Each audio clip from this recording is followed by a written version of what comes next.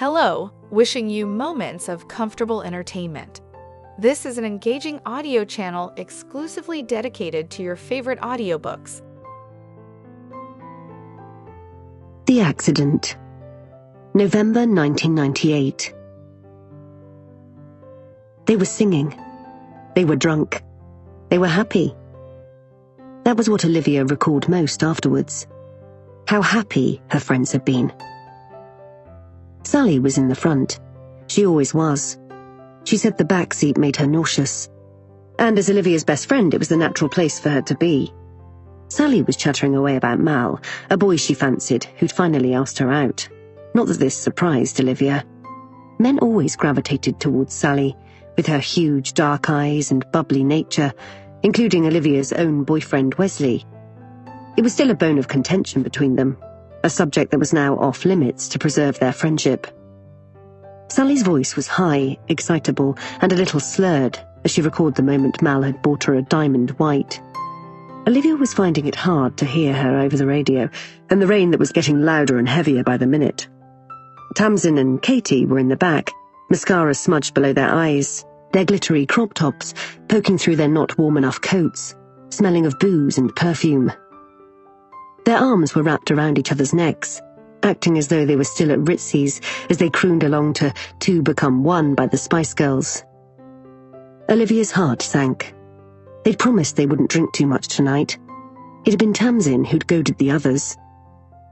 Olivia had noticed her at the bar, ordering double shots and flicking her long peroxide blonde hair over her slim shoulders, obviously hoping one of her many admirers would pay. And they usually did. Hers was a different type of beauty from Sally's, brasher and more in your face, with her colourful wonder bras and skirts that barely covered her arse. It hadn't been raining as Olivia had headed out to pick up her friends earlier that evening, and it had only started to drizzle as they left the nightclub 10 minutes ago. But now the downpour was so heavy that Olivia was finding it increasingly difficult to see the road ahead. Rain gathered in rivulets either side of her windscreen, nearly obscuring her vision, despite her wipers being on max. The road stretched out in front of them, dark and all-encompassing, as though they were travelling through space. Even on main beam, it wasn't enough to cut through the mist that was beginning to hover above the ground like dry ice. As it was Olivia's turn to drive, she'd only sipped one glass of wine all evening. But now she felt it burn the back of her throat, hot and acidic, as her little Peugeot 205 was buffeted by the strong winds. She wasn't a nervous driver usually, but she'd only passed her test a few months ago. And tonight felt different. She hated this road at the best of times. The Devil's Corridor cut straight through the forest, and the tall beech and fir trees that reared up on either side made the road feel oppressive. Further on were the famous standing stones, and then their little town wrapped around it, a tourist trap full of mystical shops and tea rooms. The drumming of the rain drowned the music, splashing onto the tarmac like darts shot from the sky. Olivia clutched the steering wheel tightly, knuckles white. The rain was now so loud that the others stopped singing abruptly, and Sally dialed up the radio. "Turn it down," snapped Olivia, and Sally did as she asked without complaint. It was too dark to see her expression, but Olivia knew she'd offended her friend. She experienced a twinge of regret. She hated upsetting Sally. "What a night!" exclaimed Katie, leaning forwards, gripping Olivia's headrest. "Look at that rain! Can you sit back?" Olivia's voice was unusually curt. Katie was the eldest and the leader of the group and didn't like to be told what to do. Olivia couldn't see her face, but she imagined her rolling her eyes at Tamsin.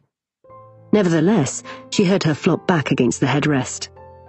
They weren't wearing their seatbelts. "I hope I hear from Mal tomorrow," Sally piped up, in an attempt to break the tension, but she sounded more subdued now. "He said he would phone and—" "Shit! Watch out!" Someone was standing in the middle of the road. It all happened so suddenly. Olivia slammed on her brakes and swerved. The car skidded and spun around, the wheels clipping the bank, causing it to flip over, metal scraping against tarmac as it landed on its roof, eventually coming to a grinding halt in a ditch. Olivia could hear the screams of her friends as pain ripped through her legs. And then she blacked out. When she came round, the car was the right way up. Her clock flashed amber in the darkness. 01:10. How long had she been out? There was a deathly silence. No sounds from her friends. Her heart hammered as she remembered. Oh God. Oh God, are they okay? Are they injured? Did I hit the person in the road? Olivia tried to move, but yelled in pain. One of her legs was pinned beneath the steering wheel column, which had crumpled downwards, trapping her. Sally? She turned towards the passenger seat. It was empty. Where was Sally? She tried to look behind her, craning her neck towards the back seat, expecting to see Katie and Tamsin, dreading that they might be dead. But they weren't there. Panic welled within her as realization hit. She was alone in the car. Had they gone to get help? But they were in the middle of nowhere, and Katie had a mobile, a pink Nokia. She was so proud of it. She had the best job out of the four of them, an assistant pharmacist. One of them would have used that to call the police or an ambulance. Their bags were gone too. There was nothing in the car to suggest they'd ever been there. But they wouldn't have just left her. One of them would have stayed. Sally, definitely. Her best mate. Olivia started trembling uncontrollably as pain and fear gripped her, turning her insides to ice as she remembered how the accident had happened. The figure in the road, which was now empty, stretching into the seemingly dark void. Who had it been? And where had her friends gone? Chapter 1. Jenna. Voice memo. Monday, 26th of November, 2018.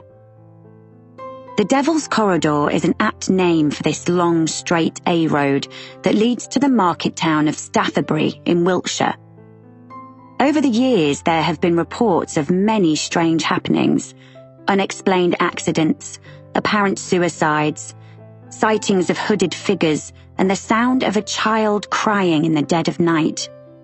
But none more mysterious than the Olivia Rutherford case, 20 years ago this week.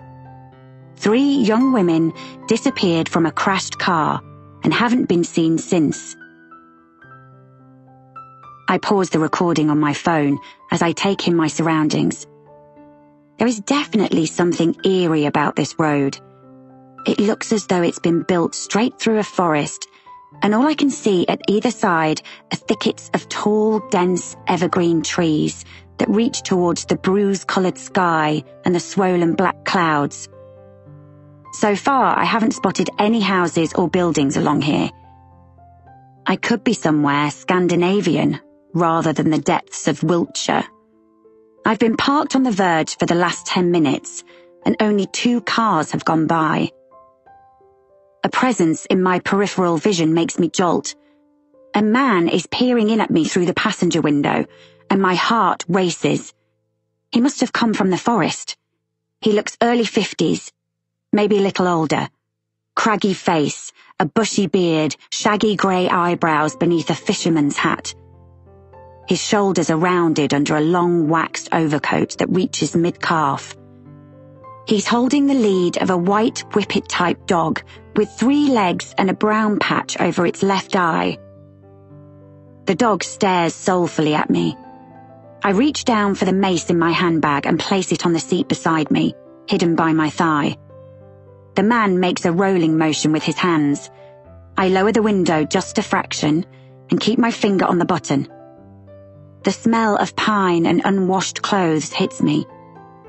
"Can I help you?"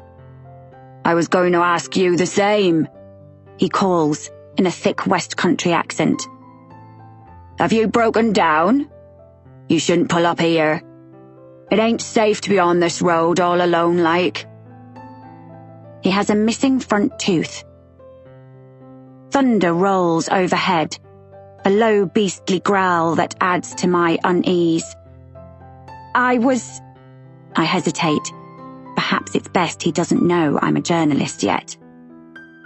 I'm just on my way to Staffabury. Are you lost? No, I pulled over to do something. I'm aware I sound vague. Right.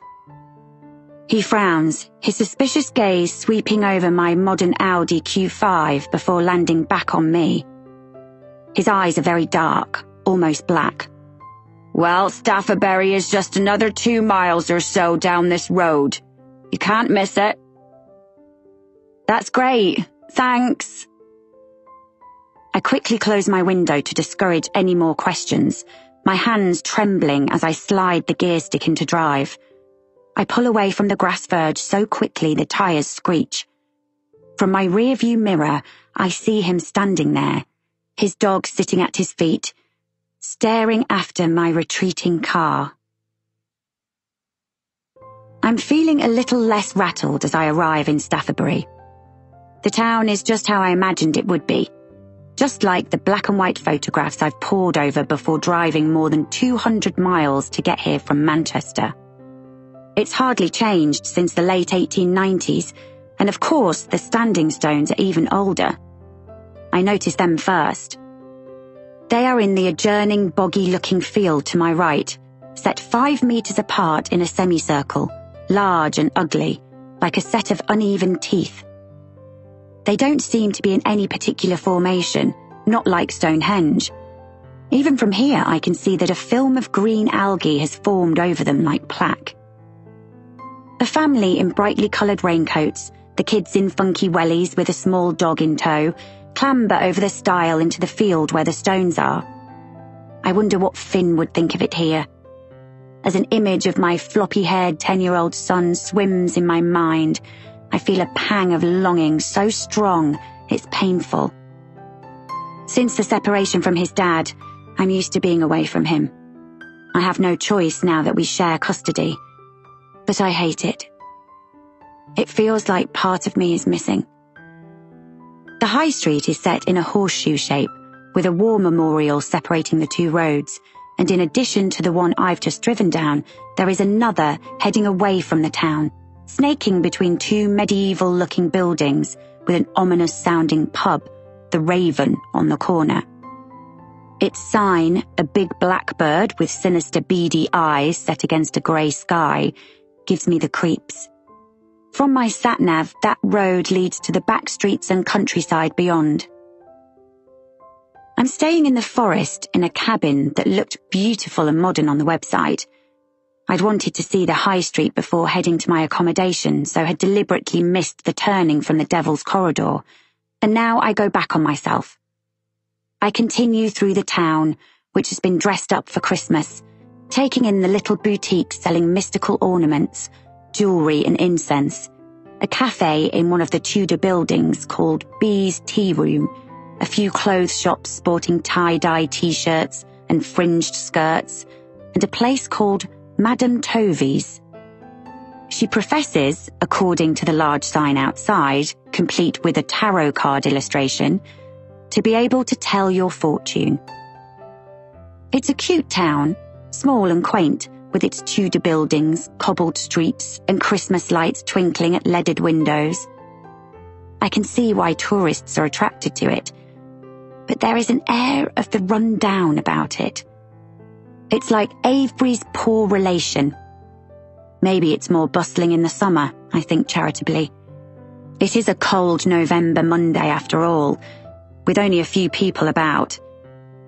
As if on cue, the rain comes, fast and furious, drumming loudly on my roof.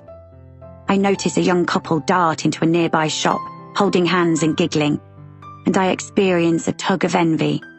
Gavin and I were like that once. I drive around the war memorial, the stones now on my left, as I head out of the high street and onto the sinister-sounding Devil's Corridor once more. There is a dirt track that forks off, no more than half a mile from the field of standing stones, which will take me further into the forest. As I turn down it, I wonder if it's a little too remote. Perhaps I should have booked a B&B in the town. After a few hundred yards, I come to a purpose-built holiday cabin, similar to the type you get at centre parks, surrounded by beech, pine and fir trees. I slow down to get a better look at the name on the front door. Fern. I'm staying in Bluebell, though I've no idea where that is. In the distance, I think there are 2 or 3 more, but it's hard to see clearly with the rain battering my car and the phalanx of trees as deep as the eye can see. When I spoke to Jane Napton, the owner, on the phone to make the booking, he'd explained that the complex wasn't fully built yet and that only half a dozen cabins were dotted through the forest at the moment. He had sounded impressed when I told him the reason I was visiting. I drive on, my tyres sluicing through the wet mud. I hope the first cabin, Fern, is occupied, although it certainly looked empty. I don't like to think about being alone in the forest. I slow down as I approach the second cabin, trying to catch the name on the grey front door. Bluebell. Relieved, I pull up on the driveway. It's only matting and turf underfoot, and as I step from the car, my heel sinks into it. What was I thinking, wearing heeled boots to come to a forest? Thank goodness I have my wellies in the car. I stand for a moment, looking up at the cabin, ignoring the rain seeping through my wool coat and soaking my hair.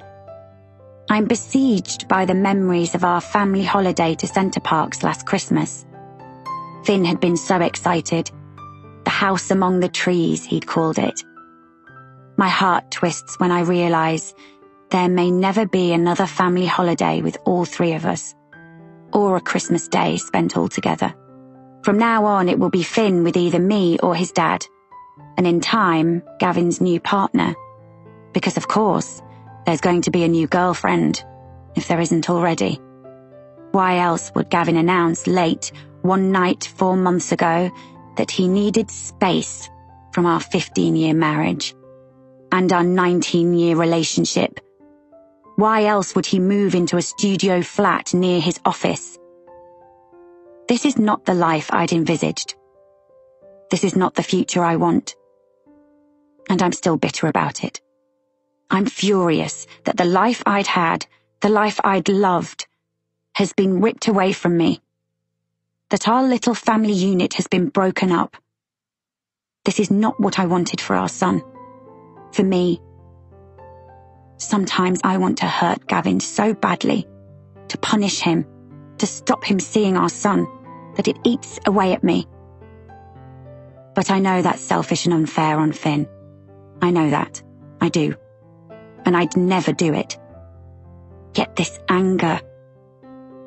I take a deep breath. Get it together, Jenna, I tell myself.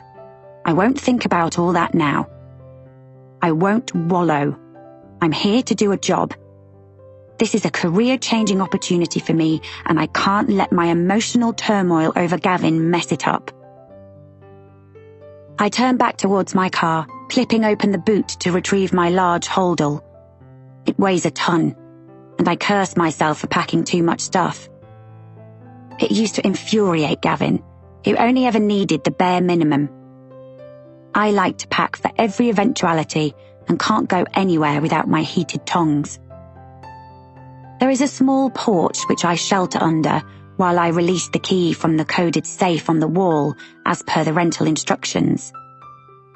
The hallway is warm and welcoming, with a coat rack, a padded bench, and pull-out wicker boxes for shoes. I hang up my wet coat and perch on the bench to take off my boots. The open-plan interior is even nicer than the photos suggest. White walls, wooden floors, which must be warm due to the underfloor heating, a modern orange L-shaped sofa, sheepskin rugs, snuggly blankets and cushions. There is a fabric deer head on the wall that has coloured fairy lights entwined around its antlers, which Finn would love. The living area has an open fireplace with a stack of logs in a basket beside it, and beyond the sofa there is a small dining table. A white high-gloss kitchen overlooking the front driveway leads off the living room. It has grey stone worktops and an island with chrome-legged bar stools. I take in the gadgets. The fancy sound system that I'll never be able to get working, but if Gavin was here, he'd have on within minutes. The instant boiling water tap, the scary high-tech cooker and hob, I'm used to an old range. I wander back through the living room and along the hallway to the bedrooms. There is a master bedroom with an ensuite and next to it a twin room. I try not to think of Finn and what a kick he'd get out of this place as I dump my bag on the king-size bed. I return to the living area and take my mobile from my bag. Then I snap a close-up of the deer's head to send to Finn, before opening the front door and taking a photo of the forest, grateful for the porch. The result is an atmospheric image of the woods and the rain, which softens the edges of the trees, the purple uplighters through the branches giving the image some colour. I'll add this later to my Instagram page. It will help whet the appetite for when the podcast comes out. It was my idea to make this podcast. As soon as the press release landed on my desk a few months ago, I became obsessed with wanting to know everything about the case. And I was surprised to learn that apart from reports of the late 1990s and early 2000s, it seems to have been largely forgotten. I'd remembered it as Olivia Rutherford's friends had been in their late teens like me when it happened. And as I stared down at the crumpled press release, I suddenly knew that I needed to cover this. And not just as a cursory 3-paragraph article on the BBC website marking the 20-year anniversary, but a proper in-depth investigation.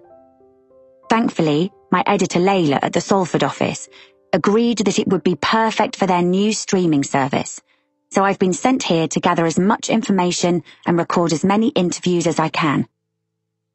Layla will help me edit it into a 6-part series when I return to Manchester. I'm excited about the new challenge, as even though I've been a reporter for 17 years, I've never made or hosted a podcast before. I close the door on the rain and go back into the kitchen, dropping my phone on the worktop, then stand at the sink looking out of the window at the forest, trying not to think how depressing as well as beautiful it is. I have a side view of the cabin opposite, set further into the trees, mostly obscured, apart from a right angle with a narrow rectangular window. There is a light on, and the amber glow is comforting. I'm relieved that I won't be alone in the forest after all. It's not yet 4 p.m. I pour myself a brew with the fancy boiling water tap, grateful that the owner has provided milk, bread, butter and tea bags. Then sit at the table and get my paperwork out of my bag, spreading it in front of me. I've printed out old newspaper reports from November 1998, when the 3 girls went missing, and a photo of Olivia's smashed-up white Peugeot 205. It's a miracle anyone got out of it alive. A dog barks, interrupting my thoughts, and I stand up to get a view from the window. I see a figure coming out of the cabin opposite, with a big German shepherd on a lead. It's hard to tell if it's a man or a woman, as they're wearing a coat with a peaked hood pulled up and tied under the chin, but whoever it is, they're tall. I move closer to the window, leaning across the sink to get a better look. The person stands for a second in the rain, looking towards my cabin. Then they turn right, taking a path further into the forest, the dog pulling at the lead. I close the curtains, returning to my paperwork, ignoring the shadows that dance in the corners of the walls, determined not to dwell too much on the fact I'm alone in a place where spooky things seem to happen and people disappear. Chapter 2. Olivia. The rain is heavy, thrumming on the back of Olivia's waxed jacket as she bends over to pick out her pony's hoof. Her knee and calf ache. They always do in this weather. She knows the weight of Sabrina's leg will cause her own to buckle if she doesn't hurry up. The only light comes from the flickering bulb inside the stable, and it casts such a weak glow that she can barely see what she's doing. Not that she needs to. She can pick her hoof in her sleep. Since the accident, Olivia prefers the company of horses to people. Solid, dependable, and comforting. They don't let you down, or judge you, or get angry with you, or nasty, or manipulative. They don't answer back, or hurl cruel words at you, or trick you into doing something you aren't comfortable with. You know where you are with them. Since recovering from the accident, Olivia has surrounded herself with them, which was easy to do, considering her mother owns the town's only riding school and livery stables. She hasn't driven since that fateful night, but she can still ride horses. It's her only freedom. She doesn't hear her mother crossing the yard until she's beside her, a frown on her face and a tangle of head collars thrown over her shoulder. Olivia glances up, lowering Sabrina's leg. "Are you okay, love? You look tired. Maybe call it a night?" "I'm nearly done." "Okay, I'm finishing up here, and then I'll put the jacket potatoes on. Are you seeing Wes later?" Her mother's greying bob is plastered to her head, so she looks like a Lego character, and a raindrop is snaking down her face to hang off the tip of her nose. "No, not tonight." "Great. We can catch up with This Is Us." It's just what Olivia needs tonight, to snuggle up with comfort food and her favourite show. Perfect escapism. Her mother heads towards the tack room. Sabrina neighs and blows out through her large nostrils, her breath clouding in front of her. Olivia buries her head in the animal's neck. She loves the smell of horses, the warm, wet, steamy scent of them. She leads the pony back into the stable and unclips her collar, quickly runs a brush over Sabrina's chestnut coat, and throws a rug across her back. She wonders if her mother has remembered it's the anniversary on Wednesday. 20 years. She can hardly believe it. Sometimes it feels like yesterday, and at others, it feels like a lifetime ago. The yard looks dark and menacing now everybody's gone home. She should be used to it, but she's not. She never will be.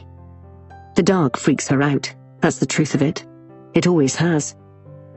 Maybe if she'd been less fearful, more courageous back in 1998, if she'd told the truth, her friends might still be here now. The beam from her torch shines onto the rain-slicked concrete as she lets herself out of the stable. "Good night, my precious," she whispers as she fastens the latch on the door, while the wind whips at the corner of her jacket. She turns in the direction of the tack room. It's quiet, in darkness. Her mother must have gone back to the house. Olivia eyes the 5-bar gate that separates the riding school from the house in trepidation. The security lights have gone out, and only one window is lit up in the distance. The space between here and the house is dark and expansive, and she shudders. The rain comes down heavier now, pelting onto the iron rooftops of the stable buildings, dancing a rhythmic tune. She pulls her hat firmly over her fair hair. "I do this every night," she reminds herself, although more often than not, her mother waits for her, and tonight is no different. It doesn't matter that it's the anniversary on Wednesday, or that, for weeks, she's felt this undercurrent of something she can't name rippling through the town.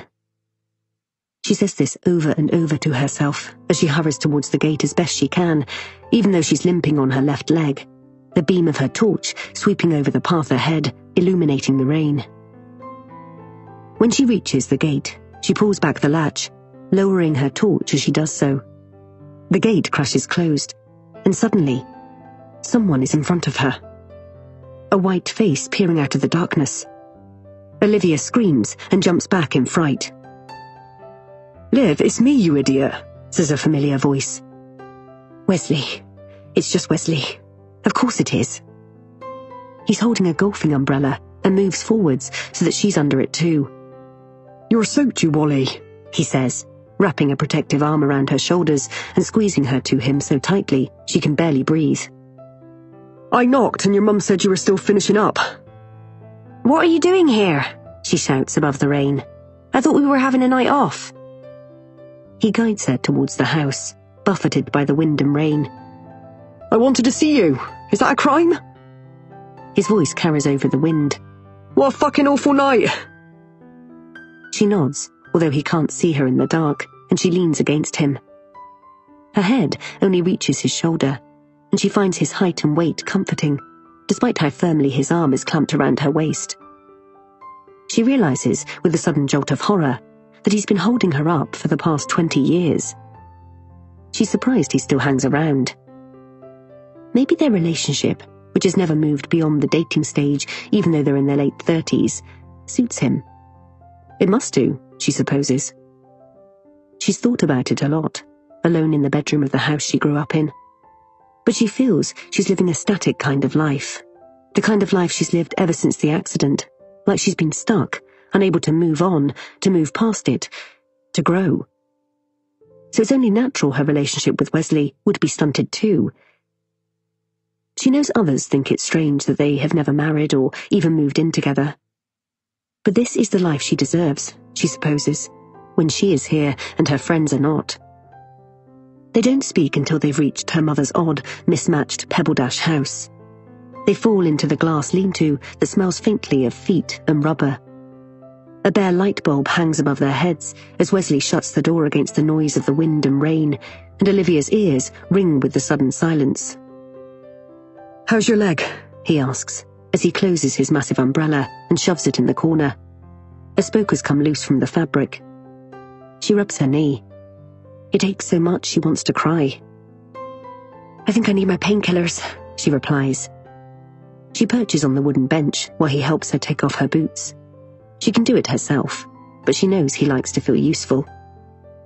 She was in a wheelchair for 6 months after the accident, and Wesley had been her saviour, pushing her around the narrow streets of Staffordbury, fending off unwanted words and attention like a shield. And he's still doing it. He looks up, his blue eyes serious, and inclines his chin just a fraction, his jaws set. He bends down and takes her hands in his. "I've spoken to Ralph," he says, his voice somber. "And I came here to warn you." "Warn me?" She feels a flash of panic. "There's a journalist sniffing around. Just remember what we've always agreed, okay? No interviews." When she doesn't say anything, he adds, more harshly this time, "I said, okay?" He clasps her hands even tighter, so that she feels like an animal caught in a trap. She nods, swallowing her cocktail of anxiety and doubts. "Okay." Chapter 3. Jenna. It's gone midnight, and I've been sitting at the kitchen table for hours, poring over old articles and photographs between cups of tea, punctuated by the odd glass of warm wine I brought down from Manchester. Gavin never liked it when I drank too much, being teetotal himself. I eye my empty wine glass. It doesn't matter now, does it? He's not here. I can drink as much as I like. But the thought isn't a jubilant one. I sigh and move away from me the documents I've been leafing through. A headline screams out at me. "The girls who disappeared. Whatever happened to the missing 3?" It's a puff piece from about 5 years ago, disguised as investigative reporting, although most of the facts look as though they've been cobbled together from articles that came out at the time. I doubt the journalist who wrote it even came to Staffordbury. I push my reading glasses back onto my hair and rub my tired eyes. Earlier, after several failed attempts and a burnt fingertip, I was successful at lighting the fire, and the crackle of the flames and the warmth had made me feel less alone somehow. But now it's died out, and the room is cold and silent, apart from the rain throwing itself against the window panes. I wrap my cardigan further around myself and get up. I'll take a cup of tea to bed, I think, as I turn on the tap and fill another cup with boiling water. Gavin had wanted a cooker when we renovated our kitchen 2 years ago. I'd said no, telling him I found the reassuring bubble of a kettle boiling comforting. I play that conversation back regularly, wondering if things would have been different if I'd said yes to the sodding cooker. If I'd been more pliable, less bossy. If I hadn't taken charge of that kitchen renovation, persuading him to go with the painted white shaker-style cabinets and charcoal grey island, even though I knew deep down he wanted something more contemporary. I sigh heavily and peer between the thick moss-coloured curtains. The cabin opposite is in darkness. There is no comforting glow from the rectangular window poking through the trees anymore, just the faint, intermittent flicker of a solar light at the end of my drive and the purple hue of the uplighters in the trees opposite. The person I saw leaving there hours ago still hasn't returned, as far as I can tell.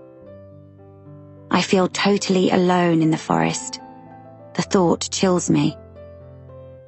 I drop the curtain and move away from the window with my mug of tea. I want to go home to the Victorian semi in a leafy street in Manchester, with the cherry blossom in the front garden and the hot tapless kitchen that I love so much. I want my old life back, with Gavin and Finn, and being curled up in bed on a Sunday morning drinking coffee, the newspapers spread out on the duvet in front of us, and Finn snuggled between us playing Minecraft on his iPad. I yearn for it so much. My heart aches with longing. I thought we were happy. I'd FaceTimed Finn earlier, and even though Gavin hovered in the background, he didn't say hello to me or acknowledge me at all. He's moved back in to look after Finn while I'm away, and the sight of him in the house where he belongs brought a lump to my throat. I take my tea and do what I've been dreading all evening. I turn off all the lights and head for bed. The air smells musty, as though the cabin has been closed up for months, which it probably has. I doubt there are many requests for bookings in November. I shrug off my cardigan and climb between the crisp white sheets, the satin eiderdown heavy across my legs. I'm glad I'm wearing my fleecy pajamas. The king-size bed feels huge with just me in it. The headboard is one of those with lights built in, and I keep mine on, but I'm too tired to read. My mind is full of all the things I need to do tomorrow. I've got until Friday to gather as much content and information as I can for the podcast. Just 4 days. Although right now, that feels like a lifetime. I close my eyes, thinking of Finn's little body snuggled up to mine. I know Finn will be missing me. Luckily, Mum will be picking him up from school and looking after him until Gavin gets home from work, and I'll see him on Friday evening. The thought of that will keep me going this week. My mind turns to Brenda, the detective I'm meeting in the morning, and then I need to try to pay a visit to Olivia. I want to get her unawares, but who knows if she'll talk to me. After the accident, Olivia had been in hospital for months, recovering from numerous operations on her leg to try to save it from amputation, and had to have metal pins put into it. She's never given any interviews. I turn over, pressing my face into the pillow. I need to sleep. I'm just drifting off when I hear a high-pitched scream. It's so loud and piercing that it rips right through my consciousness, and I bolt upright in bed, my heart hammering, sweat breaking out all over my body. What the fuck was that? Another chilling scream, then silence. Although I can hear the blood pounding in my ears. I climb out of bed and go to the window, pulling aside the curtains. Someone is standing just beyond my car, their hood pulled up, so it's impossible to see the face clearly. I think it's the same person I saw earlier with the dog. Should I call the police? I turn and grab my phone from the nightstand. But when I look back, nobody is there. Chapter 4. Olivia. Olivia turns over in bed, blinking in the darkness, wondering what woke her. The room is cold. Her mother rarely turns on the heating, and the single-paned window rattles in the wind. She can hear the far-off whinny and stamping of hooves, which isn't unusual in a storm. She reaches across to snuggle up to Wesley and finds his side of the bed empty. He must be in the loo, as it's still warm. She presses her face against the pillow and tries to go back to sleep. But she's awake now, and she knows she'll continue to be so until Wesley returns. When the minutes tick by, and he still hasn't come back, she realizes she's going to have to find out where he's gone. Slowly, She puts her feet to the floor, wincing as the pain travels up the ankle of her left leg and into the knee. She limps to the door. The corridor is dark and empty. She always found it spooky as a child, with its shady corners and creaky floorboards.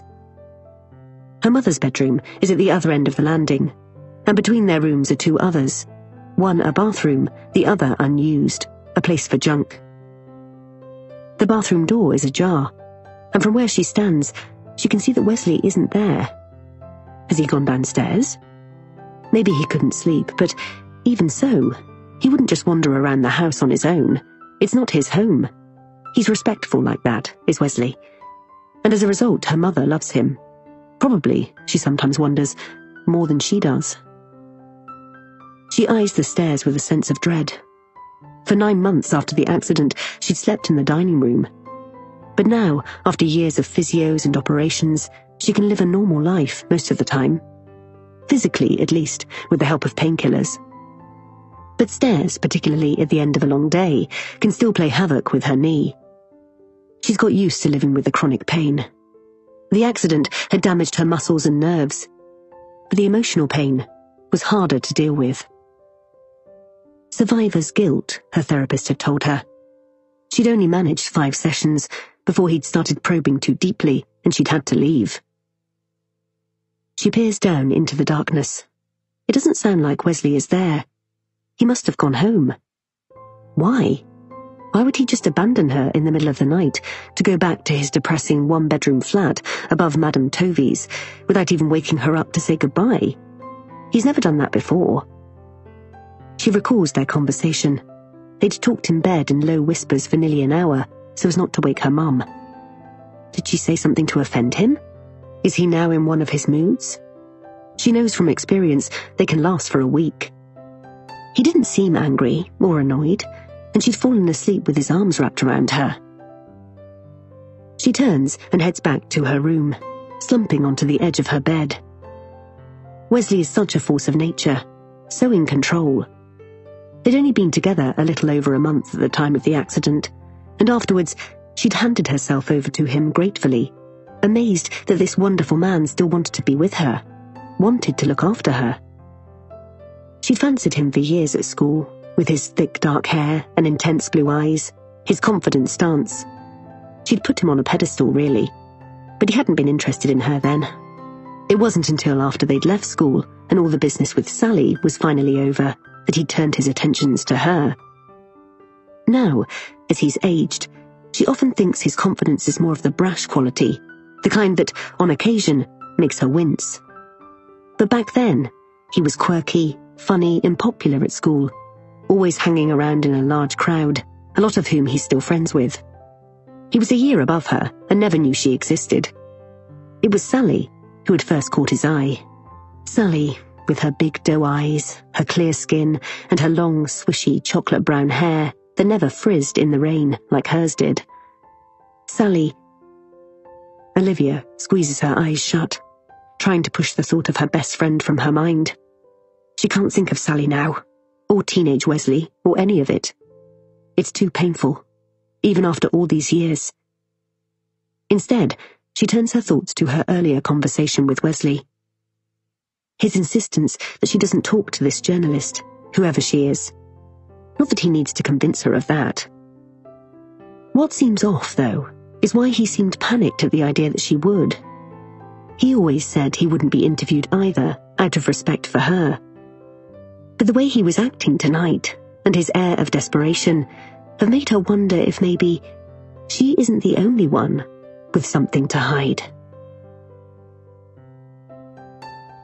Chapter 5. The Holiday of a Lifetime. Stace hated the heat. She hated the stickiness of it, and the way it made her t-shirt and shorts cling to her body and her stomach turn over like she'd eaten something bad. It hit her like a wall as soon as she got off the plane, so that she felt she couldn't take deep enough breaths. The others were excited, chattering away on the drive from the airport to the villa, faces slick with sweat, dark patches under the arms of Maggie's yellow t-shirt, Trevor with a straw hat he wouldn't be seen dead in England, but that now sat at a jaunty angle atop his curly head, Martin's ultra-pale skinny legs protruded from khaki shorts, legs she hadn't seen since school. She couldn't bring herself to join in on the good-natured banter with the driver of their minibus. She already knew she should never have agreed to it. Jean-Paul had persuaded her. "But we can't afford it," she'd said, hoping that would be the end to it when he first broached the subject. They were flat broke, that was the truth of the matter. Holidays to exotic, far-flung places were for other people, not them. And that was fine. She was happy with their little life, their weekly outing to the local pub, their takeaways in front of the TV, and their tiny rented flat above the laundrette, with a damp patch shaped like a butterfly on the ceiling above their bed. But Jean-Paul wasn't like her. Jean-Paul was different. She'd known that the first time she'd met him 18 months ago. He'd been an out-of-towner, a stranger, an outsider, but that was what had attracted her to him. There was something of the exotic about him, with his Spanish mother and his Catholic upbringing and his lust for travel. He'd strayed into her life by accident, really, just blowing through town like tumbleweed, he'd said when she first met him. And she'd liked that, the poeticness of it. He was that kind of person, always talking in similes and analogies in his soulful voice, with a hint of a Spanish accent. A wanderer, he'd said. But then they'd fallen in love, and she'd convinced him to stay. And over time, he'd stopped talking poetically, or about his writing ambitions, instead swapping his tie-dye t-shirts for a data inputting clerical role. But she could see it in his eyes sometimes. The wildness of him, like a beautiful caged animal that was desperate for escape. So when he told her his mate Derek had moved to Thailand and got himself some cushy job and had invited them to stay in his 5-bedroomed villa with river views, he had looked so desperate, so hopeful, that she felt this was a compromise of sorts. "We'd just need to find the money for our flights, that's all," he'd said, in the same pleading tone, his hands warm beneath hers. "I've got a bit saved up. Imagine the romance. You'll love Thailand. It's one of the most amazing places. Bangkok is like nowhere else you've ever been." Which wasn't hard to accept when she'd hardly been anywhere.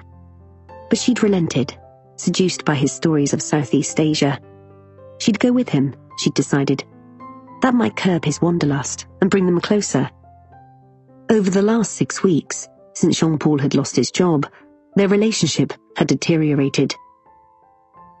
"And also Derek asked if we wanted to bring some mates," he'd said, his deep chestnut eyes lighting up. Straight away, she knew which mates.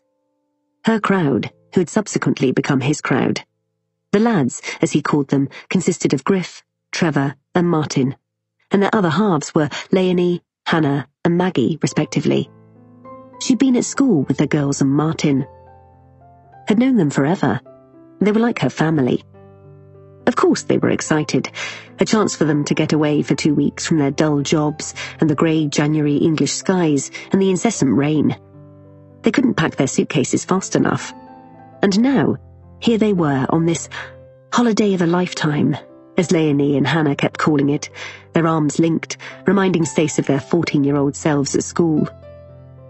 There were so many different sensations Stace was experiencing on that journey to the villa, the heat being just one of them. The smells, a mixture of fish, vehicle fumes, and something sweet. The noise of the tuk-tuks and the motorbikes and cars that zoomed past their minivan. The sights, the sun poking through a hazy blue sky and the multi-lane motorways, the smaller roads lined with market stalls and barely dressed men leading elephants along the pavements. It was like nowhere she had ever been, and she felt terrified. Maggie was pressing her nose to the glass and exclaiming in wonderment, "There's an actual elephant in the street." Or, "Are those Buddhist monks?" By the time they pulled up in front of a gated complex, Stace felt carsick. Jean-Paul looked like he felt the same. His enthusiasm had begun to wane before they'd even left the UK. At one point he'd asked her if perhaps they were making a mistake. But her friends were so excited, there was no way Stace could let them down now. "Wow," said Martin, standing on the paved driveway in awe. His arms slung around Maggie's slim shoulders, his strawberry blonde hair standing up in peaks. Trevor removed his hat and used it to fan his thin face. Hannah jumped up and down in excitement and clapped her hands. "Fuck! We're staying here!" she exclaimed. She often spoke in exclamation marks. Even Stace, feeling hot and sick as she was, couldn't help but be impressed with the sight that greeted them. Before them stood 3 identical sparkling white villas, detached and evenly spaced, grand with their wedding cake-esque pillars. Stace had never seen anywhere so beautiful, and in that moment excitement flared in her belly. Maybe it wouldn't be that bad after all. "Wow," said Martin again, his mouth hanging open. "I can't believe we're staying here." "How can his friend afford a place like this?" whispered Maggie, her dark hair piled on top of her head in a messy but stylish bun. Maggie had always been the glamorous one of the group. It had been a source of shock to all of them when she'd fallen for pale, lanky Martin. "I bet he's a criminal," said Griff under his breath. Always the joker, but as he said it, Stace experienced a flash of panic. They knew nothing about this Derek. Jean-Paul had been vague, said he'd met him travelling and they'd kept in touch, and that he was a bit of a cabaret, whatever that meant. But she'd hardly heard Jean-Paul mention his name until the invite. The front door of the middle villa suddenly opened, and they all stopped in their tracks, falling silent. A tall, lean guy with golden blonde hair stood there, a cream fedora perched on his head, like he thought he was Robert Redford in The Great Gatsby. Behind him was a vast hallway of polished wood. He was wearing an open-necked shirt with the sleeves pushed up to the elbow, revealing tanned and muscular arms. There was a collective hush as they took in this Adonis figure, and Stace noticed how Martin grabbed Maggie's hand firmly in his own freckled one. "Welcome to Chow Prior Riverside Villas," he said, with a sweep of his arm, like he was a Shakespearean actor in a play. And framed as he was between the white Roman-style pillars in front of the wedding cake villa, he could have been. "I'm Derek." Chapter 6. Jenna.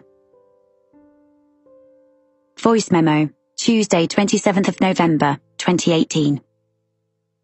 I hardly slept last night after seeing someone lurking around outside. Maybe I've spent too long reading about all the weird things that have happened here and imagined the whole thing. This place is definitely eerie. The way the light falls between the trees, the remoteness of the cabins, the unnerving nighttime silence only punctuated last night by some screaming, which I think must have been foxes. My rational mind says it's all down to nature, but another part is wondering if there might be some truth to these legends after all.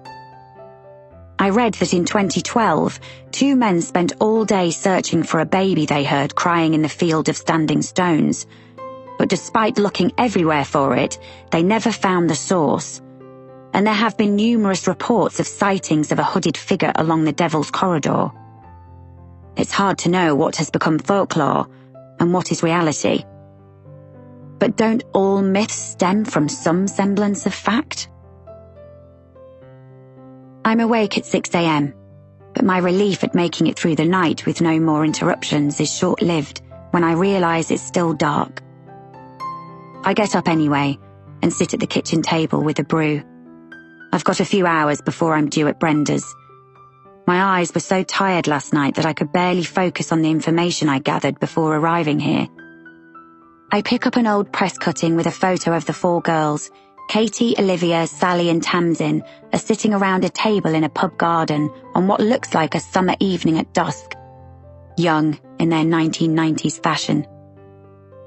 Olivia is pretty with a streaky blonde Rachel haircut, and Sally is wearing a velvet choker and a crop top. Sally is a beauty, there's no getting away from it. Hair so dark and sleek as to be almost black, with huge almond eyes and poreless skin. Tamsin is pretty in that bleached blonde way, and Katie cute, with a light brown bob and freckles. I put the photo down, then pick up another with the headline, "Local Oddball Arrested." I blanch at its insensitivity, pleased that at least some things have changed. There is a grainy photo of a dishevelled, bearded man on the front with his head down. The name Ralph Middleton pops out at me. There's something familiar about him. And then I realise with a jolt he looks very much like the guy who spoke to me on the Devil's Corridor yesterday. According to the article, he was the one who found Olivia trapped in her car on the night of the accident and called the police. The piece doesn't really say much more than that he lived alone with a menagerie of animals and was considered odd by the locals. I'll need to interview him for the podcast, but I can't help feeling a rising anxiety at the thought of being alone with him. At 7:30 a.m, I FaceTime Finn. I know Gavin probably thinks I'm being a control freak and has told me on more than one occasion that he can cope with Finn by himself. Thank you very much. The "I am more than capable, after all I do run a multinational finance company" lecture I often get. But it's not just so I can make sure Finn remembers to take his packed lunch and brush his teeth. I miss him, and I want him to go to school knowing I'm thinking of him. Finn answers with a yawn. His lovely sandy brown hair is tousled. The cowlick, so like Gavin's, is sticking up, and he's still in his favourite Minecraft pyjamas. I ache to wrap my arms around him and bury my nose in his familiar biscuity smell. "Good morning, handsome," I say, while he groans and pulls a face at me, even though his green eyes twinkle. "Did you sleep well?" "Okay. Got a maths test today." "Oh no, that's not fun. Did Dad help you revise last night?" He shakes his head. "Nah, he was working." I feel a tug to my heart. "Did Nana pop over?" I'm so grateful my mum lives only a few streets away. "Yes, but she's worse at maths than you are," he jokes. It's a running theme in our house, my lack of maths skills. Gavin is the one who is good with numbers. "I hope you didn't say that to Nana," I laugh. "And are you looking after Rolo?" Rolo is our black and white cat, the size of a small pig. I make a mental note to call Mum later and ask about Gavin. My pride won't allow me to ask him when the space he so desperately needed from me will have been enough, or if he still loves me or sees a future in our marriage. So even though I want to scream and rage at him and demand answers, I'm doing my best to be the mature one, for now. From somewhere out of shot, I hear Gavin's voice, calling Finn for breakfast. "Yep, Rolo's fine. Don't worry about him. Gotta go," he says. "Love you, little man," I say, blowing him kisses. "Love you too, Mum," he replies. My heart feels like it's being crushed. It was always Mummy, until fairly recently. Finn moves from the screen, but he hasn't exited FaceTime, so I have a view of his messy bedroom and the Harry Potter Lego constructions he's displayed proudly on his shelf. I'm about to turn off my screen when I hear something else and I freeze. It sounds like the unfamiliar laugh of a woman. Chapter 7. Brenda Hawthorne lives in a pebble-dash bungalow on top of a hill overlooking Safabury. I push my way through the wooden gate that's nestled between two thick rose bushes that I imagined to be glorious in the summer, but are now just thorny and ugly. The rain has stopped, and a wintry sunlight spills onto the pavement, refracting in the puddles and causing me to squint. I should have brought my sunglasses. Despite the sun, it is cold with a bitter wind, and I'm grateful for my bobble hat. I can't stop thinking about that woman's laugh. Why was there a woman in my house? Brenda opens the door after my first knock. I tower over her stocky frame. She's around 70 and has a no-nonsense look about her in her sensible plaid skirt, a cream polo neck jumper and no makeup. She has on delicate gold pear-drop earrings, which seem at odds with the rest of her attire. Her face is weathered and slightly tanned, and her eyes crinkle warmly behind black-framed glasses. "Jenna, nice to meet you." she says, thrusting out her hand and shaking mine vigorously. Come in, come in. I step over the threshold into her warm hallway, just as a shaggy dog trots towards me and pushes my leg with its nose. Don't mind Seamus, he loves people, don't you, boy? I bend down to stroke his wiry head. What breed is he? I ask more out of politeness than anything else. I'm a cat person.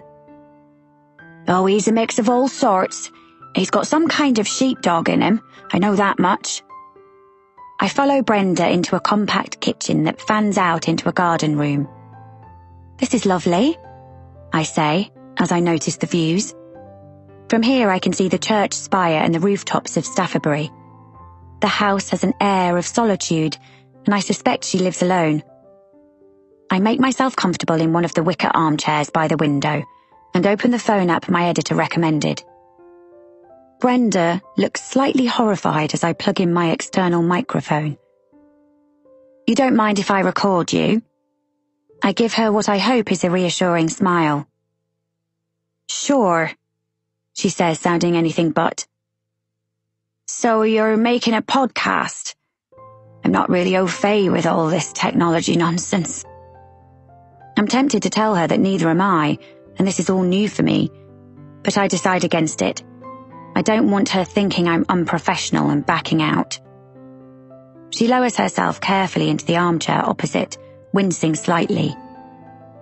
Hip problems, she explains, and indicates the spread of croissants and other pastries on the glass coffee table. Help yourself. Coffee? I ask for black, no sugar, and she leans forward to pour me a cup. I'm itching to help her, but I don't want to offend her. So instead I busy myself setting up my phone and camera on a little tripod on the table. I tested it before I left home yesterday, and it picks up sound surprisingly well.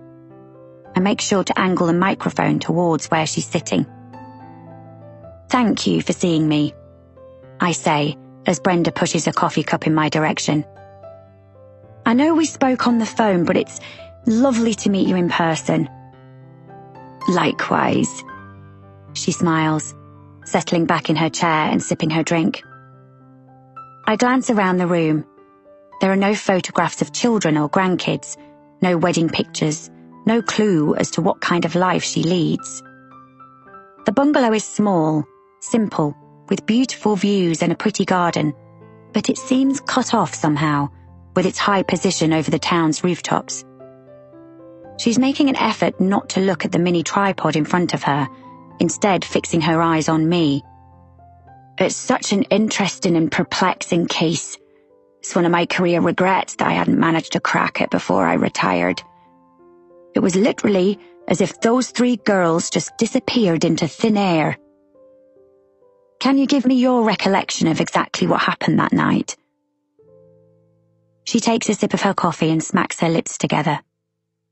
Well, a 999 call was received around 1:20 a.m., she says confidently, and I'm impressed she remembers the details so well. She must have worked on hundreds of cases, yet this is obviously the one that keeps her awake at night. The riddle she's never been able to solve. The call was made by a local man called Ralph Middleton. He claims he arrived at the scene after the car had crashed and only 18-year-old Olivia Rutherford, the driver, was in the wreck. She had to be cut free by paramedics. At that point, we had no reason to believe there had been anyone else in the car. Right, I say, taking an almond croissant and ripping into it. When did you realize that Olivia's friends had been in the car too? A colleague of mine received a phone call the next day from Sally Thorne's father to say his daughter hadn't come home. The croissant suddenly turns to cardboard in my mouth as I think of Finn and fast forward to his future teenage self. How frantic I would be if he didn't come home after a night out. My wonderful, warm, funny, sensitive son. It's painful as I swallow. By then, precious hours had been lost, continues Brenda, her face wistful. Hours when we could have been looking for them. but in the confusion, nobody twigged that the girls had been in the car with Olivia. Tamsin's parents thought she was staying with friends, as it wasn't unheard of for her to stay out all night. She was a bit of a good-time girl by all accounts. So, when did the police discover that all 3 girls were missing? Not until later that day, when we interviewed Olivia in the hospital. By this time, Mr. Thorne had rung Tamsin Cole's and Katie Burke's parents and worked out that all 3 of them hadn't been seen since leaving home the night before. At first they assumed they'd all gone off somewhere together, maybe another friend's house, until they rang Olivia's mother and she told them about the accident. And then Olivia told you that they'd been in the car when she crashed. Brenda nods, her face grave. By the time we got to speak to Olivia, it was nearly 6 p.m, as she'd been in theatre most of the day with doctors trying to save her leg. I grimace. She sips her coffee and looks thoughtful. And then, of course, everyone began to panic. God, how awful. I reached for my mug. I still thought maybe they were all together somewhere. But it was out of character for Sally in particular to go off radar. They weren't tearaways or problem kids. They all had jobs, lived at home, came from decent families. Sally Thorne seemed to have it all. She was beautiful, popular and clever. She was having a year out before taking up her university place at York, working as a temp with Tamsin. She would have been the first in her family to go to university. They were understandably proud. I feel a swell of sadness for Sally and her family in that moment. And the others? Brenda reaches over for a pastry. Well, she says, tearing the pan au chocolat with her fingers. She seems to have forgotten about my mobile with its intrusive tripod and microphone and is no longer eyeing it with distrust. Katie was the eldest. She'd worked at the pharmacy in town. Apparently she was sensible, trustworthy. And then there was Tamsin. She sighs, and I lean forward expectantly. Oh, yes? She'd been sacked from 2 jobs for returning to the office tipsy after her lunch hour. And then there was some... She pauses to swallow her pastry. Unfortunate business with the money. The money? Yes. Tamsin's last job before she disappeared was with a firm of solicitors in town. After the girls went missing, Lloyd Groves, who owned the firm, came to us to say the petty cash had gone. How much? A couple of £100. Not really enough to run away with. I muse. I suppose it depends on how desperate they were, or what they'd planned. The money was never found. And did Olivia Rutherford know anything about the missing money? She says not, but I don't know. I think that girl has been lying from the beginning. She pulls a face. I always got the sense Olivia was hiding something. This is interesting. You think Olivia knew more about the money and her friend's disappearance than she let on? Brenda leans forward to put her empty plate on the coffee table. I definitely think she knew something. Something she's never told us. If Tamsin and the others took the money to run off somewhere, then why? And why not take Olivia with them? One theory floated at the time was that Olivia was so badly injured in the crash they had no choice but to leave without her. Wouldn't they have aborted the plan? She brushes crumbs from her skirt and shakes her head. It depends how desperate they were to get away. But I don't think that's what happened. Their bank accounts were untouched. They have never contacted their families. No. She takes off her glasses and uses the hem of her jumper to clean them. I think something bad must have happened to him. And despite the warm room, a chill runs down my spine. I read that Ralph Middleton was a suspect. Yes, he's a strange fellow. A loner. But I always thought he was harmless. Still, we had to bring him in because he had found the car after the accident and rung the ambulance.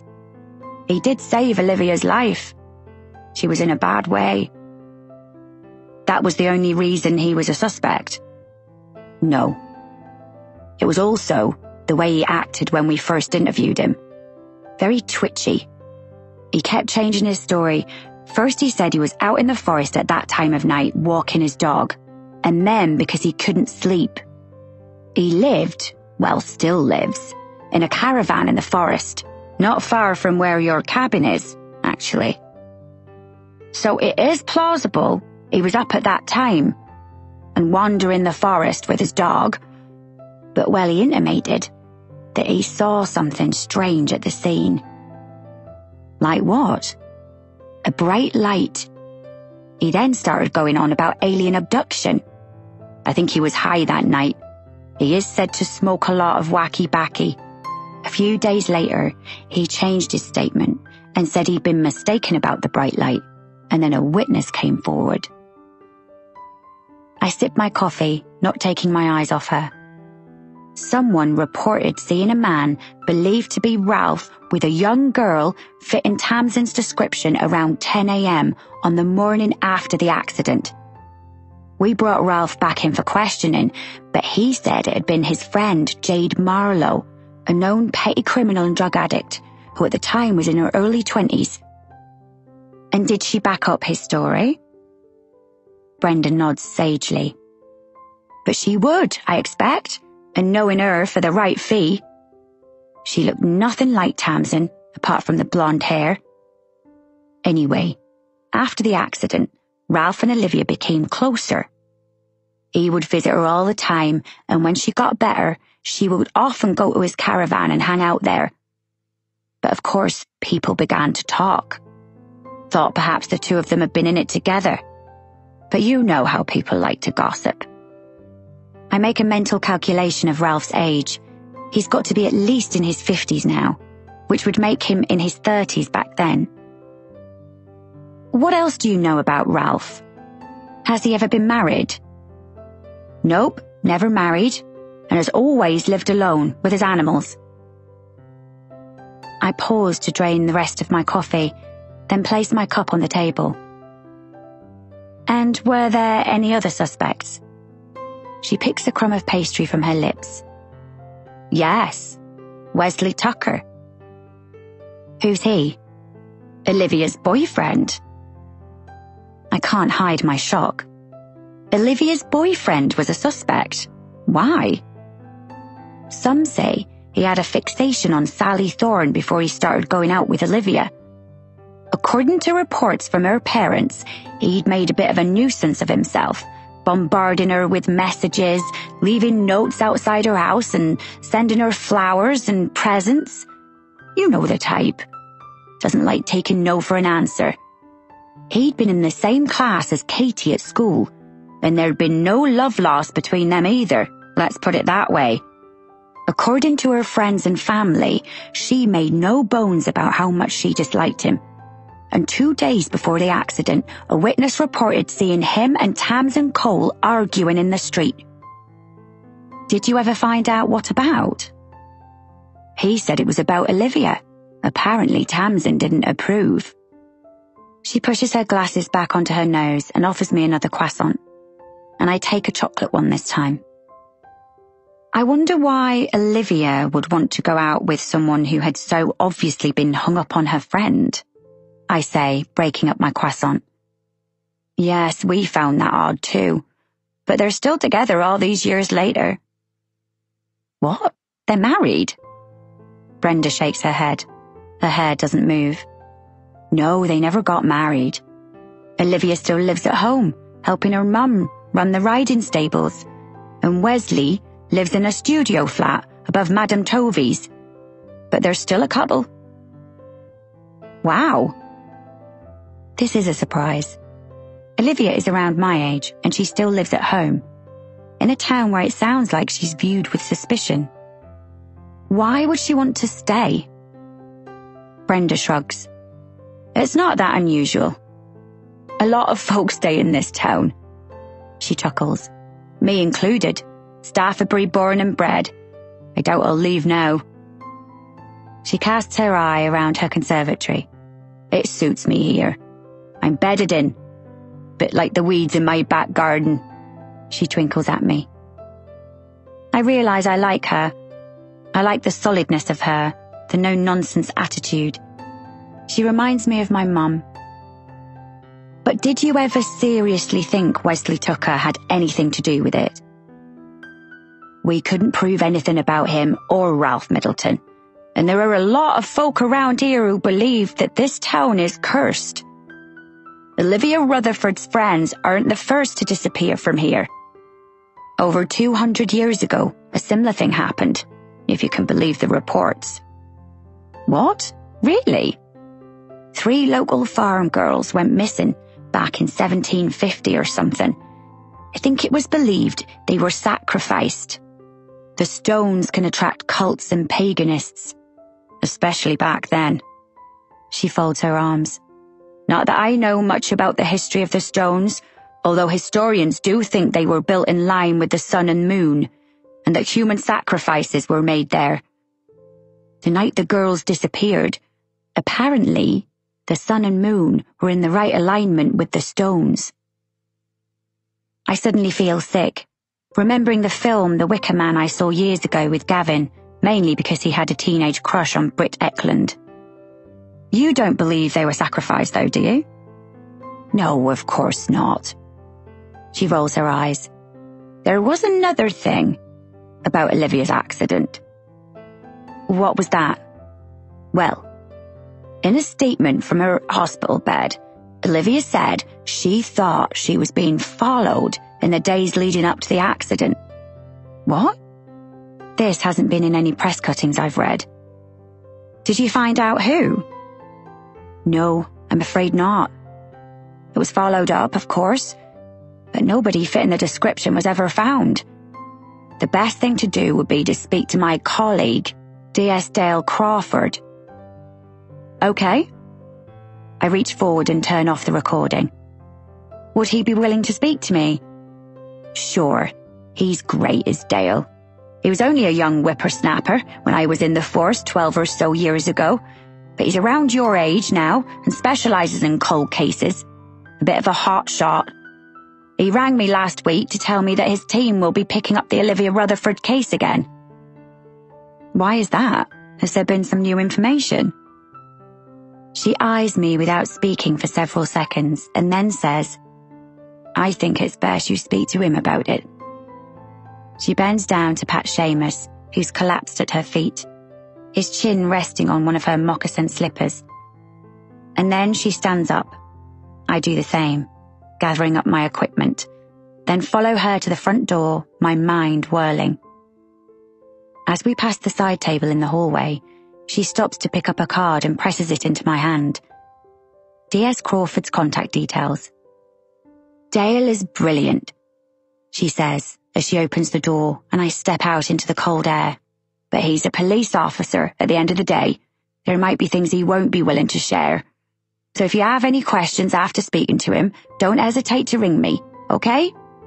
I'm happy to tell you anything you need to know from when I was covering the case. Also, I'll dig out some of my old paperwork. On the QT, like. I did end up photocopying some statements, though Dale wouldn't approve. These days everything is done much more by the book. Her eyes glint with naughtiness, and I can't help but laugh. Then she grows serious again. Don't be fobbed off, Jenna, because I don't doubt for a second that someone in this town knows what's happened to those girls and has kept quiet about it for 20 years. It's time to spook them into revealing themselves. Chapter 8. Olivia. Olivia wheels the pile of horse manure onto the dung heap and watches as the steam rises into the grey skies. She used to stand in it during the winter when she was a teenager to keep her feet warm. She's mucked out 3 of the horses already, between trying to get hold of Wesley, and each time it goes straight to voicemail. After waking to find him gone last night, she'd eventually fallen into a fitful and restless sleep. When her alarm went off at 6 a.m. and she saw the bed beside her still empty, the strange, unhappy feeling settled itself around her, as though she was being suffocated by her heavy duvet, making her doubts resurface as to what he's hiding. He's been so distant these last few months. Longer, really, if she's honest with herself. Maybe it's been a gradual thing over the years, the gentle eroding of their love, like seawater over a pebble. But in the beginning, he was so attentive to her. She relied on him emotionally and physically. He was the one who carried her from her bed to the wheelchair when she had to sleep downstairs, kipping in a sleeping bag on the floor just in case she needed to go to the loo in the night. He was the one who sat with her, holding her when she woke terrified from a nightmare, imagining that she was still trapped in the car. She can't even pinpoint the exact moment it changed, but it seems the stronger she gets, the weaker their relationship becomes. She'd mentioned her worries over breakfast. Her mother was busy flitting about the kitchen in that hyperactive way she had when Olivia plonked herself at the table. "Do you want eggs?" she'd asked when Olivia admitted she was worried about Wesley. Eggs, it seemed, were the answer to everything. Lack of energy, depressed thoughts, missing boyfriend. "No thanks. I can't face eggs this morning," Olivia replied, her stomach a choppy sea of unhappiness. "Oh, he'll be okay," scooping a poached egg onto Olivia's plate, ignoring her refusal. "He's a grown man. Wesley's always struck me as a very independent soul. You can't pin a man like that down, love, and don't even try." She'd never known her mother to have a boyfriend, even though she suspected she must have. When Olivia was a child, her mother would sometimes leave her with her grandparents to go away for the odd weekend. Olivia often wondered if she'd been meeting a man, but even if she had, her mother wouldn't tell her. But that was her all over. She liked to compartmentalize her life. "Do you not want me to get married? Don't you want grandkids?" Her mum had scoffed, pushing her thick fringe away from her face. She'd stopped dyeing it years ago, back in her late 40s, and let the grey take over. It suited her and brought out the silver in her eyes, softening the creases in her skin, giving her cheeks an almost violet hue. "It's your life, sweetheart.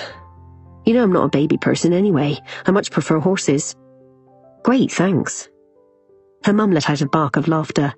"Oh, don't be so sensitive. I love you, of course." She clapped Olivia on the back, much like she would the neck of a beloved horse. She might not be the most maternal of mothers, but Olivia knows her mum would do anything for her. It had always been just the two of them, and as a result, they were close. "You don't want to be getting married either, believe me. That's where the trouble starts," she'd finished ominously.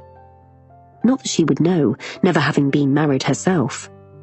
When her mother found out she was pregnant, back in 1980, the father had wanted nothing to do with either of them. Olivia had been brought up in this house with the help of her grandparents, sadly both having passed away within months of each other when she was 14 and the only grandchild, her mum having no brothers or sisters. "What if Wesley's finally left me?" she thinks now, staring at the screen on her mobile, willing his number to flash up. What if he's finally seen the light, seen that she isn't worthy of him? Someone as large as life, as technicolor as he is, should be with someone equally so.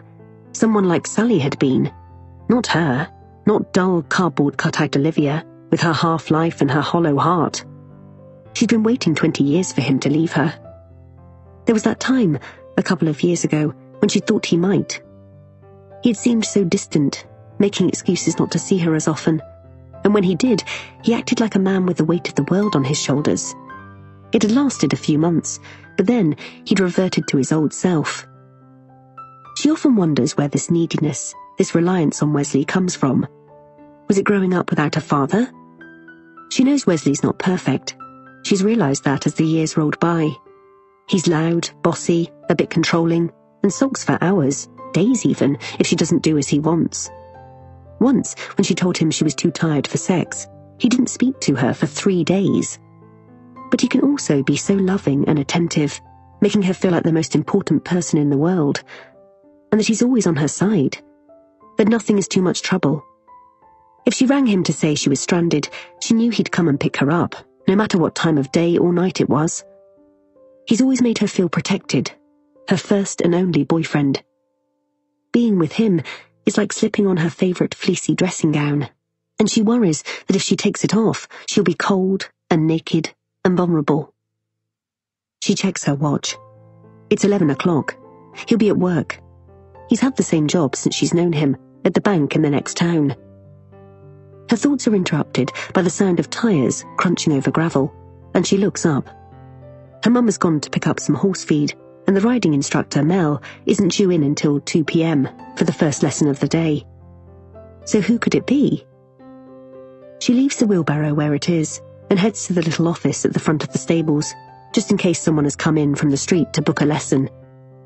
During the weekend, local kids help out at the stables because of their love for the horses, but during the week, it's usually only her and her mum. Mel arrives for lessons and to look after her own horse, Fargo, but that's where her duties end. Olivia will take experienced riders for hacks, usually on a Sunday, but the teaching is left to Mel. She doesn't recognise the silver Audi, or the tall, attractive woman who strolls confidently through the iron gate, her red hair flowing from beneath a forest green bobble hat. She's an out-of-towner. That's immediately obvious from her smart wool coat and her heeled boots under well-cut trousers, all in black apart from the hat. When the woman reaches the office, she hesitates as though wondering if she should step inside. It's no more than a glorified shed, set just in front of the stables, and is sparsely furnished, apart from a metal cabinet in the corner, and, facing the door, a solitary desk containing the riding school diary.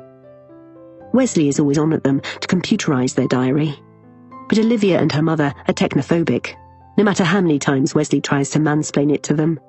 In the end, he'd given up. "You can come in," says Olivia, smiling as the woman hovers uncertainly on the threshold. "Are you here to book a lesson?" She goes to the desk and leans over the chair to flick open the diary to today's date. No thank you," the woman replies, looking panicked at the idea. She steps into the office. She has an accent, northern. Olivia likes the sound of it. It's warm and friendly and instantly puts her at ease. "Oh, then how can I help?" "Are you Olivia Rutherford?" And then it hits her. Of course. How stupid of her not to realise straight away. The journalist, the one Wesley had warned her about. And now she's here, in Olivia's private space, and she doesn't know how to handle it without her mum or Wesley. Coldness settles over her, and she juts out her chin, folding her arms across her padded jacket to protect herself. "And who's asking?" "My name's Jenna Halliday. I'm making a podcast for the BBC on the events that happened here 20 years ago.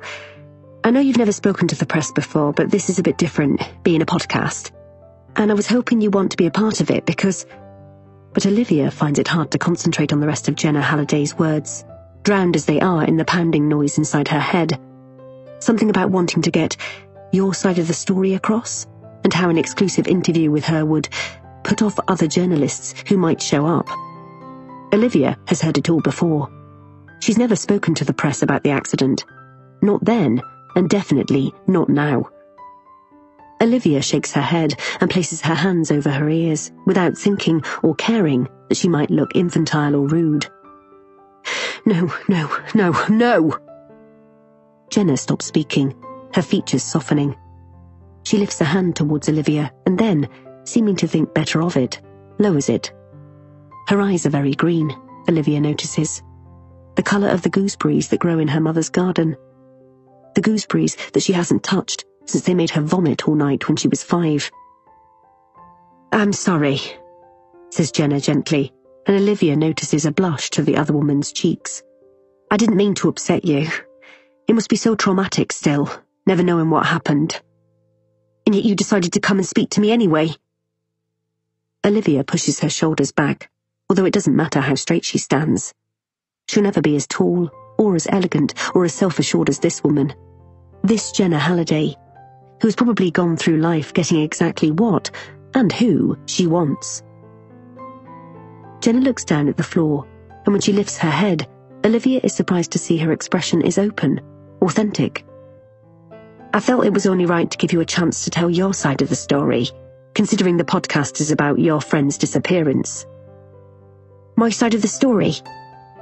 Olivia can feel a whoosh of heat to her throat, rising to her face. It's not a story. It's not fodder for the entertainment of others.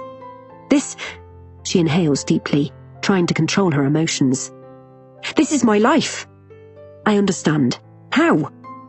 Olivia tries to stare down this woman, this intruder. Since when do journalists ever truly understand? Has this happened to you? Well, no, but... Well then, don't talk crap. It's insincere. I'm sorry. I can't even imagine what you've been going through. Olivia feels tears prick her eyes. How to even begin? Jenna assesses her calmly, but with compassion, and it makes Olivia feel conflicted. She wants to hate this woman. She wants to blame her for all of it. For the accident and the years afterwards, her ongoing pain, both physical and emotional. How she feels alienated in her own town because of what happened. How people still regard her with suspicion, gossip about her, or are openly hostile so that all she wants to do is hide away. Yet this woman doesn't seem like all the other journalists she's met in the past. She seems warmer, almost empathetic, actually willing to listen to Olivia. But no, she promised Wesley. She can't go back on that. Jenna reaches into her bag and extracts a card. I'll go now, but if you change your mind, here are my details. She hands the card to Olivia, who takes it and tosses it onto the desk, as though it were a piece of litter. I'm in town until Friday. There are a few beats of awkward silence, and then, at last, Jenna gives a small smile before she turns and walks out of the office, with a swish of her fine copper mane, reminding Olivia of the chestnut stallion they used to have at the stables. Olivia breathes a sigh of relief, her legs shaking. She slumps down onto a wheelie chair, a burning sensation at the back of her throat. Wesley is right. There is no way she can talk to this woman. No way. Because she knows if she starts to talk, she might never stop. Chapter 9. Jenna. I'm not surprised Olivia has decided against being interviewed. It's what I'd expected. But I won't give up. There has to be a way to break down her barriers. I just need to find it. What I am surprised about, however, is how small and sad she seemed. She spoke to me with such passion and feeling, as though her emotions were just below the surface, like a swimmer about to break through the waves. The opposite of me. The scuba diving variety who will do anything to hide how I'm truly feeling. Like when Gavin told me late one night as we were getting ready for bed that he was moving out. I'd been sitting at my dressing table, taking off my makeup, and I could see his reflection in my mirror, bare-chested as he hung up his shirt. And it had crossed my mind that we hadn't had sex for a few months, which was unusual for us. But we'd both been so busy, me with my new job at the BBC and him as CFO, that we hadn't had much time for each other. So I had gone to him, shedding my pajamas as I walked suggestively over to him and reached up to kiss him. But to my horror, he pushed me away. I'm sorry, Jenna. I can't do this. Jenna, not Beauty, his pet name for me. In that moment, I felt anything but. Then he broke it to me that he needed space from our marriage. And the whole time I sat on the edge of the bed, humiliation washing over me while he packed a bag, fighting back tears, trying to remain calm when I felt like I'd been punched in the gut. I wanted to howl and beg him to stay. If I'd shown half the passion Olivia just had, would I have saved my marriage?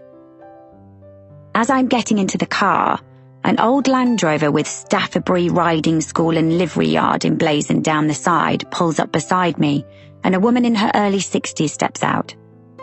She's tall and strong-looking, attractive in a weather-worn, outdoorsy kind of way. I can tell straight away she's Olivia's mum. The similarity is startling.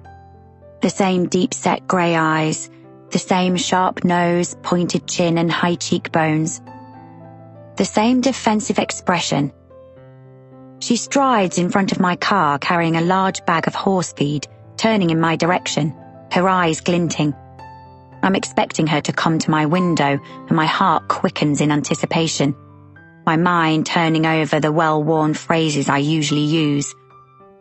Instead, she walks away from me, towards the 5-bar gate. I consider getting out of the car to talk to her, but I sense she'll be even more closed than her daughter. As I reverse, I notice Mrs. Rutherford watching me, her hand on the gate latch, the bag at her feet.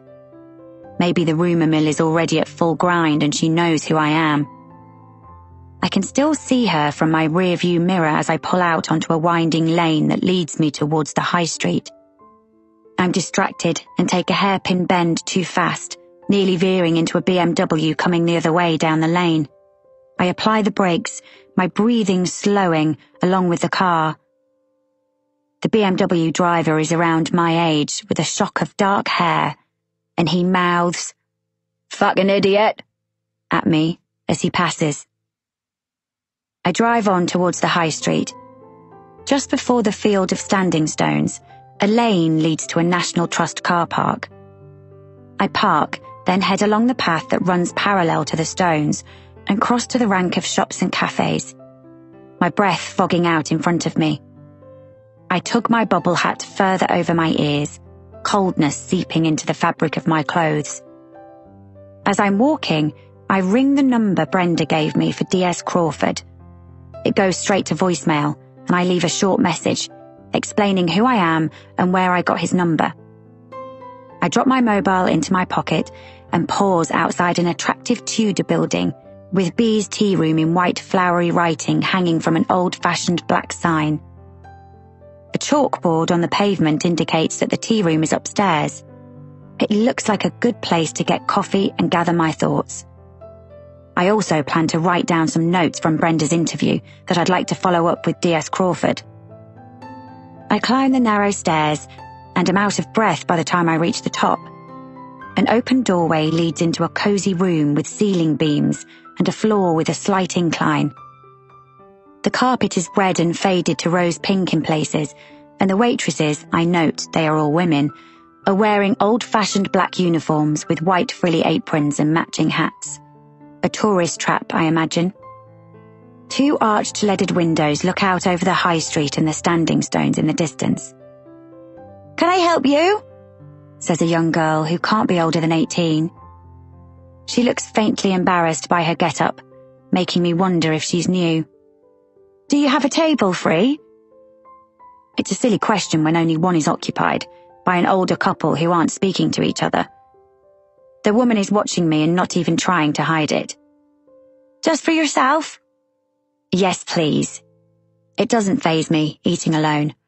My life as a journalist has always been solitary, especially in the early days when I worked for a press agency and spent many hours doorstepping celebrities or politicians, then had to file the story over the phone. I'd huddle up on a curb somewhere or a hidden corner of the street and furiously write out the first paragraph so that I didn't stumble over my words when reciting them to the short-tempered editor at the end of the line. She leads me to a table next to the window and tests my order. When she's gone, I glance around the room. It's not very big, with only half a dozen tables, and apart from me, just the older couple sipping tea from fine-boned china cups. The woman has platinum blonde hair and a thin, anxious expression, and she keeps glancing at me. I smile at her, but she averts her eyes, her face frosty. Charming. Word must have spread that I'm here. I open my notebook half-heartedly, trying my best not to feel uncomfortable. I survey the uneven walls with their thick paint, cracked in places, and the mahogany tables and chairs. Someone has put up bunting along the counter where pink and yellow iced cupcakes are piled high on pretty bone china cake stands. I imagine this place is heaving during the summer months, with tourists hoping to soak up the quaintness. I pick up my pen and scribble, "Olivia said she was being followed," then underline "followed," 3 times. I wonder why this wasn't in the press. Brenda said nothing came of it.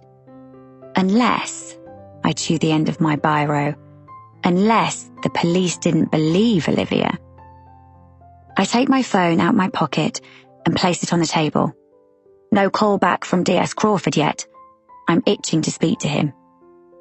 Here's your black coffee and lemon drizzle cake. The waitress appears by my shoulder.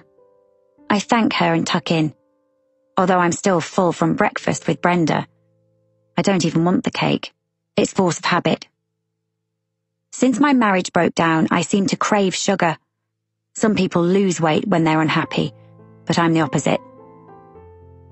I sip my coffee, my gaze going to the window as I mull over Brenda's interview. A man outside catches my attention, mainly because he's acting oddly. He's looking up and down the street and talking into his phone as though he's waiting, or more accurately, searching for someone. Then he glances up at the window, and I instinctively shrink back in my chair so he can't see me, though I'm not sure why. When I look again, he's gone. I return to my notebook and start scribbling what I've learnt about Ralph Middleton, when the man from outside sweeps into the room. He's panting slightly from the exertion of the narrow staircase. He's about my age, with dark brown hair that falls over his high forehead, and he has to stoop to get through the doorframe. He has one of his hands in the pocket of a black North Face padded jacket over a shirt and tie. "Wesley!" One of the waitresses, an attractive brunette, perhaps late 20s, trots over to him. Wesley? Olivia's boyfriend? I give him the side eye while pretending to read my notes. He's good looking and knows it. And then it strikes me. Was it me he was looking for outside? Olivia must have mentioned I spoke to her earlier. "Is he?" he says, wrapping an arm around the waitress's slim waist. The older couple at the next table are watching him too, the woman with barely concealed contempt. Now this is interesting, I think, sitting up straighter and sipping my coffee. Wesley banters with Izzy and the young waitress who showed me to my table. I deduce she's called Chloe. His arm hasn't left Izzy's tiny waist. Oh, so that's who you are, I think, as I survey him. A bit of a one, as my mum would say. I know he's noticed me because of the way he's pretending not to. It's as though this room is his stage, and he's the lead actor. He's playing to me. Izzy leads Wesley to a table diagonally opposite mine. He avoids looking in my direction as he sits down and orders from the menu. Izzy disappears to fetch his food, and I pretend to read my phone while surreptitiously watching him. He's fidgeting now, his fingers drumming on the red-checked oilcloth, his eyes darting about the room. And then finally, they land on me. I look up just in time to meet his eyes. They are very blue, penetrating, challenging. He narrows them but doesn't say anything. I lower mine and carry on scrolling through my phone, even though the signal is sketchy and I can't load anything, aware that his gaze is still on me. I decide I don't like him. He's too cocksure, his arrogance undignified, brash. I look up from my phone and catch his expression. He's glaring at me, dislike written all over his face. It takes me aback for a moment, and I can't help but return the look. "You're that journalist, aren't you?" he says loudly, across the room, his eyes flashing. The woman at the other table looks up from her mug to stare at me. "That's right."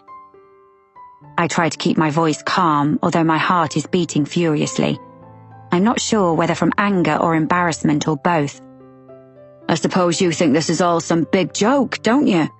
Coming here and ruining other people's lives." I frown. I'm not trying to ruin other people's lives. Dredging it all up again? I'm just here to make a podcast. He laughs nastily and turns to Izzy, who's walking in with his full English. He raises his eyebrows at the older couple in the corner. "She thinks she's going to come here and solve it all. he mocks, addressing the room like a politician. The police haven't been able to solve what happened to your sister and her friends, not in 20 years, but Nancy Drew here thinks she's got it all sorted. Izzy's related to one of the girls? I'm intrigued. I don't think that. I'm here to gather information, that's all. I wonder if Izzy is related to Sally. They have the same dark hair and clear skin. I need to interview her. Izzy places his food in front of him. Now come on, Wes.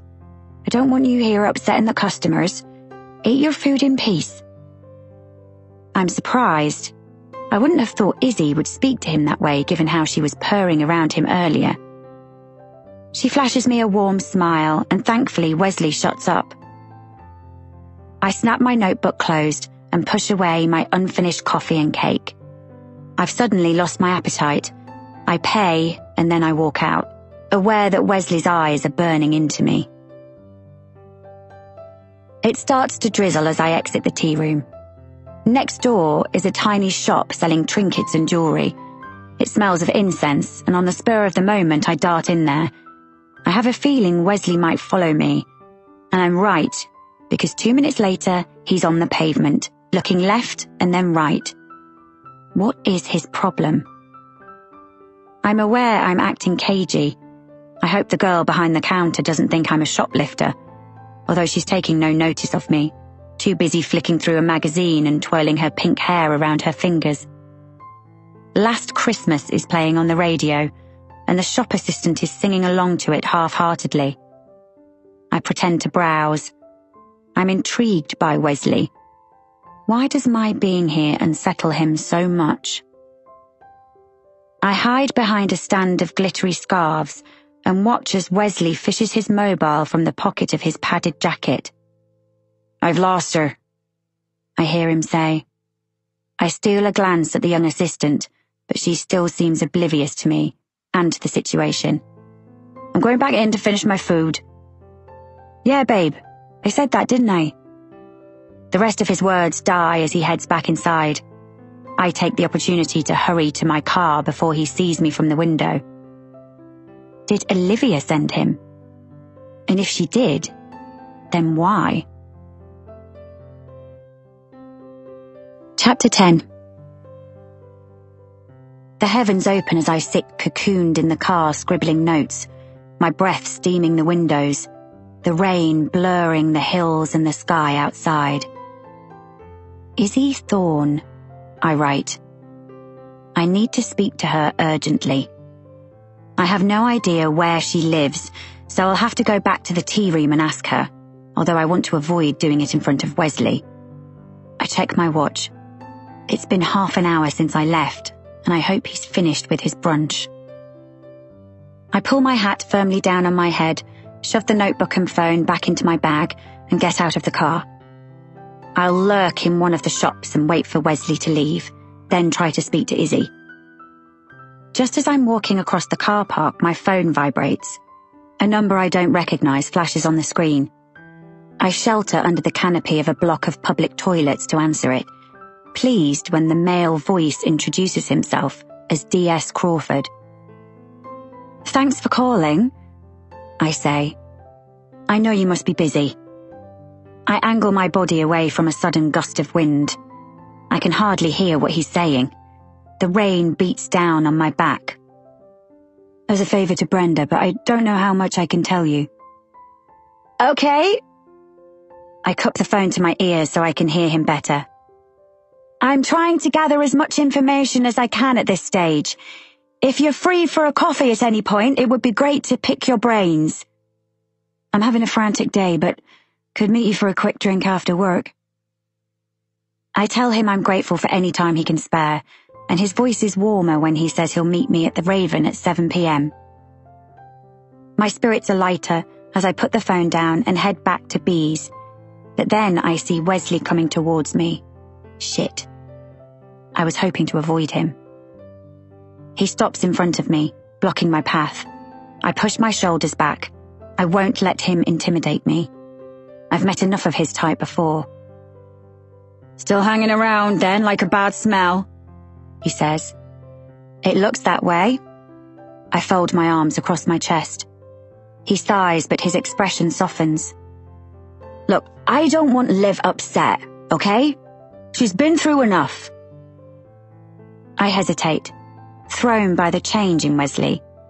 I had pinned him down for a bit of a thug. But with him standing in front of me, I wonder if he's just a man who's worried about his girlfriend. I don't want to upset her either, I say, trying to assure him. But this podcast will shine a light on what happened here 20 years ago. It might even help jog someone's memory. Wouldn't you and Olivia and everyone else want to know what happened to Sally, Katie and Tamsin? He knits his dark brows together. We're both getting soaked and a raindrop hangs from his fringe. There's lots you don't understand about this town. Strange things happen here. He lowers his voice. The forest is haunted, and so is the Devil's Corridor.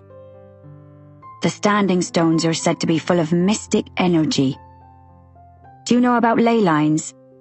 No, not really. I try not to look skeptical. What are you trying to say? That their disappearance was something...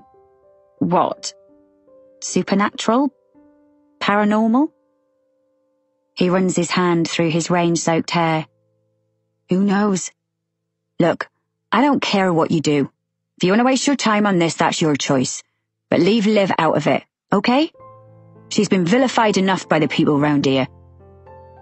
He doesn't wait for me to answer, and I watch as he strides away, his hands in his pockets and his head bent against the rain. I continue to the tea room, thinking over my conversation with Wesley. Vilified? I wonder how. It can't have been easy for her, and I do understand why Wesley is so protective. I can hear the cacophony of the lunchtime rush as soon as I climb the stairs, and the smell of warm coffee and bacon engulfs me. Nearly every table is full, and the waitresses are dashing around like magpies in their black and white uniforms. My heart sinks. I hesitate in the doorway trying to spot Izzy, and then there she is crossing the room, her glossy dark brown ponytail swinging as she carries a tray full of empty plates. I wave to get her attention, and she comes over. Hello again, she says pleasantly. Back so soon? There's a table over in the corner, but I'd grab it quick. Actually, I was here to speak to you, but you look really busy. She frowns. Oh, I see. About your podcast. So you know I'm Sally's sister. I nod and she chews her lip, her eyes darting about the room before landing back on me. Give me a card and I'll ring you. I grab one of the business cards from my wallet and leave it on the tray she's carrying. Thanks so much. I really appreciate it. I'm here until Friday, but would love to speak to you as soon as possible. She smiles at me again, but more uncertainly this time, then moves away towards the kitchen. I just hope she calls. I have no choice but to go back to the cabin for now, so I head down the high street towards the car park. The rain has seeped through my wool coat and my trousers are wet and heavy from the knee down. I long to change into something more comfortable. I feel cold to the bone. It was a mistake wearing work clothes instead of jeans, wellies and a raincoat. I'd wanted to look professional, to be taken more seriously. Like that happened. I realise I've laughed out loud as a woman walking towards me shoots me a strange look. She's pushing one of those tartan shopping bags on wheels, and I recognise her from the tea room earlier.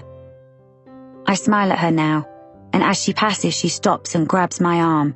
Her grip is surprisingly strong. Ain't you that journalist? That's right. My name's Jenna Halliday. She lets go of my arm and blinks at me. Her hair is tobacco-stained yellow, and her face is hard, her mouth thin. She doesn't offer me her name. I lived here when it happened, she says. Next door to that Tamsin Cole and her parents. Weird lot. Loud. Common, you know. I keep my face impassive. That Tamsin had a string of boyfriends. Wouldn't surprise me if she'd run off with one of them. What about Sally and Katie? She draws her lips together like she's taking a drag of an imaginary cigarette. Didn't know much about those two, but think the lot of them were up to no good. Fancy running away like that, not telling your parents. It ain't right.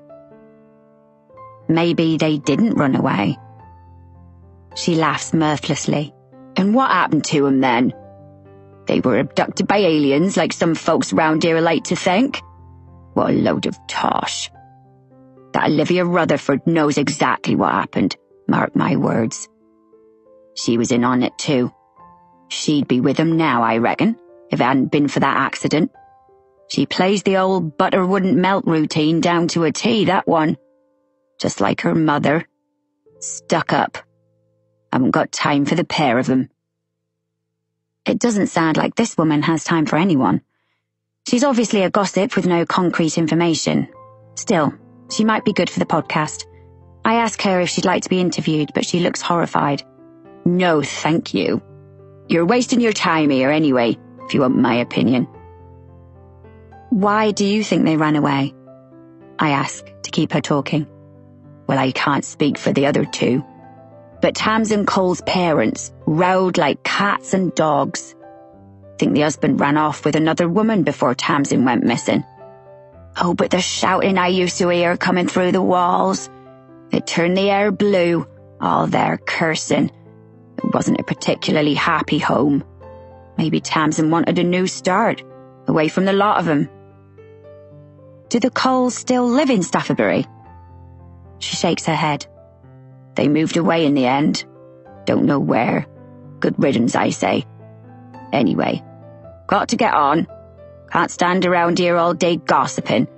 My Stan's waiting in the car, and I still need to buy bread. Oh, my name's Rita. She grimaces at me, showing large front teeth, then seizes the handle of her trolley and wanders off towards the other end of the high street, where there is a small co-op on the corner. Thunder rolls overhead, and the rain falls even heavier as people dart into shops or quicken their step. I almost run to the car park, grateful when I get into my warm, dry Audi. I wonder if Rita's opinion on the missing girls is widely shared in the community, and make a mental note to ask around, conscious of Wesley's comment about Olivia being vilified. I exit the car park, having to slam my brakes on as 3 teenage girls dart across my path, giggling and leaning on each other. One is wearing a Santa hat, the other has pink tinsel wrapped around her hair. They look college age, the same age as Tamsin, Sally and Katie were when they went missing. I watch them as they trip along the high street, arms interlinked, my heart heavy. And then I continue driving, my windscreen wipers swishing back and forth, trying to keep up with the downpour. I can barely see as I drive along the Devil's Corridor, and have to slow right down so that I don't miss my turn. When I pull up outside my cabin, I turn off the ignition and sit for a while. The trees bend and stretch in the wind, their leaves rustling as though whispering secrets. The rain plopping into muddy puddles. Reluctantly, I get out of the car and scurry towards the front door, stopping briefly to extract my heel from the matting on the drive. As I reach the door, I nearly slip on something. I look down at the step, slick and wet, recoiling when I see blood and flesh. It looks like a rat or some kind of rodent, or part of one. I kick it to the side and open the front door, my pulse quickening. Nausea washes over me. I close the door on the dead animal, hoping that a fox or a cat has left it, and it isn't some kind of warning. Chapter 11. Olivia. It's nearly 3 p.m. when Wesley's midnight blue BMW pulls up outside the stables, just as Olivia's exiting the office shed. Apart from a quick chat earlier when she told him about Jenna's visit and he went herring off after her, she hasn't had the chance to ask him about where he disappeared to last night. He's talking to her mum in the car park, their heads bent in conversation.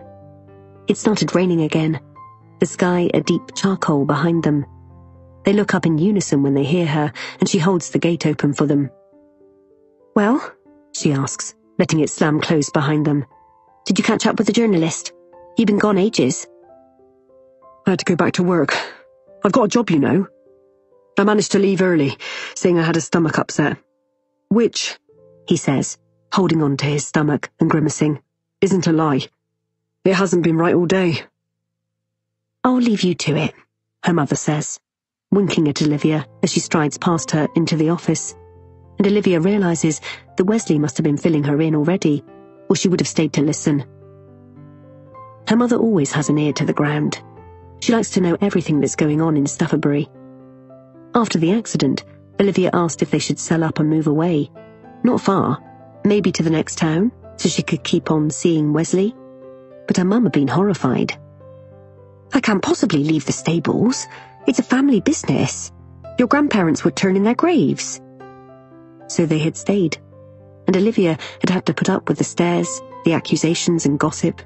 And then, by the time she felt well enough, strong enough even to consider moving away, her life was so interwoven with the fabric of the town that to leave seemed unthinkable. "So," she asks now, "where did you run off to last night?" "Last night?" Wesley shuffles his feet. He's wearing a new pair of ugly platform trainers that wouldn't look out of place on a guy half his age. "I woke up and you'd gone." "Oh, that. Yeah, I couldn't sleep. I needed my own bed, and you looked so peaceful I didn't want to wake you." She frowns. "So you just snuck out in the middle of the night?"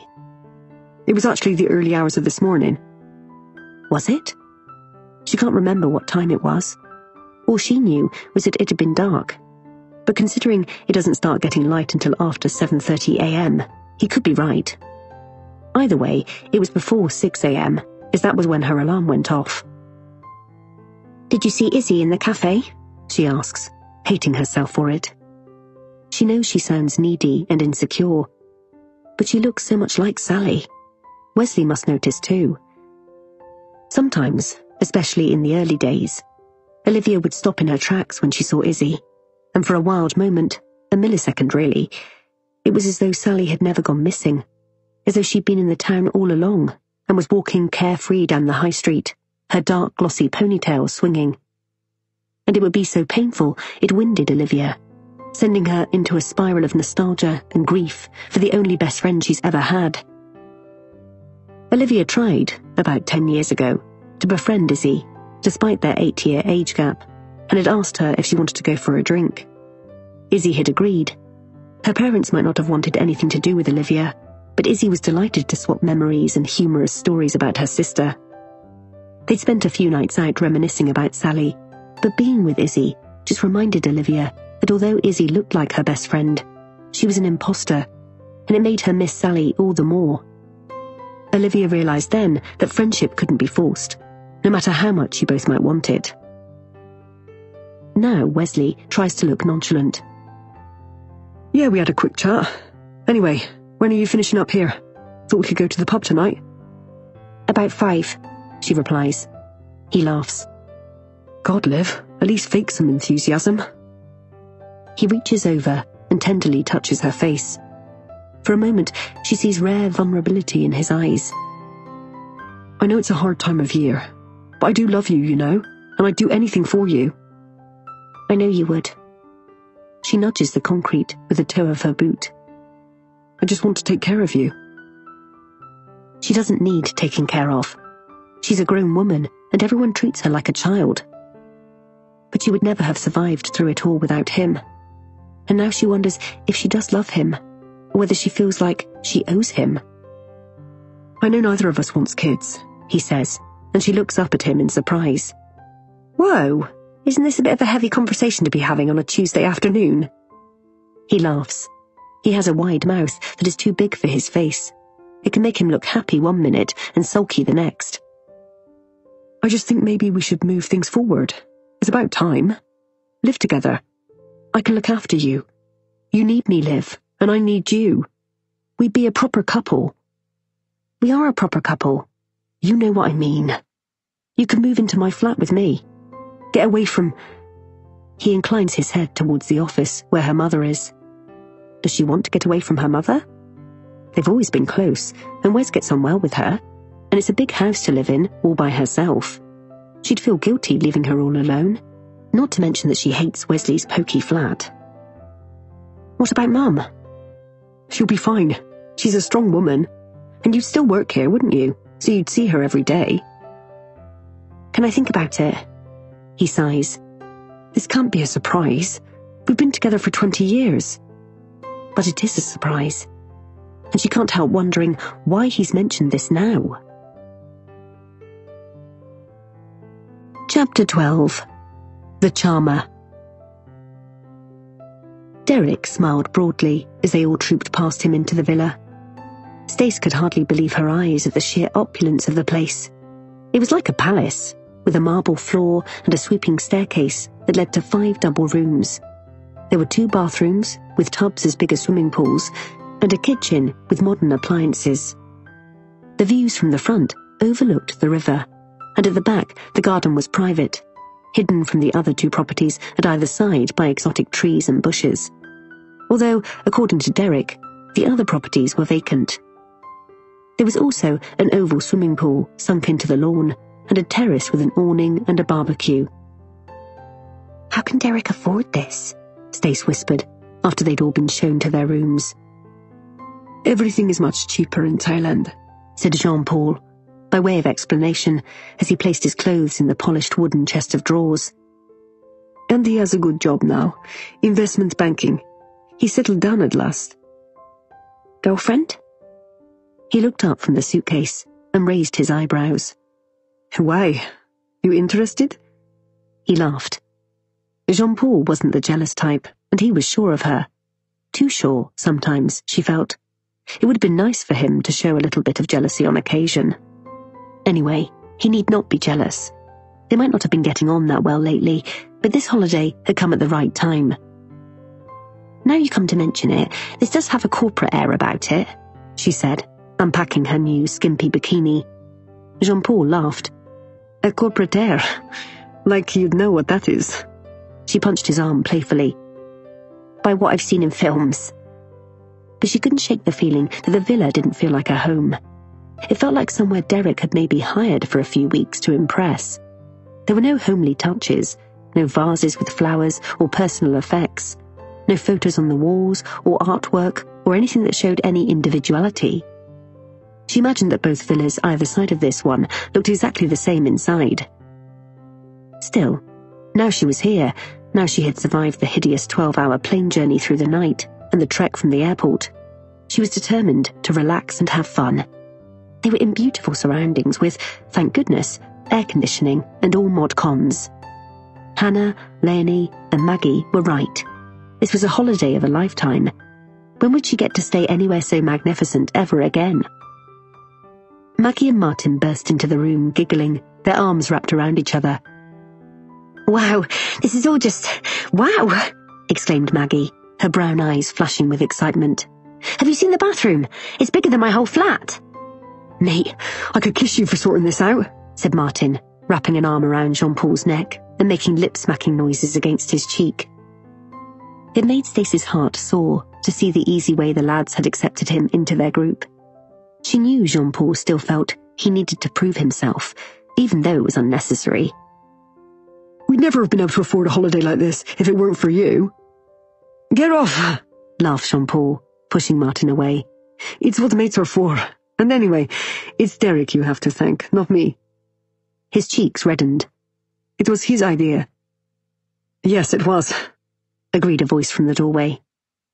They looked up to see Derek leaning against the door jamb, his shirt unbuttoned to reveal golden skin.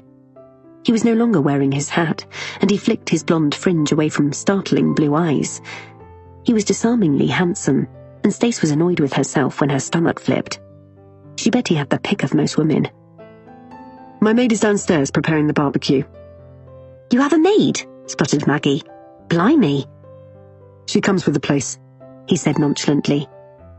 The wealth was a stark contrast to the way they all lived their lives back home, in their small flats, with not much money.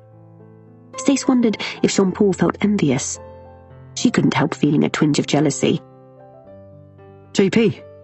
Derek strolled further into the room. Would you mind coming with me? I'd like to catch up properly with my old mate. That's all right, isn't it? He said, his gaze washing over her. Stace felt it wasn't really a question. Jean-Paul glanced at Stace, and she raised her eyebrows. Sure, we'd love to, he replied, following Derek out of the room and winking at Stace over his shoulder. But she noticed the tension in his body, which hadn't been there before Derek walked in. We'll meet you outside in 10, called Derek. Tell the others. Well, said Maggie when they had gone. Derek's done all right for himself, hasn't he? Yeah, agreed Martin, pushing the suitcase to one side so he could join his girlfriend on the bed. Do you know much about him? Stace continued to hang the rest of her clothes in the large wardrobe. Not much. They met when Jean-Paul was travelling in Vietnam. He's 27 and... She shrugged. That's all I know, really. Said Maggie, chewing her lip thoughtfully. Well, he seems nice enough. And obviously hot. Martin swiped at her playfully, and Stace felt herself blush. Anyway, Maggie jumped off the bed. We'll leave you to unpack. Come on, Mart. She took his hand and led him from the room. After Stace had finished unpacking, she headed to the garden. As she descended the marble staircase, she could smell the barbecue, and her stomach rumbled. She hadn't eaten since the plane.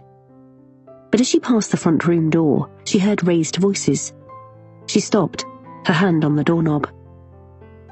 If I'd known I'd never have fucking agreed to come. Oh, come on, mate. There's nothing like a freebie in this world. You know that. It was Derek. Stace's heart pounded, and she was filled with a sense of dread so powerful she felt sick. I thought we could put the past behind us. We have. Derek sounded jovial compared to Jean-Paul's surly tone. But you do owe me. For Goa, I suppose. Stace felt a flush of heat to her face. What did Derek mean? Why did Jean-Paul owe him? It's just this one thing, said Derek, his voice cajoling. Please, mate. I don't know. What'll I tell the others? That we're meeting an old friend. Don't... The rest of the sentence was drowned by the sound of Griff and Leonie, followed by Hannah and Trevor coming down the stairs, and Stace moved away from the door. Hey, said Griff, clapping her on the back and making her cough. Are we going to get a drink then? Smells like the Barbie's on. The door opened, and Jean-Paul stood there, his face pale. She noticed that he couldn't quite meet her eye as he took her hand wordlessly and led her down the hallway. The titters of Leonie and Hannah from behind her made her hackles rise. She didn't even have to turn around to know they were flirting with Derek. The air was still hot and sticky as they walked through the huge kitchen and out onto the patio. The sky had turned a beautiful shade of pink and gold, but despite the humidity, Stace shivered. What had Derek and Jean-Paul been talking about? And what happened in Goa? She suddenly realized Jean-Paul and Derek had a whole past that she knew nothing about. Chapter 13. Jenna. I fire up my laptop and type DS Dale Crawford into Google. Thankfully, there is Wi-Fi in the cabin, even if it is a little sketchy at times. As soon as I enter his name, a photo comes up of an attractive guy in his 30s with hooded hazel eyes and messy light brown hair. It's from a piece in The Guardian about how he helped crack a decades-old cold case involving an elderly couple who had been found suffocated at their cottage in Devizes. Another article describes him as a rising star at Wiltshire CID, then goes on to detail all the recent investigations he's worked on, mainly from years ago, and involving murdered or missing people. I'm impressed. I check the time. It's almost 3:30 p.m. I better get a move on if I want to visit Ralph Middleton.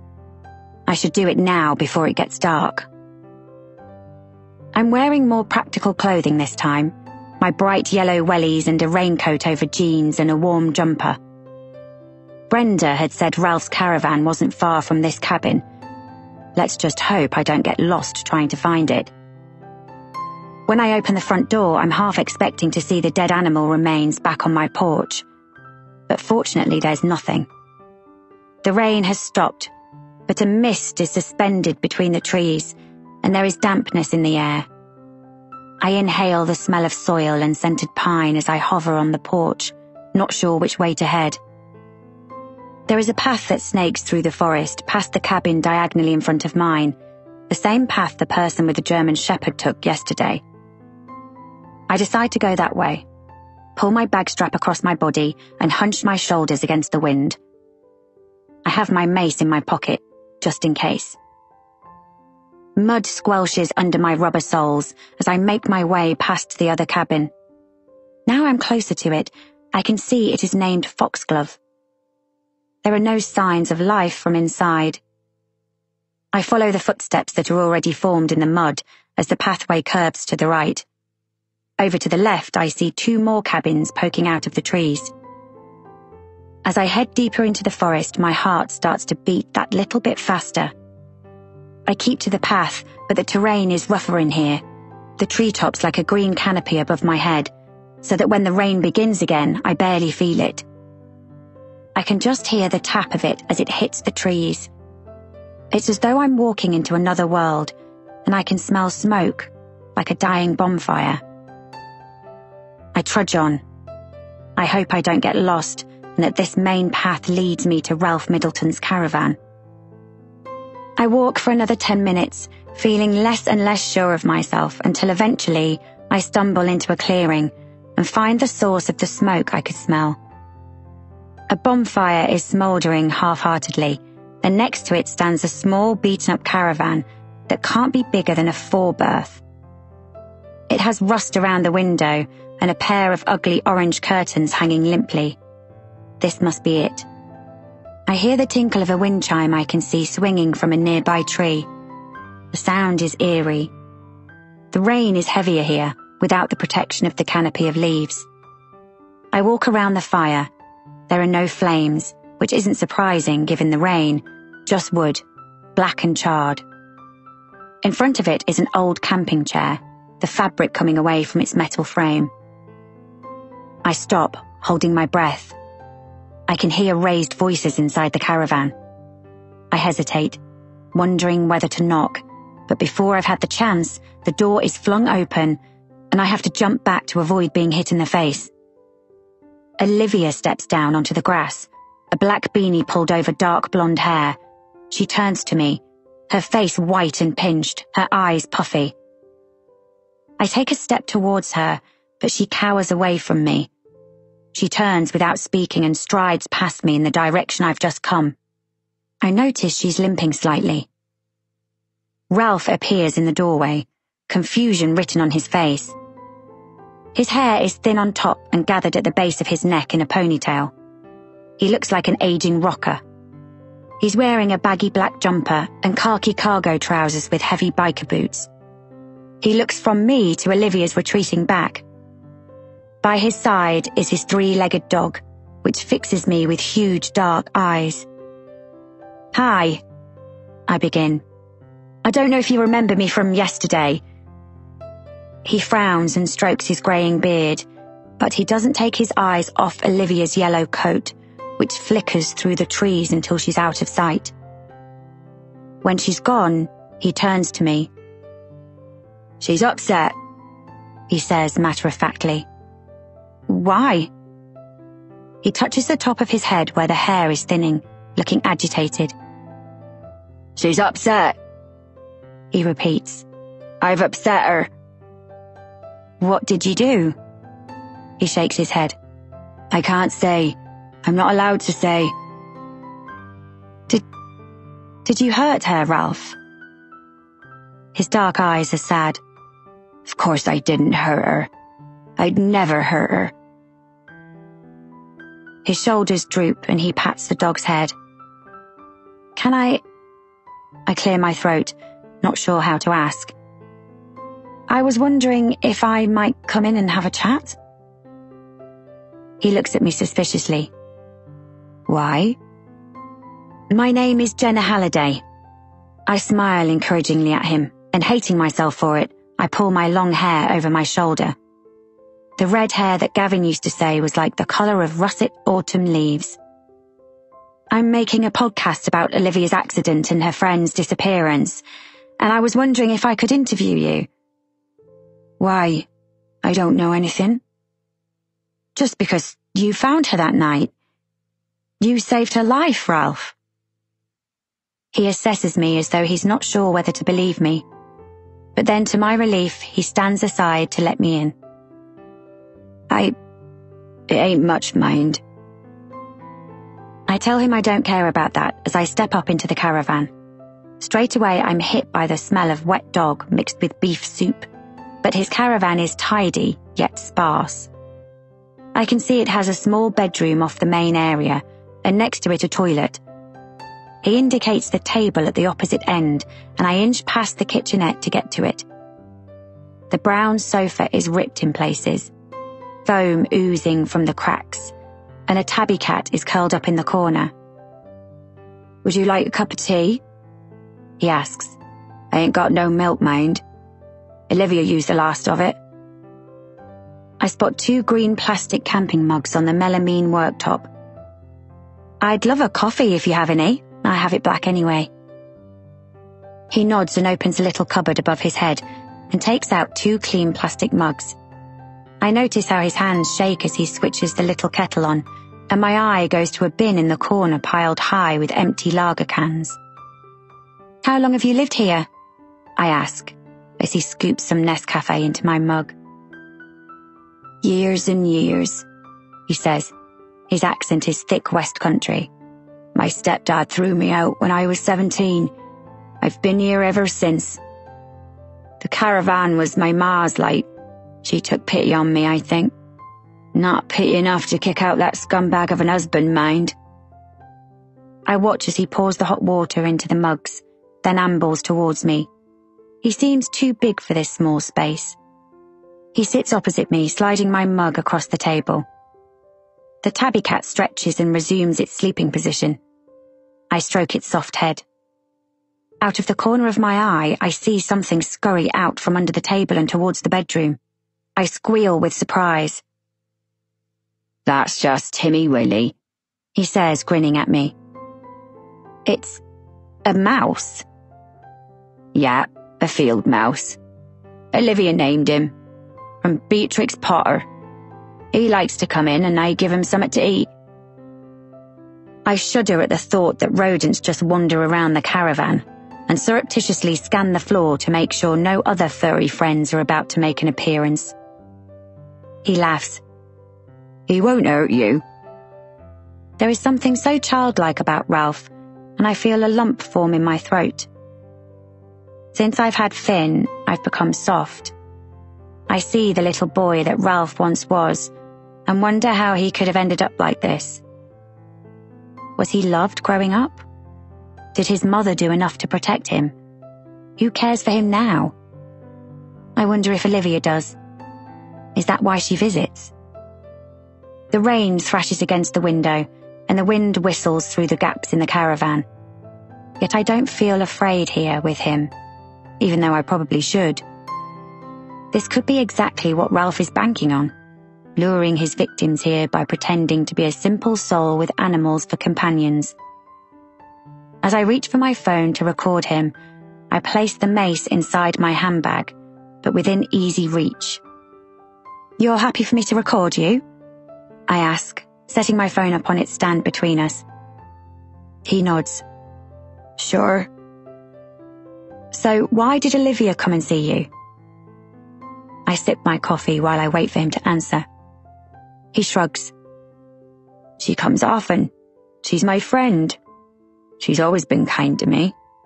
I know what people say about me. Olivia's always treated me like a person, not a joke. Did you know her before the accident? He shakes his head, his giant hands clutching his mug. Only after her friends went missing. He's silent for a few moments, looking into his coffee, and then he says, They were nice girls. Pretty. I try to fight the preconceived idea that he's some kind of pervert just because he lives alone in the forest and is a little bit odd. But then I remember Olivia's pinched white face, her puffy eyes. Had he tried it on with her? Did you like the girls, Ralph? I say carefully. Do you like Olivia? He looks up at me. I didn't know him. And like I said, Olivia is just a friend. Did you see anything that night? Anything suspicious? He bites his lip as though he's trying to stop himself saying something he shouldn't. Olivia claims to have seen a figure in the road, and that's why she swerved. Did you see anything? He shrugs again, avoiding eye contact. No, I didn't see a person in the road. You said something about a bright light, and then you retracted it. I press. He sighs. It was a long time ago. I can't remember. Did you see a bright light? Olivia told me not to say. Olivia told you not to say what? About the light? People would laugh. That's what she said. People would laugh at me. Why? 'Cause I believe in aliens.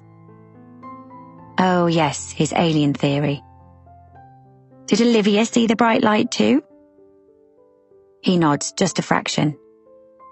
This place ain't right, he blurts out suddenly, with feeling. I've been saying that for years. It's haunted. What did you think the bright light was, Ralph? A UFO, of course. It blinded me. And then it just sort of disappeared. He eyes me stubbornly. Does he really believe what he's saying? I decide on another tactic. Why did Olivia leave here crying earlier, Ralph? He presses his lips together stubbornly, and then he stands up, his leg knocking against the table and nearly unbalancing my phone stand. I think you need to go now. I experience a thud of disappointment. Ralph, are you protecting Olivia? I don't want to talk about Olivia anymore. She told me not to say anything. I'm fed up with everyone asking questions. Everyone blaming me. His cheeks have turned red and spittle forms on his lips. Told you not to say anything about what? Please leave now.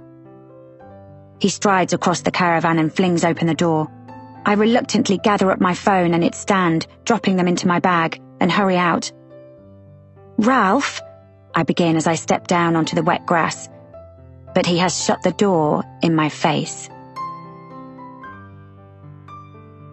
Chapter 14. The sky has darkened considerably in the time I've been in the caravan. As I head back through the forest, I'm thinking about Ralph and our strange conversation when I hear a twig snap behind me. I pause, my body rigid, creeping sensation at the back of my neck. I turn, but nobody's there. I'm not far from my cabin, so I break into a jog, wondering if Ralph has followed me. If I got him wrong and he isn't some harmless loner after all, but a psychopath. I feel a surge of relief when I notice a light is on in Foxglove, the cabin opposite mine, and a shadow passes across the window. I'm cold and damp by the time I let myself into my own cabin and turn on the lights. I go around closing the curtains, wanting to shut out those trees which feel like they're encompassing me, threatening to swallow me. They remind me of a Doctor Who episode I once watched with Finn, where trees started sprouting out of the ground and growing out of control, threatening to engulf the town in a blanket of nature. I peel off my wet things and make myself comfortable in the armchair by the fireplace. Then I FaceTime Finn. My son is in the living room when he answers. Behind him I can see the ink blue feature wall I'd painted last year. He flashes me his cheeky smile, but he looks tired. I hope Gavin isn't letting him stay up too late. I tell him about the forest and remind him of the Doctor Who episode. He laughs. Really, Mum, that sounds pretty rad. Sometimes it feels like they're going to come in through the windows, their branches like gnarled fingers trying to grab me. I'm literally in a box in the middle of a forest. He giggles and asks to see, so I take my phone to the window and pull aside the curtains to show him the forest beyond. A flash of a waxed jacket catches my eye. Is it Ralph coming to find me, or the person I saw in the cabin opposite? I peer out, but everything is smudged due to the rain splatter on the glass, and I can't tell if it was my imagination. I close the curtains and concentrate on what Finn is saying. "Wow, I wish I was there," he says as I turn away from the window. "We could explore." My heart lurches. I wish he was here too, or that I was there. Right now, I'd give anything to be at home with him, curled up on the sofa watching Doctor Who. "It's not exactly Center Parks," I say, and a shiver runs through me at the thought of my excursion to Ralph's caravan earlier. I'm just glad I managed to get a recording of our conversation. We talk about school and I spot my mum in the background, zooming in and out of shot as she hands Finn some biscuits and milk. "Can I talk to Nanny after?" I want to ask him about the woman I heard earlier, but I don't want to put him in an awkward position. He just thinks Gavin and I are having a break from each other, and that soon we'll all be back under one roof. It must be confusing and unsettling for him. He talks more about school and his teacher, Mr. Carter, whom he adores, while munching his biscuit. He has ink at the tips of his fingers and his nails are bitten down. "Do you want to talk to Nanny now?" he says. I nod and say goodbye, blowing him kisses and wishing I was there to give him a hug. The screen blurs as he hands over the iPad to my mum. The top half of her face appears on screen, so all I can see is her strawberry blonde fringe and green eyes. "All right, love." "Mum, I can't see your mouth." "Oh, right, hold on." She moves the screen down. "Is that better?" "Yes, much." "How are you getting on? What's it like there?" she asks, and I fill her in on everything that's happened so far. My mum should have been a journalist herself. She's even nosier than I am. She asks for a tour of the cabin, so I turn my phone around to show her the kitchen and the living area, then the bedroom. "It's smart," she says approvingly. "I miss you all, though. I miss Finn," I say, returning to my armchair. I've been away with work before, usually just a night, and Finn hasn't really worried about it. But this is the first time I've been away since the split, and never for so long. Mum has now moved into the kitchen and is standing in front of my pale grey shaker-style larder. I know she's left Finn on his own so we can talk freely. "You'll be home Friday. Make the most of it. Everything is under control here." "Have you spoken to Gav much?" I ask. "Only about Finn. I get the sense he doesn't want me poking my nose in." I suppress a wry smile. I know she'd like nothing more. "I'm trying to give him space, Mum, but I'm running out of patience. I don't know what to do. And this morning..." I hesitate and lower my voice. "I thought I heard a woman." Mum grimaces. "What do you mean, heard a woman? Heard a woman doing what?" "Laughing. Quite early before school." Her eyes narrow. "Look, Gavin isn't stupid enough to have a woman spend the night, if that's what you're thinking. Not with Finn here. Stop being paranoid. It was probably the TV or radio." She's smiling as she says it, but her voice is stern. "You're right," I say. Mum has made me feel better, like she's been doing since I first had my heart broken when I was 12 and the boy I fancied called me Ratface. Maybe it had been the radio. In any case, I have to forget about it for now. I pull up in the pub car park at just gone 7 p.m. It stopped raining and I'm still wearing my big chunky green jumper and my jeans from earlier, but with my smarter wool coat now it's dried. I pull my bag over my shoulder and walk purposefully into the Raven. I scan the wooden tables and the comfy checked sofas, but I can't see D.S. Crawford, just an older couple in the corner and 2 women chatting on one of the sofas. I go to the bar and order a glass of white wine and lemonade from an old guy with a nose ring. I'm just handing over my debit card when the door opens, letting in a gust of fresh air, and D.S. Crawford comes in. He's a bit older than he appears in his photo, tall and rangy, and his hair looks like he's just walked through a wind tunnel. He pats it down self-consciously. He has an air of dishevelment about him, like he's been rushing around all day. His hazel eyes light up when he sees me. Jenna? Hi, yes, you must be D.S. Crawford. He thrusts out a hand to shake mine. He smells of rain and wood smoke. Please call me Dale. Great to meet you. If you find a table, I'll grab a drink and join you. I choose the table in the corner next to the leaded window and shuffle onto the padded bench seat with my back to the wall so I have a view of the door. I take 2 large sips of wine. Dale crosses the room, pint in hand, and takes a seat opposite. He sets his glass on the table and shrugs off his black wool coat, revealing a shirt and a tie that's askew. So, Jenna, I hear from Brenda you're making a podcast. That's right. I explain a little about it while he listens. It's for BBC Sounds and it's the first I've done, although I've been a reporter for over 15 years. So Brenda told you I've recently been assigned to the case? She did.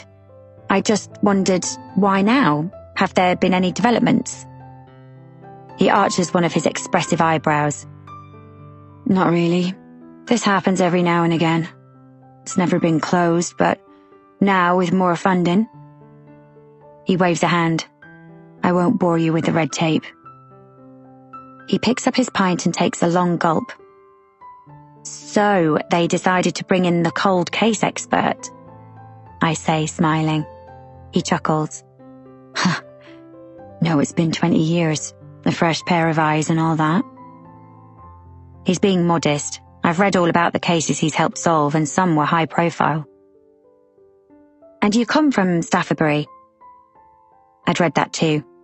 He lowers his glass. Yeah, my dad still lives here, in one of the retirement flats, although I moved away a while ago now with my wife, ex-wife. He flushes slightly. But not that far, Devizes. Do you know it? I shake my head. I used to drink in here as a teenager. He looks around wistfully. It's changed quite a bit. It was a dive back then. He must surely have known the girls. I try to guess his age, but it's hard because there is no grey in his thick hair and only a few lines around his eyes. He could be a few years younger than me. I decide to ask him. Yes, I did know them a bit. He coughs. I was in the same year at school as Katie and Tamsin. I calculate that he must be a year older than me. I'm surprised. And did you know Olivia or Sally? He swallows, his eyes glued to the menu. Not really, no. They were in the year below. He picks up a menu from a stand in the middle of the table. I'm starving. I've hardly had time to eat today. Do you mind if I order some food? Do you want anything? Now I think about it, I could do with something to eat. We decide on pizzas, and Dale goes to the bar to order, insisting it's on him. As he walks back, I notice he's wearing pale blue socks with little white penguins on them, underneath his smart suit trousers that are just a tad too short. For some reason, the sight of them puts me at ease. He slides back into his seat and grins. Shouldn't be long. So, I say, leaning back against the wall, regretting taking the uncomfortable bench seat. You were saying you were at school with Katie and Tamsin. Yeah, that's right. But then I went to university in Edinburgh, and it was while I was there that they went missing. I play with the stem of my wine glass. There was something Brenda mentioned that I wanted to ask you more about. Oh, yeah? She said Olivia reported that she was being followed in the days leading up to the accident. He pulls a thread from the cuff of his powder blue shirt. Yeah, she said that to the police. She saw a man driving a white van. So the police interviewed all the men in the area who drove a white van, and none fit the description. There was building work going on at the same time, so it might not have been a local. but there was hardly any CCTV around in Staffordbury in 1998 when Olivia didn't know the registration plate, so it all came to a dead end. He hesitates as though wondering whether to continue. And then it was thought, perhaps, that she was lying to hide her own guilt. Did the police think Olivia was guilty then? I think to this day many of the locals believe she's hiding something. And do you? I'm not at liberty to say. I haven't even had the chance to interview Olivia myself yet, since reopening the case. Whether... I pause as a woman with dyed black hair and heavily drawn-on eyebrows arrives at our table with the pizzas. Ham and pineapple for me, and pepperoni for Dale. I wait for her to leave before continuing. Were there ever any sightings of the girls? Dale takes a bite out of his pizza and chews, then swallows. Yes, especially in the early days, mainly in the UK, and about 10 years ago there was a sighting in Germany. Of all three? He nods. Apparently, they were spotted in Munich, but it was never verified. An anonymous source claims he saw them wandering around the grounds of Nymphenburg Palace. I don't know, he shrugs. It doesn't sound very feasible. Another time, a woman with blonde hair matching Tamsin's description was seen in Thailand, but again, nothing came of it. He finishes his pizza slice in a few mouthfuls. Sorry. He grins. I didn't have time for lunch. I smile and take a bite of my pizza to show solidarity. I bumped into a woman in town today. I explain about Rita. She said she used to live next door to Tamsin, but her parents split up and moved away. Dale has a swig of his pint. Yes, that's right. They were always arguing. He bows his head. So I heard anyway. And Sally and Katie's parents? Sally's parents are still together and live in Staffordbury. Katie's dad died a few years ago, but her mum is still around. Do you think they would talk to me? He wipes his mouth with a paper napkin. It doesn't hurt to try. They've been very private over the years, though. No press interviews, apart from a televised appeal, not long after they disappeared. But they've always been helpful to the police. I tell him about my visit to Ralph Middleton earlier and witnessing Olivia storming out of the caravan crying. Ralph said Olivia had asked him to keep something secret. His expression grows serious, and he puts the napkin down. And he didn't give any clue as to what that was. I shake my head. He basically kicked me out of the caravan when I asked, and I stop mid-flow. Wesley has just burst into the pub, bringing with him a blast of cold air and a buzz of high-octane energy. He's talking 19 to the dozen, and I spot Olivia behind him, a more subdued presence. He turns to help her down the stone step and gently leads her to a table. She's limping quite a lot, more than earlier. They haven't seen us. She looks downcast, but he seems excitable, regaling some story of a recent night out. The odd words like such a laugh and Stan couldn't stand up for hours drift over to us. What is it? Dale cranes his neck to look at them, then turns back to me, his eyes wide. I heard they were still together. God knows what she sees in him. He was a bit of a knob in school. He coughs. Sorry, not very professional of me. But let's just say we weren't in the same crowd. In fact, he was a bit of a bully at school. Pushed me up against the lockers once. Dale is a good 3 inches taller, although slighter than Wesley. I was a late developer. He laughs as though reading my mind. It's not until Olivia sits down that she sees us. And when she does, I observe the flash of fear in her expression. Chapter 15. Wesley seems not to have noticed us. Olivia looks pretty in a deep rose blouse that brings out the colour in her cheeks. She scrubs up well. I don't know how she can work with horses all day. They terrify me with their flaring nostrils and large teeth. Wesley's voice carries over to us, loud and brash. "Stop staring," whispers Dale, a laugh in his voice. Olivia is sitting diagonally across from me and is doing her best to pretend I'm not here, but there's something in her expression I can't read. Panic, maybe. I pull my gaze away from her and back to Dale. Am I that obvious? I'm so nosy. "I can tell. Subterfuge wouldn't be your thing, would it?" He chuckles. "Now, do you want another drink?" "Let me get it this time. You paid for the pizza." "It's not going to break the bank." He grins. "What do you want?" He stands up and I ask for another wine and lemonade. While he's at the bar, I finish my pizza. Wesley is chatting away, loving the sound of his own voice, unaware of our presence.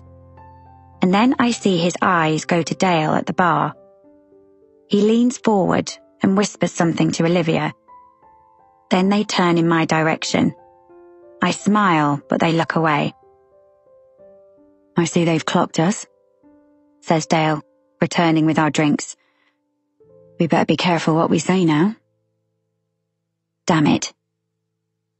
I've still got so much I want to know. Well, hold off on those questions. There'll be other opportunities.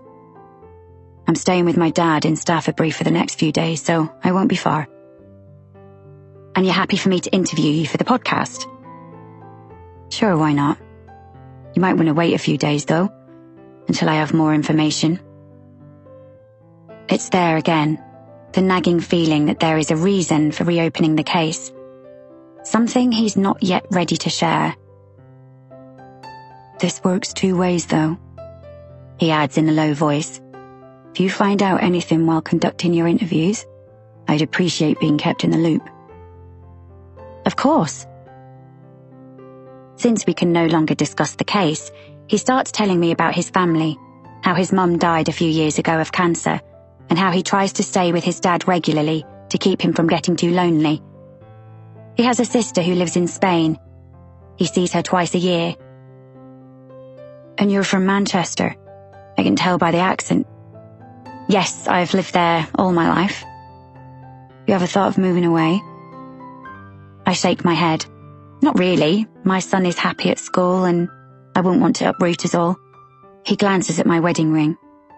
"And what does your husband do?" "He's in finance.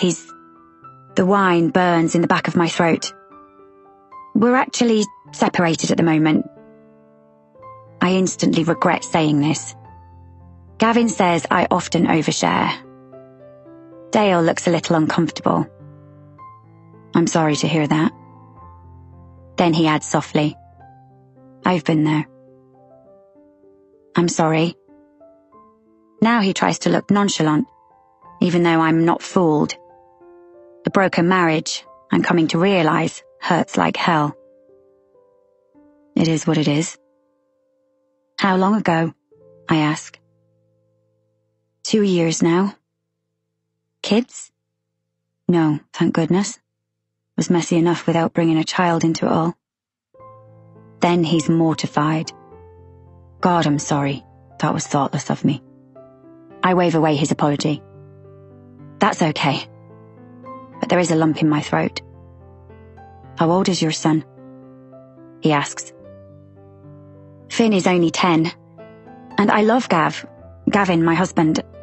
I've been with him since I was 19. Half my life. I really want to make it work." "So it was his idea?" I nod, my eyes smarting. I shouldn't be drinking. I've already shared too much with someone I barely know. Jodie, that's my ex. Well, it was her idea too. It sucks, doesn't it? I laugh despite the pain behind my eyes. It does. I'm sure it'll all be okay. Hopefully you guys can sort it out. I hope so too. Dale's mobile buzzes on the table next to him. He glances at it. Shit, sorry it's work. I better get this. I nod and take a sip of my drink. From across the room I see Wesley get up to go to the bar. I see, says Dale into his mobile, his expression stern as he fiddles with the edge of his paper napkin. Right, okay. Yes, I'm in the area. I'll go now. Is everything okay? I ask when he ends the call. He has a distracted look about him now, and his face is grave. I'm so sorry, Jenna, but I've got to go. Something's happened. He gathers up his coat and I follow suit. As we're leaving, I hear a peal of Wesley's fake laughter. It sends prickles of irritation shooting up my spine. The cold air hits us as we step outside, and I wrap my coat further around my body. I bet they're relieved to see us go. They can enjoy their night now, I say. Dale gives a snort of laughter. I expect so. He strides off towards our cars, which are parked near each other, and I fall in beside him. Are you okay to drive? I say when we reach his car, a blue Volvo with a dent in the bumper. I'm fine. I had a very weak shandy and there was hardly time to get started on my second pint. But thanks for your concern. His lips twitch. Maybe you should have been a police officer. I wonder if I've offended him, but his tone is light. I hesitate as he points his keys at his car and the lights flash on. Are you able to say why you've been called away urgently? He opens the car door and my heart sinks with disappointment. He's not going to answer me. But he seems to change his mind. A man's been found dead. In Staffabury? He nods curtly, then gets behind the wheel. My journalistic brain is crying out to know more. Who? I can't say yet, but I'll be in touch when I can, and we can set up an interview. Bye, Jenna. He closes the door, and I have no choice but to get into my own car. I turn the ignition on and watch as Dale pulls away. And then, I slowly follow him. Chapter 16. Olivia. Olivia is relieved when she sees Dale Crawford leave with Jenna. The whole time they were in the same airspace, she felt like the oxygen was being sucked from the room. She'd heard he'd become a cop, and was now working on her friend's disappearance, and it irritates her that Jenna is already trying, no doubt, to charm information out of him. The mood has now changed between her and Wes. While Jenna and Dale were here, he acted his usual chirpy self, even a little hyperactive. Now he seemed subdued, as though they'd taken his spirit with them when they left, leaving behind just a shell. Well, that was weird, he says, getting up from the table. He looks troubled as he pulls on his puffy coat. Their food remains half-eaten. Olivia had lost her appetite as soon as she walked through the door and saw Dale and Jen together. What do you think they were talking about? Me, I expect, she says, shouldering on her jacket. She tries to keep her voice even, to hide how rattled she feels. Jenna will try to speak to everyone connected with the case.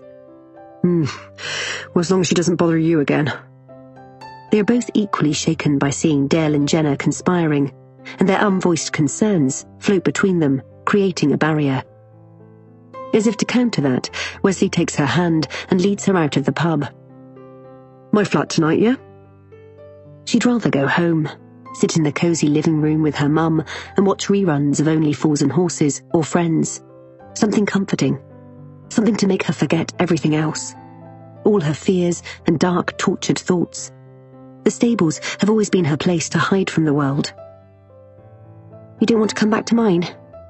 I'm always at yours, Liv, and we have more privacy at mine. Your place is small, though. That's why we need to find somewhere of our own. I really like your mum and everything, but I'd rather it just be the two of us. It's begun to drizzle, beads of rain landing softly on Wesley's dark head. He holds his arm out, and she takes it obediently, and they wander towards the high street. He's trying his best to be chipper, chatting away about a comedy he watched the other night, but she can sense an underlying anxiety to his tone. Just as they reach Madame Tovey's, they spot Izzy and her boyfriend Joe ambling towards them.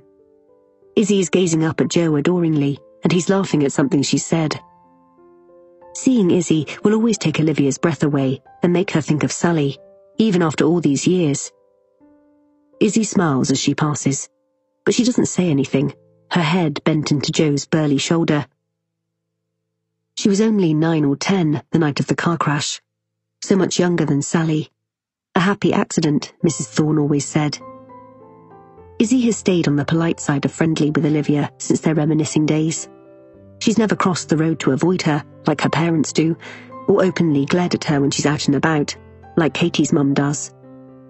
She's relieved that at least Tamsin's parents have moved away, and she doesn't have to face their judgment and hostility. The flat is dark when they get back. Wesley has rented it from Madame Tovey downstairs, since his mother turfed him out in his late 20s. Initially, they were supposed to live in it together, but back then, Olivia still had difficulty with stairs. She forgets sometimes how much her health has improved over the years, with the advances in procedures to her leg.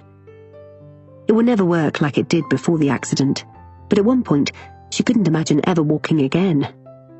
The crooked staircase wasn't enough to put Wesley off renting the place, though, and she'd often wondered if it was because, deep down, he wasn't ready to live with her either. The flat is tiny, mostly one large room with a beamed ceiling, a small kitchen in the corner, and a bathroom off it. Wesley's double bed is unmade, a pile of clothes strewn over the ugly leather armchair in the corner. Facing it, and the massive TV, there is an equally ugly 3-seater black leather sofa. The flat is sparsely furnished, and it has a funny smell. It will never feel like home to her. Wesley switches on the kettle, then settles on the sofa, patting the seat next to him. "So," he says, when she's beside him. "What do you think about buying a flat together? I've been saving for years. I know a bank teller doesn't earn that much, but I've been saving for a deposit. We'll own it jointly, both our names on the mortgage." She surveys his new trainers, his expensive North Face coat, the new 49-inch TV on the wall with a cupboard full of gaming equipment underneath, and presses her lips together. Not to mention the 2-year-old BMW he bought last spring. She can't think about all this now. It's too much. "I think we could even get one of those nice 2-bed apartments that are being built the other side of the stones," he continues. "We could afford to furnish it nicely.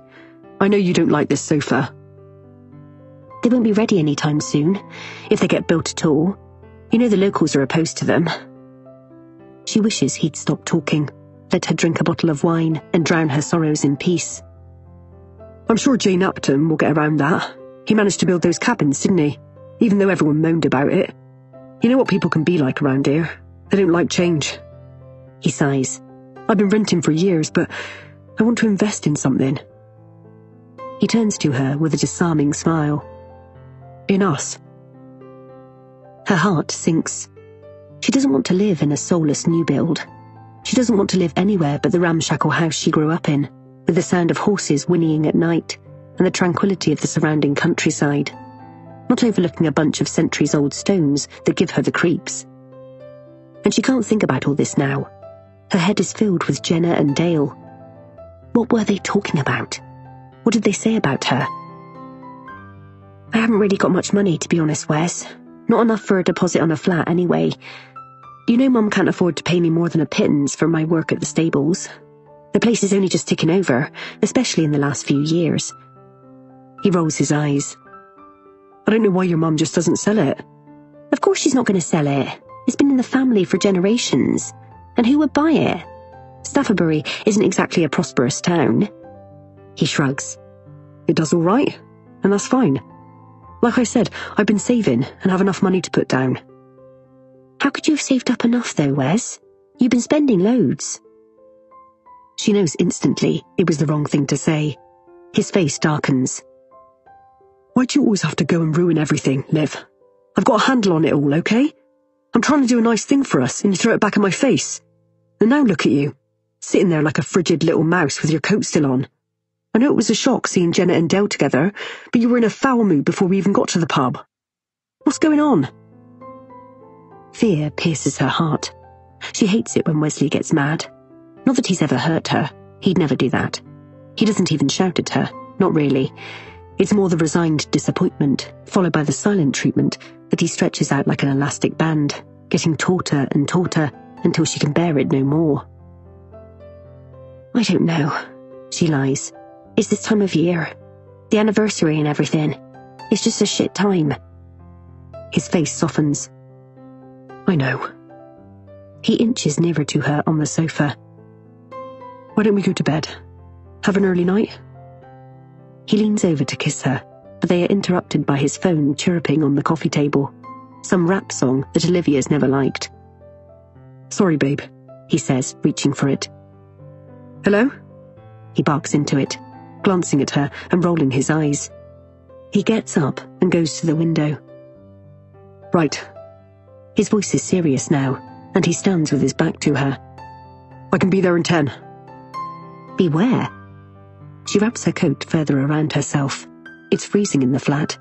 She just wants to go home. He slips his mobile into the back pocket of his jeans. Sorry, babe, something's come up. She frowns. What do you mean? I need to pop out. A friend has asked me for a favor. You can stay and wait for me here, or I can drop you back home. She gets up from the sofa, and he comes towards her and tucks a lock of her hair behind her ear. Which friend? Stan, he says too quickly. Wesley has lots of friends she doesn't know, all with monikers like PJ and Sick Boy and Pod. Even Stan isn't his real name. She has no idea what it is. She doesn't think any of his mates go by the names they were actually born with. She doesn't care that she has never got to know them, even though she remembers some from school. They were immature then, and they're immature now. On the odd occasion she's bumped into Wesley with these mates, they're usually talking about football or the latest PS4 game. She suspects that when Wesley isn't staying at hers, he spends way too long on his gaming station, talking to his mates through headphones. He's like a 17-year-old in the body of a 39-year-old man. That's fine. She doesn't ask what's come up at 9 o'clock at night. She finds that she doesn't care right now if it means she can fall asleep in her own bed. He can't get her into his car fast enough. He has a parking space around the back of the high street where all the delivery entrances and garages are. She gets into his BMW, shivering and tired, desperate for bed and oblivion from her racing thoughts. He pulls up outside her house, brushes her cheek with his lips, and is driven away before she's even got to the front door. The TV is blaring as she walks into the hallway. Her mum is watching a sitcom with canned laughter. She suspects it's a rerun of Seinfeld. "Hi, love," she calls when she hears Olivia come in. She turns as Olivia stands in the doorway. The room is dark, and the television casts a bluish hue over everything. "Not staying at Wesley's after all?" Olivia slumps onto the sofa next to her. "No, he had to go out to see a friend." "Right," she replies, looking back towards the TV. "Do you think Wesley's cheating on me?" she asks. Is that why he raced off tonight? An image of Izzy pops into her head. Beautiful, young, like Sally had been. But no, she shakes the thought away. Of course he isn't. Why would he ask her to move in with him otherwise? Wesley might irritate her sometimes, but she'd be lost without him, wouldn't she? She tries to imagine her life without him in it, and finds she can't. It's as unfathomable as living without oxygen. He's always telling her she needs him. And she does. Of course he isn't.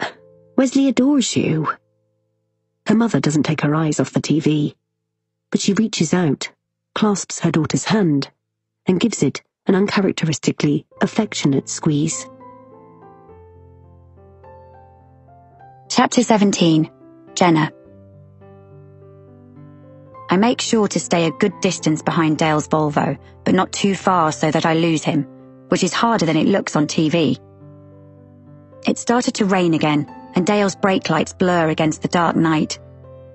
He's continuing onto the Devil's Corridor, and I follow. He doesn't take the left turning to the cabins, but keeps on the main A road, and I follow suit.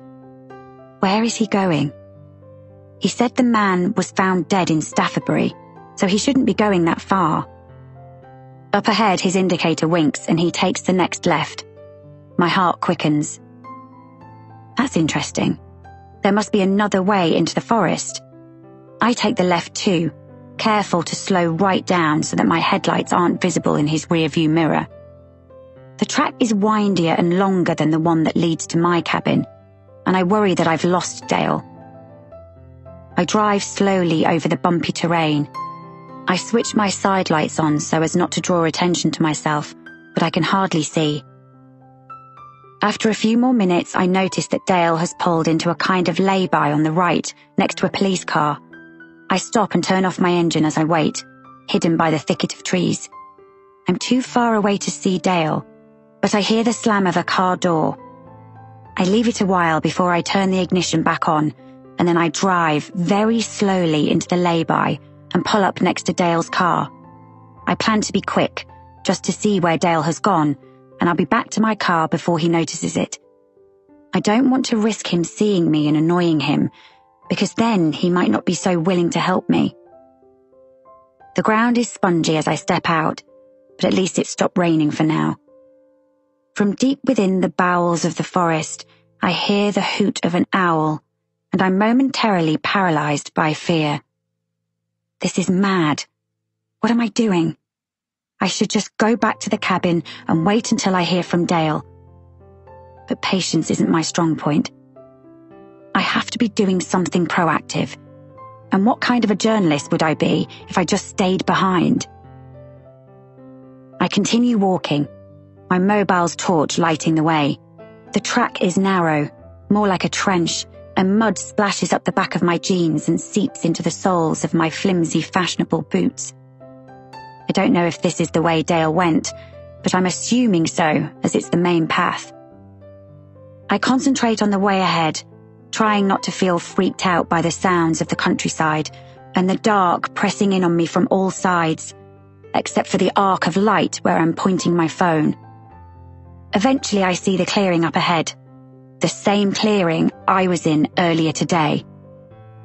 Bile rises at the back of my throat when I notice a hub of activity near Ralph's caravan. A white tent, 2 policemen erecting tape around it. There are flashes of torchlight and I can just about see someone I assume to be Dale heading into the tent, with a woman in a forensic suit who is carrying a metal suitcase. I hide behind a tree trying to catch my breath. The snap of a twig makes me freeze. The back of my neck prickles, as if someone has blown on it. I turn slowly, expecting to see someone behind me. Dale, perhaps, furious even though I'm sure I saw him go into the tent. But I can't see anyone. I better get back to the car. I need to keep Dale on side if I want him to confide in me about what's happened here tonight. I make my way down the track, almost stumbling in my desperation to reach the safety of my car. Crime tape, police, forensics. Ralph was murdered. And the person responsible could still be here, in the forest, watching me. As if on cue, another twig snaps underfoot and I gasp in fright. There's no denying it now. Someone is behind me. I can feel their presence. I don't turn around. Instead, I break into a run, slipping and sliding down the mud track. A brush to my shoulder, a hand trying to grab me. I scream, my legs buckling beneath me, a flash of pain to my head. And then everything goes black. Chapter 18. I can hear a young child crying. It's grating and insistent. Is it Finn? Finn? Where am I? There is a shooting pain in my head, and when my eyes flicker open I see trees. So many trees soaring upwards, their dark branches bobbing in the wind, the pine needles pressed together and eclipsing the sky. And then I remember. I'm in the forest. I'm lying on my back in the mud. I was being followed. The back of my head is throbbing. Someone attacked me. They could still be here. I have to get up. I need to get out of here and back to my car. My hands sink beneath the mud as I try to winch myself up, and my whole body feels weak. Panic sets in at the thought my attacker is still here waiting. My legs flail as I try to get a foothold on the ground, but I manage to pull myself up and scramble to my knees. I need help. I look behind me, half expecting to see the perpetrator standing over me, but nobody's there. Hello? I hear a familiar voice from between the trees, then see a flicker of torchlight, bleaching the ground in front of me. It's Dale. Thank God. As he comes closer, I see the disapproval on his face. Jenna? What are you doing here? I'm still on my hands and knees, and he bends down to help me to my feet. What happened? Are you okay? I'm covered with mud. I can feel it in my hair and soaking into the back of my jeans. He's still holding on to my elbow. Did you fall? I feel like such an idiot. I'm sorry. I wanted to see what was going on, but then on the way back to the car, someone was following me. They hit me. I must look like a right idiot, standing here in my mud-stained city clothes. What was I thinking? He drops my elbow. Even in the dark, I can tell he's angry. You shouldn't be here, Jenna. I've messed everything up. He's not going to trust me now, and he won't help me with my podcast. I wince as pain shoots up my neck and into the back of my head. Are you hurt? His voice softens. My head, I say, reaching up and touching it. I can feel something sticky. It's either mud or blood. Dale must take pity on me because he snakes an arm around my waist and helps me back down the track to my car. It started to rain again, heavier this time. I feel utterly miserable and in pain. Did you hear that child crying? I ask desperately. I can see the dark shadows of our cars parked up ahead. I think you should get checked over. You might be concussed. There was a child. He leads me to his car. When I try to protest, he says, Jenna, you're in no state to drive back yourself. I'm going to take you to A&E. Everything spins as I sink into his passenger seat, gratefully, conscious I must be getting mud on it. How long had I been lying there unconscious? It must have been a while if Dale had finished and was heading back to the car. I touch the back of my head gingerly, and when my hand comes away, I see blood all over my fingers. Shit, says Dale, his face full of concern. You're bleeding quite a lot, Jenna. Here, take this. He hands me an old cloth that he must use for wiping the windscreen, and I press it to the back of my head. You think someone did this to you? I nod and wince as the movement causes lights to erupt in front of my eyes. Yes, someone was following me. I felt a hand on my shoulder, and then I can't remember. I feel close to tears and swallow a few times, trying to compose myself. As Dale reverses out of the lay-by, I squint, trying to spot anyone lurking among the trees. But there's nothing other than dark shadows flickering between the branches. It was reckless of you, admonishes Dale, as he pulls onto the Devil's Corridor. Is it Ralph, who was found dead? Yes, he says quietly. What happened? It's unexplained at the moment. We'll know more after the pathologist's report. Do you think he was murdered? Jenna? A warning in his tone. I press my lips together, and we don't speak for a while. Despite the pain in my head, guilt weaves its way around my insides until I blurt out tearfully.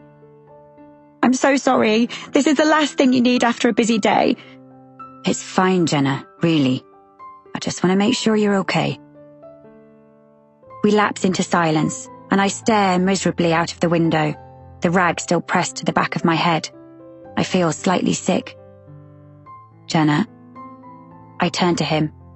I notice he has a smear of mud on his cheek. His face in the dim light is hollowed out in shadows, but he looks tired. I feel another tug of guilt that he's having to drive me to the hospital. I'll need to take a formal statement from you about your conversation with Ralph earlier today, the time you visited him, and what he told you about Olivia. Okay, I say, nausea rising. I'm not sure if it's because of the intense pain in my head, or because it's hit home that I was one of the last people to see Ralph Middleton alive. Chapter 19. Night Visitor. Jean-Paul had been distant after the barbecue and his chat with his old mate. Stace had asked him about it as soon as they were alone, but he brushed it off and told her he was too jet-lagged and drunk to talk. He just wanted to crash. Stace had fidgeted next to him, wishing she could fall asleep as easily. The light from the moon fell onto Jean-Paul's sleeping form, illuminating his bronzed back, his strong shoulders, and she reached out and ran her finger down the length of his torso. He didn't stir. What was he hiding from her? She'd thought she knew him so well, but their romance, which had burnt brightly for the first few months, had been slowly getting dimmer as soon as they'd moved in together last year. Something she hadn't wanted to admit to herself because she hoped that things would return to how they had been at the beginning. He'd rarely spoken of his past, or Derek, and she'd never thought to ask. They'd been so wrapped up in the here and now, their little cocoon, which she'd always felt was untouchable. But now she realized she was naive. How well did she really know Jean-Paul? It was no use. She was worrying too much to sleep. She stepped carefully out of bed so as not to wake him, and pulled on the sundress she'd been wearing earlier. She'd go to the kitchen and fetch herself a glass of water. When she reached the bottom of the winding staircase, the marble tiles refreshingly cold beneath her feet, she saw a light coming from the patio beyond the kitchen. And there, in the amber glow of the garden lights, sat Derek, his back to her. She could see he had a cigarette in his hand, the smoke curling away from him and disappearing into the warm night air. She hesitated. She didn't fancy sitting alone with Derek, a man she hardly knew. Something about him unsettled her. Unless she thought back to his heated conversation with Jean-Paul. Could she dare ask him about it? Are you going to stand there all night? His voice was low and growly. She padded through the kitchen. It was immaculate, unlike they'd left it earlier, and she felt a pang of guilt that Derek's maid, Anya, had had to clean up after them. She stepped onto the patio. The air smelt smoky, sweet, and not entirely unpleasant. His shirt was open, and a lock of his blonde hair fell over his tanned face. Despite herself, her tummy did a weird little flip, and then she felt guilty, as though just being here with this man, finding him attractive, had somehow meant she'd betrayed her boyfriend. He indicated the lounger next to him, the tip of his cigarette like a firefly against the velvet sky. She slid into it.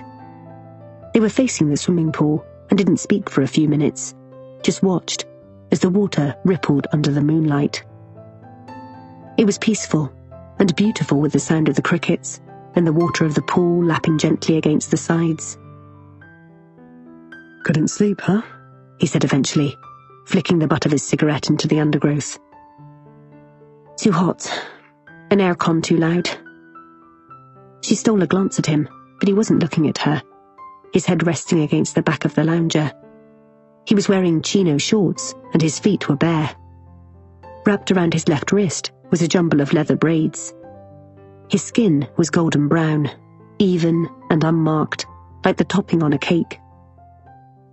So, she said, swinging her legs around so that she was facing him.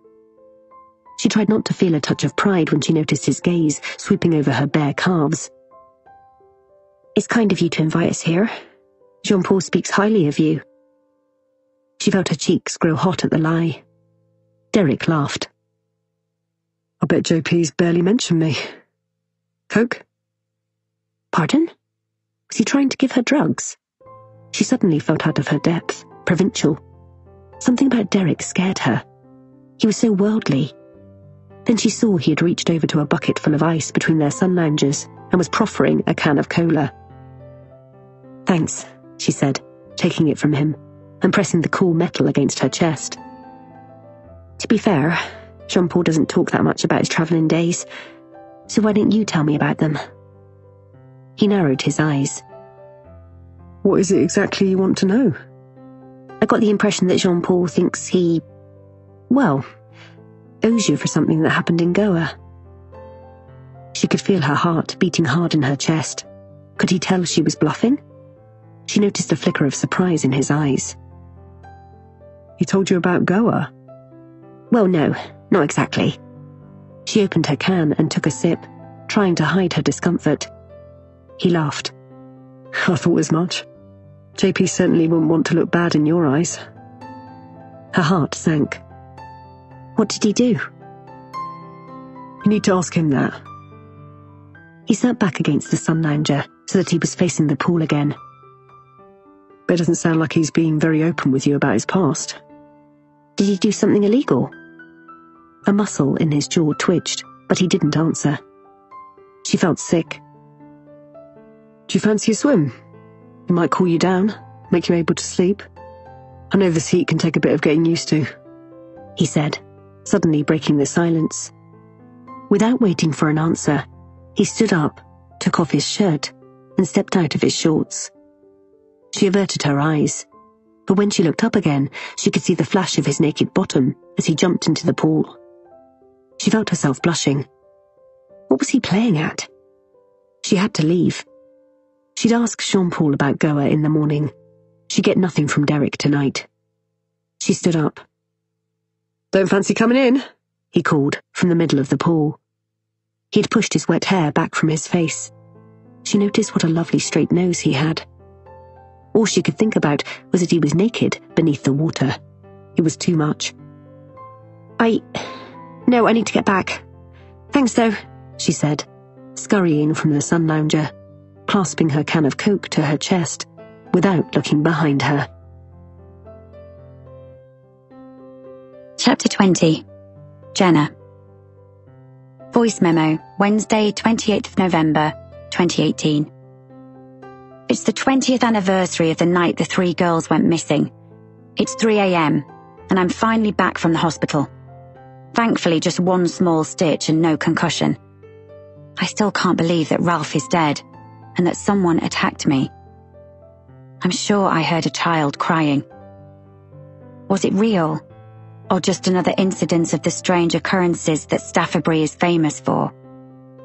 I need to sleep now. When I wake up, I still have a slight headache. I can hear someone clattering around in my kitchen and panic flares until I remember.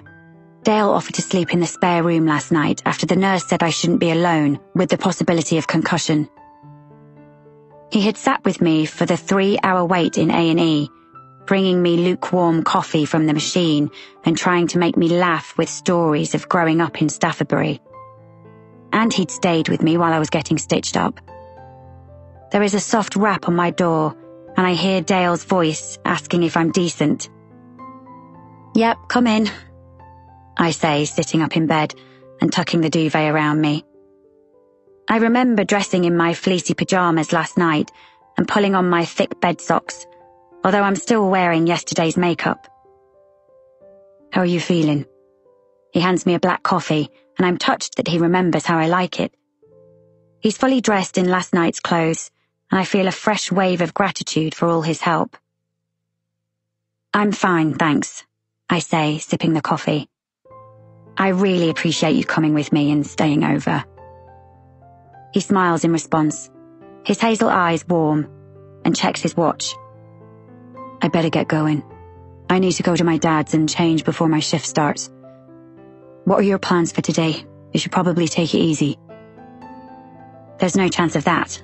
I've got too much to do." I take another sip of coffee, not caring it's too hot. My mouth feels like the bottom of a birdcage.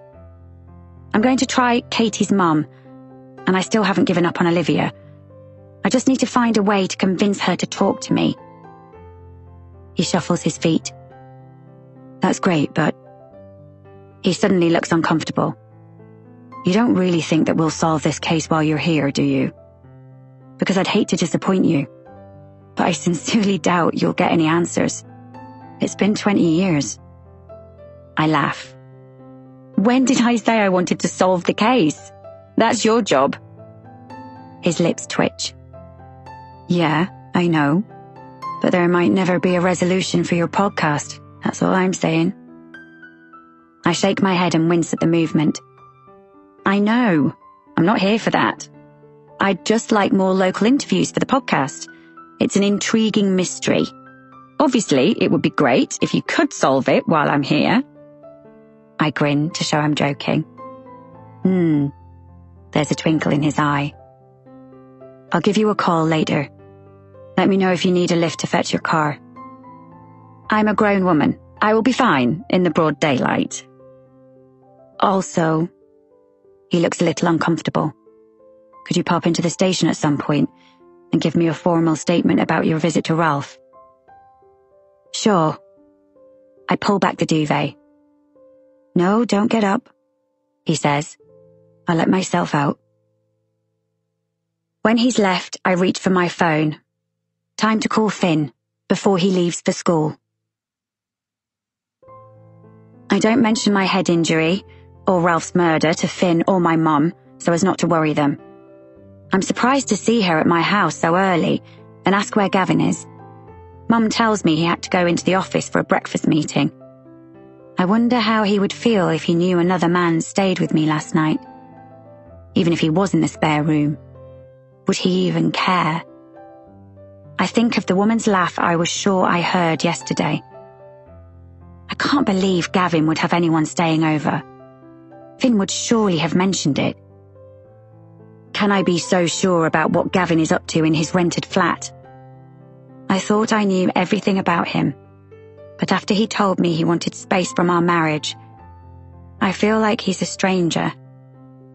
I had trusted him, but now I can't help the nagging voice in my head taunting me that he wants space from our marriage because he's met someone else. After I finish chatting to Finn, I fall back against the pillows and close my eyes, trying to dispel the slight headache. Olivia and Wesley pop into my head, and how unnatural they had seemed last night. Olivia had more or less squirmed with us there, and Wesley had acted oddly too. I must have fallen back to sleep because I'm woken by a thud against my bedroom window, as if something has been thrown against the glass. I sit bolt upright, my heart scudding. What the fuck was that? I look at my phone, it's 9:30. I hurry out of bed and throw open the curtains, terrified of what I might find. There's a streak of blood trailing down the glass. I dart out of the room, fling open the front door, and am hit by a cold gust of air. There's nobody there. My breath fogs in front of me as I step onto the freezing slabs, my socks sticking to the thin layer of ice. I go back into the hallway to thrust my feet into my wellies and pull on my coat over my pajamas before I hurry back outside to where my bedroom window is. The blood looks worse out here, smeared across the glass, and I take a sharp breath. A dead bird is at my feet, its neck bent. I look at its sad, unseeing eye and feel a twinge of melancholy. Happens a lot, I'm afraid, says a voice from behind me, and I jump in fright. Stupid pigeons flying into the windows. I turn to see a man standing at the end of the driveway, half expecting it to be the person I saw the other night who's staying in the cabin opposite. This man isn't wearing a big overcoat that hides his face, and is instead smartly dressed and businesslike. He looks to be in his late 60s, with closely cropped grey hair and neatly trimmed beard, an expensive-looking beige Macintosh over a well-made navy blue suit. Sorry to startle you. You must be Jenna Halliday. He thrusts a large hand in my direction. I nod as I walk up to him and shake his hand. And you are? I'm Jane Natson, the owner. We spoke on the phone. Oh, yes. Relief floods through me. Nice to meet you properly. He smiles in response. Likewise, I just came to do a checkup of all the empty cabins. Yours is the only one occupied at the moment. It's not a very busy time, but I'm hoping that changes by the summer. What about that cabin there? I point to the one opposite. Foxglove. He shakes his head. No, just you. But that can't be right. Has the person left? He looks puzzled. What person? Someone was there when I arrived. I assumed it was a man by their height and build, but it was hard to tell. I saw him yesterday too. He had a German Shepherd dog with him. Whoever it was, he was wearing a long, hooded coat. Jay's face darkens. Nobody else is booked into these cabins, and there hasn't been anyone for weeks. It's just you here. Could you have been mistaken? Lots of dog walkers use the forest. Definitely not mistaken. There were lights on in the cabin. I saw the person go in there myself. Now I'm freaked out. Jay's face is serious. You're sure about this? Yes, I'm sure. Could it be squatters? He straightens. I doubt it. These cabins are checked on regularly by myself, mostly. And if not me, then my team. Stay there. I'm going to look. He marches off across the uneven dirt track to the cabin opposite, and I quickly pull my front door to, making sure the key is in my pocket, then jog after him. Jay takes what must be a master key from a chain in his pocket and opens the door. I flinch, expecting a dog to charge out, but there is silence. Hello? Calls Jay, almost theatrically, walking further into the cabin, which is a mirror image of mine. I shadow him. He pushes open the main bedroom door, but it's empty. He does the same with the next bedroom, and then the living room. They too are empty. The whole cabin looks unlived in. Jay stands in the white gloss kitchen, looking into the living room that is so similar to mine, except the sofa is lime green and there is no animal head on the wall. Instead, there is a cowhide rug on the wooden floor. It looks perfectly empty. I put a hand to my head. My brain feels frazzled. I don't understand it. Someone was here yesterday. Well, he says, a note of irritation in his voice. There's nobody here now. I can't believe this. Surely, whoever was here would have left some sign. I return to the main bedroom. The duvet on the bed is unwrinkled. The wardrobe is empty. There's nothing under the bed. I sniff the air. Not even the smell of dog. I go into the ensuite, open the cupboard under the sink, and check the shower for signs of use. Nothing. I do the same in the twin room. Well, says Jay, standing at the doorway, his brow creased. I shake my head. It's weird. Someone was here. But now there's no sign of them. The lock hasn't been tampered with. There's no sign of a forced entry. He sighs. This is sadly the kind of thing that goes on here. I turn to him. What do you mean? Oh, just strange happenings. Talk of the supernatural, the paranormal.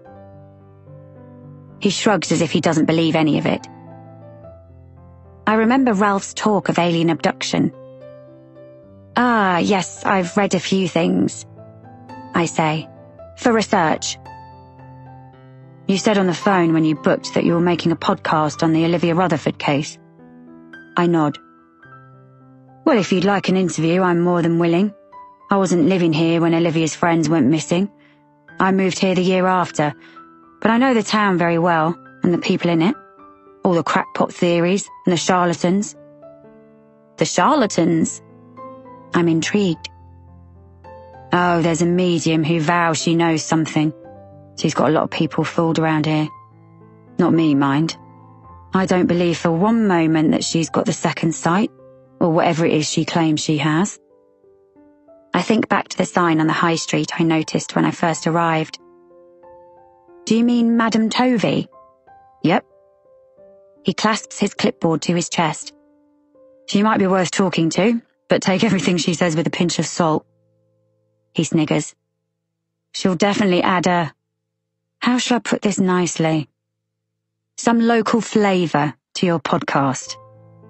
Great, I say, pleased that somebody actually wants to be interviewed. Can I meet you later? I need to get my car. I've left it in the forest. Oh? He raises his eyebrows questioningly. Long story, I reply. I wonder if he knows about Ralph Middleton. I'm assuming he must, considering he was found dead on his land. I decide to wait until later to ask him about that. I've got a few things to do this morning, but why don't you come by the office around 2 p.m? He opens his briefcase and extracts a card. Here, your address is on there. But if you turn down Halfpenny Lane and make a right, opposite Staffordbury Stables, and keep going until you get to the end of the road. My offices are on the industrial estate there. I take the card and return to my own cabin, suffused with unease and paranoia. I change quickly, without showering, suddenly desperate to escape the cabin, the forest, and the unshaken sense of being watched. Chapter 21. Olivia. When Olivia opens her eyes, she's instantly hit with a sense of impending doom, fear, and regret. And then she remembers why. It's the 20th anniversary today. She wishes she could go back, close her eyes, and wake up on this day in 1998. She would do so many things differently. The doorbell rings as she's getting out of bed. Her mum will be in the yard, feeding the horses. She hastily pulls on yesterday's jodhpurs and jumper and makes her way down the stairs, holding onto the banister for support. Her stomach plummets when she opens the front door and sees Dale with a younger man at his side. Dale's hair is standing up in peaks, and the end of his nose is red from the cold.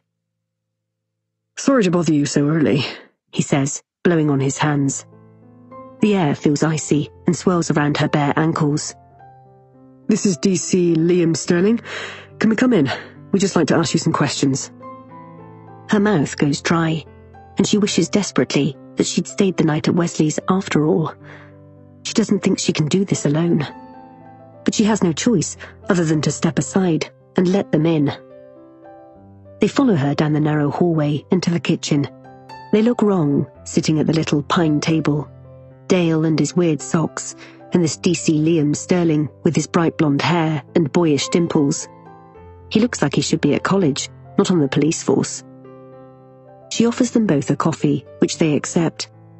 As she's pouring boiling water into their mugs, Dale says, "I'm afraid we've got some bad news." Her hand shakes as she lowers the kettle. She doesn't trust herself to bring their mugs to the table without dropping them or spilling the coffee. "I think you should sit down," suggests Dale. He gets up and helps her carry the coffees. When he's sitting, facing her, he says gravely, "Ralph Middleton was found dead last night." He gives her a moment to digest this information. She can't speak. She remembers their last conversation, the hurt in his eyes, her tears. "Oh, Ralph." She buries her head in her hands as blood rushes to her ears. She can hear Dale's soothing voice telling her how sorry he is and asking if there is anyone who can come and sit with her. She lifts her head. "No, I'm fine." "I understand you went to visit him yesterday. Around 4? She nods, her palms sweating. She can't tell him what they talked about. "You were seen leaving his caravan in tears." She glances across at DC Sterling.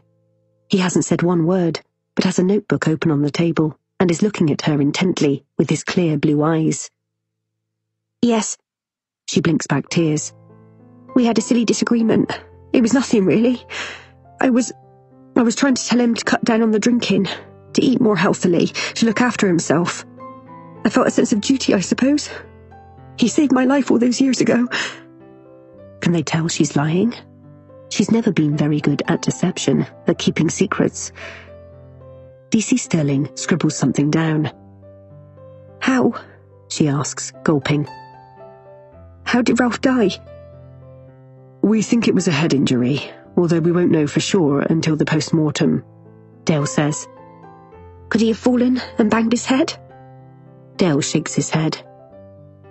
"It's looking suspicious at the moment. I'm so sorry, Olivia. I know it's a horrible thought that someone would want to hurt Ralph deliberately."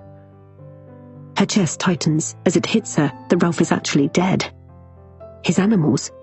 Oh God, she hadn't thought about them. Where were Bertie and Tiddles and Timmy Willie and all the others? She'd need to find them.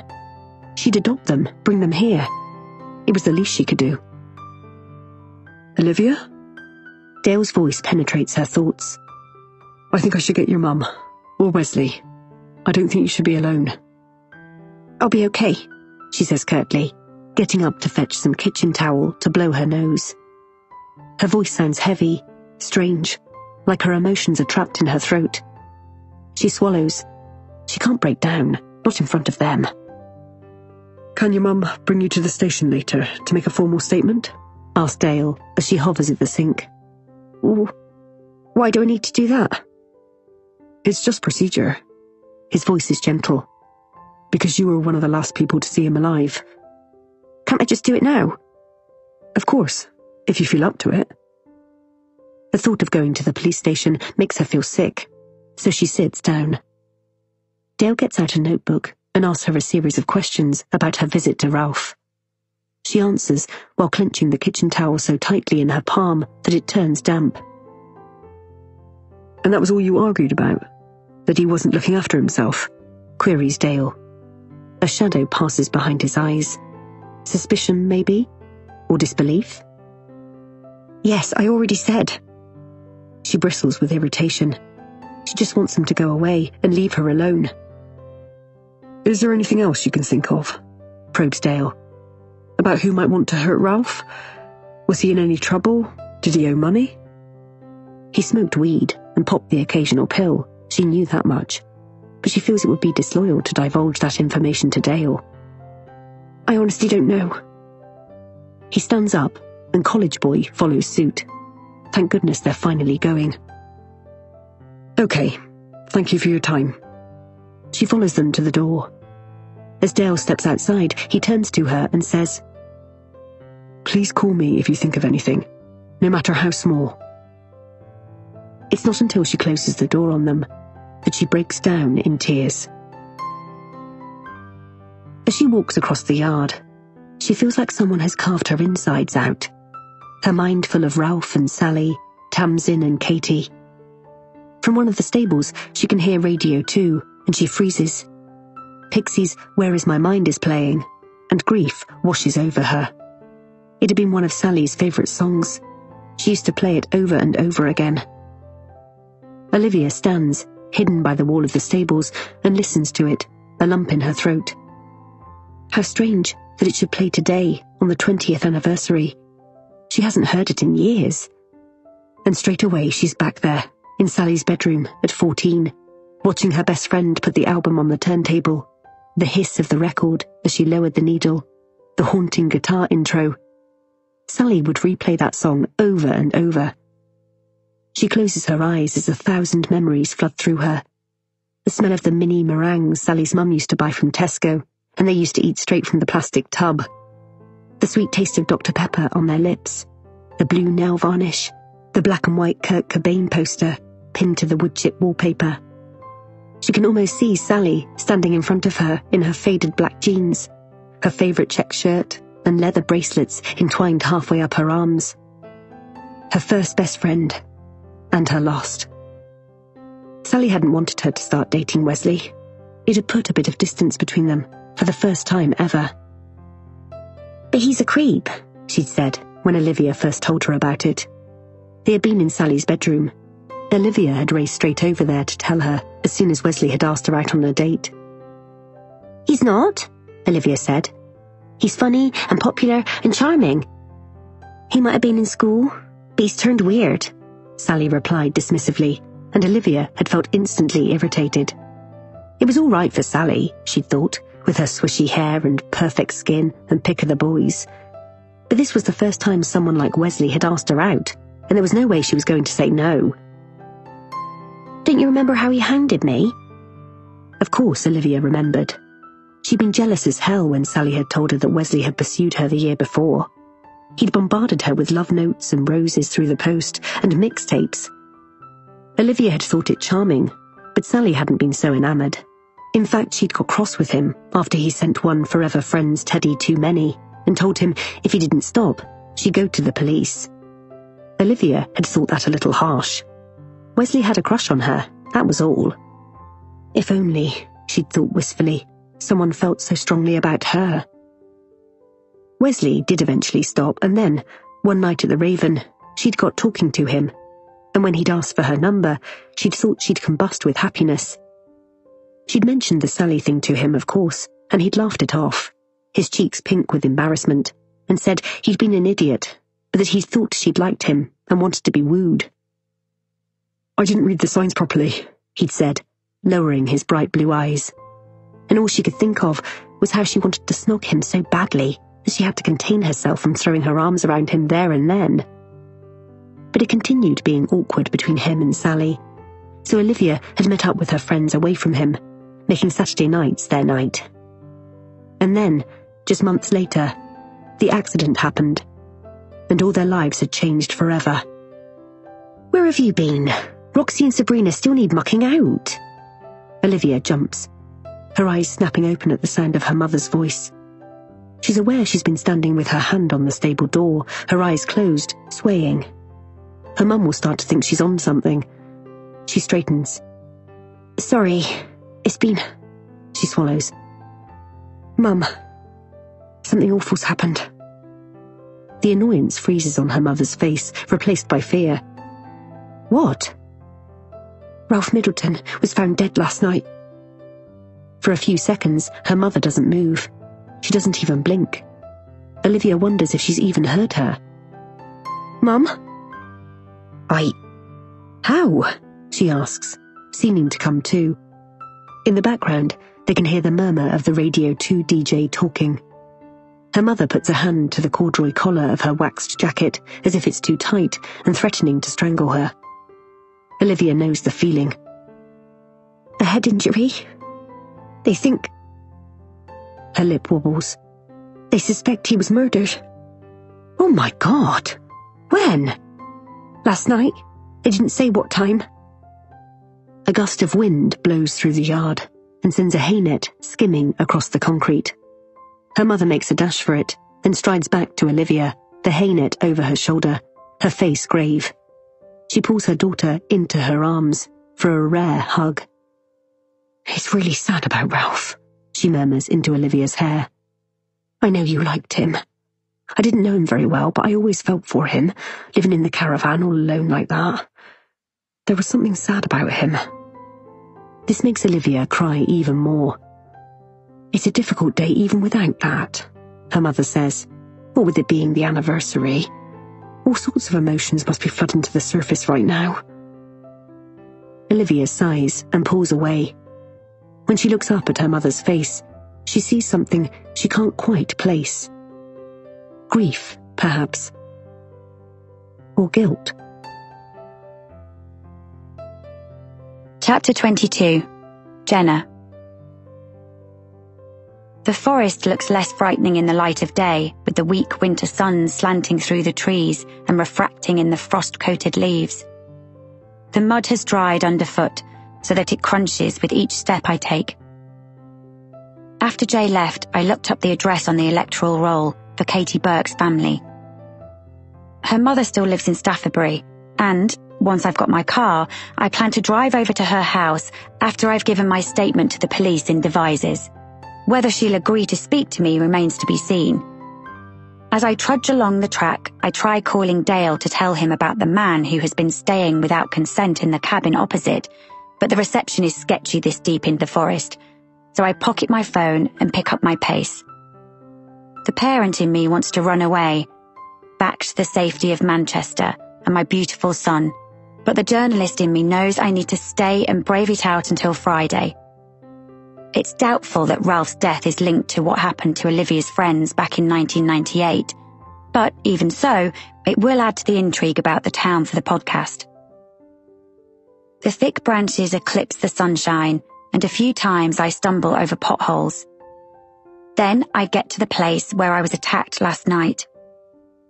There is a kind of dip in the track, still boggy in places from yesterday's rain. I touch the back of my head gingerly. It's still bruised and tender, and I can feel where they put in the stitch. I stand still and listen. I can hear the faint faraway sounds of voices coming from the clearing, which must be the police still at the scene, and the solitary bark of a dog. I shudder when I remember the hand on my shoulder last night, the feeling of being followed before I was struck with something. Did whoever it was mean to kill me too, like Ralph? Or was it just to frighten me? To stop me snooping? How lucky it was that Dale was the one to find me when he did. I wonder if he scared off my attacker. I'm not sure how long I was lying on the ground. I walk on, faster now, suddenly desperate to get back to my car. I almost run the last few steps, but then I stop. Something has been shoved under my left windscreen wiper. My first thought is it's a flyer, until I register I'm in the middle of a forest. On closer inspection, I can see a message has been scribbled on lime paper that looks like it's been ripped from one of my notebooks. I slide it out from under the windscreen wiper, and my blood runs cold as the words swim in front of me. They are written in neat block capitals slanted to the left. Leave town, or you'll be next. Chapter 23. I drive erratically out of the forest, my head almost bumping against the ceiling as my car bounces over the potholes on the track, as though I'm being chased. I don't even know if I should be driving after my head injury last night. Calm down, I tell myself. It's not like me to be so spooked. But a lot has happened over the past 24 hours. I only start to breathe easier when I'm back on the Devil's Corridor and heading towards the next town. It's a relief to be driving away from Staffordbury for a bit. Devizes is bigger and more bustling than Staffordbury, and I park outside the police station. When I arrive, a young detective with a baby face called D.C. Sterling says he's expecting me. It doesn't take long to give him my statement, and once I've signed it, I'm on the road again. I didn't mention the note, because they might take it and file it somewhere, and I want to keep it to myself for now. At the back of my mind, there is the possibility of using it as some kind of bargaining tool, in exchange for more information from Dale. It isn't long before I'm back on the Devil's Corridor, and I try to imagine what it must have been like for Olivia that night, with the wind and the rain. The Welcome to Staffordbury sign is up ahead, with its warning to drive slowly through the town. I head along the high street, which looks prettier in the winter sunshine. A large Christmas tree has been erected near the war memorial since yesterday. I can't even think about Christmas and how it will be this year. Will we spend the day together for Finn's sake? As I drive towards Blackberry Avenue, where Katie's mum lives, I have to pass the stables. I can see Olivia chatting to a woman I don't recognize across the saddle of a chestnut pony. What do you know? I wonder. Is it conceivable she knows nothing about her 3 best friends' disappearance? Blackberry Avenue is a small road that joins with another at the end and is set with a row of detached houses from all eras. Number 5 is a mock Tudor with symmetrical windows, a driveway and a garage on the side. It's small but tidy, almost sensible looking, and I wonder if this is where Katie grew up.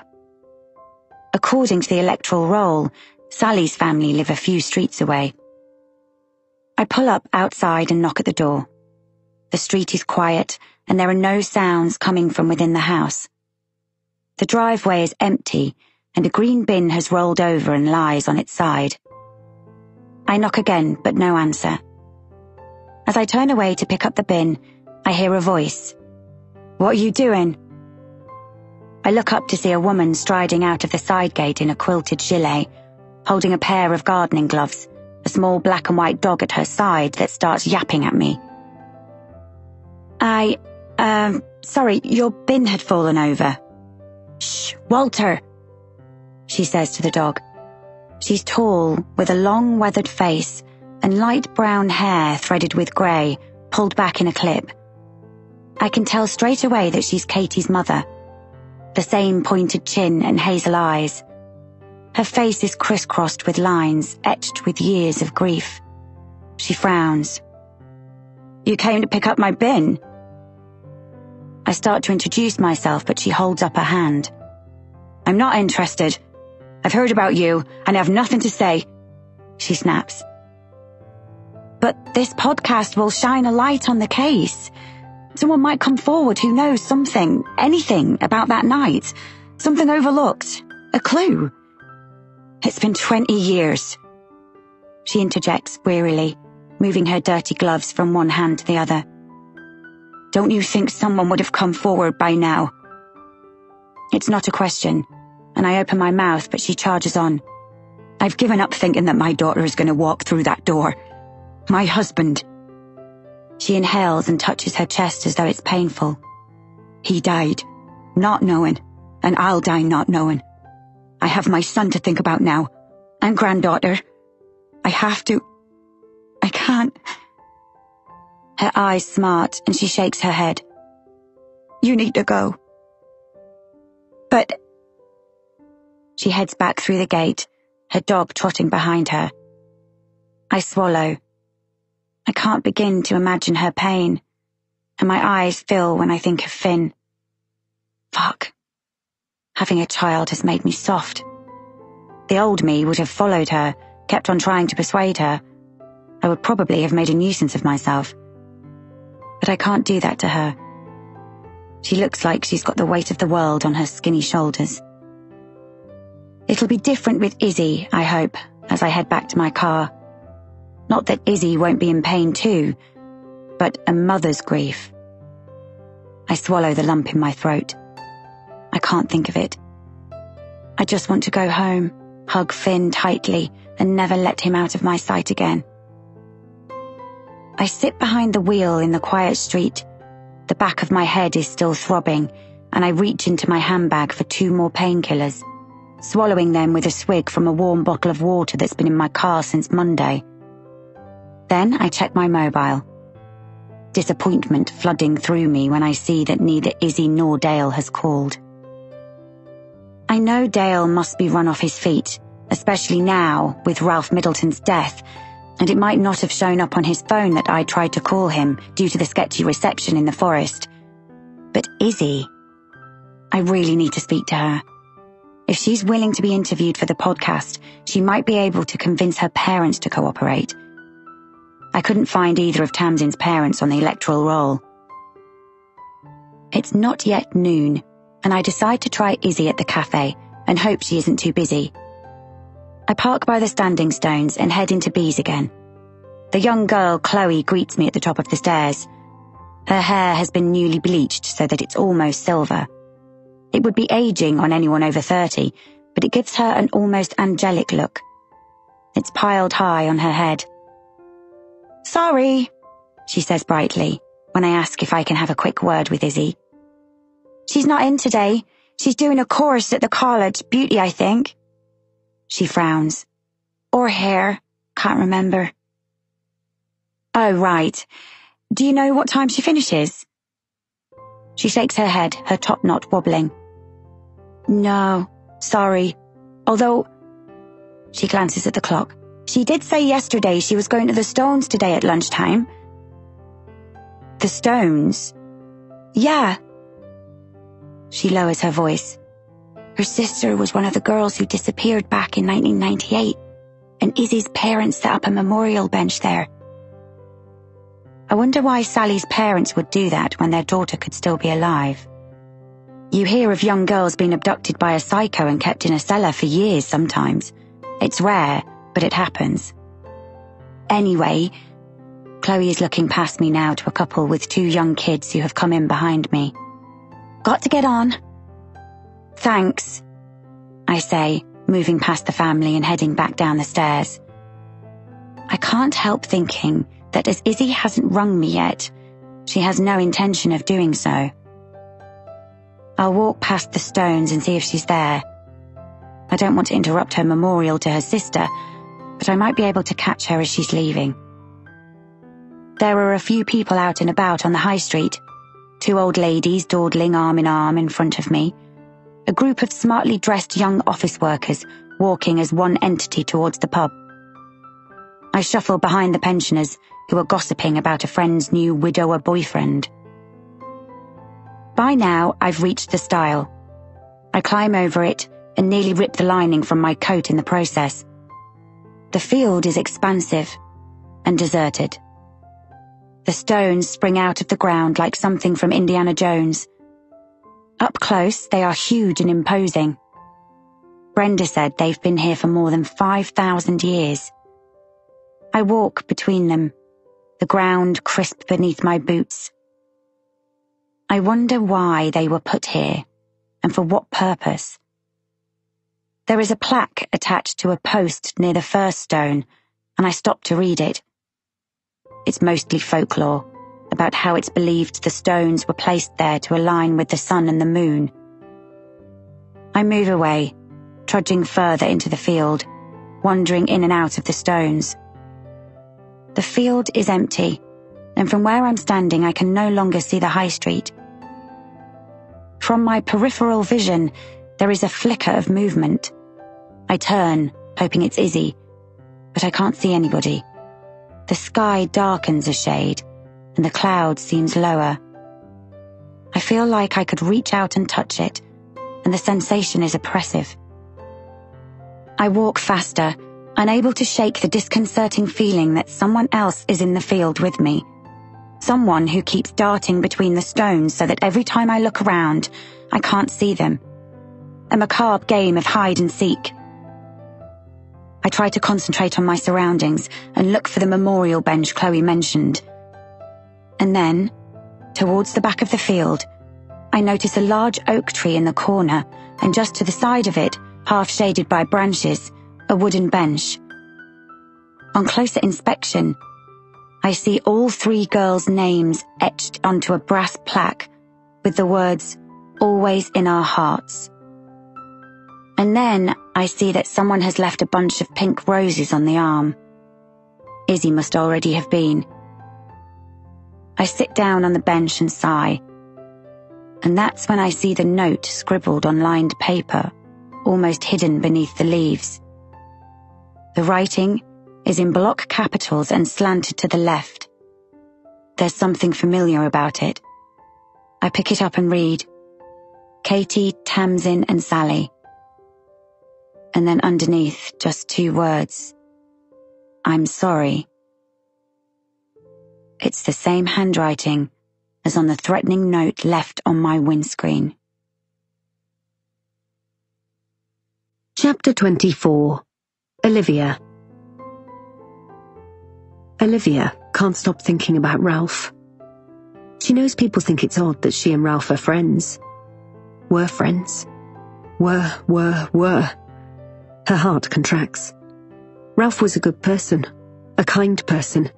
He liked the simple life, but he was surprisingly astute. Yet all his life, people had taken advantage of him. Even her, in the end. There's so much she wishes she could change. Ralph had told her once that the truth would set her free. That was a typical Ralph statement. He liked talking slogans. But he was wrong about that. The truth wouldn't set her free. Far from it. The truth was a Pandora's box, and she had to keep the lid firmly closed. Not for the first time, she wishes she had someone to confide in. With a pang of sadness, she realizes that Ralph was her only friend, the one person she thought she could trust. And now he's gone. She feels more alone than ever. She checks her watch. It's 12:05. Wesley said he'd meet her here by the stones. They could visit her friend's bench, lay down some flowers, then grab a bite to eat before he has to go back to work. The bouquet feels heavy in her hands. Where is he? And then she catches him walking towards her with his familiar loping gait and his big puffy jacket that makes his top half look out of proportion to the rest of him, like one of those characters in the Guess Who game. He'd texted her this morning to tell her to meet him here, and she had assumed it was him being sweet and thoughtful, wanting to commemorate the fact it's been 20 years since her friend's disappearance. But from the look on his face as he approaches, she sees she assumed wrongly. He looks furious. Ralph Middleton is dead, he says curtly when he gets up close. He grabs her arm and almost forces her over the stile and into the field. And you were seen coming out of his caravan in tears yesterday. What the fuck, Liv? She feels like she's been punched in the gut. Why is he so angry? Has that fucker Dale been to see you? Because he came to my flat earlier? Why did he want to see you? You hardly knew Ralph. And weren't you at work this morning? He runs a hand across his chin. It was before I left for work, he says, too quickly. It was just routine, apparently. His eyes have gone flinty, like they always do when he's lying. Instead, he deflects the questioning back to her as deftly as a tennis stroke. What were you doing at Ralph's caravan yesterday? How did he know? Did Dale tell him? Her heart races beneath her waxed jacket, and the arm holding the bouquet feels dead. I'm devastated about Ralph, she says quietly. And I'll always feel guilty that our last conversation ended with heated words. Heated words about what? She toes the muddy grass. She's still in her riding gear. It was a stupid misunderstanding. He was murdered, Liv. Did Dale tell you that? She looks up, and for the first time today, she notices real fear in his eyes. More or less. That fucker. He sighs, and she wonders if he's talking about Dale or Ralph. She knows Wesley and Dale were in the same class at school and never liked each other. But Ralph, Wesley didn't know him that well. It was she who kept in touch with him, who would visit him to make sure he was okay, that he wasn't too lonely, living in that caravan all by himself. It was she who had cared. Wesley bores his fists at his sides, and his expression darkens as he stares at her. What are you keeping from me? I'm not keeping anything from you, Wes, I promise, she lies. But you have to trust me. I didn't question you about where you went last night. I told you. Stan needed... And I don't care, she says in the same calm tone. She's learnt that to raise her voice to Wesley just makes him rear more, like Sky, the hot-tempered grey at the stables. I'm just trying to look out for you.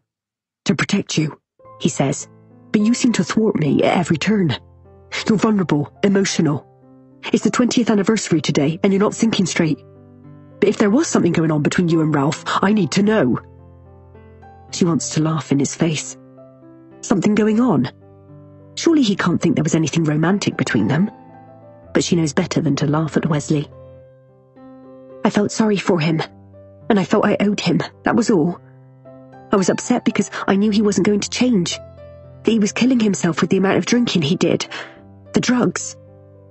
Wesley doesn't say anything, just presses his lips together and assesses her. She concentrates on keeping her face impassive to give nothing away.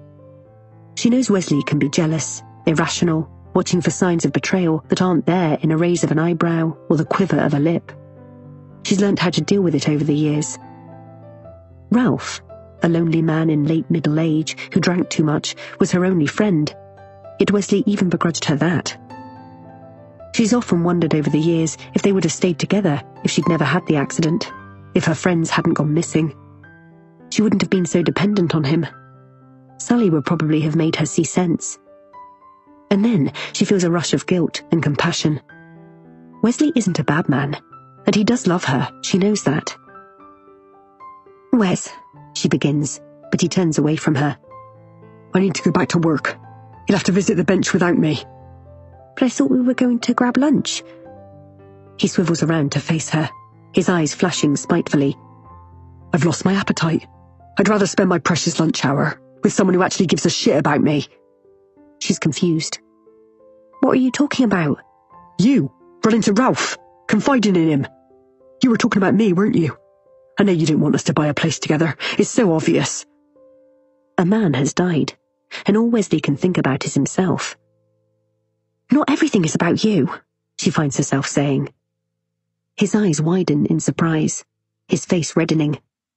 Fuck you, Liv. And then he storms off. Fuck you too, she mutters. She stomps across the field, her heart racing with fury. How dare he speak to her like that? He knows this is a hard day for her, and he's just abandoned her here to lay these flowers by herself. Where is his support when she needs it? And her leg is really aching after walking here from the stables. She'd hoped Wesley would give her a lift back on his way to work, but he's just fucked off and left her. Angry tears form in her eyes and snake down her cold cheeks. And then she slows when she sees that she's not alone in the field, like she first thought, but that someone is sitting on the memorial bench under the oak. At first, she's worried it might be Sally's parents, Katie's mum, or even worse, Tamsin's. But as she gets closer, she recognises the mane of red hair, the familiar green bobble hat. Shit. She can't face Jenna Halliday right now. She's tempted to turn and head back across the field, but her leg really hurts, and she's exhausted. Jenna stands up when she sees her approach. Olivia notices that she has a bouquet of pink roses in her hand. She's brought flowers with her. "Hi," says Jenna, smiling sheepishly. She lays the flowers on the bench. "These were already here when I arrived. I'm sorry to impose." She must notice the pain etched on Olivia's face, her tear-stained cheeks. "Are you okay?" "I need to sit," she manages, before collapsing onto the bench. Jenna gently takes the flowers from her and places them next to the roses. "You look really pale," says Jenna. She reaches into her bag. "I have a bottle of Coke. It might help." Olivia reaches for it and takes a swig. It's flat and warm, but she's grateful for the rush of sugar. Jenna perches next to her, the flowers between them. "Thanks," says Olivia, handing it back. "My leg. It's a long walk. Can I give you a lift home?" Olivia would rather sit here all night than get into a car with Jenna Halliday. "No, I'm fine, thanks." She's aware her voice is curt. "I'm sorry to hear about Ralph," Jenna says, much to Olivia's surprise.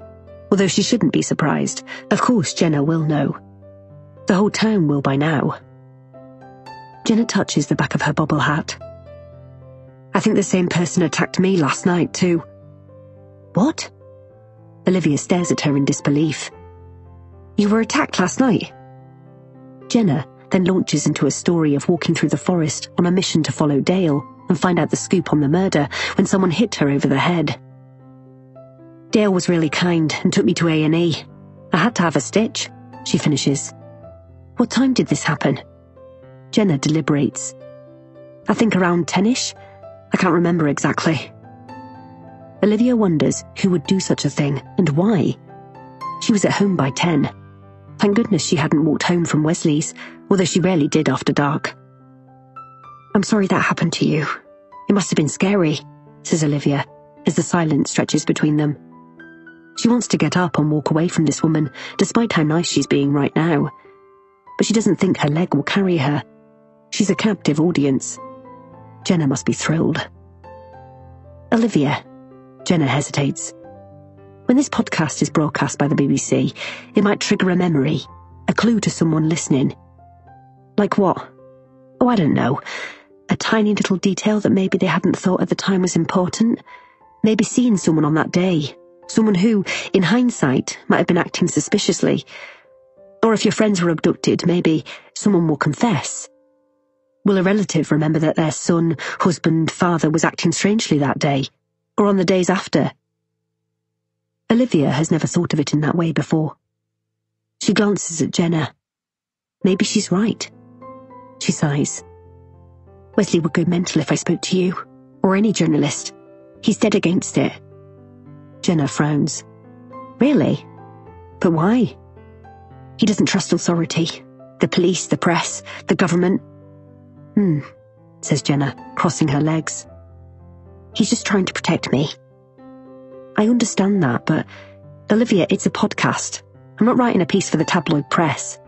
And it would only be a quick interview with you about what happened that night, in your own words. You and Ralph were the only two there when you came to. And now..." Olivia lowers her head, Jenna's words hanging between them in the air. It's only her now. Her words. Her story. Nobody can twist things, say things that aren't true when the words are coming out of her mouth and recorded. Maybe she should agree to the interview. She'd have a voice at last, a way to control the narrative, to stop people speculating. People would be forced to listen to what she's got to say. Yes, it would be her word on what happened that night. The final word. Okay then, Olivia finds herself saying. I'll do it. I'll do the interview. Jenna leans forward, her face shining with delight. You will? Well, that's amazing. Thank you, Olivia. But please don't mention it to Wesley, or to anyone for now. Is that okay? Of course. Do you want to come over to my cabin this evening, around 5-ish? It'll be quiet there, and private. I can pick you up. I don't really want anyone to see us. Okay. What about if I wait for you in the road opposite the farm? I'll park down the lane a bit so I'm not seen. Jenna looks so keen that Olivia doesn't want to disappoint her. Her obvious approval gives Olivia a rare warm glow, like she's given the right answer in class. And then she feels a flash of uncertainty. Can she really do this? Wesley will be furious with her. But he already is, a little voice inside her head says. So what difference does it make? And doesn't she owe it to her friends? And to Ralph, the hero who saved her life that night? Everyone should know what he did. Her heart lurches when she thinks of him. Oh, Ralph. He was the spectre of the forest. He knew things, saw things, kept secrets. After all, he'd kept hers for all these years. Chapter 25. Jenna. Are you sure you wouldn't like a lift home? I ask Olivia as I stand up. She'd looked so pale when she first arrived, and even though the colour is back in her cheeks, I can see from how she winces every few minutes that her leg is giving her pain. Olivia shakes her head. It's fine, thank you though. I'll give my mum a call in a bit and she'll pick me up. I'd like to stay a while. She touches the petals of one of the pink roses, concentration on her face. Did these flowers come with a card? Actually, I saw this note. I reach over and pluck it from the roses to show her. I've already taken a photo of it. I was just being nosy and wondered who they were from. I don't want her to think I'm being underhand. That she's agreed to be interviewed for the podcast is a massive coup, but I can see that she's a bit wobbly about it, and I imagine it wouldn't take much for her to change her mind. I notice how her hand trembles when she reads the note. Does she recognize the handwriting? Do you know who it's from? The same person wrote a note on my car. Her eyes widen. What kind of note? It said, "Leave town or you'll be next." Charming.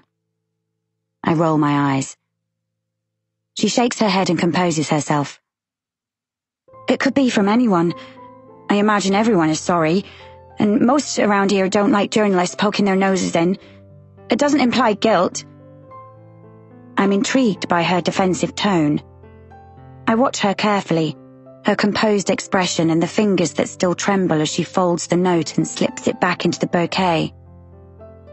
But I don't want to say anything that might upset her. I can ask her more about it after she's done the interview. When I'm halfway across the field, I turn back to see Olivia has her head in her hands. I waver. Should I go back and insist that I drive her home? No. She's a grown woman, for goodness sake. Just because she has vulnerability about her, I shouldn't treat her as a child. And time is getting on. I need to head to Jay Napton's place now. But I do feel a surge of excitement as I get back into the car. The podcast will be so much better now that Olivia has agreed to an interview. I hope Wesley isn't too hard on her when he finds out. It's about a 7-minute drive to Jay's offices on the edge of town, behind the shops and back streets of Staffordbury. It's not as salubrious out here on the side of town that the tourists don't see, a winding maze of 1960s office blocks and industrial estates. Jay's office is in a typically unappealing industrial unit that shares a car park with a few other equally soulless buildings. It looks as though 5 different companies share this building with him. I press the buzzer for Napton Developments, and I'm buzzed through straight away. It's just gone 2 p.m, but the reception area is empty and surprisingly small, with just one desk crammed up against a tiny window and a dusty Swiss cheese plant in the corner next to a filing cabinet with a cheap plastic kettle on top. There is another door off the reception area, which is suddenly flung open. Jay rushes out, clasping an A4 leather-bound book to his chest. "Oh, hi," he says, staring at me as though he's forgotten who I am, even though he only saw me this morning. He looks around the small space. "Where's Lydia?" I shrug in response. "It was empty when I got here, but someone buzzed me in." "I bet she's gone for a fag again. I keep telling her not to take so many breaks. Anyway, come in, he says, ushering me through the door into his office. It's even smaller than the reception area, with just enough room for a desk, 2 chairs, and a table in the corner on which sits a compact, archaic coffee machine. He waves his notebook in its direction. "Would you like one?" "Yes, please. Black. Decaf, if possible," I say, pulling out the chair in front of his desk and sitting on it. It's claustrophobic in here, and smells of new carpets and old ashtrays. He dumps the notebook on his desk and takes off his jacket. He's wearing a short-sleeved shirt that shows off his tanned arms. I can see the edge of what looks like a tattoo on his left bicep. "Ah, yes, something stupid I did in my youth," he says, when he sees me looking. He pulls up the hem of his sleeve to show me. It's some kind of symbol in Chinese. "What does it mean?" I ask. "Courage. It was to remind me to take chances in life, to take risks. Silly, really." And I try to imagine what type of man he was in his youth before he was a corporate businessman in an expensive suit. He goes to the coffee machine. We're silent as the machine gurgles away, and then he hands me a white mug with Napton Developments written on the side. He pushes his glasses onto his nose and smiles broadly. He has very tanned skin, as if he uses a sunbed. There is nothing personal on his desk, no family photos or homely trinkets, and his hands are bare of any rings. "Do you mind if I record you?" I ask as I get out my phone. "I might not necessarily use everything you say." I'm wondering whether I'll need Jay's interview now that I'll have Olivia, Dale and Brenda. He wasn't even living in Staffordbury at the time, so I don't know if he can tell me anything useful. I'm hoping he can just give me some local colour, rumours that have never faded about the case maybe, or other eerie happenings. Well, sure, that's fine," he says, as though he's trying to convince himself. I ask him a few warm-up questions to relax him, like how long he's been living in the town, nearly 19 years, and if he has any family nearby. No, never been married, no children. "Can you tell me a bit about the town? I know you weren't here when Olivia Rutherford's friends disappeared, but there have been so many reports about strange goings-on, the haunted forest, a child crying." I remember hearing that myself on the night I was attacked. I shudder, and he notices. "You've heard it, haven't you? The child's cries." When I nod, he charges on, more animated than I've seen him so far. "The contractors who built the cabins heard it too. They told me, and others over the years. Ralph Middleton was convinced that the forest was haunted, and he should know. He lived in it. Other things too. Bright lights by the standing stones, a figure haunting the Devil's Corridor. There have been many accidents on that road over the years, you know." He sounds almost proud of this fact. "The local pub, the Raven, is haunted by a woman in grey." I want to laugh in disbelief. It's always a woman in grey.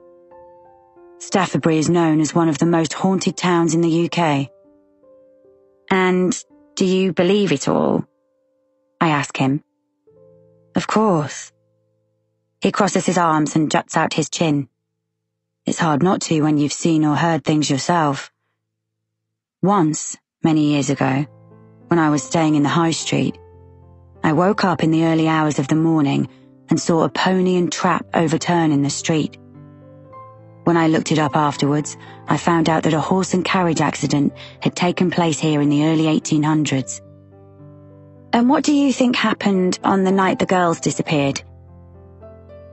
I wouldn't want to rule anything out, he replies non-committally. But I do know that Ralph believed it was an alien abduction. I expect him to laugh or scoff, but he remains serious. Then he adds gravely, "As you're probably aware, Ralph was found dead last night." I nod, willing him to continue. His caravan was stationed on my land. I own a large portion of the forest, and he worked for me, bit of cash in hand, to keep an eye on the place. He told me over the years that he'd seen a lot of strange things, and it does make me wonder, about his death. Wonder what? If it was perhaps... He pauses for dramatic effect. Supernatural. I stare at him in shock. Does he really believe that? My mum used to say, when I was little and scared that a ghost was under my bed, it was the living who could hurt you, not the dead. He continues, that a long time ago human sacrifices were made at the stones. I remember Brenda telling me. There are rumours of a pagan group living in Staffordbury. Not a cult exactly, but I'm not saying they sacrifice the girls or anything, but they're a weird lot. Who do you think might be in this group? Well, I've only heard rumours, of course. But maybe Madame Tovey and a few others. They're mostly elderly now. Apparently they like to do some kind of ceremony at the stones in the summer. He waves his hand dismissively. I don't get involved. I'm not into that kind of thing, although I have to admit there is a strange energy around those stones. I remember how I'd felt in the field earlier, that I was being watched, that a shadowy force was lurking, but I don't answer. Instead, I sip my coffee and ask him if he knows the families of the missing girls. He hesitates. Not really. They all keep themselves to themselves, especially the Rutherfords. What about Ralph? You said he did a bit of work for you, looking after the forest and keeping it clean and litter-free. What do you think happened to him? Did he have any enemies you knew about? He pushes his chair back to fiddle with the blinds behind his desk. Do you mind if I pull this up? It's dark in here. He adjusts the vertical blinds without waiting for an answer. He spends a bit of time at the window faffing with the cord, and I wonder if it's some kind of delay tactic. The light in the room was perfectly fine. It seems unnecessary, but then I dismiss it. I'm becoming paranoid about everyone in this town. Ralph, I remind him when he's returned to his seat. Oh, he was a simple soul. I can't believe anyone would want to hurt him. He was harmless. But someone obviously did. A shadow passes across his face, but he doesn't say anything, and I mentally kick myself for being insensitive. Anyway, I say, wrapping up, thank you for talking to me. He flashes a relieved smile as I stop recording and fold up my stand. As soon as I get back to my car, my phone rings, and Dale's name flashes up on screen. Jenna, he says as soon as I've answered. We've found something in Ralph's caravan that I think you need to see. Chapter 26. I've agreed to meet Dale in B's tea room for a late lunch. I've been so busy today I haven't had the chance to eat since this morning. Thankfully, it's quiet now it's nearing 3 p.m, and we find a table in the corner furthest away from the counter. After he's ordered coronation chicken baps for us both, Dale reaches inside his briefcase and takes out a manila folder. This was found in Ralph's things, he says, opening it and taking out a clear plastic wallet. He slides it across the table.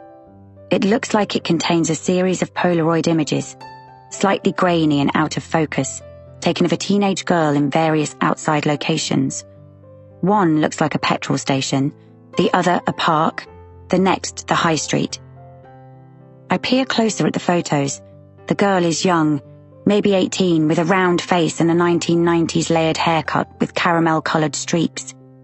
It's Olivia. Dale nods. Before the accident, look.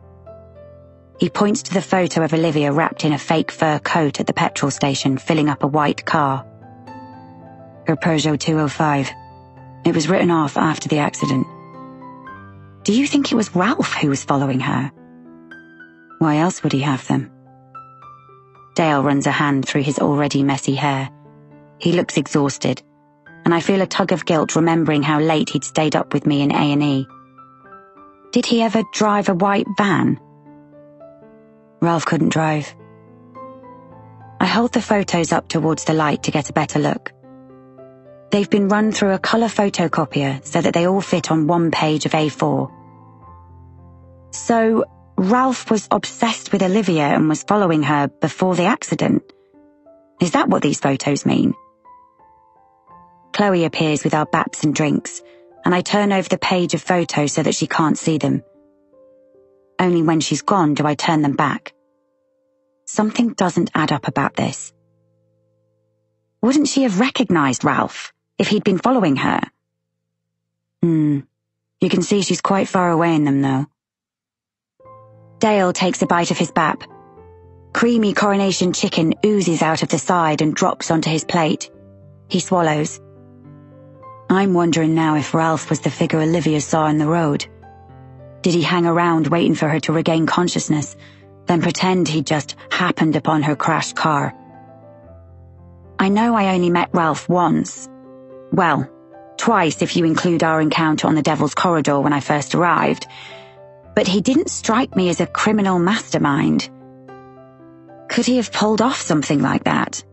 Causing a crash, yes, but the missing girls? Where would he have taken them and why? Hardly his two-berth caravan. And if he had killed them, then what? He buried 3 girls all by himself. I pick up my bap and take a bite, waiting for Dale to answer. His expressive eyebrows rise so that they are nearly hidden in his mop of hair. I don't know what it all means, he says eventually. Ralph might have known what happened, and that's why he was killed. Ralph was obviously following her. He'd kept these photos for 20 years. He befriended her, saved her from the crash. Maybe he played the hero. And for what? I ask.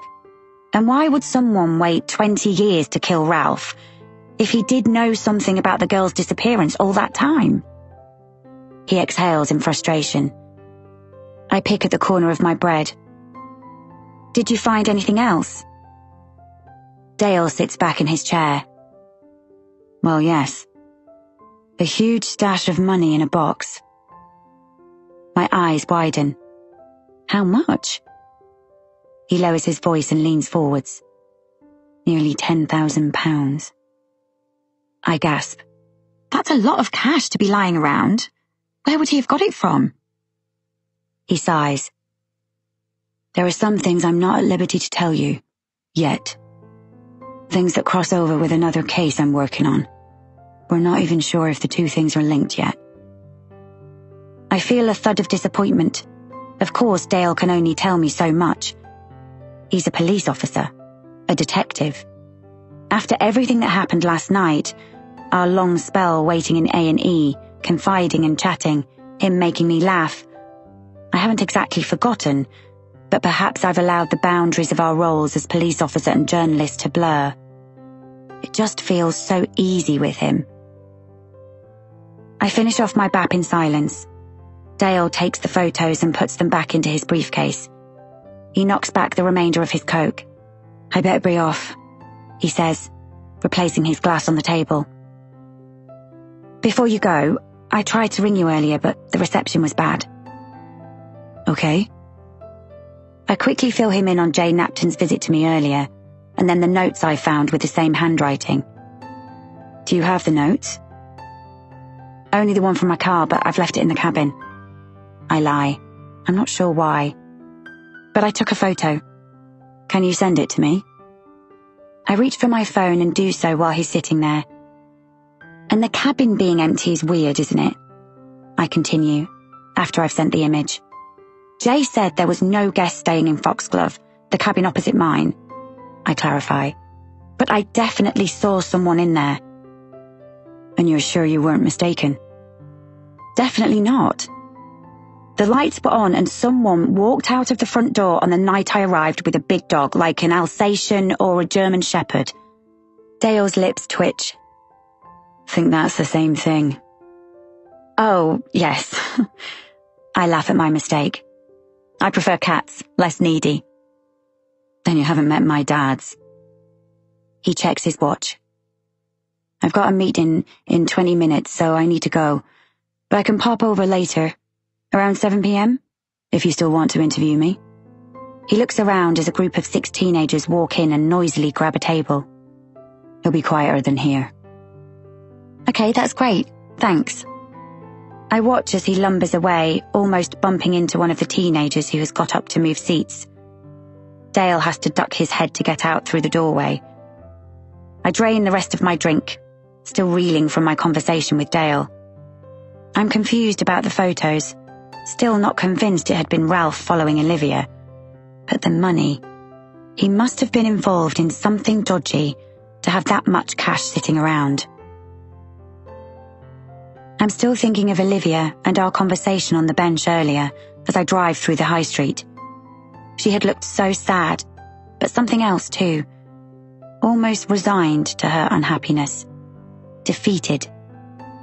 Just as I'm nearing the end of the high street with the co-op on the corner before it merges onto the Devil's Corridor, I see a woman up ahead on the grass verge. She's gesticulating at the man she's with. I slow down to get a better look. It's Olivia's mum. She's pointing angrily in the direction of the high street. The man is tall, straight-backed and wearing a navy blue overcoat with the collar turned up. He has close-shaved grey hair, and even though I can't see his face, I'm certain it's Jay Napton. It looks like they're having a heated discussion. Why would Olivia's mum be so cross with Jay? He told me earlier that he didn't really know the Rutherfords. She looks over Jay's shoulder, her eyes landing on my car. Has she seen me? I drive faster, and when I look in my rearview mirror, she's storming away, leaving Jay standing there, with his arms wide. Chapter 27. Olivia. Olivia is just coming out of the stables after replacing Sabrina's hay net when she notices a dark shadow looming over her. She turns, the hairs on the back of her neck standing up, to see Wesley watching her. "Wes," she says in surprise. She thought he'd gone back to work. It's nearly 4 p.m. He doesn't clock off for another hour. "What are you doing here?" "You really upset me earlier," he says, thrusting his hands into his pockets. "So I pulled a sickie." "Another? Oh, Wes, you don't want to get sacked." "They won't sack me. I've been there too long." He toes the hard ground. She knows he won't apologize for earlier. He never does. Instead, he'll moon around her, like he's the victim, until she's forced to say sorry or make it up to him in some way, even though she's the wronged party. "I thought we could spend tonight together." Wesley's voice is plaintive. "It's an important night. 20 years. I don't think you should be on your own." She pushes the bolt across the stable door and walks towards the tack room. She can hear Wesley following her. Her stomach flips, knowing she's about to lie to him. "I can't tonight. I'm meeting friends." She takes down a bridle and runs it through her fingers. She has to keep moving so that Wesley can't see her face and the lies written all over it. She always comes here in times of anxiety. She finds it soothing among all the saddles, bridles and numbness. She loves the smell of it, a mixture of leather cleaner and the warm whiff of horsehair. "Friends? You've got no friends." She knows it's true, but it still feels like a stab to the heart. She had friends, of course, lots of friends, before the accident. but in the years that followed, she'd allowed them to drift away. She'd stopped making an effort to see them. It just seemed easier to stay in, with Wesley, to hide away. Her 3 best friends had disappeared, and she'd wanted to do the same. So she had. She'd disappeared in plain sight. "I've made a new friend recently," she says, moving the bridle to a different peg, her back to him. A girl who helps out at the stables." Considering most of the girls who help out at the stables are aged 11 to 15, this is a huge lie. The only person around her age is the instructor, Mel, but she's married with 2 teenage sons, and on the odd occasion Olivia has suggested going for a drink after work. Mel would throw her a horrified look and say she had to get back for the boys. Really? What's her name? Charlotte. She plucks a name out of thin air. She's always liked it. She thought if she had a daughter, that's what she would call her. Where are you going? He sounds so suspicious, she almost wants to laugh. Does he think she's really going out with a guy? He has a boys' night out, as he calls it, every week, and goodness knows where he was or who he was with last night, despite his assurances he was with Stan. He disappeared around the time that Jenna was attacked. She inhales deeply. She immediately dispels this thought. Wesley wouldn't hurt anyone. Would he? But she knows better than most what a person is capable of, if pushed. For some inexplicable reason, her eyes fill with tears. She stares ahead at the racks of saddles on the far wall. This is the life she deserves, she thinks. This time 20 years ago, she was going about her life, happy, innocent, unaware that it was about to change. She was getting ready for her weekly girls' night out, dressed up in her knee-high boots and checked miniskirt, her hair streaked a beautiful honey colour and heavily layered around her plump, youthful face. She was excited about the future, her new relationship with Wesley, her best friends. She was excited about trying out the new nightclub in the next town that has now long ago closed down. Her life had been filled with expectation, with colour. But now, it was black and white, a pencil drawing that was fading slowly over time. She was greying at the temples. She'd put on a stone, and she couldn't remember the last time she'd felt truly excited about something. How she wished she really did have a friend called Charlotte, a bubbly, fun friend who would encourage her to wear something inappropriate and drag her out to nightclubs and encourage her to get pissed and flail about with abandon in the middle of a sticky dance floor.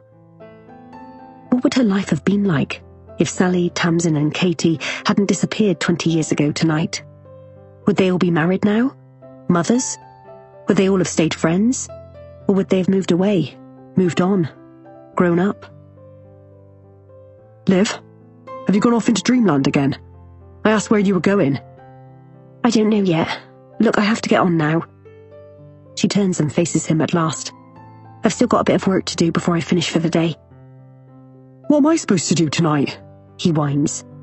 They were my friends too, you know. No, they fucking weren't, she wants to shout. Sally couldn't stand you. But she presses her lips together. She doesn't want to hurt his feelings. God knows why, when he's always hurting hers. I thought we'd spend the night together. Well, you thought wrong then, didn't you? I didn't say we would. And after you flounced off at lunchtime, I didn't think you'd want to see me today. There's a shocked pause. Is this about last night? He says, in a strangled voice. She sighs. No, of course not. You've been funny with me ever since. I didn't like the way you spoke to me earlier either. He says. You can't do this when we live together, you know. Do what? He thrusts his hands deeper into his pockets. Just go out gallivanting. That's not what couples do. Oh, really? So no more boys' nights out for you then? Is that what you mean? He hesitates. Well, no. That's different. We get together to watch football. It's not like we're clubbing or chatting up girls. She closes her eyes. She suddenly feels bone-tired. She realises in that moment that her injuries have helped Wesley keep her on a lead. He's stifling her, and she wants to run. Wes, she sighs, it's one night. We can't live in each other's pockets. I didn't question why you had to run off so quickly last night. I told you, Stan needed help. Woman trouble. Not one of his friends is in a couple as far as she's aware. It's never bothered you before. Well, it bothers me now. He laughs nastily. Oh, I see. I get it. You've just used me for all these years, is that it? And now you're stronger, now your leg is getting better, you don't need me anymore. Well, fuck you, Olivia. Fuck you. Wes, he storms out. She doesn't follow him. She is still in the tack room, slumped on the bench, when her mum walks in. The fading light casts shadows along the tiled floor. "What are you doing sitting in here alone?" asks her mother when she spots Olivia. She's holding a red grooming kit with a hoof pick sticking out of the top. She places it on the shelf along with the others. Olivia hadn't known her mother was back.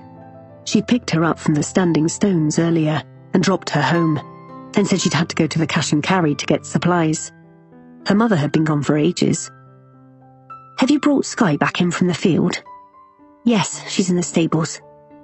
Olivia brushes down her joggers. She must stink of horses. The soles of her riding boots are caked with mud. "And the vet came earlier and sorted out Pickles." Her mother turns to her, her face softening. "It's a hard day, I know." Olivia doesn't say anything. Instead, she plucks the horsehair from her joggers. "I love you so much. You know that, don't you?" Olivia's head shoots up in surprise. Her mum doesn't often profess endearments. "Of course, and I love you too." Her mother comes and sits beside her, reaches over and pats her knee awkwardly.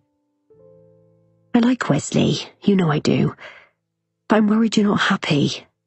It's on the tip of her tongue to blurt it all out, to confide in her mother, her doubts about Wesley, her unhappiness, and to ask the questions she's always been afraid to. But once she says it all, she'll never be able to unsay it. It will be out there, in the ether. "Don't you ever worry that our lives are just so small?" she asks instead. Her mother fidgets next to her. "Small? It's always been the two of us, and then Wesley. You've never really had a relationship apart from my father, and you said you were only together for a short time." Her mum laughs suddenly. "What? Of course I had other boyfriends before that, and since you were born. I just didn't advertise it. You were always my priority. And friends? You never see them anymore, either. Since the accident." Her mother closes her eyes. "How could I? Let's not rake all this up now, love." She presses her thumb and forefinger to the bridge of her nose and sighs. Then she seems to rally herself. "Come on." She gets up and holds out her hand. "Why don't we watch a film tonight? A feel-good movie? While You Were Sleeping is on at 9. "There's something I need to do first, but maybe later." Her mother nods and smiles, but Olivia can see the worry behind her eyes. They walk back through the stables and towards the house together. She'd better hurry. Jenna will be waiting. Her mother goes into the house, and Olivia keeps walking until she reaches the end of the car park. She wavers. Can she really do this? Yes. Yes, she can. She must. She's got a voice, and for the first time in 20 years, she's going to use it. Olivia zips up her yellow raincoat over her thick jumper and black joggers and pulls her bobble hat further down onto her hair, her breath fogging out into the gloaming. Then she heads out of the stables to the lane opposite, towards Jenna's waiting car. Chapter 28. Suspicion. When Stace woke up the next morning, she found she was alone in the huge bed. The French windows were ajar, the white voile curtains fluttering in the slight breeze, and voices rose from below. She grabbed the dress she discarded on the chair last night and pulled it over her head before stepping onto the veranda. The impressive wrought iron gates were open, and Jean-Paul and Derek were heading out of them, with Trevor, Griff and Martin following, nattering away like excitable kids off on a school trip. What was going on? She didn't even know what time it was. She must have overslept. And where were the girls? She felt disoriented and a little irritated that Jean-Paul hadn't woken her. Their first day in a strange country, and he was already off gallivanting with this Derek and the other lads. She was tempted to call after him, but didn't want to look like some possessive girlfriend in front of Derek. Instead, she watched as they headed onto the busy street and hailed a couple of tuk-tuks. After she changed into a pair of frayed denim shorts and a strappy vest, making sure to slather her skin in sunscreen, she headed downstairs, the marble tiles cool against the soles of her feet. The villa felt like a sanctuary, their own little oasis. But she knew that just outside stood a bustling, smelly, sweaty metropolis, and Jean-Paul had just been swallowed into it. She didn't feel ready to face it. "Hey, there she is," called Hannah, as Stace wandered into the huge kitchen.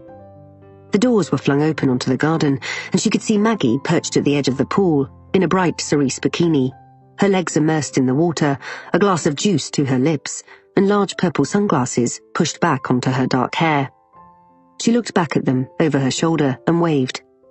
Leonie was making herself at home in the kitchen in a garish floral one-piece, her deep cleavage already red. Hannah was standing in the doorway in a green bikini, her towel draped over the sun lounger. She was tall and androgynous, and her light brown curls were piled on top of her head. She turned her freckled face to Stace. "Why haven't you got your cosy on?" Stace looked down at her shorts and top. "I wasn't sure of the plan. Why are you all so chirpy? My body feels like it's made of lead." They didn't seem affected by jet lag in the slightest, but that was probably because they'd gone to sleep at a sensible hour last night, unlike Stace, who was drooling over Derek until 3 o'clock in the morning. It served her right. What would the others say if she told them he'd taken his clothes off and jumped into the swimming pool naked? That he'd invited her to join him, and that a part of her had wanted to. "Iced coffee?" asked Leonie, proffering a tall glass.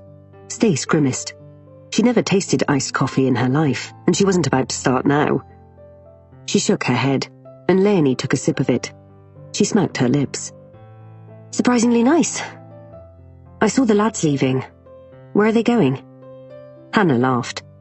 "Worried Jean-Paul will make a run for it?" she teased, knowing Stace's insecurities. "They've gone to the 7-Eleven on the corner." They headed outside to join Maggie. Stace stood in the shade of the wooden arbor, while Leonie and Hannah settled on the sun loungers. Her heart fluttered when she remembered Derek in the pool last night, the water rippling over his toned chest and the moonlight catching his gleaming, strong shoulders. She took a deep breath, feeling disgusted with herself for the way her body betrayed her when she thought of it. It was because she was angry with Jean-Paul, she told herself. "But they went off in tuk-tuks," she said, perching on the edge of Leonie's sun lounger, the wood hot against the back of her legs. Leonie wiggled her stubby toes. Her nails were painted a frosted pink, and she was wearing a silver ankle bracelet. "Oh, relax, won't you? Enjoy the time with us girls instead of worrying about where your precious Jean-Paul is." She closed her eyes. "Anyway, I heard Derek and Jean-Paul talking this morning. I sensed they wanted to get the other lads on their own to ask them something." "Ask them what?" Panic flared in Stace when she remembered Derek and Jean-Paul's conversation behind closed doors last night. "I dunno, but I reckoned he was taking them to meet a mate," Leonie said, face turned up to the sun. Why did Stace get the feeling that Derek was trying to involve them in something... what? Unscrupulous? She shrugged off the thought. She wasn't in a Robert De Niro film. She was being paranoid. Stace got up and went back into the kitchen to get herself a drink. She was also starving. She hadn't eaten properly at the barbecue last night, as everything had been a bit overwhelming. She desperately wanted a cup of tea, not iced, just hot, like she had it at home. Was there even a kettle in this place? "Are you okay?" a voice at her shoulder asked. She turned to see Maggie standing behind her, her feet and ankles damp from the pool. There were wet footprints on the marble tiles. Stace attempted a smile. "Of course, we're in this amazing place. I mean, look at it. It's like a palace." "But?" Stace's gaze flickered to where Leonie and Hannah were chatting quietly to each other, their eyes closed. It was nearly 40 degrees out there. They were going to burn if they weren't careful. "It just makes you realize how bleak things are at home, doesn't it?" Maggie's eyes widened. "What do you mean?" Stace ushered Maggie further into the kitchen so that the others were out of earshot. Jean-Paul has lost his job, she said. I've not told anyone else yet. Fired? No, definitely not. Jean-Paul is a hard worker. The company aren't doing that well, so... She tried to quell the flurry of anxiety that assailed her every time she thought of it. Last in, first out, that kind of thing. She lowered her voice. And also, last night I heard Jean-Paul and Derek talking, and it sounded like Derek wanted Jean-Paul to do something for him. That Jean-Paul owed him. For what? I have no idea. And Jean-Paul brushed it off last night when I tried to ask him. Jean-Paul's a good guy. He won't do anything stupid. Maggie's voice was firm. Stace opened the fridge and poured herself an orange juice. He seems different since we got here. Secretive, morose with me. And Derek is so... radiant, magnificent, sexy, rich as fuck. Despite herself, Stace giggled.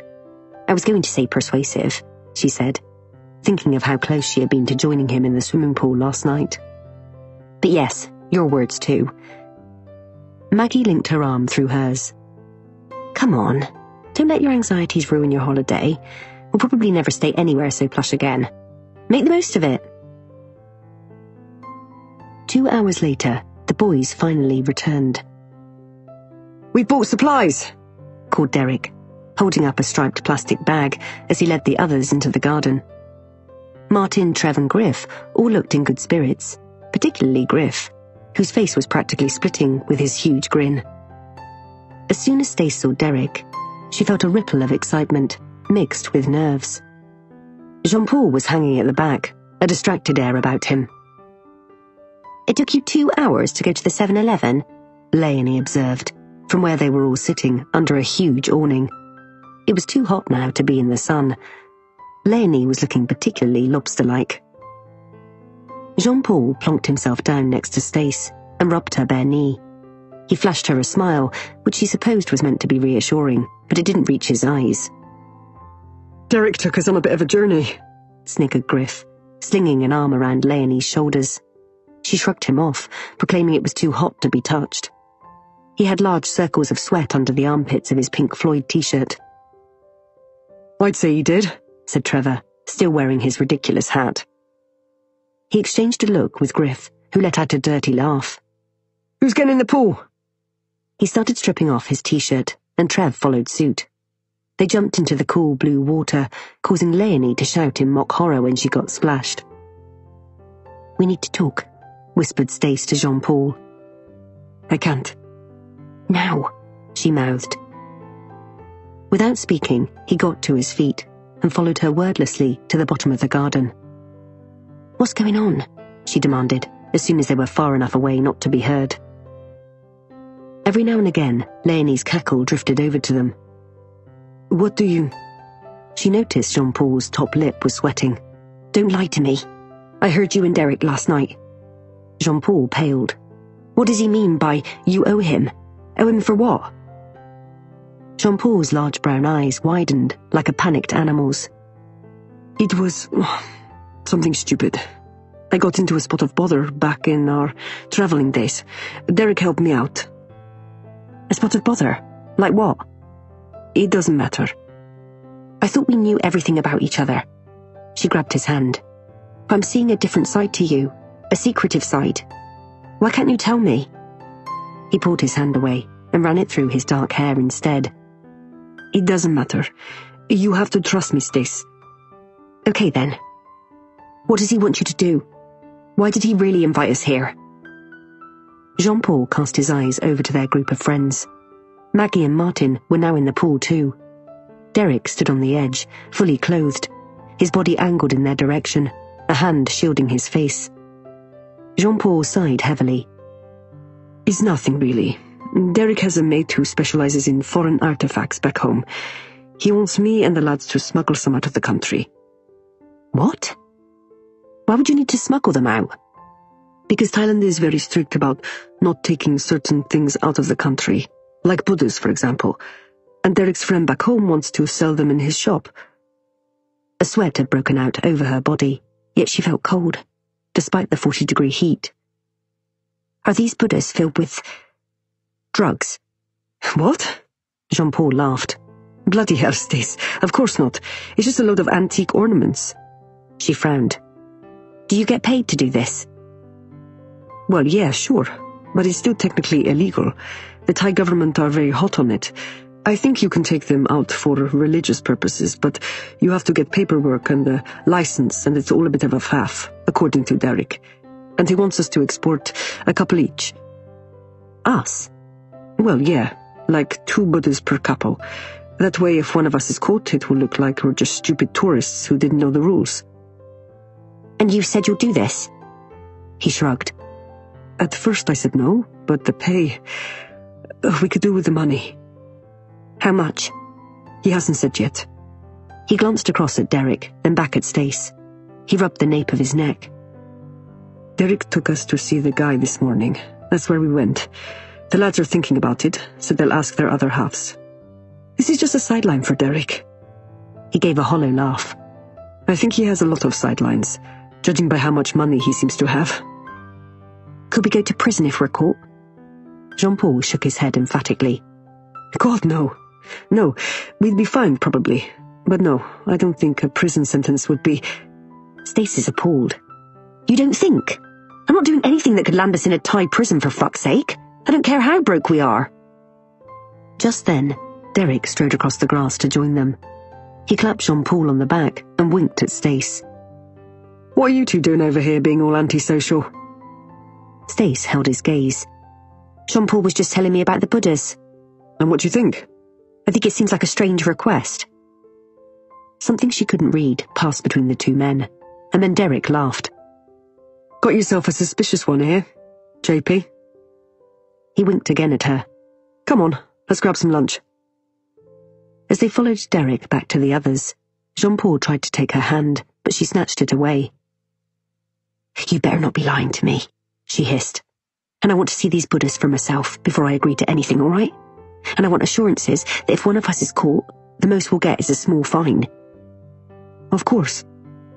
He reached for her hand again. This time, she didn't pull away. Chapter 29.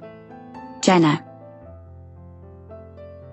It's only just before 5 p.m, but darkness fell quickly this evening, as sudden as if someone had turned off the lights. I park in front of the cabin and we get out of the car. The air is cold and smells of bonfires, pine needles and damp soil. Olivia has on a grey bobble hat that brings out the silver in her eyes, and she's still wearing her riding gear, which has a faint horse odour. She smiles uncertainly, showing white, even teeth. She has a healthy glow to her cheeks. For the first time, I really notice her. She's attractive in a girl-next-door kind of way, with a wide, toothy smile and a clear skin tone that tans even in winter. Mine is of the milky white, burns-in-the-sun variety. There's something different about her today. She seems more determined somehow. Thanks for picking me up, she says again. She stands and observes the cabin. This is lovely, very remote though. Don't you find it a bit scary staying here by yourself?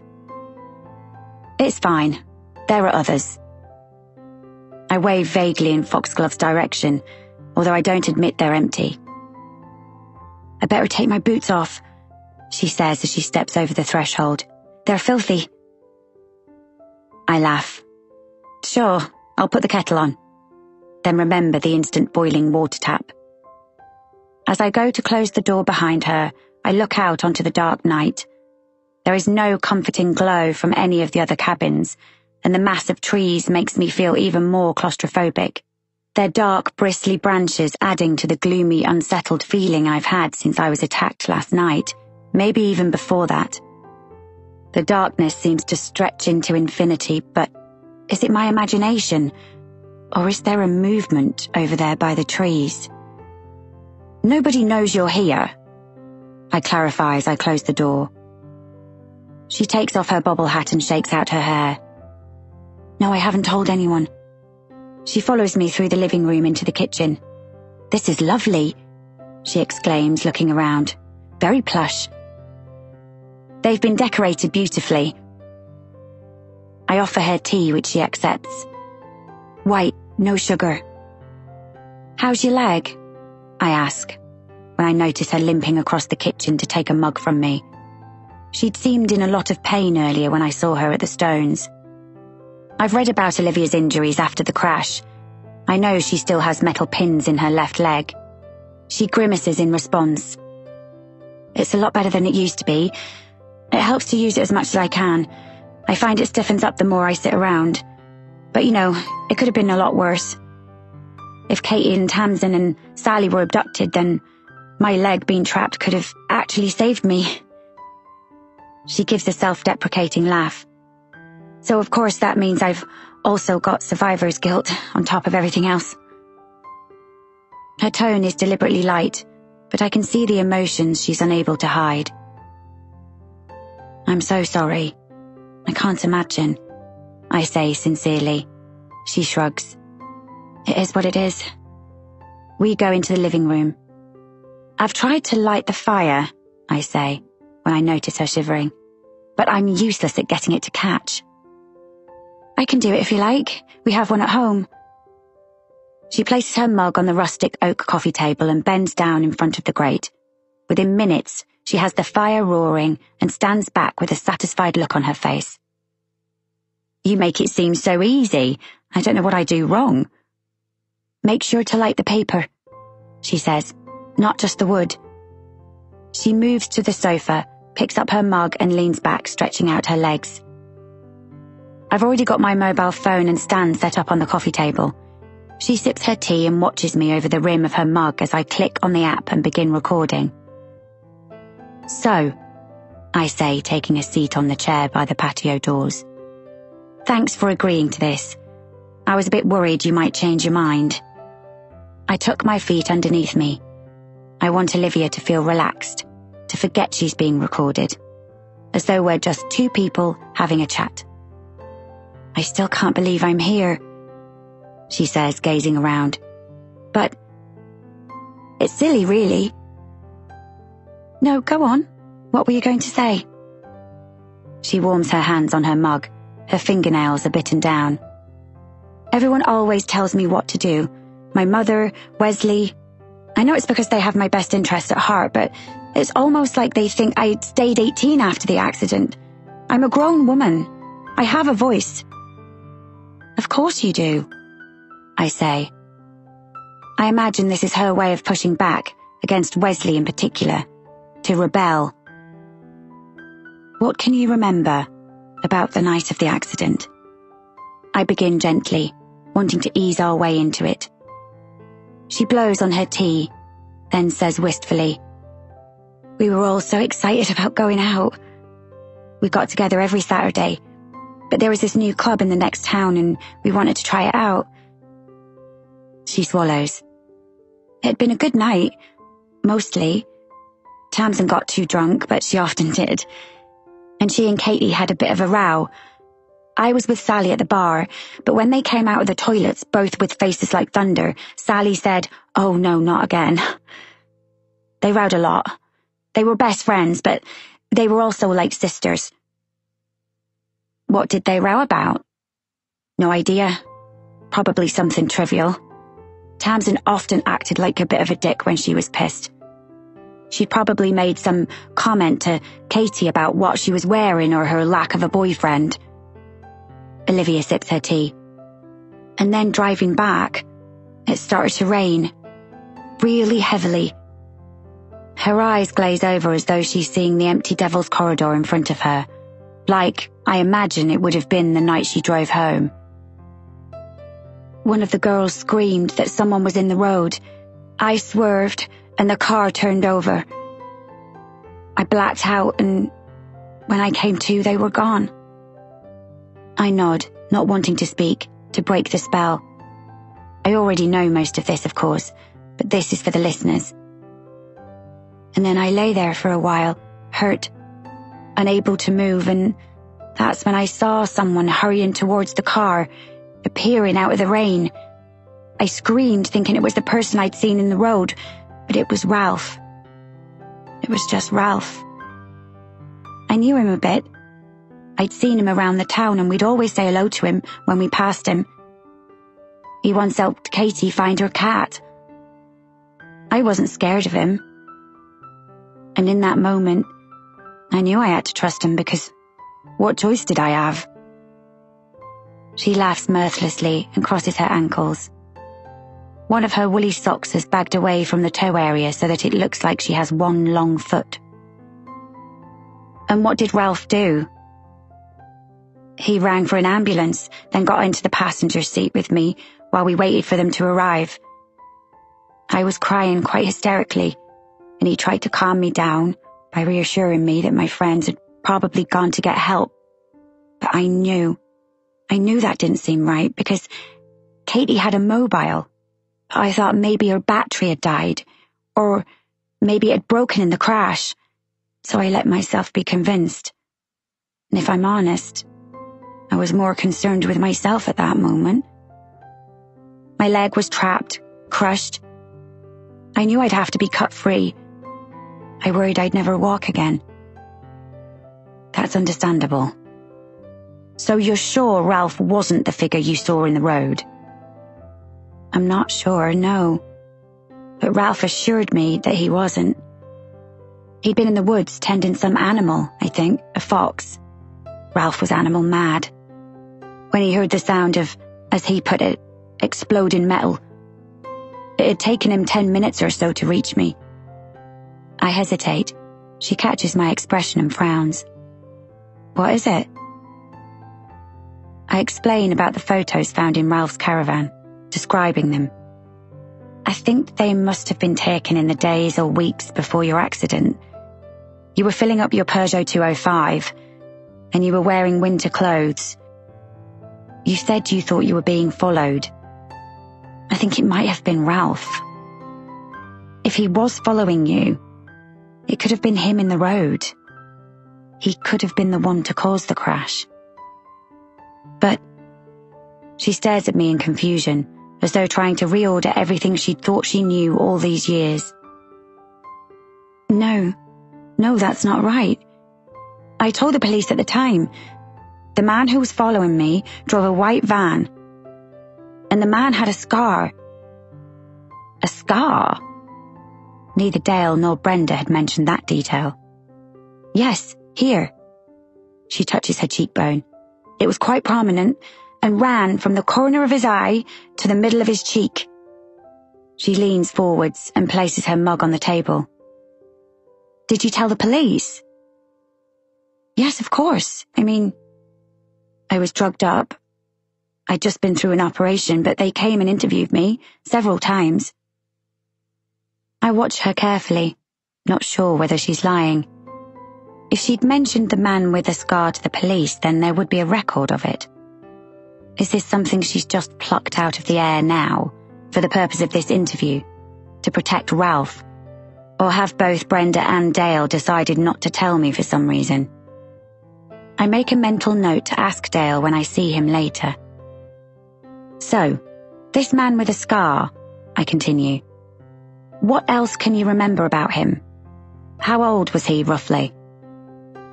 She fidgets and wrings her hands in her lap. It was such a long time ago, but I'd say late 40s, very rugged, unshaven.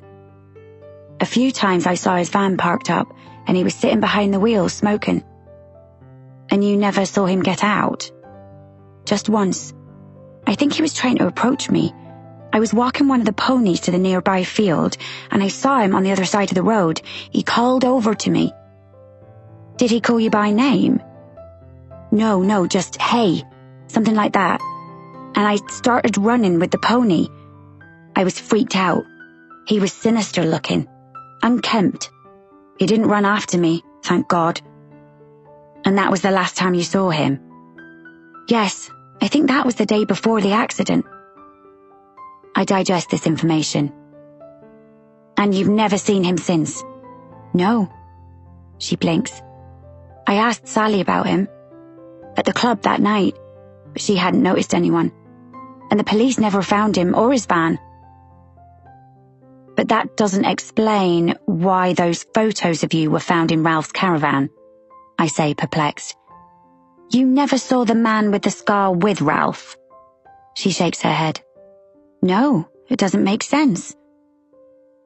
Ralph said something to me about a bright light at the scene of the crash, I say, moving the interview on. Did you see the lights too? Olivia's brows knit together.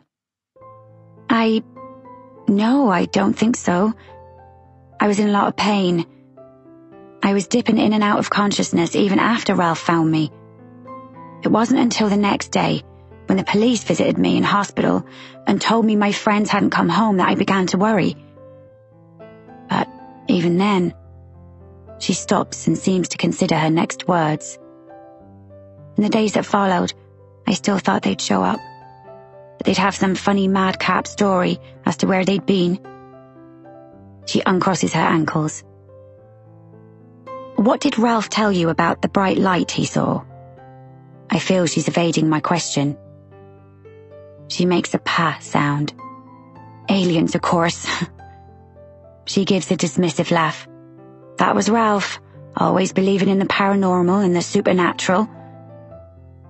Do you think he imagined it then? He must have done. There's finality in her tone, and worried I'm losing her, I ask about the missing money. She sits up straighter. Yeah, petty cash went missing from Tamsin's work.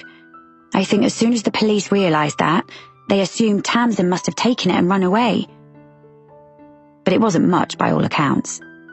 I know, and there was no proof to suggest Tamsin was the one who took it. Wasn't she the one who dealt with the petty cash, though? Well, yes, but that doesn't mean she took it. No, I say. Of course not. Her cheeks are flushed. Tamsin wasn't a thief. She wouldn't have taken that money. I can't help but think someone else did that and blamed Tamsin.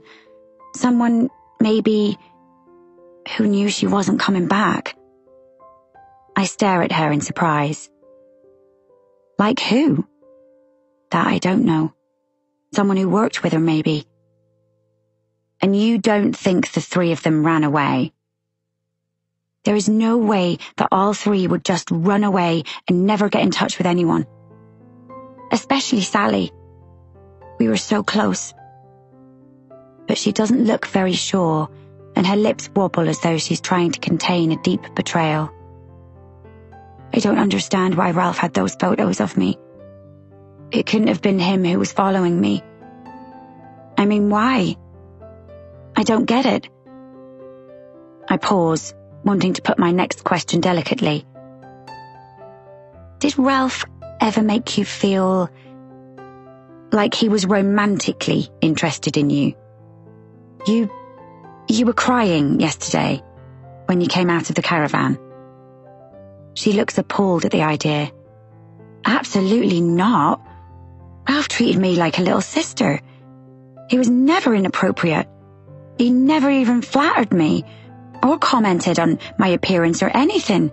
No way. She looks down at her hands. They are calloused and dry. It was a stupid argument yesterday. I worried about him, that's all. He did too many drugs. Didn't look after himself.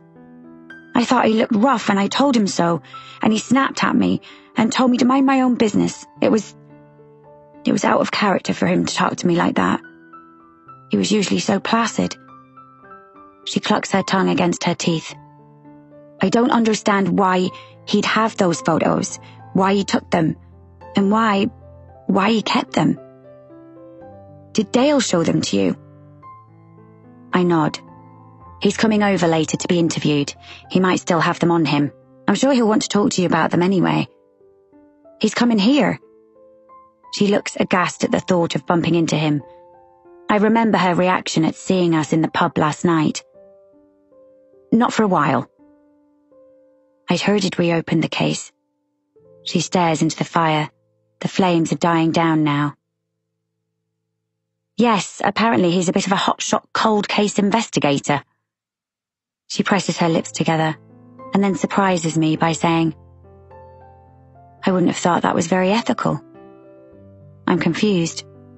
What do you mean? She angles her body towards me.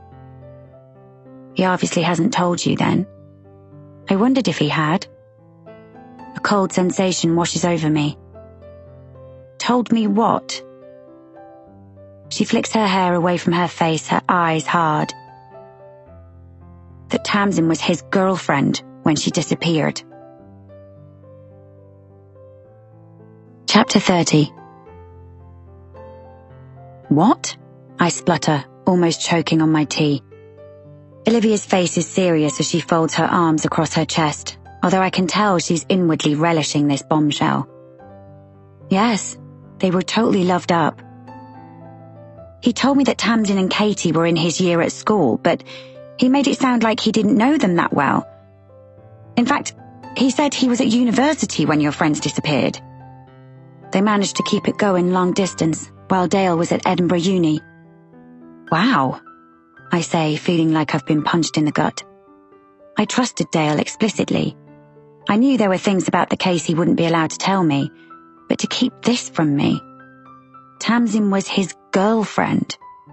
This is huge. He sat there in the pub last night and told me he hardly knew them. He lied to my face. I get up to hide my shock. I think I've got everything I need for the podcast, so I stop the recording. I need to open the wine. Do you fancy a glass? She looks how I feel. Actually, yes. I'd love one. Thanks. I take our mugs and dump them in the sink, then crack open a bottle of Chablis that I've brought from home. I pour 2 glasses and knock mine back, then fill it again. The liquid is smooth and cold, and as it hits the back of my throat, I feel instantly calmer. I carry our glasses to the living room and hand one to Olivia. She takes it gratefully. I notice how she knocks back a few large gulps too. What else has Dale been evasive about? He was the one person I thought I could trust in this town. The betrayal feels out of proportion to how it should, but I'm winded by it. Why would Dale not tell me about Tamsin? What is he trying to hide? Why do men always have to lie? I blurt out. I gather we're not just talking about Dale here, Olivia says astutely. I hadn't realised I was thinking about Gavin. My husband moved out a few months ago. Says he wants space from our marriage, but I don't think he's being truthful with me. Something's going on. I can just feel it. Here. I place my palm over my heart. I don't admit the other stuff. The things I've only recently admitted to myself. How I was so desperate to make our marriage work that I put aside my true feelings, my doubts about Gavin over the years. I saw my mum struggling to bring up me and my brother without my dad around. I saw how it affected Darren, how he went off the rails as a teenager, not having any male authority at home. I remember the years of uncertainty and fear as my mum stayed up late worrying about what Darren was up to and which of his scummy mates he was dossing down with. Until I met Gavin and felt certain I'd found the security I'd always craved. I'd do things differently from my mum, I'd vowed when I got married. I'd provide a safe haven for Finn, a proper family with a mother and a father. How stupid of me. How naive. Darren was married now with 2 brilliant kids of his own. I adore my niece and nephew. He could have gone off the rails even if my dad hadn't abandoned us as young kids, but he sorted himself out when he grew up a bit and met Tracy.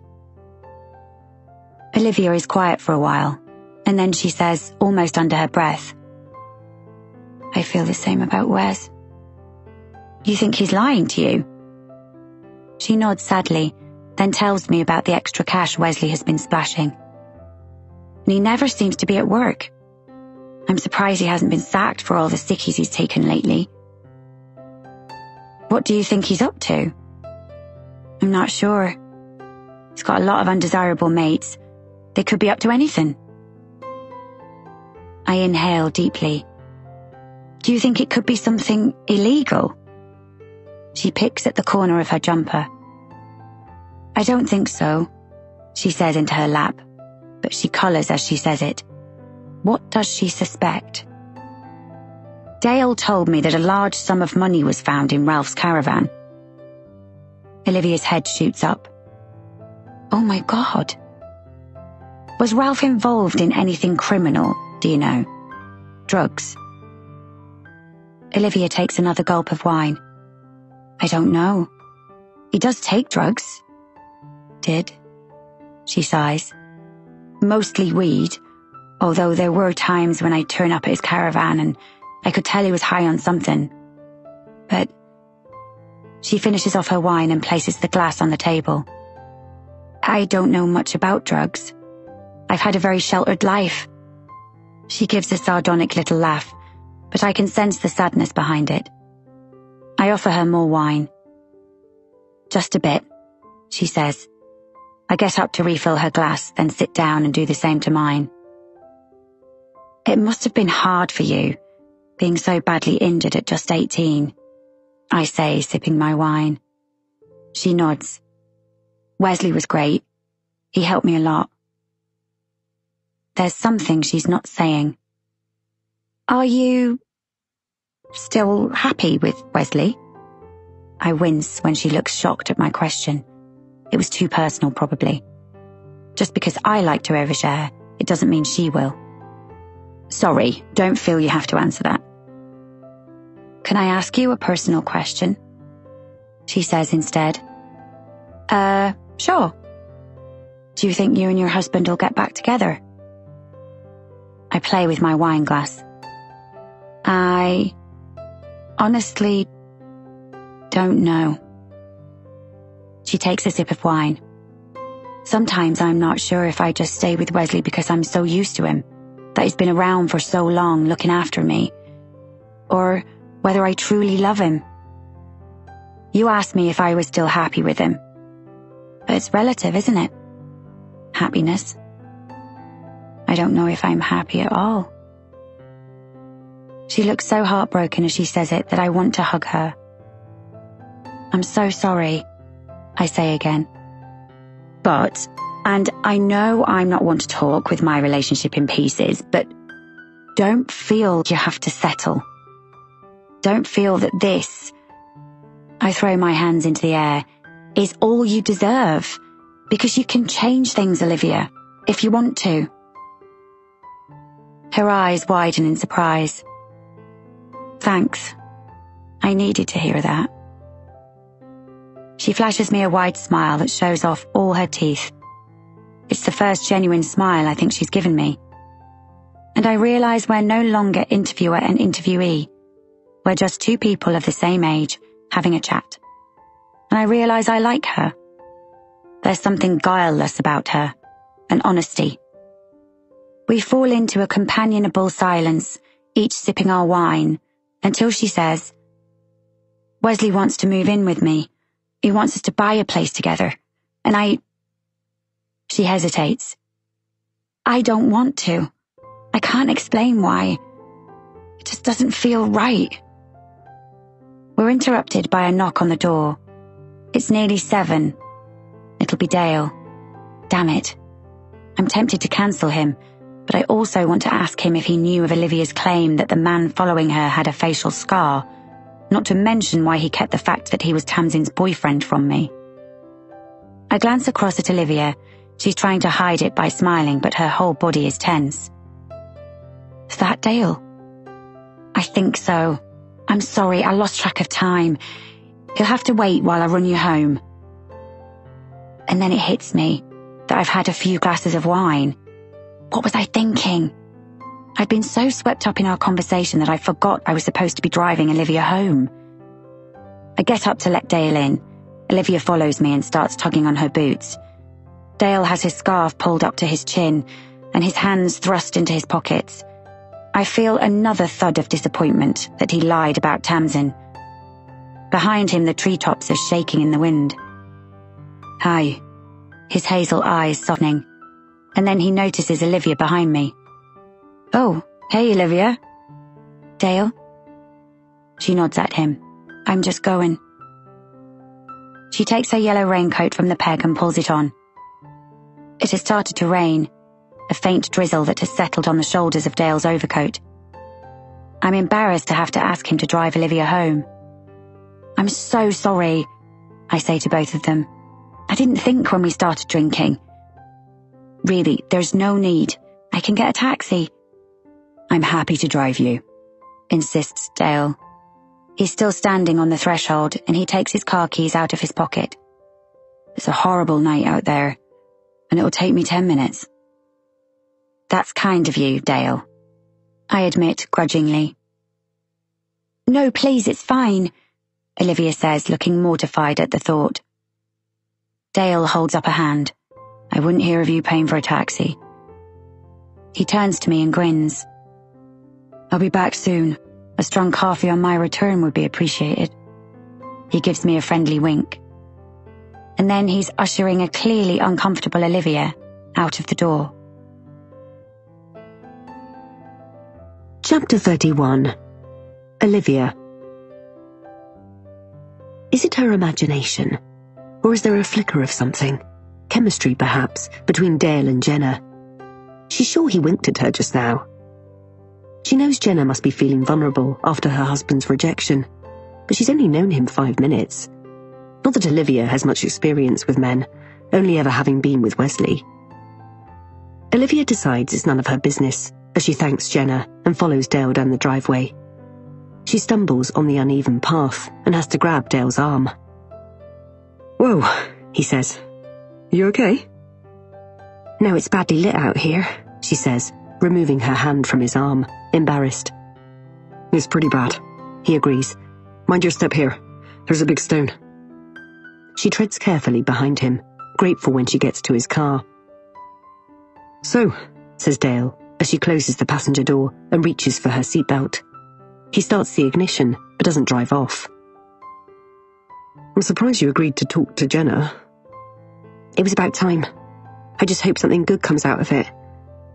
He nods, just once, his eyes straight ahead. I'm glad. And I know I spoke to you already about Ralph, but I'd like to have a more formal chat about the accident. Maybe tomorrow? I did leave a few messages with your mum. She's surprised to hear this. Her mum never said. I gave statements at the time. Do you really need to speak to me again? I do, yes. His tone is crisp now, official. Then fine. Dale starts the car. Radio X blasts from the speakers, and Dale turns it down. Sorry, he grins. I have it much too loud when I'm driving on my own. My mum used to tell me I'd go deaf. Olivia is silent as Dale turns right out of the forest and onto the Devil's Corridor. She hates this road. Eventually, she says, Jenna told me about the photos you found in Ralph's caravan. Do you have them on you? I'd like to see them. His jaw tightens. I was going to talk to you about them when I saw you tomorrow. I'd like to see them now, if possible. Okay. His mouth twists into a smile. I'll show them to you in a minute when I've stopped. So, what else did you and Jenna talk about? He's trying to sound nonchalant, but she's not fooled. I told her you went out with Tamsin, if that's what you mean. As soon as the words are out of her mouth, she instantly regrets them. The mood in the car changes, and when he answers, his voice sounds strange, as though his throat is constricted. Right. There's that tone again, officious, tight. She sneaks a glance at his profile. His mouth is set hard. She's always thought that Dale was good-looking, in a grungy kind of way. Not conventionally handsome, but he has sparkly hazel eyes and good hair, even if it's always unkempt.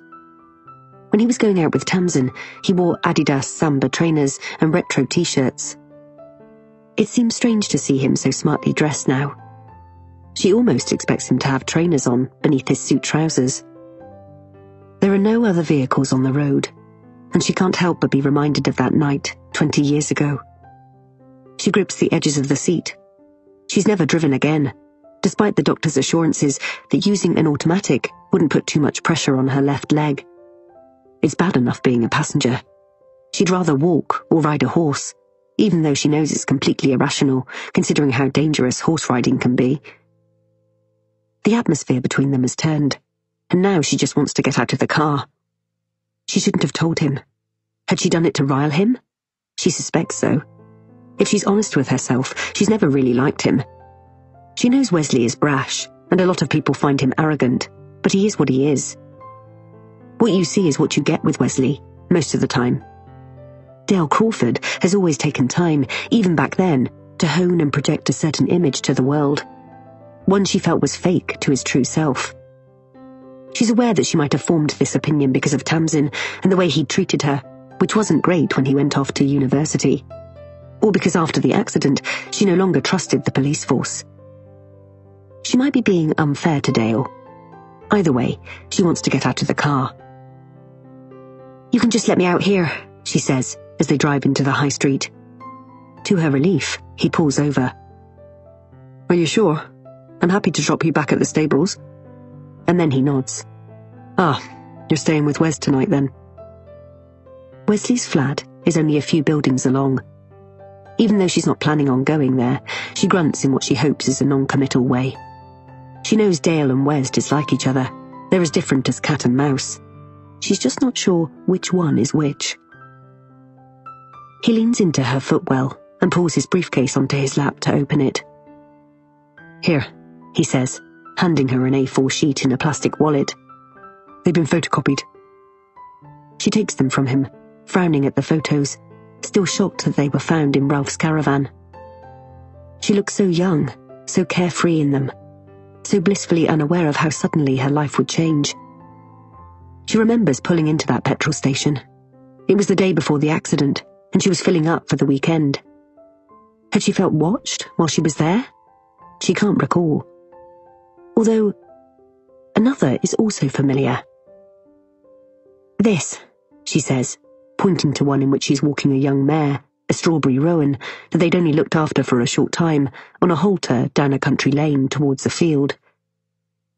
"This is one of the places I remember seeing the man with the scar. He was sitting in a lay-by in his van, smoking a cigarette, and just watching me.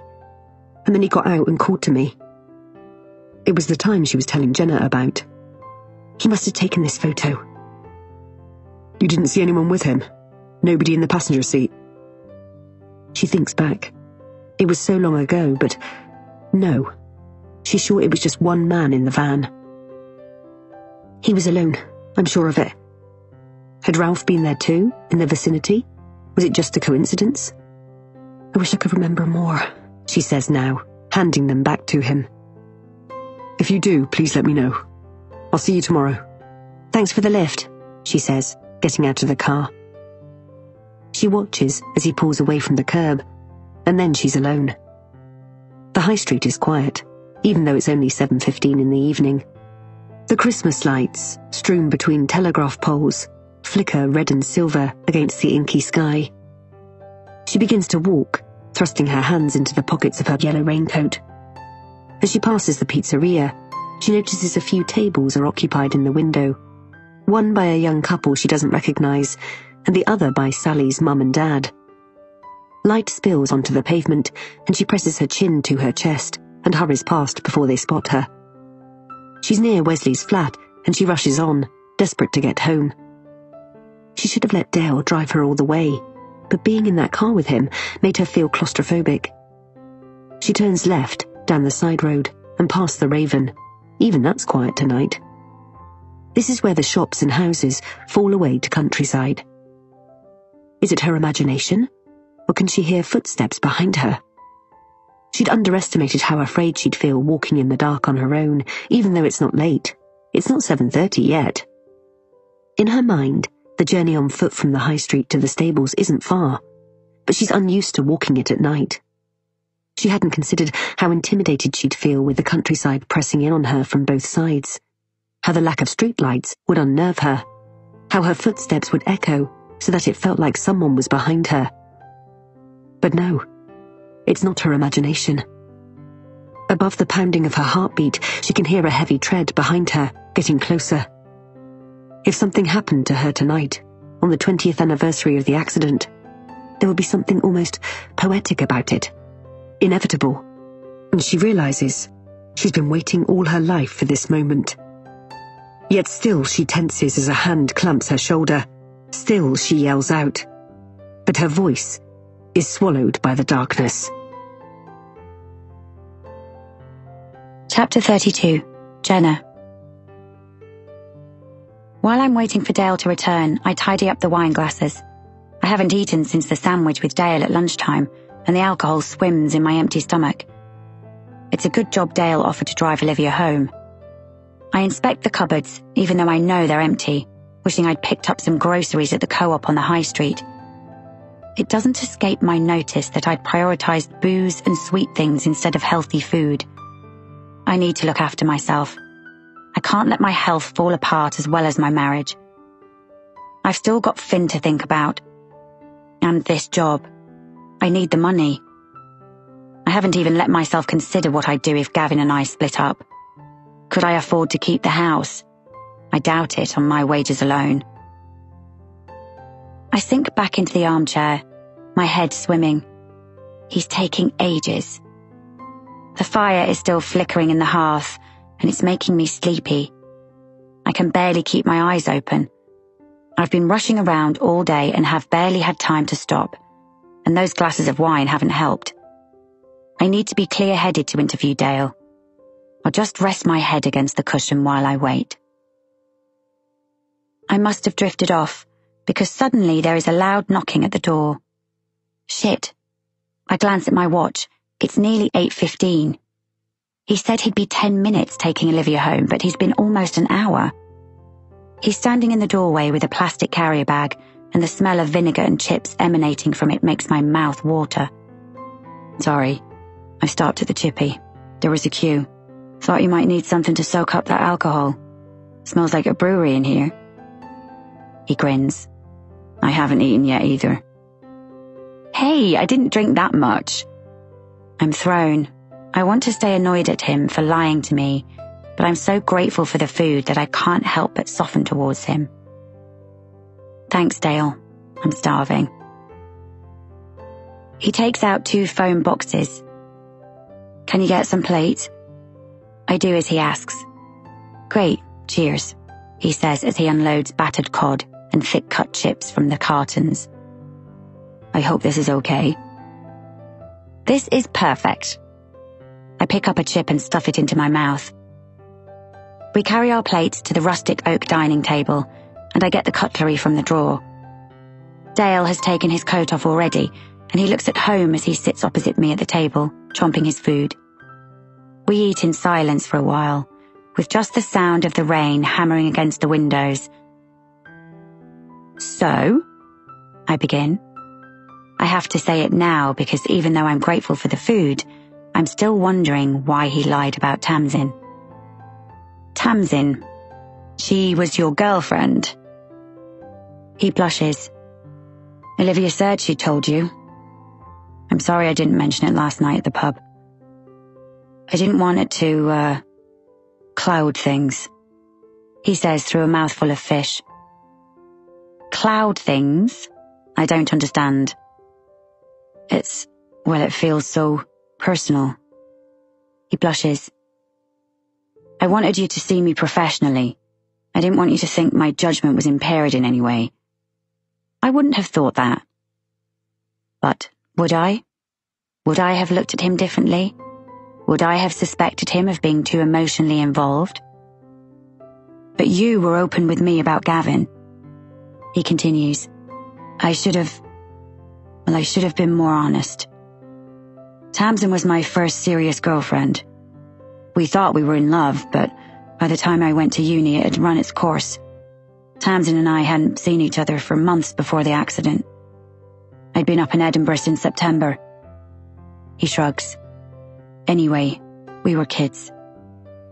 I watched him intently as a myriad of emotions pass across his face. Guilt, embarrassment, grief. Does your boss know? He swallows a mouthful of fish. Yes, full disclosure. Don't worry. I was never a suspect. I was in Edinburgh the night of the accident. I had an alibi and everything. I'm sorry. It must have been an awful time. I can't even imagine. I'm trying to put myself in his shoes. The bravado falls away from Dale like a cloak, and he transforms before my eyes into someone much more vulnerable, more real. It's what made me want to become a detective, he says quietly. He lowers his fork. It seems so unfathomable to me that someone could just vanish like that. I reach out and touch his arm. Our eyes meet and something passes between us. It's so fleeting that I wonder if I've imagined it. I look away first, get up and clear our plates. Right, we should get on with the interview, I say briskly. Coffee? Please. His voice is lighter again now. He's back in the role of detective. We take our coffees and move into the living room. I set up my phone again. I can feel Dale's eyes on me as I busy myself with the equipment. Maybe the wine has gone to my head, but I feel as though something has shifted between us, and I don't know how or when it happened. I'll just start recording. I'll piece it all together with introductions during the editing stages, okay? Dale leans back against the sofa, cupping his coffee, and laughs. I have no idea how to make a podcast, so whatever you're doing, I'm impressed. I prop the cushion behind me on the armchair. Can I ask you about Ralph Middleton? Do you think his death is linked to what happened to Olivia's friends back in 1998? We're keeping an open mind at the moment. Ralph was killed after talking to me yesterday. You said around 5:30. That's just an hour after I left him. Do you think someone was worried he'd talk to me? Tell me something. It's possible, says Dale, frowning. And some of the evidence found at the scene does link Ralph to Olivia's accident back in 1998. I let Dale fill in the listeners on the photographs. But when he's finished, I ask him to recap the cause of death, which he does. The pathologist report said his death was caused by a blunt instrument to the back of his head. Drugs were also found in his body. Weed? No, harder than that. Crack cocaine. I'm surprised by this and wonder if that's where he got all the money from. Do you think he was a dealer? I really don't know, says Dale, his eyes flickering to my phone. But I sense there's something he's not telling me. Olivia said that the man who had been following her in the white van had a scar on his face. That doesn't fit Ralph's description. Oh yes, the man with the scar. He sounds disparaging. I raise an eyebrow. You knew about it? Yes, it was in one of Olivia's original statements. She said she kept seeing him, though, on more than one occasion. Yet the photos were found in Ralph's caravan. He folds his arms across his chest. And the man with the scar in the white van was never found, or ever seen again. Do you think she imagined him or made him up? He sits up. Look, I don't know about that. She obviously believes that's what she saw. But you don't. I press. A flicker of irritation passes across Dale's face. I didn't say that. We had to run with what we had. And we had no evidence of this white van or a man with a scar, no other witnesses. He holds his hands up. What more can I say? His expression softens. Memories can be muddled, especially after a serious accident like Olivia experienced. And now with these photos found in Ralph's caravan, well, he sighs, it shines a new light on things. Maybe he's right. It's strange that no one else ever saw him. We talk a bit longer and I ask him more questions, but Olivia has already covered a lot of it. I stop recording and Dale finishes his coffee. Sorry to go on about the man with the scar, I say. Olivia was adamant about it when I spoke to her. She mentioned it to me in the car too, when I showed her the photos. He concedes, but it makes no sense. He gets up and takes his mug to the sink, then stands with his back to the counter, his ankles crossed. He has another pair of funky animal socks on, black with pink flamingos. He sees me looking. An old girlfriend bought them for me. He laughs. They're very comfy. They look it. He holds my gaze for a fraction too long, then says, I'm sorry it wasn't the best interview. There's still a lot I can't say. Things that cross over with Another case. Yes, you've said. You're just a big tease. My cheeks grow hot when I realize what I've said. He lets out a throaty laugh. I'm sorry. I know it's frustrating. When I can say more, I will. I'm tempted to push him, but I need to keep Dale on side. We spend another 10 minutes just talking about Staffordbury, his memories of the town before he left for university, and Tamsin. Did you know Olivia that well? I ask as we walk to the front door, and he starts pulling on his coat. No bullshit now, not like last night. Hey, it wasn't all bullshit. I really didn't know Tamsin's mates that well. Sometimes I'd go to the pub and Tamsin would be there, usually with Katie, Sally and Olivia. Occasionally we'd all sit together and play drinking games. Olivia was probably the quietest, but Tamsin could be quite loud. He wraps his scarf around his neck and tugs at the ends. He pauses, his hand on the doorknob. I never thought I'd be here 20 years later, still with no clue as to what happened to them. I smile in sympathy. I wonder if it's shaped him, Tamsin's disappearance. I can't imagine my first love going missing, although my first love was Gavin, and in some ways it feels like he is missing, because he's definitely not the person I fell in love with. I don't know who he is anymore. It haunts me sometimes, he says so quietly I can hardly hear him. Wondering if she was in some kind of trouble. But maybe if I hadn't gone to university, she'd still be here. You can't blame yourself, Dale. You were young too. Guilt, regret. He shakes his head. Why do we beat ourselves up? I know that feeling. Gavin leaves me and I'm the one wondering what I did wrong. Our eyes meet, and there is a definite charge in the air between us. It makes me catch my breath. He opens his mouth to say something, but seems to think better of it. He clears his throat. Well, I should go. Make sure my dad isn't being led astray by Doris next door. She's definitely got the hots for him. I laugh and our hands brush as I reach for the door handle and open it. A gust of wind blows in just as Dale is about to walk onto the step. And that's when I see it. Stop! I cry, grabbing his arm and pulling him back. What? I don't... And then he notices it too. Laid out on the concrete step are 3 dead crows, their necks bent at odd angles as though someone had deliberately laid them there. And I know there is no mistaking it this time. It's a warning. Chapter 33. Ornaments. Spread out on the starchy white sheets of Derek's 4-poster bed, Stace saw a cluster of 7 or 8 Buddha heads made of smooth mahogany.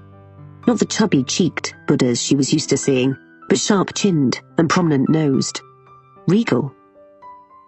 She could sense Jean-Paul's presence behind her, his hot breath on the back of her neck. To her left stood Griff, Trevor and Martin. Identical stance, arms folded, feet shoulder-width apart. They'd been there 4 days now, and in all that time she felt Jean-Paul was doing everything to avoid being alone with her. When Derek took them out to show them the sights, he would fall into step beside her, informing her about the giant golden Buddha or the royal palace, while Jean-Paul hung back with Griff and Trev. Despite her doubts about Derek, she couldn't deny she found him interesting and knowledgeable, as well as handsome. Now, Derek stood over the Buddhas, a serious note in his voice, as he relayed again what he wanted them all to do. Nah, I'm out. Mags doesn't approve, said Martin, stepping back. She's too law-abiding. Stace noticed Griff and Trevor exchange glances. Too much of a risk, mate, added Griff, which surprised Stace. She knew he'd bought stolen goods in the pub, even though she acknowledged that was less dangerous. Yeah, agreed Trevor. I don't fancy ending up in a Thai jail. Brutal, apparently. Derek laughed in that cocksure way of his. You won't end up in any jail. It's just a few ornaments. The most you'll get if you're caught is a fine, He turned his eyes to her and Jean-Paul. My mate can't risk applying for a special license because he knows he's likely to get turned down. They're even more strict if the Buddhas aren't in their true whole form, and he indicated where they lay, macabre without their bodies. Well, look at them. The other lads shuffled from the room, muttering apologies and excuses, and Stace was tempted to do the same. But something held her back. Was it the money? Or was it the hold she felt Derek had over Jean-Paul? He'd been so excited when he first told her about their trip, but now he walked around as though he had a death sentence hanging over him. For the past 2 nights, unable to sleep, she'd found herself walking down to the terrace and sitting beside Derek on the sun loungers, drinking Coke and talking about everything. Books they loved. Derek was surprisingly well read, like her, whereas Jean-Paul was not. And films. The only subject that appeared to be off-limits was Jean-Paul. Maybe if they did this for the money, things might be good between her and Jean-Paul again. If he didn't find a job soon, he'd have no choice but to leave town. But she knew it was more than that. She wanted to do this for Derek, to make him happy, to make his startling blue eyes shine. Stace walked over to the bed and picked up one of the ornaments, turning it over in her hand. Was she being naive? Was this more than just a couple of Buddhas? She examined the head for signs that it had been stuffed with something, like money or drugs. But the lines were smooth, no plugs or holes. They felt weighty in her hands too, good quality, solid wood. I'd be willing to take 1 or 2, but no more. She could feel Derek's eyes on her as she sat on the edge of the bed with the heavy object in her hands. She experienced a little thrill when his whole face lit up. That's great, he said, rushing over to her and pulling her into a hug. It was awkward because she was sitting down, but being so near to him was intoxicating. He smelt of lemon-scented laundry and summer days, chlorine and coconut oil, and her stomach swooped. She laughed to hide her embarrassment and desire, pushing him playfully away. All right, I'm only doing it for the money, even though she knew it wasn't strictly true. Derek laughed too, then straightened, turning to Jean-Paul. JP, what about you? If Stacy's okay with it, then why not? He said miserably.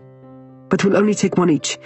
If we take any more, it'll be harder to play the innocent tourist card if we're caught. The elation Derek had exhibited only moments before ebbed away, like the sand running out of a timer. Oh, well actually that's a bit problematic. My mate will pay well, but only if they're all taken back to England. All 8 of them. They're worth quite a bit of money, but not enough on their own to make it worthwhile, so... He eyed the door where Griff, Trevor and Martin had made a hasty exit. You'll need to convince your mates. If you all take 1 each, there's a lot of money in it. They might not look much, but these ornaments are antique. My mate's contact back in the UK is willing to pay big bucks for them. And that was when Stacy's suspicions were confirmed. This was the reason they'd been invited on this trip. 8 friends, 8 Buddhas. Job done. Chapter 34. Olivia. Olivia's head is groggy.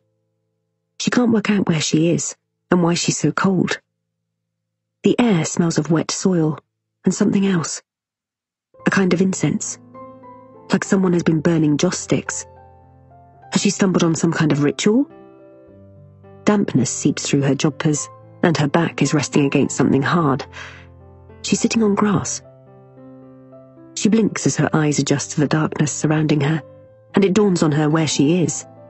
She's at the Standing Stones. What is she doing here?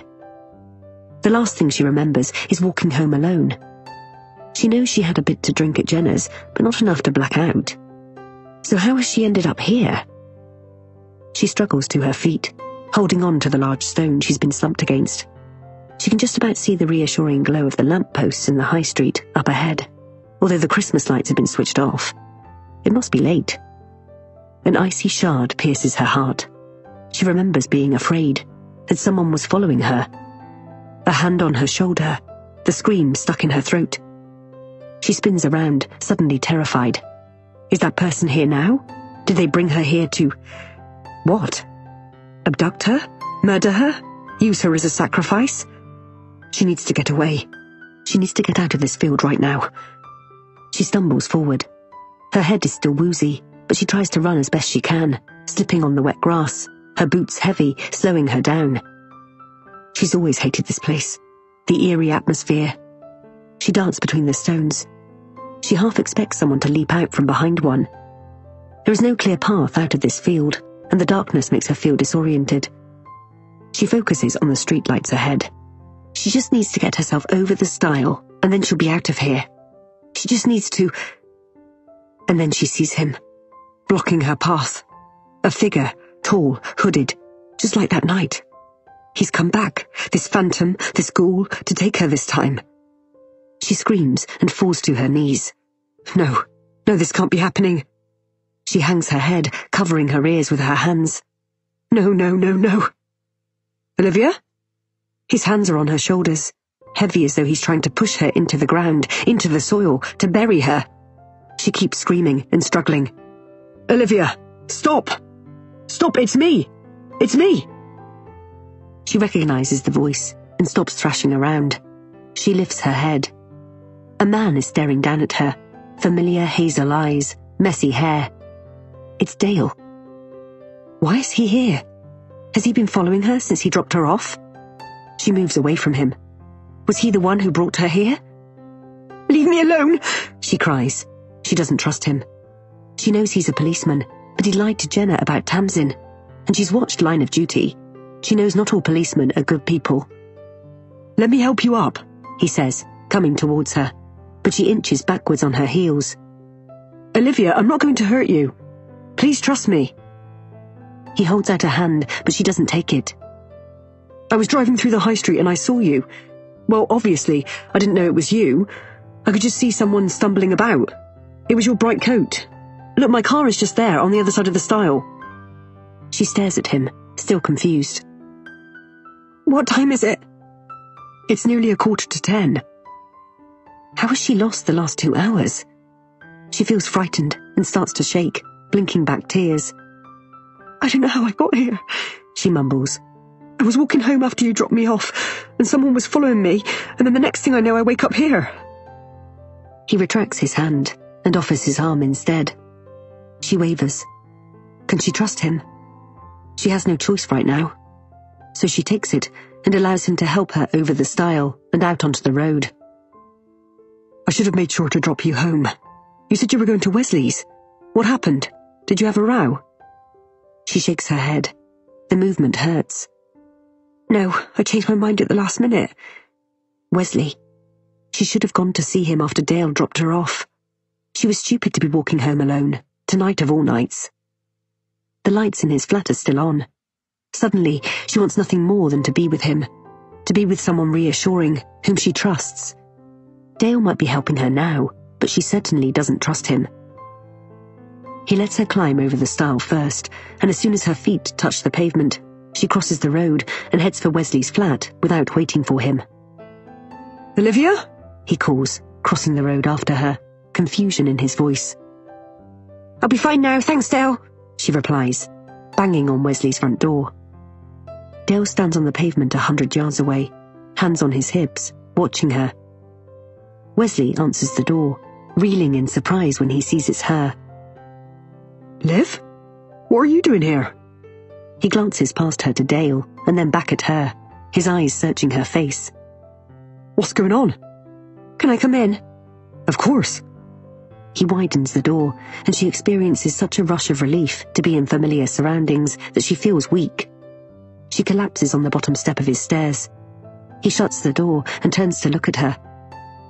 My God, are you okay? Oh, Wes, I don't know what happened. I think someone attacked me. What?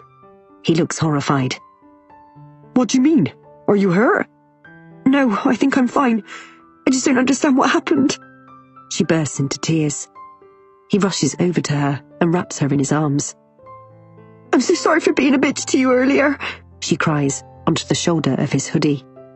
I don't know what's going on with me at the moment. Come on, silly, he says, helping her up the stairs. It's okay. You're safe with me now. He steers her through the door and onto the ugly leather sofa she's always hated, but now it feels like a lifeboat. Let me get you a cup of tea. Do you want to stay here tonight? She nods gratefully. I'd better let Mum know. I'll let Anna know, don't worry. She's shivering so much her teeth are chattering. Wesley fetches her a blanket. He doesn't quiz her on what happened, but patiently makes her a cup of tea with extra sugar and taps out a text to her mum. All the doubt she's had about Wesley over the last few weeks vanish. He might not be perfect, she knows she certainly isn't, but he's always had her best interests at heart. Jenna said she was attacked in the forest last night too. Olivia wipes her nose. Her hands are so cold. Was it the same person who did this to me? Wesley places his phone on the table, then reaches over and tucks the blanket in around her knees. This would usually annoy her and make her feel he was fussing, but now she's grateful for it. It makes her feel loved. Would moving in with Wesley really be the worst thing? She wonders. She can't live with her mum forever. She needs to grow up. He takes her hand, and then his face darkens. What did you just say about Jenna? When were you speaking to her? Too late, she sees her mistake. Oh, I heard someone talking about it in the co-op. She lies. She doesn't want to tell him about the interview. Not yet. She knows he'll get angry. What happened, Liv? You're shaking and your hands are freezing. She tells him about walking home and the feeling she had that she was being followed. When she's finished, he says, Do you think you just had too much to drink and then ended up, I don't know, stumbling towards the standing stones? And maybe blacking out for a bit? You're not used to drinking. I was sure I was being followed though. He squeezes her hand gently. Maybe you freaked yourself out. He frowns at her as it dawns on him. Why were you walking alone anyway? I thought you were seeing a friend. It was only a quick drink. So why were you with Dale? His voice is laced with suspicion. He found me at the stones. She explains it all. He's quiet as she speaks, and she can see the disbelief in his eyes. Has something happened with you and Dale? What? She can't believe it. He stands up and begins pacing. Let me rephrase that. Is Dale the friend you were out drinking with tonight? Are you fucking him, Liv? She thinks she's going to be sick. After everything I've been through tonight, and you think I'm cheating on you? I'm with him. She can feel herself getting hysterical. He must believe her because he suddenly backs down, going to her and wrapping her in his arms and kissing the top of her head, like a father who regrets shouting at his child. I'm sorry. Just seeing you two together, it made me feel so jealous. And I know we haven't been getting on. You've been so emotionally unbalanced lately. He's rocking her as he speaks to her, and she's so exhausted, so frightened by whatever happened to her tonight, that she hasn't the energy to protest. She lets him lead her to bed and tuck her up, still clothed in her jompers and jumper. She can barely keep her eyes open. She's utterly exhausted. She falls asleep to the melodic tones of Wesley stroking the hair away from her face and telling her how much he loves her and how much she needs him. Chapter 35. Jenna. Dale had wanted to stay when we found the dead birds, and I was so tempted to let him sleep in the spare room again. The last thing I want is to be in the cabin alone. But I couldn't let him. There has been a subtle shift in our dynamics. A lingering look, the brush of his hand on my back, the wink. I might be separated, but I feel very much a married woman. And even though I can't deny I find Dale attractive, I don't want him to get the wrong idea. Or maybe I don't trust myself. I don't know. Dale had looked disappointed when I told him I'd be okay by myself, but he'd made me promise to ring him if I was worried.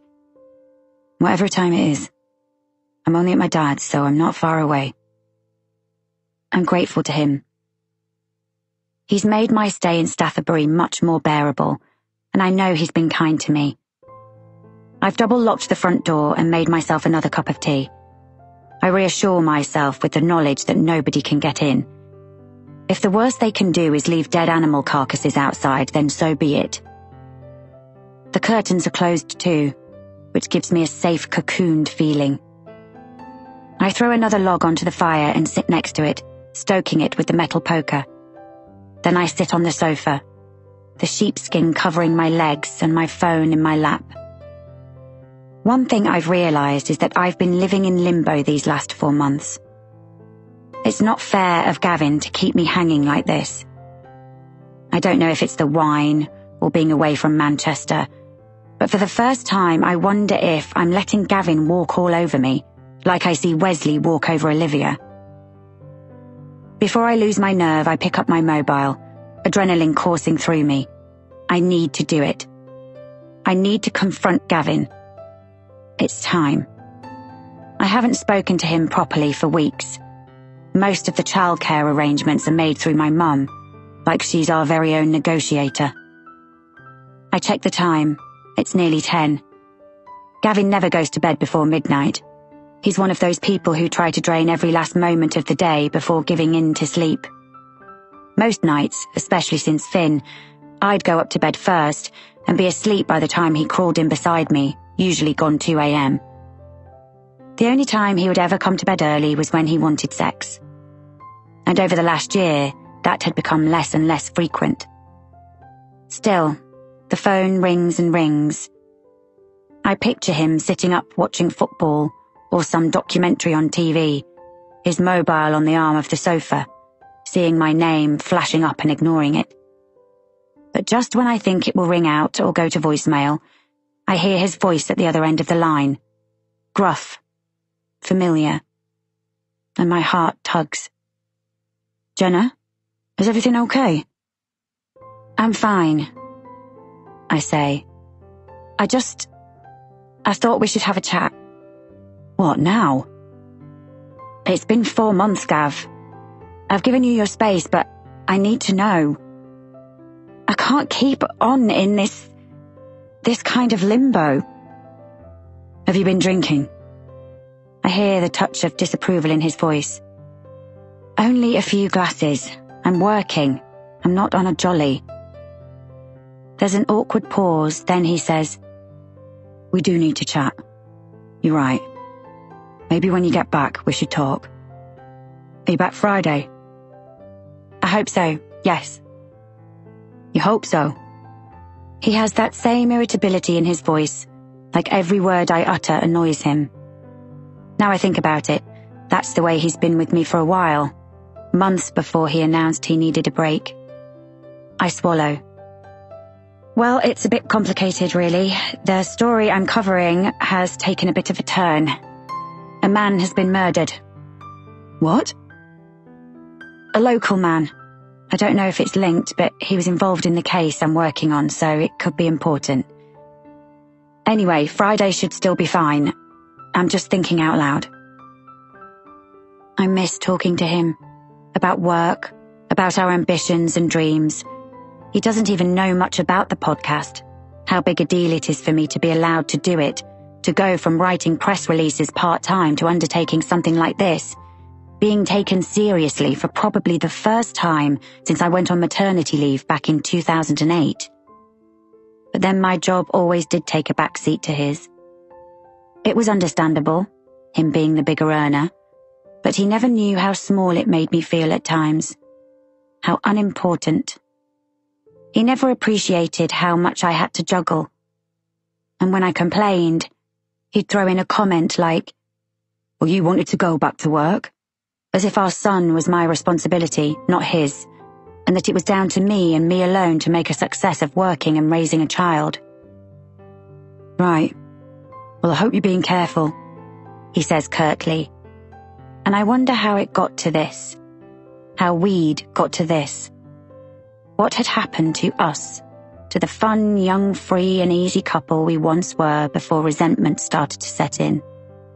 The bickering about who did the most around the house, who was busier, more stressed, like it was a competition. Where were the couple who laughed at the same jokes, who snuggled in front of the TV to watch reruns of Frasier, who went to gigs together? Where was the man who used to love me so much that when I was pregnant, he treated me like a princess and wouldn't let me lift a finger, as if I was made of precious stone. Where had the warm, loving, kind, fun Gavin gone? The man talking to me now is like a stranger. Had the cracks started to show after we had Finn? Had I transferred all the love I bestowed on Gavin to my son instead? Had our love been slowly draining away like a leaky tap for the last 10 years? A tear seeps down my cheek, and the heaviness on my chest intensifies so much that I can't speak for a few seconds. I move the phone away from my ear and suppress a sob. I don't want him to know I'm crying. "We can discuss all this when we see each other face to face," he's saying when I return the phone to my ear. "Yep," I say, trying to sound brisk. "And if you're delayed on Friday, I need to know, He sounds uncomfortable. "Well, I've made plans on Saturday." I think about the woman's laugh I heard, but I can't bring myself to ask him because I'm too scared of the answer. "Mum can look after Finn for the weekend if I'm stuck here. Don't worry. But I think I'll be home on Friday." "Right. Well, Gloria's done a lot for us." More than your own mother, I want to say, but don't. The subject of his parents and the fact I've always felt they looked down on me has been a contentious issue over the years, so I've avoided it. And the truth is, I don't care if Sydney and Cassandra like me or not. I just wish they were better grandparents to Finn. As it is, they spend all their time with Gavin's sister Marcy and her 3 kids, only seeing Finn on special occasions and for the odd Sunday lunch at their big pristine house, where Finn and I feel too scared to touch anything. Saying that though, I do like Marcy and her adorable children, and if we end up splitting, I hope she'll still want to be my friend. "Are you still there?" Gavin's been talking, and I've zoned out. I blink, trying to gather my thoughts. "I'm still here," I say quietly. He sighs. And then he says softly, "I'm sorry, Jen." "For what?" "For all of this. For the disruption. For splitting our family up." The tears are back. The end of a marriage. Because that is what it is. I can't delude myself anymore. Feels like a death. "I'm sorry too." "People change," he says. "I've changed." "I know. Me too." And perhaps that's the problem. We don't much like the person the other has changed into. He clears his throat. "Anyway, we can talk properly when you get back. And Jenna..." I nod even though he can't see me. "Look after yourself, won't you? Don't do anything stupid. If there is a murderer on the loose." "I'm fine. Don't worry." "Well, bye then." "Bye." I hear him breathing for a few seconds at the other end of the line. Both of us connected, each not wanting to be the first to put the phone down, just like it used to be at the beginning. I end the call first, and then I burst into tears. I go and wash my face, splashing away the tears. I have to pull myself together and put thoughts of Gavin to the side for now and concentrate on why I'm here. I get undressed, go back into the living room, and make myself a hot chocolate. The fire is almost dying now. I'll sit until it's burnt itself out. I'm in no hurry to go to bed. For some reason, I feel safer sitting here, with all the lights on and my phone within reach. I glance towards the fireplace, deep in thought, and then my eye lands on a piece of paper resting near the grate, not yet burnt but curling at the edges. I get up, then kneel down at the hearth. The flames have engulfed most of the writing, but I can just make out the last 2 words. Be next. It was the note from my car. I'd left it on the counter, by the laptop, under the book I was reading. How did it get into the fireplace? It must have been Dale or Olivia. But which one? And why? Chapter 36. Olivia. When Olivia wakes up, she notices that Wesley isn't in bed with her, although the room is dark. She leans over for her phone to check the time. It's just gone midnight. She's been asleep for less than 2 hours. The euphoria she'd initially felt after arriving at Wesley's flat, knowing she was safe, has dissipated, and now she just feels flat. She has a banging headache too. She's never been a big drinker, but she had a few glasses of wine. Not enough to induce this strange sensation inside her, surely. Her leg also aches, more than usual. She reaches down and touches it. She's still wearing her jodhpurs, but she can feel a bump. She peels back the duvet and shines the light from her mobile onto it. There is a hole in her jodhpurs, and when she pulls them down, she can see a bruise on her thigh. It looks almost like an injection site, a spot of red in the middle and a faint bruise fanning out around it. Was she drugged? It would explain how she'd blacked out, the wooziness. She's never taken drugs in her life, so doesn't know how she'd feel, but she imagines it's how she feels now. She swings her legs out of bed and stands up, groping around her for the light switch, her panic increasing. What the hell happened to her? And where is Wesley? She presses the switch, and the room is flooded with light. She wonders if he's in the bathroom, but a quick check shows he's not there either. He's gone out. She can't believe it. After everything she's been through tonight, he's just left her in the flat by herself. Her fingers tremble as she scrolls down to his number. A phone on Wesley's bedside table pulsates on silent. She grabs it and sees her own number flashing up. What the fuck? Her mind is racing. Why would Wesley go out and leave his phone? She slumps onto the bed, her mobile in one hand and his in the other. She tosses hers angrily aside. It lands with a thump on the duvet and concentrates on getting into Wesley's. But he has a passcode, and even though she tries 3 combinations, none is right, and it won't let her in. In frustration, she replaces his on the pine nightstand. What is going on? Wesley always has his phone attached to him. Unless... She goes to the window and pulls aside the ugly brown curtains. She has a view of the high street, but it's empty. Has he got another phone? She gulps. She's heard of burner phones, has seen them used in crime dramas on TV.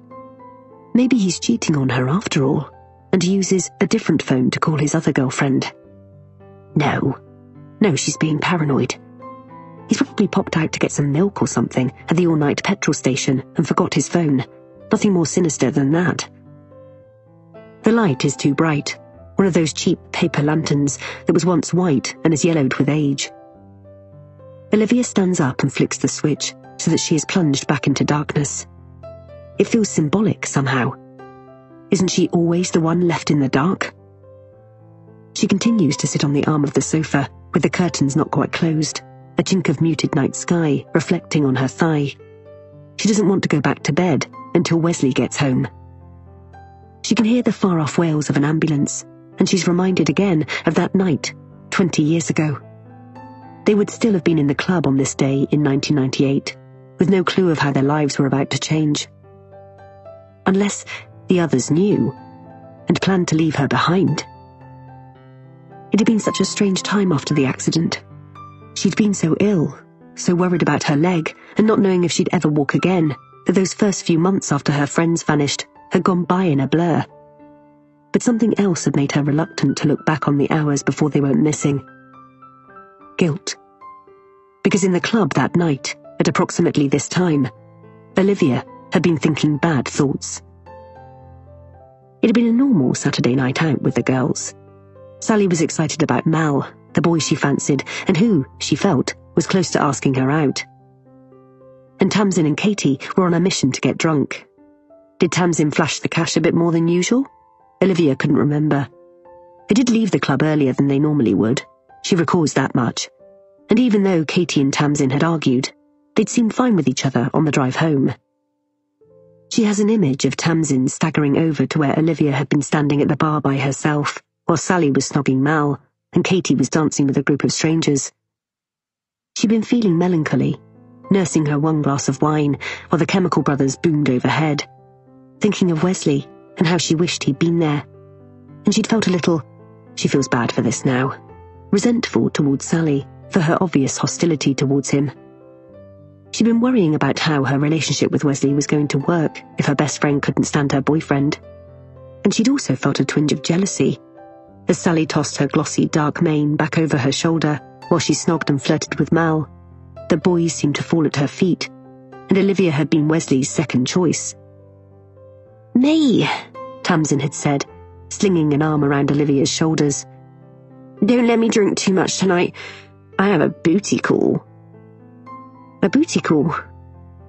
She'd put her finger to her lips and tried to make a shushing sound, although her hand kept moving away from her face because she was so unsteady on her feet. She gave up and sank onto a bar stool instead. Who had Tamsin been planning on meeting up with? Olivia shakes her head, trying to remember more clearly. Has she remembered this before? She's never really allowed herself to examine that night in forensic detail because it was too painful, and after months in hospital, undergoing multiple operations, she'd been woozy with morphine. Is she now imagining that conversation with Tamsin? That's the problem with memory, especially after 20 years. How can you be sure of what is true and what your mind has made up?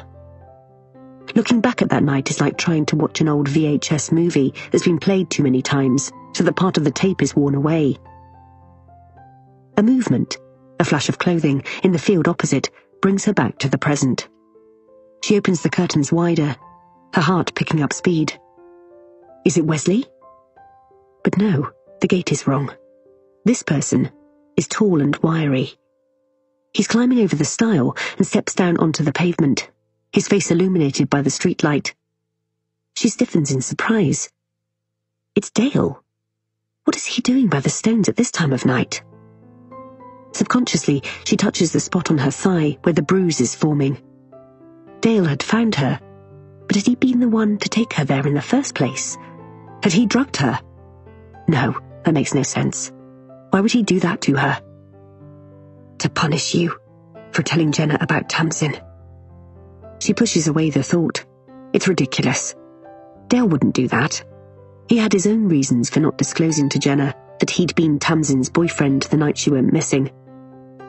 Unless... Her thoughts begin to run away with her. A booty call. That was what Tamsin had said. Who was she going to meet? Could it have been Dale? Had he lied about being away from Staffordbury? Who would have checked? He hadn't been a suspect, had he? The sound of a key in the lock makes her jump off the sofa. Wesley's back. Had he gone out to meet Dale? She contemplates getting back into bed and pretending to be asleep. But no, she won't. She's going to confront him. She stands in the middle of the room in the dark. He doesn't notice her at first. He's carrying what looks like a shoebox, which he sets down on the kitchen counter. He does everything quietly, like he's in a mime show. She waits, watching him as he places his keys gently on top of the box and slips off his trainers. And then he takes something from the inside of his coat pocket. It lights up in his hand, and her heart sinks. It's a phone. So he does have two. She can't believe he still hasn't noticed her standing there. He opens the cupboard above the fridge, which he knows she finds hard to reach, then slips the box and the phone into it. While his back is turned, she makes a decision. She'll go back to bed and pretend to have been asleep. He'll only lie if she confronts him, or get nasty, or blame her for being paranoid. This way, he won't know she's seen where he's put the box. She can snoop tomorrow. He turns just as she's getting into bed. She pretends to be stretching in sleep, squeezing her eyes tightly shut, but she senses him walking over to her. "Liv?" he says quietly, stroking back her hair, the bed dipping under his weight. "Are you awake?" She makes a groaning noise, but doesn't open her eyes. Let him think she's still out of it. She'll confront him when she knows more about what she's dealing with. She feels him sliding into bed, his back to her. It's not long before he begins to snore. She'll wait until he's gone to work in the morning, and then she'll see what he's up to. Her phone next to her flashes, briefly lighting up her corner of the room. She tenses, wondering if Wesley will notice, but he doesn't stir. She reaches for her mobile. Who would be texting at this time of night? It's from her mum. She opens it, and as her eye sweeps over the sentence, her blood runs cold. It's just one line. Something she thought her mother would never say. We need to talk about your father. Chapter 37. Jenna. I've not been able to sleep since I saw the note in the fireplace. Only 2 people were here tonight, Dale and Olivia. One of them must have thrown the note away. I think of how Dale helped me earlier, offering to drive Olivia home for me and bringing me fish and chips. It was kind of him. But now I'm wondering if he had an ulterior motive. Could he have taken the note when he was preparing the plates and cutlery? Or was it already gone by then? Had Olivia found it when I was in the toilet and tried to dispose of it? I frown and turn over in bed, feeling frustrated. Suddenly I hear a noise, like a car door banging. I jump out of bed and grab my dressing gown, wrapping it around myself as I pull aside my curtains. It's dark outside, with just the outline of the trees in the distance. Even the little lights in the branches opposite have been turned off. I take a deep breath, trying to calm down. I must have dreamt it. It's nothing. I'm about to turn and go back to bed when I hear a bark, then see movement. It looks like 2 shadows moving as one, and as I blink, trying to adjust to the dark, I see that they're in the shape of a man and a dog. A big dog, like a German shepherd. My heart races as I watch. They're moving towards the cabin opposite, and it's not my imagination. A light is flickering beyond the narrow rectangular window. I'm convinced it's the man I saw when I first arrived, although it's too dark to tell. I'm not sure if he's alone. Is someone waiting inside for him to return? I check the time on my mobile. It's gone midnight. I contemplate trying to take a photo, but it's too dark, so I scroll through my contacts until I get to Dale's number. And then I hesitate. Can I trust him? I shake my head, angry with myself. I have to trust him. He's a detective. He's a good guy. And I have no choice. He picks up immediately. Hey, he says, his voice soft. Are you okay? The man I was telling you about, the one with the German shepherd, he's back. I blurt out. I can see him now. He's going into the cabin opposite. Okay, I'm coming over. He ends the call and I keep watch at the window. The man is going into the cabin now, but as he does so, he turns to look towards me. He's wearing a hooded coat, but even if he wasn't, he's too far away for me to distinguish his features. I close the curtains and wrap my arms around my body, feeling chilled to the bone. Is that the person responsible for killing Ralph? The person who attacked me, who left animal carcasses on my front porch? What have I stumbled into here? I pad into the living room, feeling safer there, and pace the length of it while I wait for Dale. I'm suddenly wide awake, adrenaline pumping through my body. I go back into the bedroom and pull jeans and a jumper over my nightwear. Then I hurry back into the kitchen, just in case I've missed something in the 2 minutes I've been away. But from the window I can no longer see any lights on or any activity from the cabin opposite. Everything outside feels unnaturally black, not like Manchester. Here the darkness feels thick and never-ending, stifling. Suddenly, 2 round headlights penetrate the darkness, bouncing over the bumps in the track, illuminating a fine rain. It's Dale, thank God. He pulls up behind my car and steps out. He has a heavy-duty torch and the beam is bright. He sweeps it around, landing on the cabin opposite. I run to the door and wrench it open, just as he's by the bonnet of my car. He lowers the torch. Did you see that cabin there? he asks, pointing his torch towards Foxglove without even stopping to say hello. Yes, wait, let me grab my coat. No, stay here. It might not be safe. I ignore him, pulling on my wellies, but he stalked off in the direction of the cabin, the light from his torch turning everything in front of him a dull, hazy brown. I close the door and hurry after him, almost slipping on the wet mud as I shoulder on my coat. I told you to stay inside, he mutters when I've caught up with him.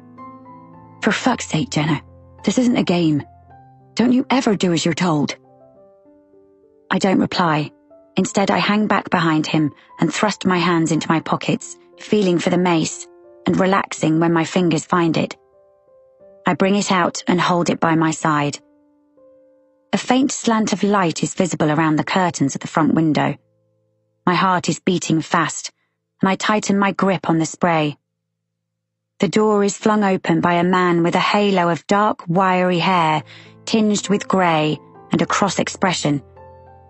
He's in his 60s with weathered skin and very dark brown eyes that flash with annoyance. He's not what I expected. Sorry to disturb you so late. I'm Detective Sergeant Dale Crawford, he says, holding up his badge. It's gone 12:30 in the morning, says the man, rubbing a hand across the stubble on his chin. Is something wrong? We've had a report that someone has been staying in this cabin illegally, explains Dale. The man frowns. From behind him I hear a woman's voice. Then she appears at the doorway in a velour tracksuit tucked into Ugg boots, her blonde hair piled on top of her head in a topknot. What's going on? She has a European accent I can't quite place. The officer seems to think we're staying here illegally, he says, turning to her. Jose, get the printout, will you? She disappears from view. Can I take your name? Dale asks, lowering his torch and pulling out his notebook from his inside pocket. He must carry that around with him everywhere. I hear a dog bark, and a yellow Labrador pokes its head from around the man's legs. A Labrador, not a German Shepherd after all. I oscillate between feeling relieved and embarrassed. It's Samuel and Josephine Molina, says the man, folding his arms across a heavy jumper. He's tall and attractive in a rugged older man kind of way. We've only just arrived, but we're booked in until Sunday. Josephine is back and thrusts a piece of paper into Dale's hand. We were both working today, so came late, she explains. She glances past Dale as though noticing me for the first time. We didn't mean to cause any disturbance. I can feel myself blush, but hopefully it's too dark for her to notice. Not at all, I say, waving a hand in her direction. There's just been a little mistake, that's all. Okay, she says, but her expression is still puzzled, and her blue eyes flit back to Dale. Dale returns the paper to her. It all looks in order, sorry to disturb you, he says. I do feel I should make you aware that a man was found dead in this forest on Tuesday evening. The woman's face is a picture of horror. What? We weren't told about this? How? We're still looking into it, so please, if you see anyone acting suspiciously, let me or one of my colleagues know. He hands her a card with his details on. She takes it. Who was the man? She asks, throwing a worried glance at her husband before fastening her eyes back on us. Ralph Middleton. Did you know him at all? Their relief is almost palpable. No, I've not heard of him, says Samuel. Did they expect it to be someone else? Josephine nods in agreement and her husband places a reassuring arm around her shoulders. And if you need anything, I'm just in that cabin over there, Bluebell, I say, pointing in the direction of where I'm staying. I'm Jenna. They nod tersely and shut the door on us. That's odd, I say in a low voice as we head back, Dale lighting the way with his cumbersome torch. Jay didn't mention anyone booked in here when I saw him this afternoon. It all appears to be above board. Why would Jay put them in that cabin when he knows that's where I suspected someone was dossing down? I have no idea. Maybe it was the only one available. They're all available. Jenna, he sounds cross. Stop trying to see things that aren't there. Jay doesn't have to run it past you every time someone is booked in. I feel a stab of hurt. I didn't mean that. By now, we've reached the front door. I hesitate, wondering whether to invite him in, but the note that found its way into the fireplace makes me decide against it. I turn the key in the lock and step over the threshold. I turn to assess him. He looks freezing, clutching his torch, and I feel a pang of sympathy for him. Thank you for coming over, I say. I'm sorry it turned out to be a mistake. He smiles wryly. A good mistake, he says. I'm glad it's nothing more sinister. I guess we'll never find out who was dossing there and why. It's not like in the books, Jenna. Not everything gets explained and tidied up nicely in a neat little bow. This world is messy, complicated. He sighs. It's fine. I'm happy to help. He hesitates. And there it is again, something unspoken between us. Go and get some sleep. It's late. Reluctantly, I close the door on him. It's for the best, I tell myself as I head back to my bed. I think of Ralph being murdered in his caravan, of being followed through the forest, and of the mystery squatter lurking around the cabins with his German shepherd. It's best to trust nobody in this town. Chapter 38. No going back. As the days passed, Stace felt Jean-Paul was slipping further and further away from her. Every time she tried to talk to him, he'd reply with a monosyllable, like a stroppy teenager. She'd sit and read most of the day, next to Maggie, laid out on sun loungers. Sometimes Derek would lie next to them, although it was always her, rather than Maggie, he sought out to talk to. He listened when she told him her regret at not staying on at school, and how she'd felt obliged to help out in her parents' business instead, but that she was a ferocious reader, practically inhaling the books she might have been able to read had she been allowed to do A-levels. He had a similar experience, telling her he had dropped out of high school to go travelling. But the more she chatted with Derek, the more withdrawn Jean-Paul became. I don't understand what's going on with him, Stace said to Maggie after they'd been in Thailand nearly a week. Is it the Buddha thing? Despite Stace trying to persuade the others to take the Buddhas out of the country, they had, so far, refused. It infuriated Stace. What harm could it do? But the others didn't need the money as much as she and Jean-Paul did. Trevor, Martin and Griff all had good jobs in accountancy or engineering. Maggie was doing well as a beauty therapist, Hannah was a bookkeeper, and Leonie worked in a nursing home. It's not happening anyway, she replied, slathering Factor 50 over her shins. Derek said it had to be all of us or none. I'm sorry. Maggie blushed beneath her tan. I just don't feel comfortable. It's fine.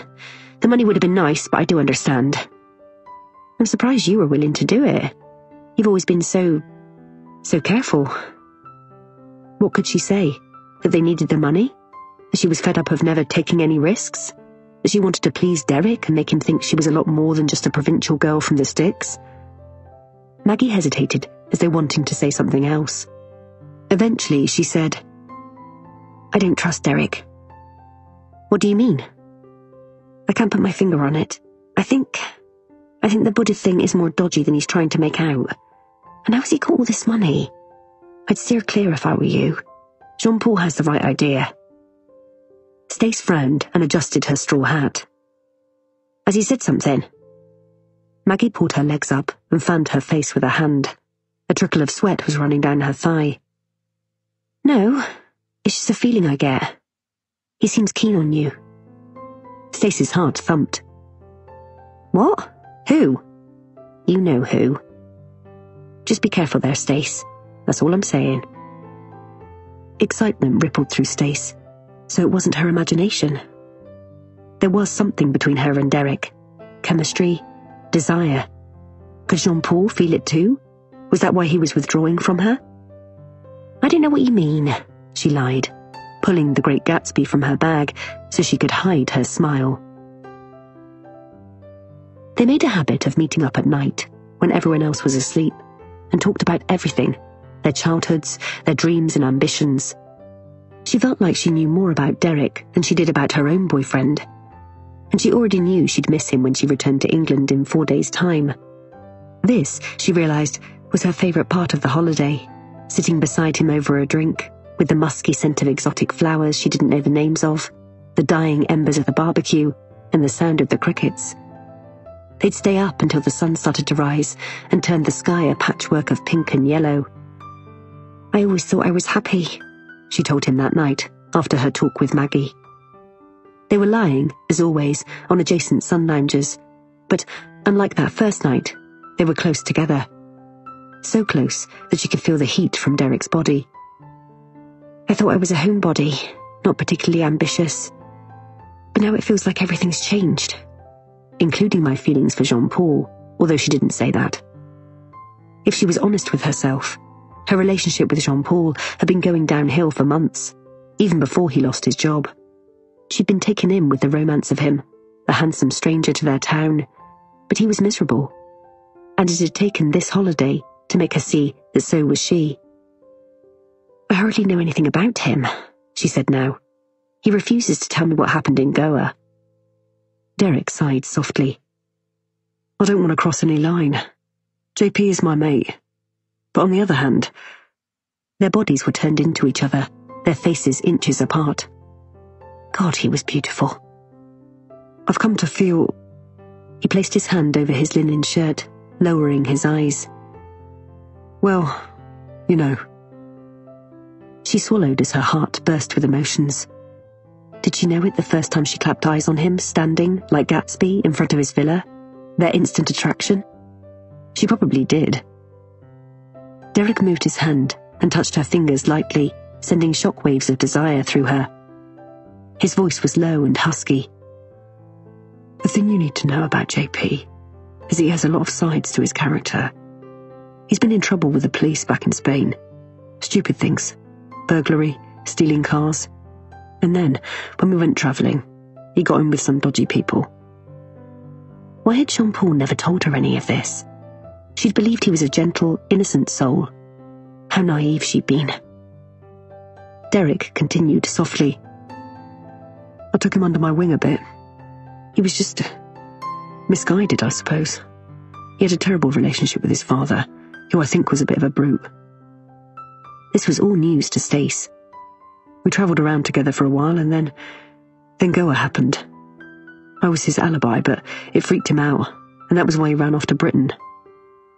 A cold sensation swept over Stace, and she drew her knees up to her chest so that she was in a fetal position, her hand still in Derek's, waiting, knowing that at last she was about to find out what had happened. He was whispering now, and she had to inch forward to hear him. "He was at a beach party with a group of tourists. Young teenagers and 20-somethings. JP said he just gave one of them something. A pill. I'm not even sure what." "You mean, like drugs?" she whispered back.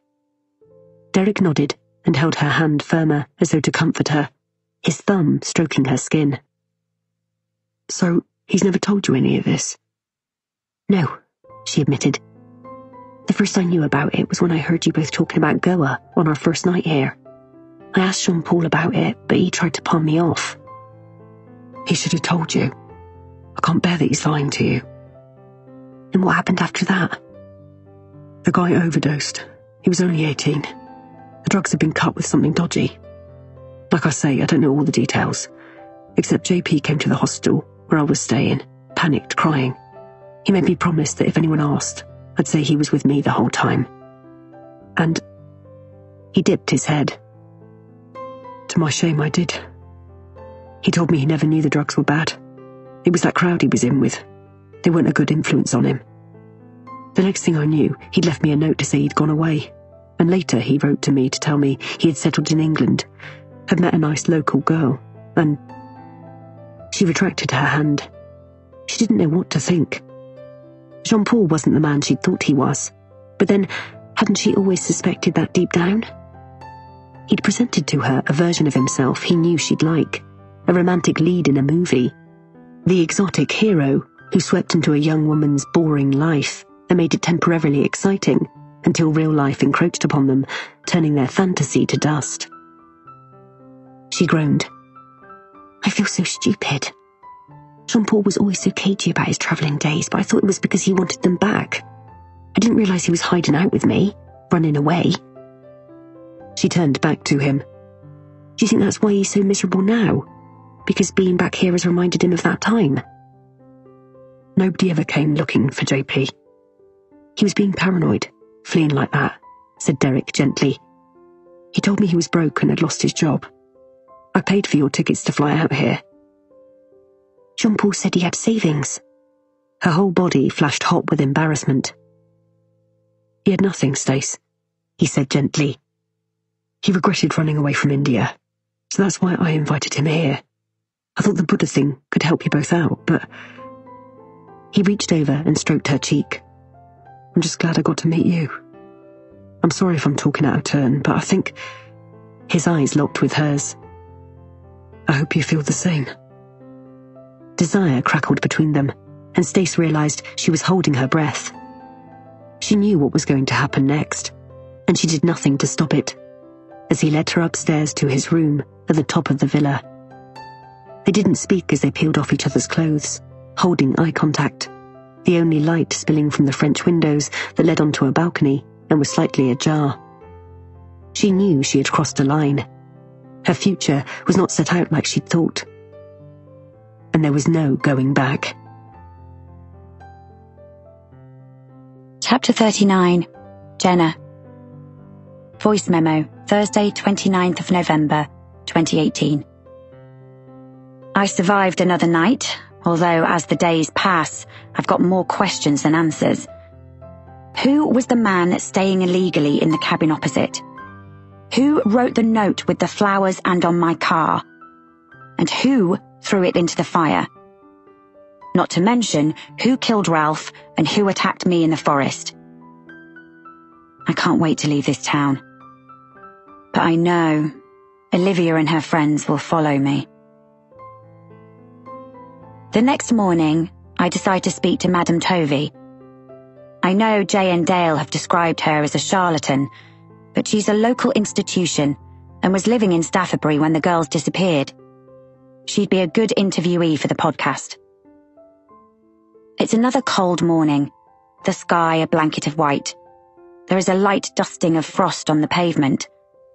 I've got my collar turned up against the wind, and as I'm crossing the high street, I see Olivia outside Madame Tovey's. She looks harassed, her face pale and tired. She has a maroon beanie pressed down on her head, which does nothing for her sickly pallor. Olivia? I call, speeding up but careful not to slip on the icy pavement. Are you okay? No, not really, she says, glancing up at the window above Madame Tovey's, which I assume is Wesley's flat. She looks like she's barely slept. Can I give you a lift home? I can drop her off and come back to see Madame Tovey. It's not like I have an appointment anyway.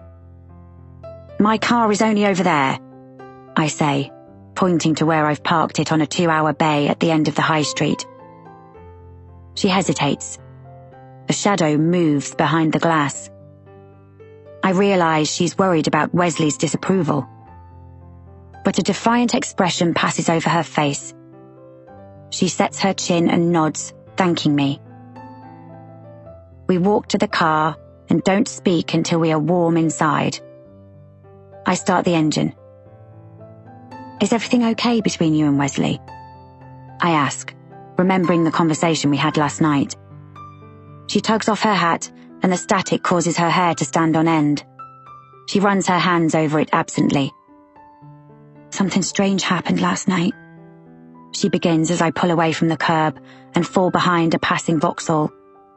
There isn't much traffic, There never seems to be around here. Oh, yes? I want to ask her about the note and whether she had put it into the fire, but I can't work out a way to phrase it without sounding confrontational. And if Olivia is guilty of something, it might give me the upper hand if I don't reveal I know about the burnt note. Horror washes over me when she's finished telling me what happened to her last night. Are you saying you think you might have been injected with drugs? She blinks and I can see she's close to tears. Yes. As a journalist, I've reported on this before, usually young women in nightclubs. God, Olivia, have you gone to the police? I don't know what to do, she wails. I was in such a state when Dale found me. Dale found you? My voice comes out strangled. She explains about him finding her at the Stones, and I grip the steering wheel, my mind racing. And then, just when I think it can't get any worse, she tells me about Wesley disappearing, then returning later with a cardboard box and another phone. I just know, she says with a sob, that he's up to no good, and I was hoping he'd go to work first so that I could find the box and see what was inside, but he couldn't get rid of me quickly enough this morning. When I suggested going into work late and letting myself out, he wouldn't hear of it. It was obvious he didn't want me alone in his flat. But he left you last night? Yeah, because he thought I'd be out for the count. But still, to leave me like that at night, after what I'd been through. Is she beginning to see what I could all along? That the only person Wesley really cares about is himself? I turn left off the high street, drive past the Raven, and the buildings fall away, everything more countrified. It was round about here, she says, pointing to a stretch of pavement. There are no houses along here, just hedgerows and fields on either side until you reach the riding stables. The last thing I remember is walking along here, and then I felt a hand across my face, and that must have been when the person injected me. I remember. She frowns. I remember stumbling into someone's arms, but I can't catch the memory. Her voice sounds small and vulnerable. My heart aches for her. Sometimes I forget she's my age. She just seems so much younger. So naive and innocent. And then I remember the note. Maybe not that innocent after all.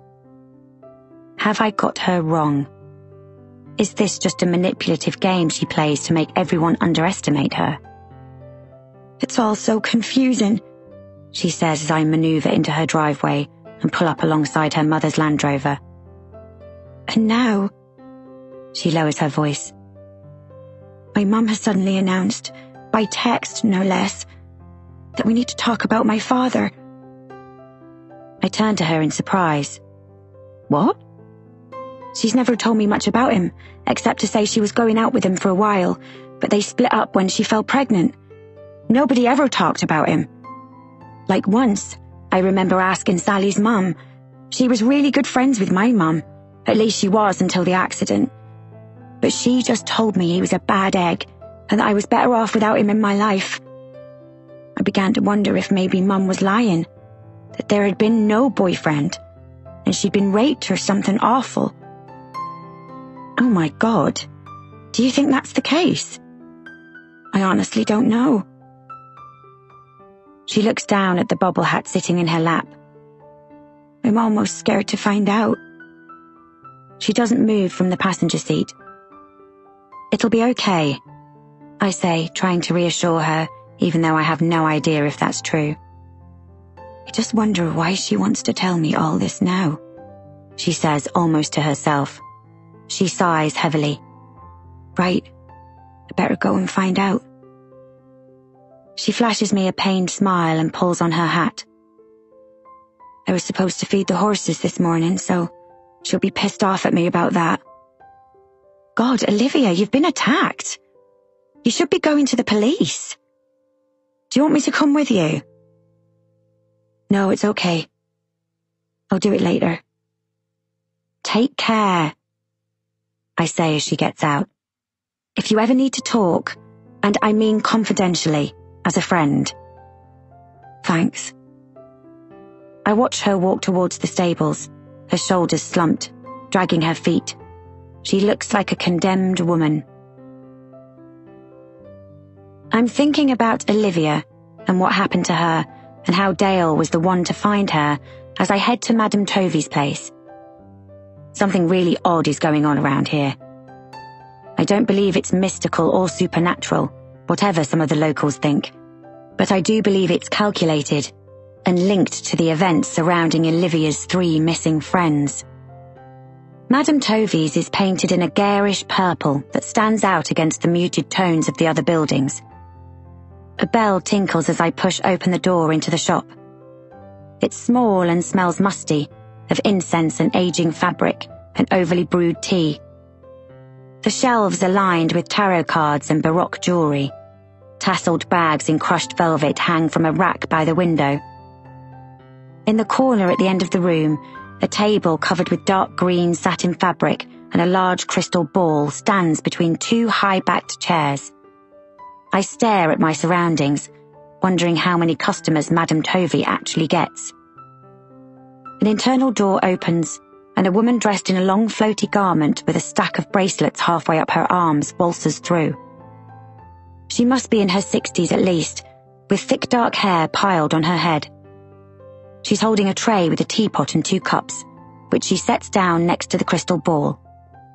I'm not sure whether she plans to use it to read my tea leaves or just to drink the contents. "Hello, dear," she says, smiling at me. She has on 2 red lipstick that is settled in the lines around her mouth. "Can I help you?" I explain who I am and why I'm here, and she stares at me the whole time, her dark eyes unblinking. It's actually quite unnerving. "I knew you were coming," she says. When I've finished, I resist rolling my eyes. Easy for her to say that when I'm standing in front of her. "Take a seat." She sits in the chair behind the table, and I perch on the one opposite. "Tea?" She places a bone china cup and saucer in front of me and begins pouring from the pretty silver teapot before I've had the chance to say anything. I stare at the brown liquid dubiously. She takes a sip and watches me over the rim. "So, you want to interview me now?" "If you have time." "Of course." She goes to the door, her skirts rustling as she walks, and turns the sign to closed. "And now we have privacy." She flashes her teeth at me and returns to her seat opposite. I take out my phone and go to the app to record the interview. My mobile looks strange on its little stand next to her giant crystal ball. I ask her a few warm-up questions, like how long she's lived in Staffordbury. 30 years, my love. And how long she's been a medium. Since I was a child, and I heard my dead aunt talking to me. So you were living here at the time of the 3 girls' disappearance? I certainly was. She blows on her tea. I even gave a statement to the police. Really? Yes, I felt it was my moral duty. It came up in the cards, you see. Not that they took any notice of me. What did you tell the police? Oh, lots of things. She grins and moves her delicate china cup to her lips and sips gingerly. I wait, irritation mounting, as she swallows her tea and places the cup carefully back on its saucer. But they're blind, you see. Blind? To what's going on in this town? I move forwards in my seat expectantly. And what is going on exactly? There are forces at work, unseen forces. Those stones were built on ley lines, and they evoke a very powerful energy. Bad things throughout history have taken place at those stones. Sacrifices, rituals. I swallow my disappointment. I thought she was going to tell me something factual, not a load of mumbo-jumbo about ley lines and bad energy. "Drink up, dear," she says, waving her arms in my direction, her bracelets clinking. For a wild moment, I wonder if she's drugged my tea, then tell myself not to be so ridiculous. This isn't a TV drama, and she's not some badly disguised villain. I take a sip. It tastes of aniseed and isn't entirely unpleasant. "So what did you tell the police back then?" I ask, trying to get her back on track. "What exactly was in the cards?" "A man with a scar." I sit up, adrenaline pumping. "What about a man with a scar?" Had Olivia told this woman about him, or had Madame Tovey really seen it in the cards? "He's still here. I can feel his presence." She touches a ruby brooch on her chest. "He's the key to why those girls went missing." "And this is what you told the police?" "Yes, just after the accident." "Do you know his name?" "Sadly not." "And did you ever see him yourself around town?" She shakes her head. A tendril comes away from her bun and hangs over her high cheekbone. "And the girls?" I say, dreading the answer. "Do you know what happened to them?" "Only that they are here. They are still here." She tucks the loose hair behind her ear. I inhale sharply. "Are you sure?" "It's what the cards have told me." "Do you mean they're still here on this earth or here in Staffabury?" "Why, in Staffabury, of course. They've always been here." She sips her tea. Is she mad? Or a fantasist? Or a bit of both? Or, the tea is hot at the back of my throat, does she mean they're dead and buried here? "And what about the man with the scar?" "He's still here too, like I said. And as I said before, everyone just needs to open their eyes." She places the teacup back in its saucer. "Do you understand what I'm saying?" "Not really. The man with the scar was apparently following Olivia before the accident." "Yes, he was. She wasn't lying about that." I feel a thud of disappointment. So she has spoken to Olivia. Have they concocted this tale between them? Did Olivia hope that if she told Madame Tovey she was being followed and asked her to back it up to the police, she might be believed? How well did they know each other back then? I ask this question. "Oh, not very well. Not then. Obviously now I see her a lot, because her boyfriend lives above this place. Not that he's there much." I remember what Olivia told me last night about the shoebox. "What do you mean?" "Aye, it's none of my business. Just that he comes and goes at all hours." "Do you live here then, in the shop?" "In the back there," she says. "Nice little studio. Suits me perfectly. Here." She reaches over and takes my hand. "Let me read your cards. I'll do it for free." My heart sinks. I don't want to be rude, so I go along with it. She drops my hand, picks up the stack of tarot cards, and deals them out in front of her. The death card comes up first. Of course it does. She sees me looking at it. "It's not what you think it is," she says, smiling widely and showing all her teeth. "The death card isn't a bad thing. It means new beginnings, renewal." I think of Gavin and the end of our marriage, and a lump forms in my throat. "You're going through something painful right now, but it will be okay, my dear. You'll come out the other end, and things will be better." She pats my hand before pulling out another card, the Lovers. "Oh, this is interesting," she says. new relationships. You have a choice to make. I swallow. I don't know if I want to be doing this anymore. I push back my chair and get up. Thanks, I say, gathering up my bag. It's really kind of you, but I need to be going now. You're afraid, she says calmly. And that's fine, Jenna. But you need to face your fears. You mustn't be scared of change. I'm not here to talk about myself, I say, backing away from her.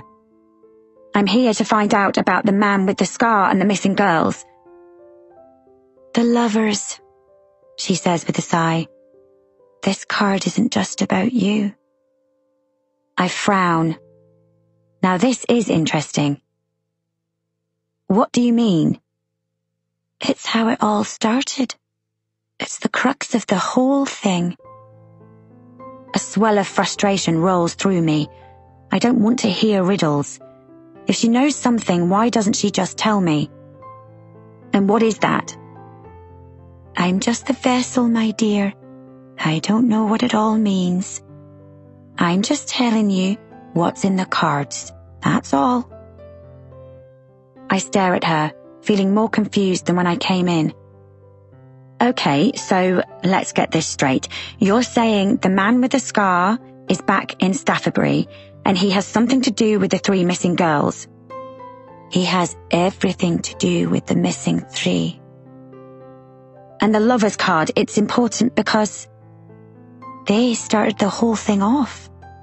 But again, I know nothing more than that. I just know they're intrinsic to this whole sorry affair. Right, fine, thanks. You've been very helpful. She raises an eyebrow at me. Open your mind, Jenna. Allow yourself to believe that there are some things that are just inexplicable. I fold my arms across my chest. And what about Ralph Middleton?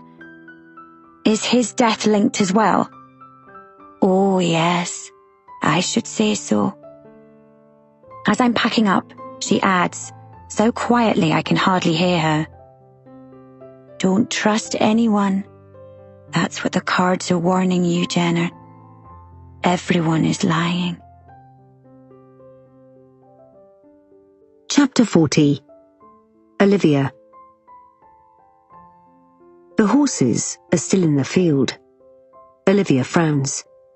There is a lesson at 11 a.m, and 3 of the horses need to be brought in. Her mother should have done it ages ago. She feels a tug of guilt. She should have been here to help. Her mother isn't getting any younger. She swallows her anxiety. She needs to face whatever her mother will tell her about her father. Olivia checks the little shed they use for the office, but it's empty, so she goes to the tack room at the other end of the yard to see if her mother is there. When that's empty too, she begins to worry. Her mother's Land Rover is in the driveway. She must be in the house. As she's making her way through the gate, her mobile buzzes. She reaches for it, thinking it will be her mum, but Wesley's name flashes up. He never usually calls her from work. Hey Wes, you okay? Not really, no. His voice sounds subdued, and from the sound of cars whizzing past and the way he's breathing, she gathers he's walking along a busy street. Why aren't you at work? I've had to come all the way to fucking Devizes, haven't I? What? Why? I had a phone call just as I was about to leave for work. From the police. Olivia's heart speeds up. The police? Why? They want me to answer some questions, apparently. You haven't been arrested? Of course I haven't been fucking arrested. Jesus, Liv. They've asked me to come down to the station, and that's what I'm doing. I'm being a good boy.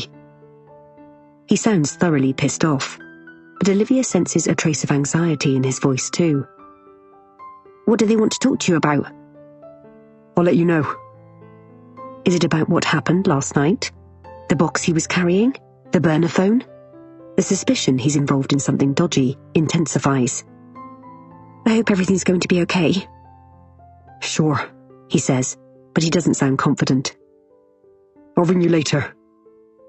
He ends the call abruptly. Olivia hasn't got time to worry about it. She has more pressing matters to think about. Her mother is sitting at the pine table in the centre of the kitchen, nursing a cup of coffee. She still has her padded jacket on and her riding boots. There is a streak of mud on her cheek, and her hair, usually in a sleek grey bob, is dishevelled. She knows her mother loves this job and being outside with nature, but it's a physically demanding job. Olivia keeps telling her they need to get a yard manager or someone to help out, but her mum insists they can't afford it, that the books are barely ticking over. Not that Olivia would know. She's not allowed to touch the books. "Mum," she says, pulling out a chair and sitting opposite her. "I got your text. Is everything okay?" Her mother looks up at her with tired, bruised eyes. "I need to talk to you. Can I get you anything to eat?" Olivia couldn't possibly eat. She wants to get this over with. Rip off the plaster, once and for fucking all. "Just tell me," she says in a low voice. "I'll make you a coffee," says her mother, getting up as though unable to contain all her nervous energy and going to the kettle. She's worried about telling me. Why? Olivia watches as she opens one of the old-fashioned farmhouse kitchen cupboards to get a mug. The whole place needs updating, but her mother has never been that bothered with fancy things. Wholesome, unpretentious, capable and earthy are words people use to describe her. She watches her straight, proud back, the horsehair still clinging to her padded gilet, and Olivia feels a lump in her throat.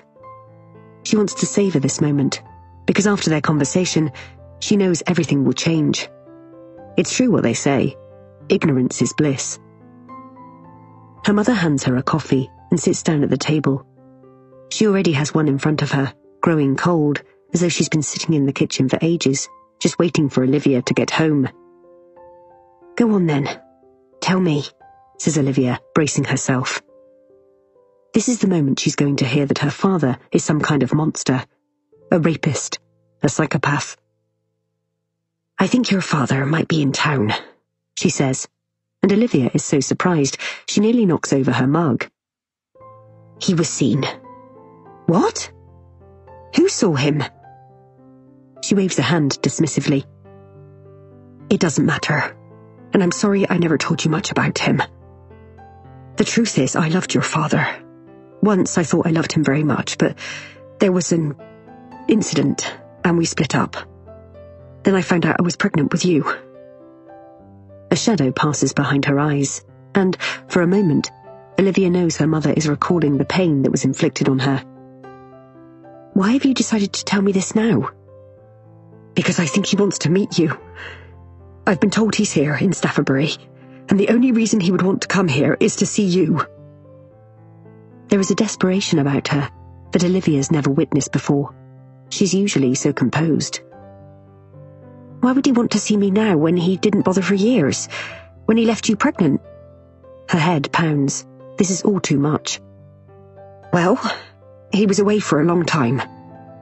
Her mother pushes her fringe from her eyes. Olivia notices her hand is trembling. Olivia fidgets in her seat.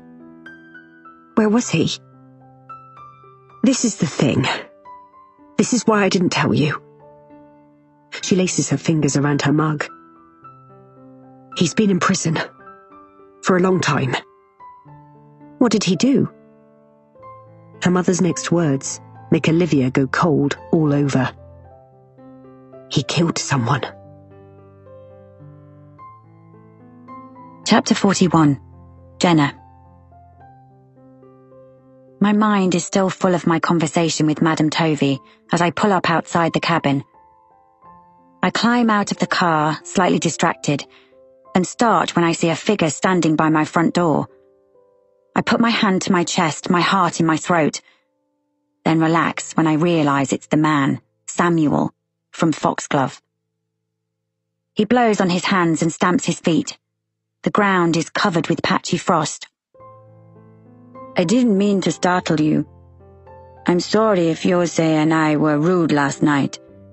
We arrived late and we were tired and grumpy," he says, smiling broadly.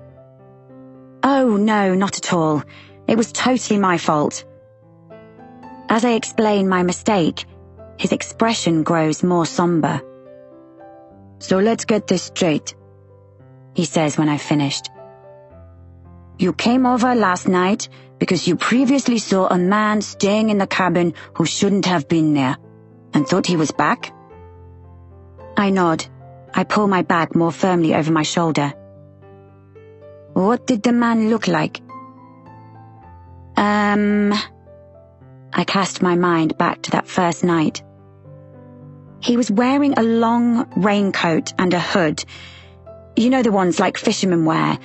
And I didn't get the chance to see his face, not properly. He was tall. I'm assuming it was a man, but I suppose it could equally have been a tall woman. Can I ask you to take a look at this? I notice then that he's holding a photograph, which he passes to me with an unsteady hand. It's of him when he was younger with another man. They both have the same dark hair and eyes, but the other man looks thinner.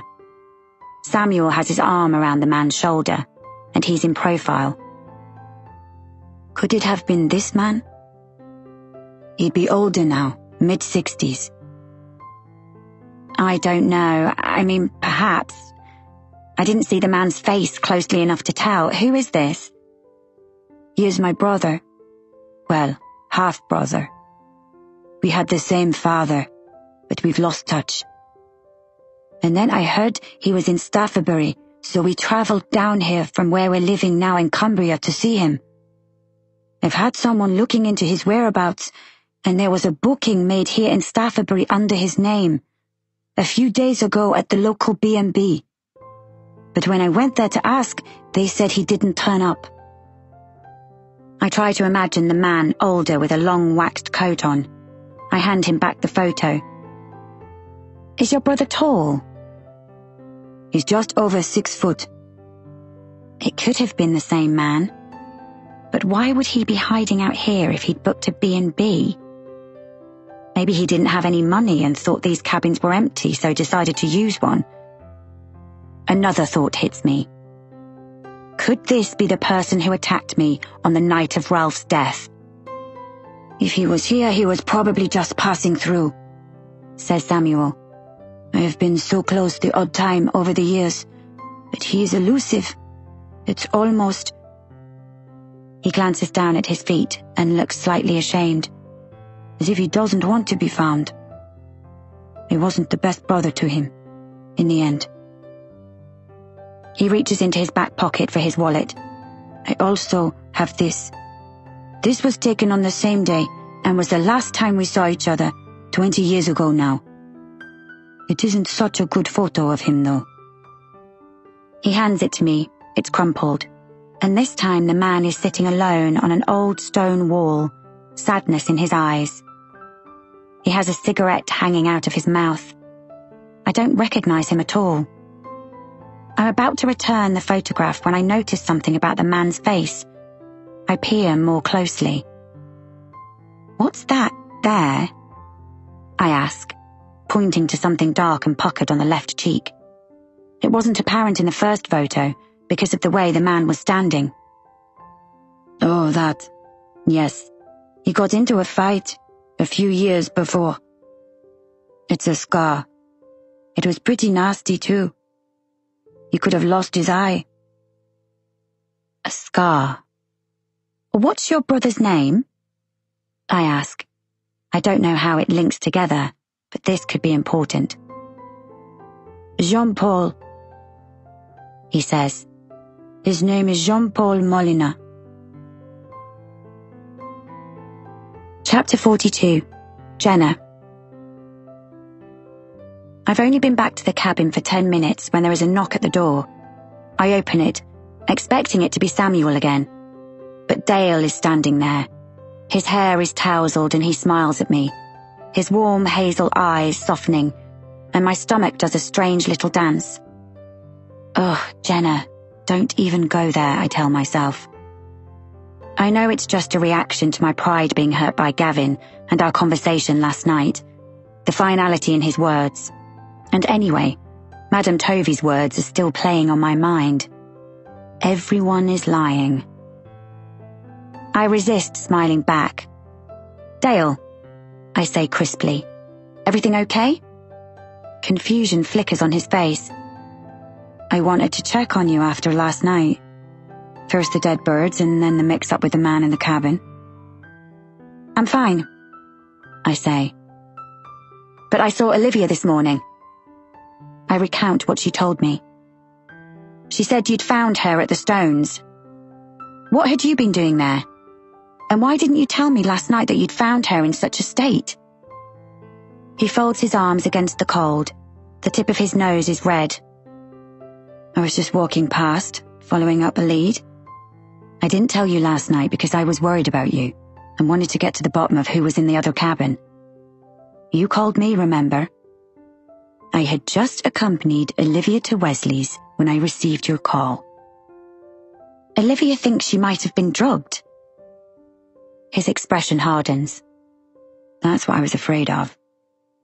Look, can I come in? It's freezing out here. He must notice my hesitation because he puts up his hands as though he's overstepped a mark I didn't even know I'd drawn. That's fine. Maybe we should meet somewhere instead. I'm giving him mixed messages. 1 minute ringing him up asking him to help me, the next pushing him away. I'm being ridiculous to believe anything Madame Tovey said. She's a bloody con artist. Dale has been kind to me, I remind myself. I've worked with other detectives on past stories, and none of them was as forthcoming at sharing information with me as Dale has been. No, sorry, of course. Come in. I stand aside to let him into the hallway. He smells of cold air and lemon shampoo. I have to trust him. Who else have I got? He follows me into the kitchen and perches on one of the bar stools while I make us both a coffee. I pass the milk to Dale, who pours it into his mug. There's a lot that's been going on, he says. He has a little black notebook in front of him and he flips it open.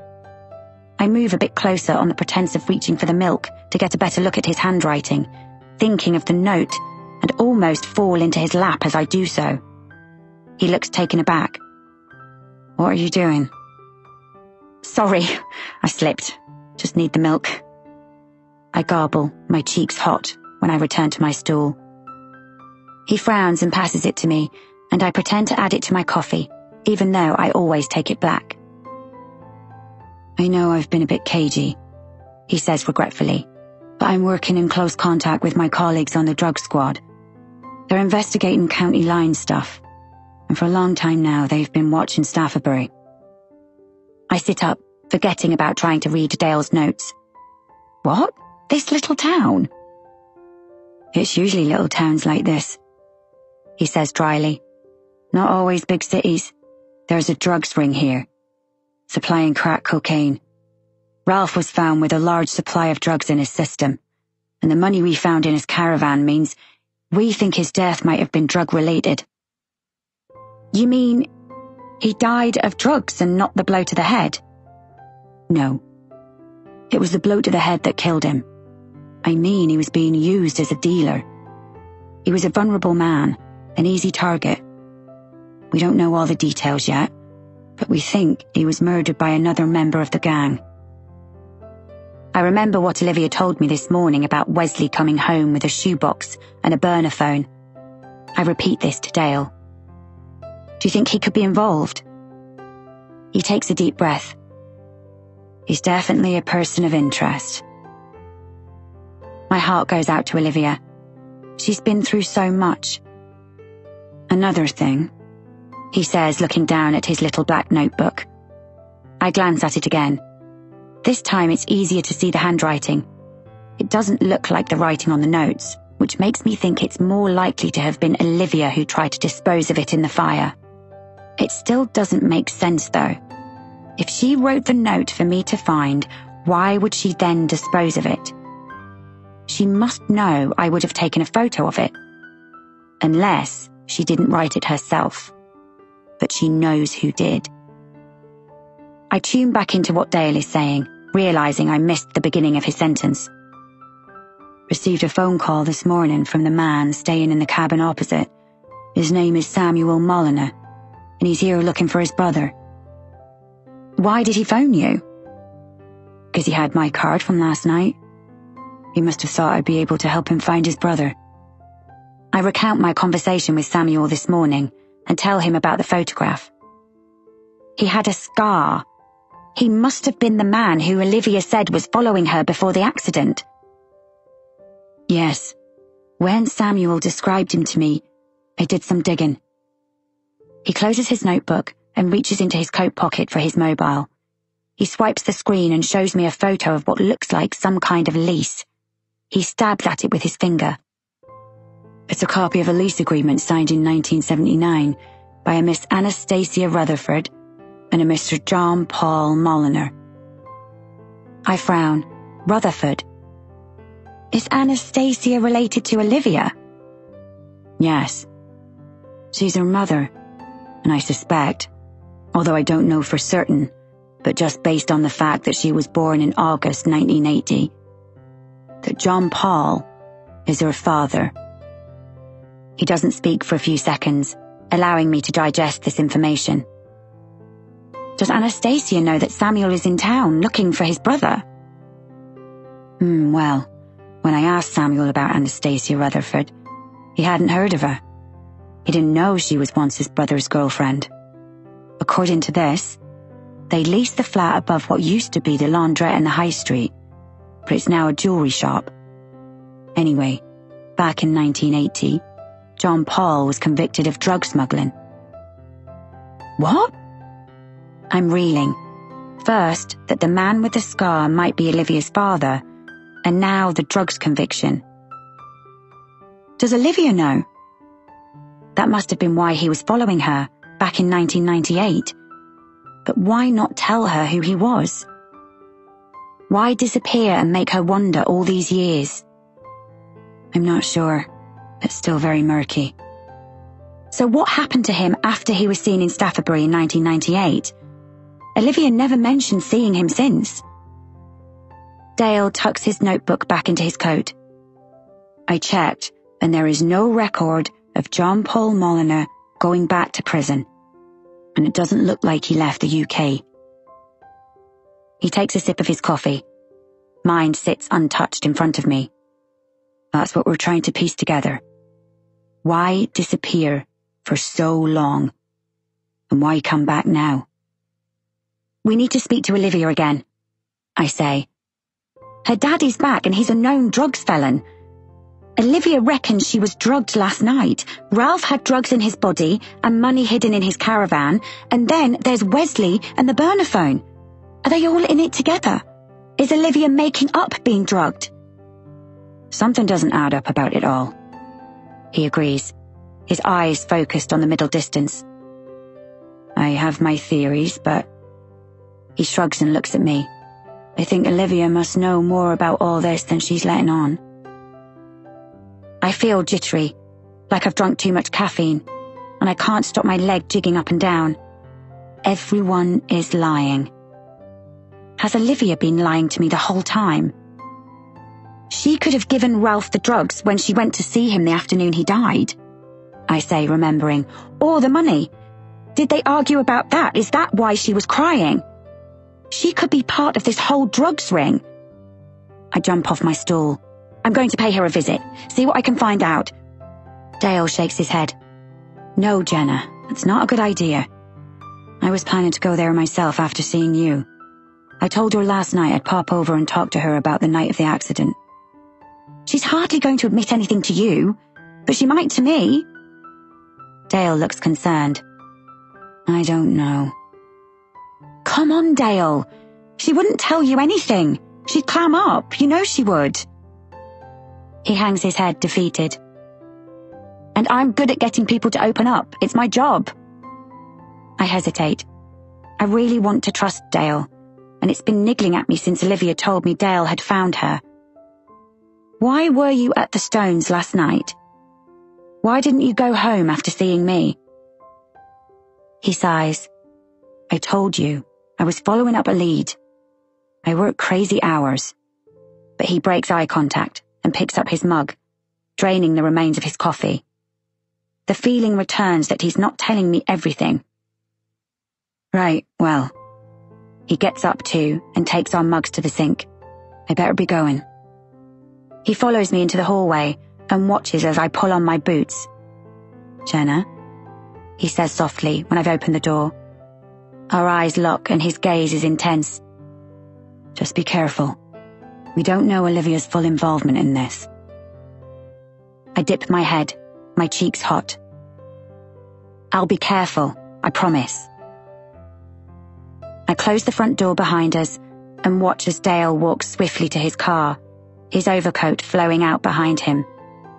As I get into my Audi, I see in my rear-view mirror that he's sitting behind the wheel, his mobile pressed to his ear. He's talking intently to someone and glances in my direction before averting his eyes. He ends the call and pulls away from my drive.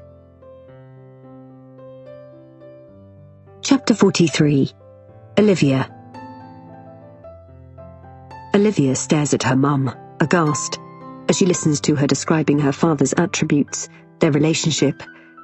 But she can't stop thinking about the one fact that overrides everything else. My dad killed someone. Her mother stops talking and nods, glancing down at the pine table. And you never thought to tell me before? The room tilts. Another secret. Another lie. Who? Who did he kill? Does that matter? Her mother replies sadly. How? I mean, why?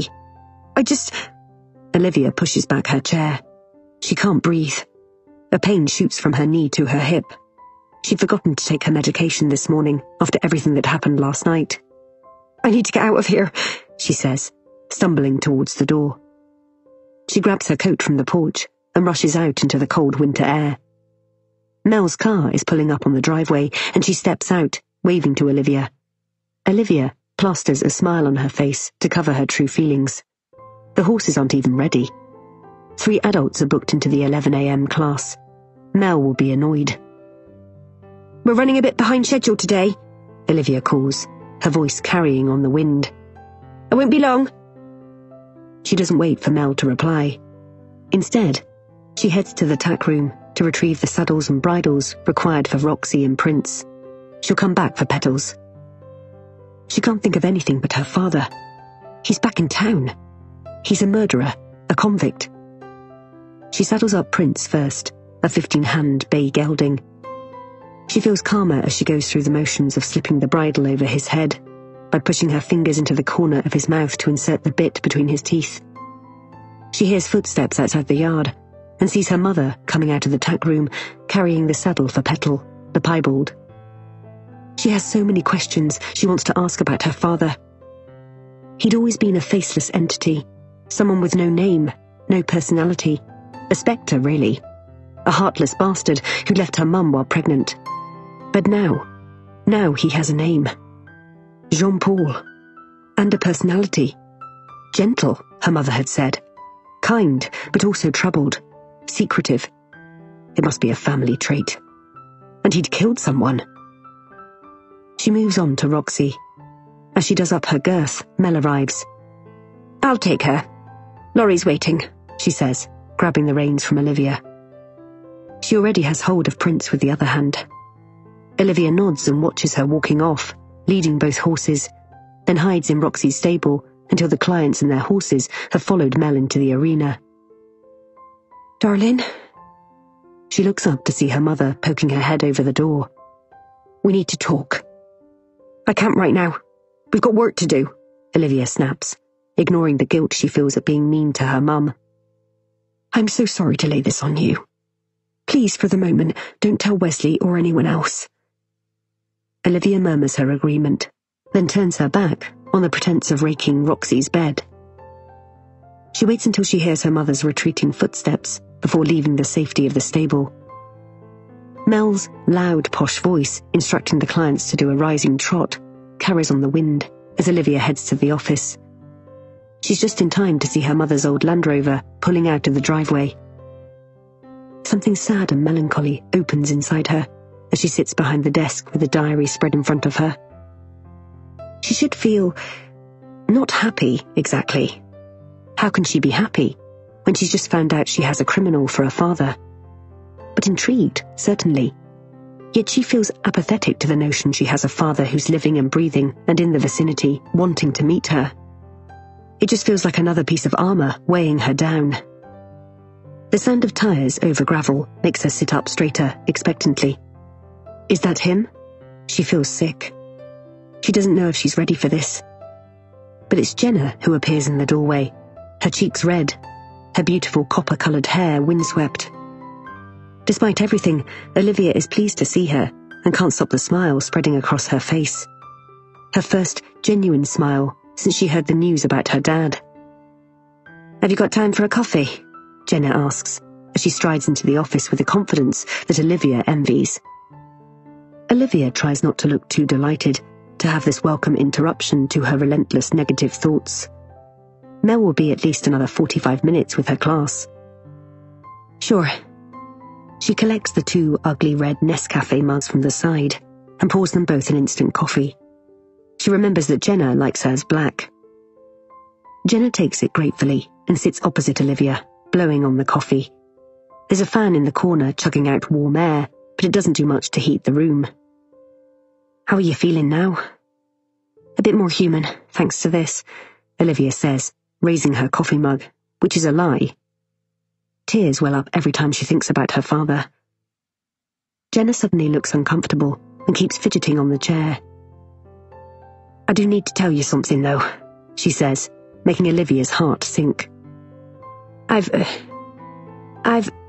God, I don't know how to say this. What?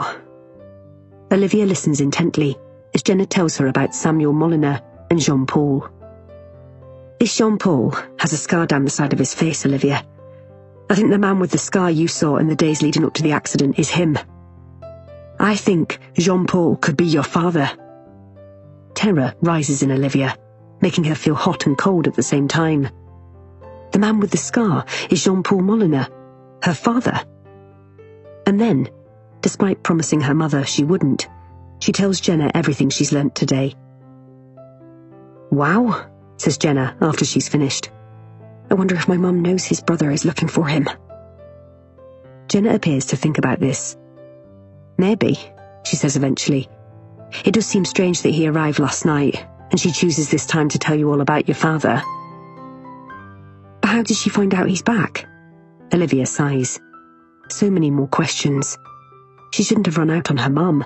She should have stayed and listened to what she had to say. And why was he following me in the days leading up to the accident? Why didn't he just come over and tell me who he was? Ugh! She pushes the diary away from her in a sudden burst of anger. "I'm so fucked off with this." Jenna casts her eyes down. "I'm sorry," she says. "It's not your fault. Thank you for telling me." Tears spring again to Olivia's eyes. "I'm worried my dad has something to do with the accident. If he's the man with the scar I saw in the white van..." She swallows. She almost said too much. She tries to remember the details of her conversation with her mother earlier. "Mum said he went to prison, but I'm not sure when." "It was in 1980, says Jenna gently. "Dale told me earlier. For possession of Class A drugs. I think he was there for 18 years. Olivia sits up straighter, confused. "No, that's not what my mum said. She said he went to prison for killing someone." "Killing someone?" There is alarm in Jenna's voice. "Who? Who did he kill?" Before Olivia can answer, she sees a shadow at the door, and her mother is standing there, her arms crossed in front of her chest, and a strange expression on her face. "You might as well know," she says, and Olivia almost wants to laugh at the shock on Jenna's face as she swivels towards the figure in the doorway. "He killed Derek. The man I loved." Chapter 44. The Lovers. They'd fallen asleep, wrapped in each other's arms, naked, with just a sheet draped over their bottom halves. She'd barely had time to open her eyes, to stretch, to realize where she was, when she heard shouting from below Derek's room. Stace felt Derek stir beneath her, and her heart twisted when she realized the shouting must be Jean-Paul. She hadn't wanted him to find out this way. She felt Derek's arm tighten around her, and she levered herself up onto her elbow and looked into his deep aquamarine eyes. I don't regret anything, she whispered. Whatever happens next. His face was intense, his gaze not leaving hers. Neither do I. I've never felt this way about anyone before. It was the best night of my life. She kissed his face softly. How could it be that she was falling in love with a man she'd known for just over a week?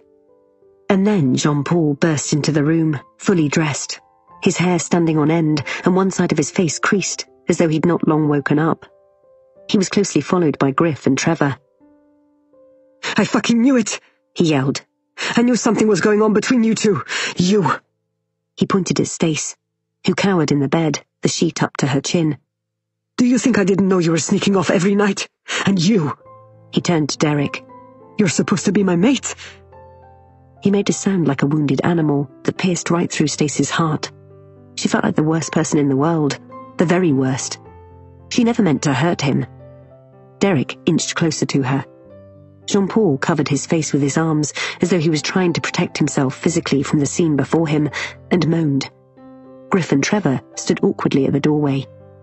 And then there was the sound of bare feet slapping on marble as the others ran into the room, and Maggie gently steered Jean-Paul away. Come on, she said softly. They're not worth it. Let's leave them a moment. She shot Stace such a look of disgust, it broke her heart nearly as much as Jean-Paul's distress. They all trooped out, their bodies surrounding Jean-Paul like a human shield. Trevor only stopping to glare before slamming the door behind them, their silent disapproval echoing around the room even after they'd left. Stace's mouth went dry as the horror of what had just happened hit her. Oh God, she said, scrambling out of bed and pulling on yesterday's dress. I shouldn't have fallen asleep. I should have told him, rather than him finding out like this. Derek's face was somber. I'm sorry too. JP is my mate, was my mate. But, hey Stace. He crawled to the end of the bed and held her by the shoulders. She was crying now, great big tears of guilt every time she remembered the anguish on Jean-Paul's face and that guttural sound he'd made. It'll be okay. No regrets, remember? You're worth losing my mate over. He folded her in his arms, and she knew she felt the same. Being without him was more unbearable than hurting Jean-Paul, that was the truth of it. She had 3 days left before they returned to the UK, and she wanted to spend every minute with Derek. For that to happen, Jean-Paul had to find out about them. He kissed her, longingly, hungrily. Derek, she murmured. I can't. I have to talk to Jean-Paul. She reluctantly pulled away from him, even though it took everything she had. He sat back on the bed, still naked, his lovely blonde hair tousled. She couldn't look at him, or her resolve would vanish, and Jean-Paul needed an explanation. I'll wait here for you, he said. She leant over and kissed him, then ran from the room before she could change her mind. Jean-Paul was in the garden, under the awning, their friends crowded around him. They looked up at her as she approached, their body language frosty. Jean-Paul stared ahead at the pool, avoiding her gaze. If only she'd woken earlier, she could have spoken to Jean-Paul before everyone else had got up, could have explained it. Yes, he'd have been gutted, but for him to see her in bed with another man, his mate. God, she felt sick. Stace stood in front of them all, like she was facing a trial. Leonie was practically sitting on Jean-Paul's lap, her boobs in his face. Maggie was perched on the arm of the sun lounger, and Hannah was standing behind him, rubbing his shoulders. The men knelt by his side, like he was some kind of emperor. He doesn't want to talk to you, hissed Leonie, her eyes narrowed. How could you? What's wrong with you? Are you some kind of animal? Stace hung her head. Was she? What was wrong with her? How could she do this to the man she thought she loved? I thought you'd have more respect for me, said Jean-Paul, meeting her eyes and speaking to her for the first time. I'm so sorry, she said. I really didn't mean to hurt you. Jean-Paul stood up, and the others fell away from him. His eyes were red and puffy. He stalked off towards the villa and Stace followed. Thankfully, the others stayed where they were. She shadowed him through the kitchen and into the living room at the front, a room they rarely used. The shutters were closed and it was cool, with dark wooden floorboards and cream sofas. Jean-Paul shut the door behind them, standing in front of it. She felt a swell of panic. She was trapped. "Who are you?" He shook his head, his eyes hardening. "I never thought you'd do this to me. Never in a million years. How could you, Anastasia? How could you? I thought you loved me." He started to cry again, and the sight of him so broken made her crack. Tears rolled down her own cheeks. She'd never seen him cry in the 18 months they'd been together. "I'm sorry. I'm so sorry, Jean-Paul. I didn't want to hurt you, but I can't explain it. I've never felt like it before. Oh, thanks. So you're saying you feel more for this guy after 2 minutes than you do for me after nearly 2 fucking years? What has he got that I haven't, huh? Oh yeah, that's right." He waved his arms in the air as if he'd had the answer all along. "Money." But it wasn't the money. She couldn't have cared less about that. How could she explain that it was chemistry? Powerful and intoxicating sexual chemistry. That she was drawn to him in a way she couldn't control, like he was her soulmate. She had to be with him, even if it hurt everyone else. But she remained silent. Anything she said would be too painful for him to hear. He assessed her. "Don't you love me?" I thought so, I really did. But how can I if I feel this way about Derek?" He let out a sound like a yowl. "Fucking hell. I can't believe this. I mean, I saw the way he was with you. I saw you sneak out every evening when you thought I was asleep. Is that what you were doing every night? Fucking him?" She blanched. It wasn't like Jean-Paul to use coarse language. "No, nothing happened between us until last night. And you..." A sob caught in her throat. "You pushed me away. You wouldn't tell me about Goa. Derek had to in the end. You were keeping secrets from me, and when I tried to ask you about them, you refused to talk to me." She held up her arms in desperation. "Oh, I bet he loved telling you that. Painting me as the villain. I just wish you told me." And has your precious Derek told you the truth about why he wanted us here yet?" "The ornaments." He expelled a bitter laugh. "Those fucking ornaments. They're filled with drugs." She stared at him in shock. "Of course they aren't. I checked. They're solid wood." But a part of her had always known, hadn't it? Maybe the others did too. "Yep. Derek was going to put us all in danger. Get us all to smuggle them out of the country. Even you, Stace. Even you." "You agreed? Even though you knew?" "I'd never have done it. Not when I knew for certain what they contained."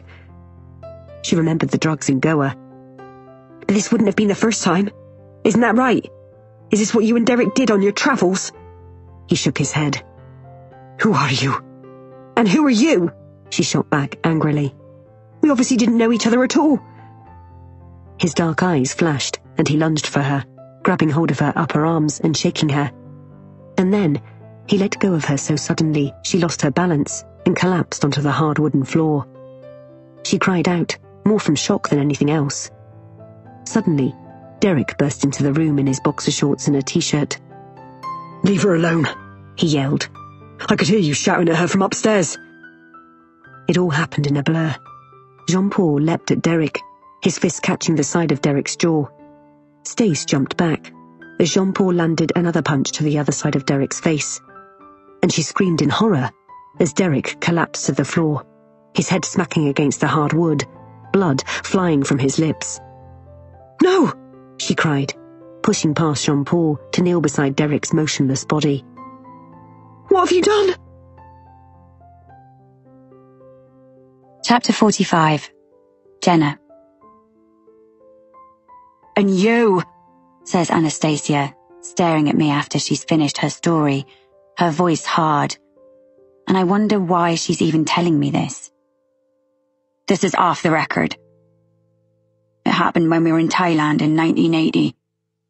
I never even knew Derek's surname." "So, Jean-Paul went to prison in Thailand?" I ask, confused. "Yes." "In 1980, I clarify. Dale never mentioned he'd gone to a Thai prison. I'd assumed it was in the UK. Yes, for 18 years. Anastasia crosses her arms. She's still standing in the doorway, and the icy air weaves around my ankles. Something about this doesn't add up. I thought John Paul was imprisoned for possession and smuggling drugs, I say. I can feel Olivia's eyes boring into me, but I don't look at her. Instead, I concentrate on the woman in the doorway. Well, you heard wrong. But she averts her gaze as she says it. Mom? Olivia says, and I turn in her direction. She looks small and scared behind the desk. It sounds like John Paul, my father, came looking for me in 1998. But where has he been since? Did he go back to prison? I don't know, says Olivia's mother, irritably. He came and then he disappeared again. I can't be answering all these questions now. I don't know much more than you. And you, Jenna. She fixes her grey eyes on me. I've already said too much. You better go. I glance at Olivia, and she inclines her head.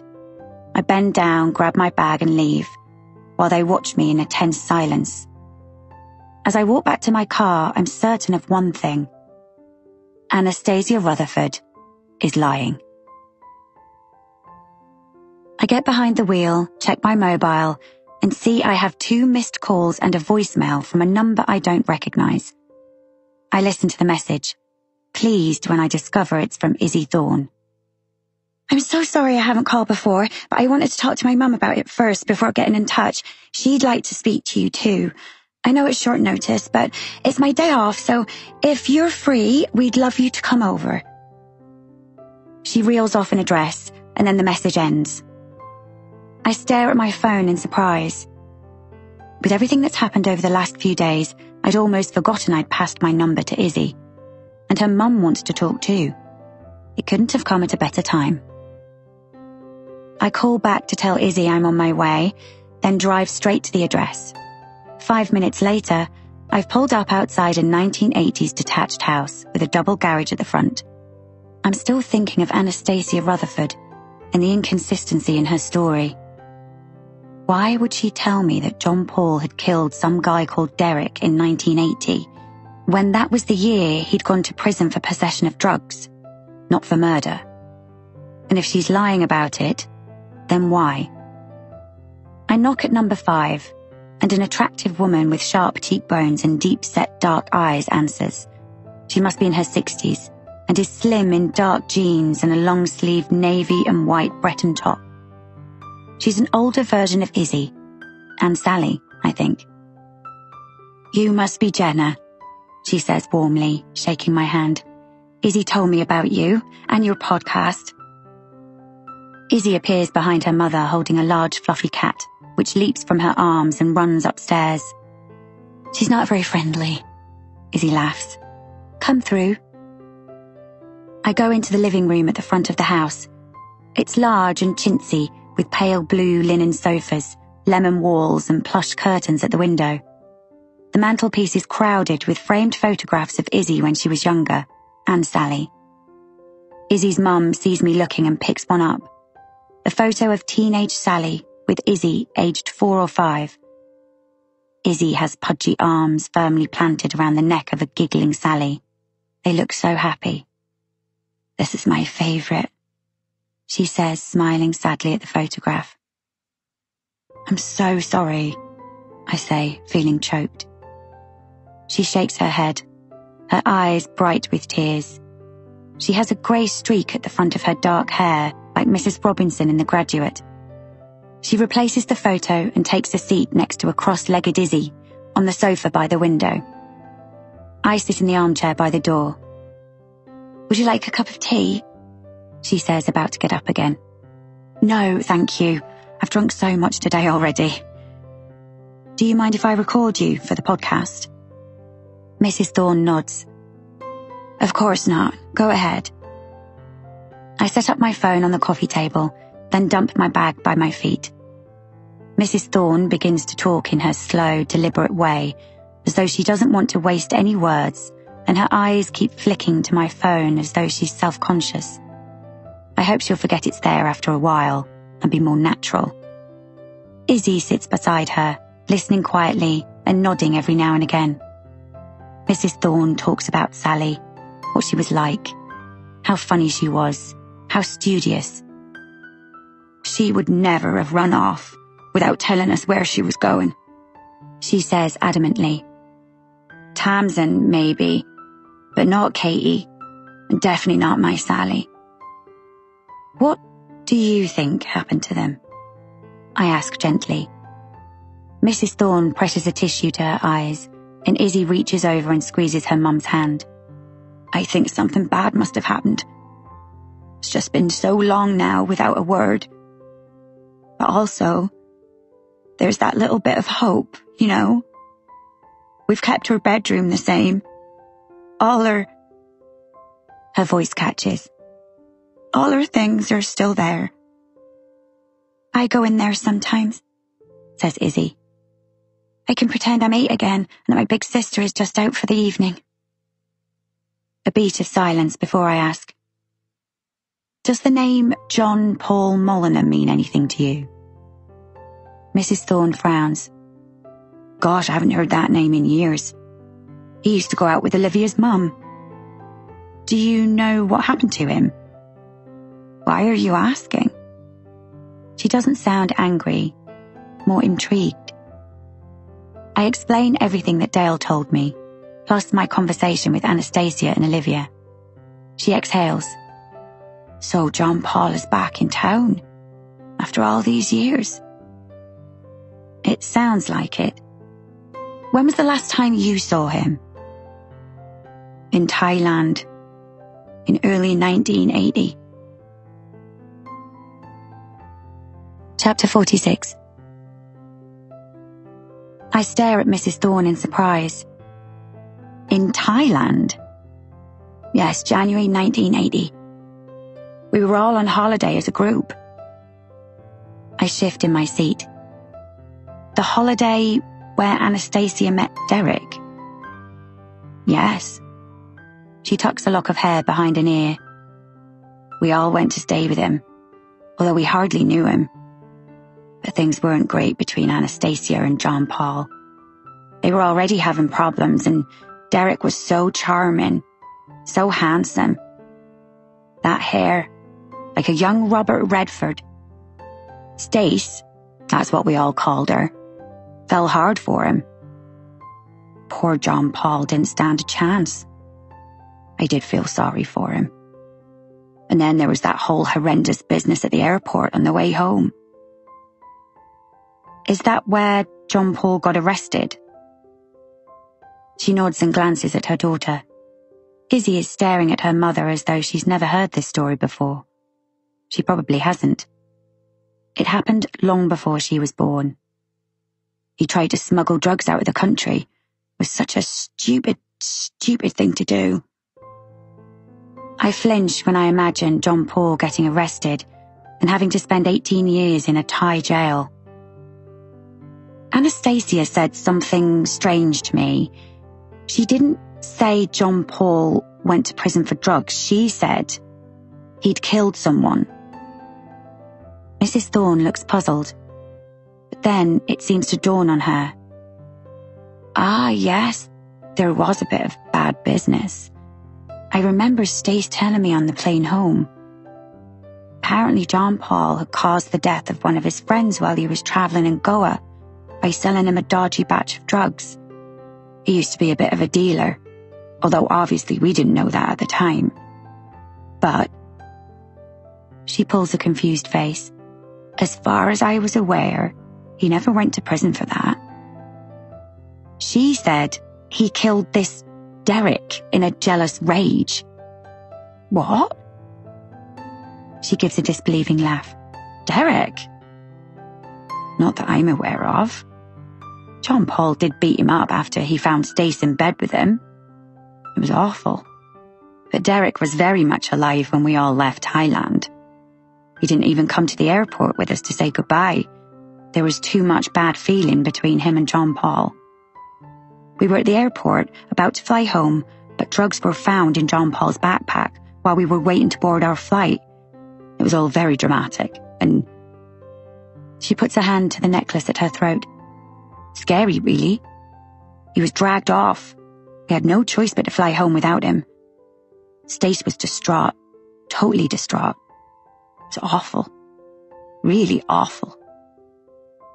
I frown, my head spinning. Why would she tell her daughter that John Paul had killed Derek? Unless it happened later. I'm sure she said in 1980, though. I never heard or saw Derek again, so he could be dead for all I know. But I do know that back in 1980, John Paul went to prison for drugs, not murder. It's strange Anastasia told you that. She turns to Izzy, who shrugs. We're interrupted by the phone ringing beside the TV. Excuse me, I'd better get that, she says, standing up. I'll make us a cup of tea afterwards.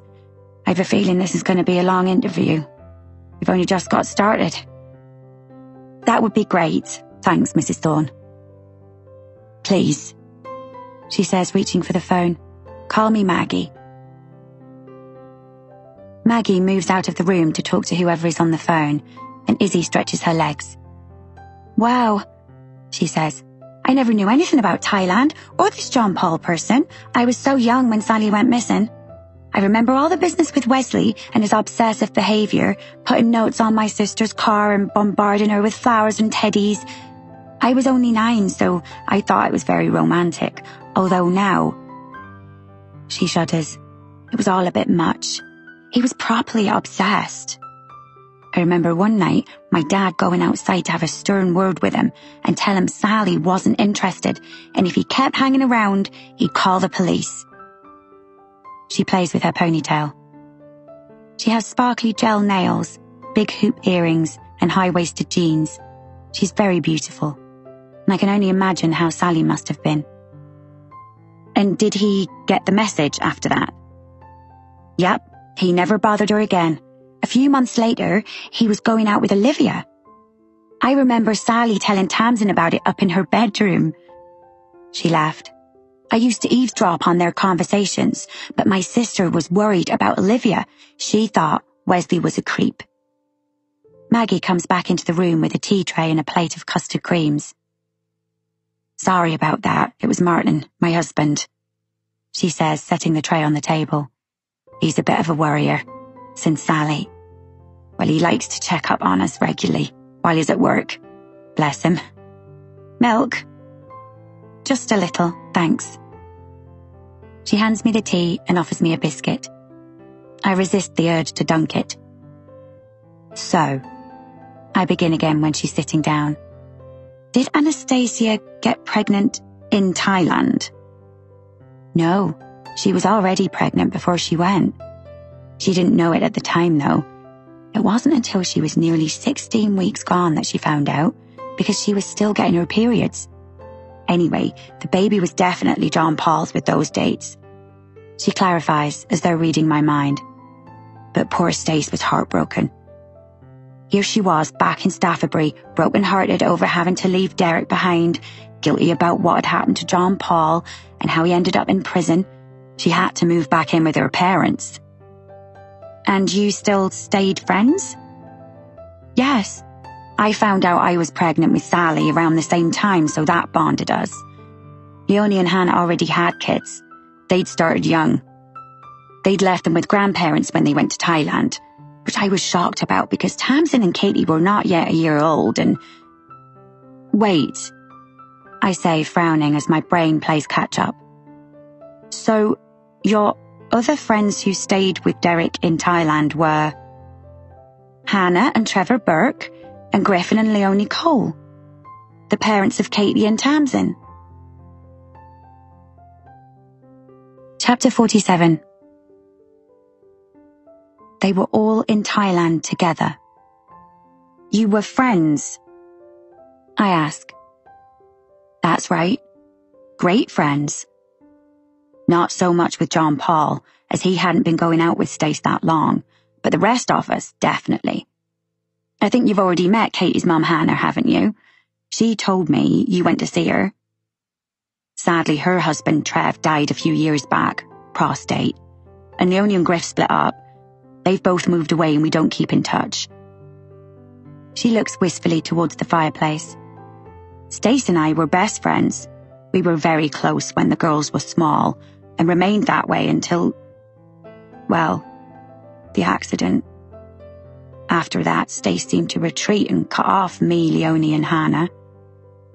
Olivia was so badly hurt in the crash and Stace had her hands full, being her carer and looking after the riding stables, and I had no bad feeling towards them. I knew Olivia wouldn't have done anything to hurt my Sal. But it was like Stace couldn't face me, or Hannah and Leonie. She looks down at her hands and twiddles one of her rings. I think she felt guilty because her daughter was still here while ours weren't. She sighs and Izzy moves closer to her. Anyway, Maggie lifts her head. I'm shocked that John Paul's back in town. Apparently before the accident, Olivia said she saw a man with a scar following her.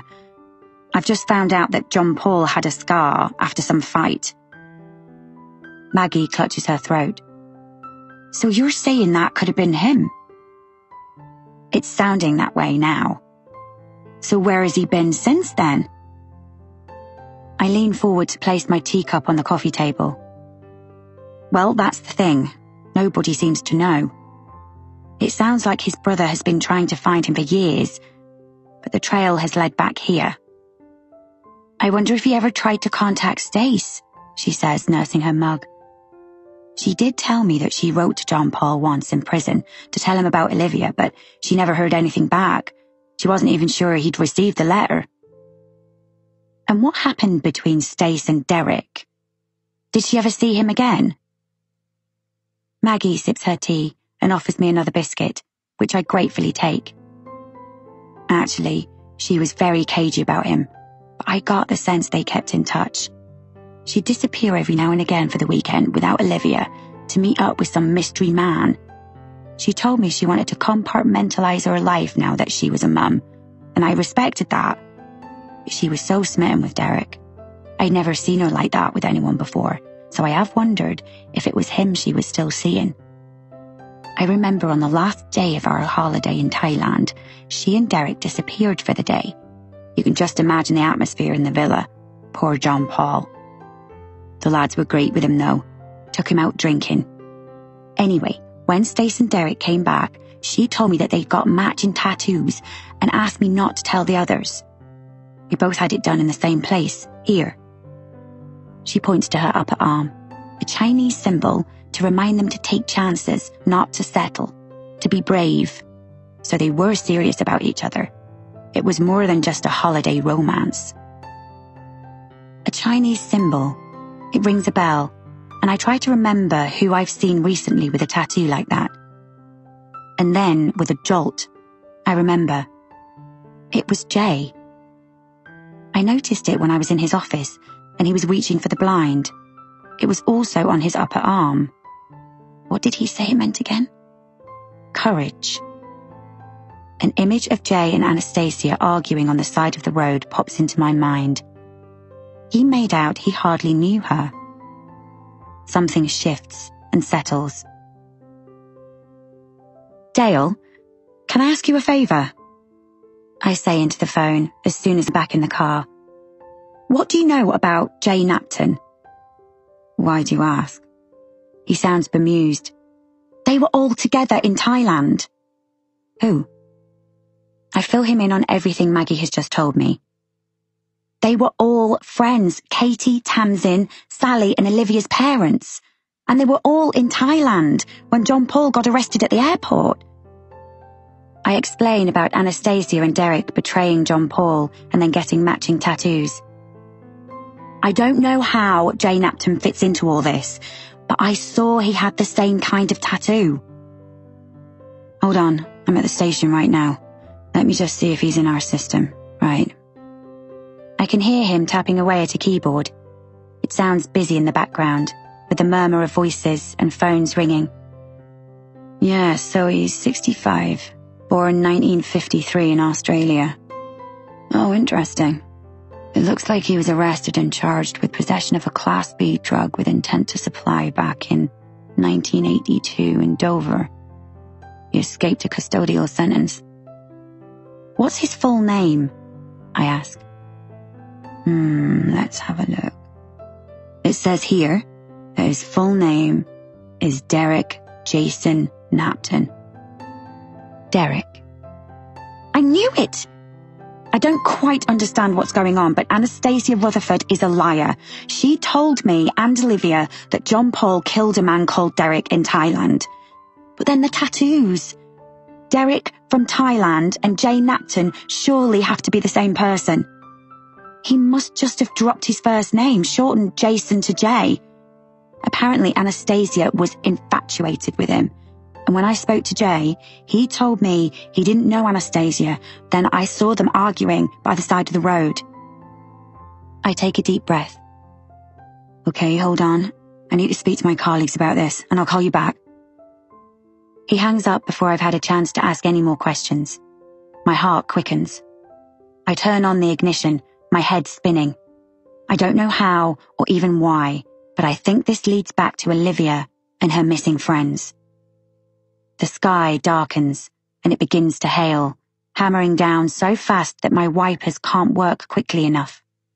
I stay put, waiting for the hailstones to ease, watching as they ping off the windscreen, cocooned in the warm car with the wipers swishing back and forth, the hail drumming on the bonnet and roof. I run through everything I've learned since I've been here. How does it all tie together? When the hail slows, I pull out of Maggie's Road. I drive along the high street and then down the Devil's Corridor. It really is a sinister, lonely road. The type of road you'd get in TV dramas where people pull over and bury a body. I shudder. I turn left onto the dirt track that leads to the cabins and pull up outside mine. At least I'll be going home tomorrow. On one hand, I'm glad. I'm desperate to see Finn again. But on the other, things are beginning to come together, and I hope Dale keeps me informed. As I'm getting out of my car, I see Samuel with his dog. I call a friendly hello and ask if there's any more news about John Paul. He shakes his head. I went into town earlier and asked around, but nobody seems to know much. I hesitate, wondering if I should tell him about the connection with Anastasia Rutherford, then think better of it. Actually, he says, reaching into the pocket of his coat, I found this in the cabin. He shows me a bright orange card. It says A. Rutherford on it. Do you know who it belongs to? My blood runs cold. Yes, I say, taking it. It looks like a loyalty card for some kind of equestrian warehouse. Why would Anastasia's card end up in the cabin? Unless... Bile rises in my throat. I'd assumed it was a man hiding there. But could it have been her all along? Can I take this? I know who it belongs to. Sure. I found it under the bed. He gives a little salute before his dog drags him away. I stand and watch as he heads further into the forest, his collar up against the weather. It starts to rain heavily again, so I dart into my cabin, shutting the door hurriedly against the gathering winds. My mind is full of Anastasia. What is going on? I slip the loyalty card into my pocket. I take off my boots. I have mud on the hems of my jeans and they feel damp with rain. I'm freezing, and little balls of ice fall from my coat as I hang it up. My mind feels fractured, like looking at my reflection in a broken mirror. I can see different parts, but can't understand where they all fit. It's dark in the cabin, and for a moment I can't work out why. Then I realize that all the curtains are drawn. That's weird. I'd opened them this morning when I got up. I'm halfway into the living room when I see I'm not alone. Hello, Jenna, says a deep male voice I recognize. It's Jay. Chapter 48. Olivia. It takes Olivia 20 minutes to walk through town to the forest. She cuts through the standing stones and the fields at the back. Her leg aches, and she's soaked through by the time she finds herself outside Jenna's cabin. She hopes she's in. She tried phoning her, but it went through to voicemail. After Jenna left earlier, she tried to ask her mum about Derek and Jean-Paul, but her mother's mobile rang, and she left to answer it. Olivia had sat there, in the freezing cold office, with just her dark thoughts for company.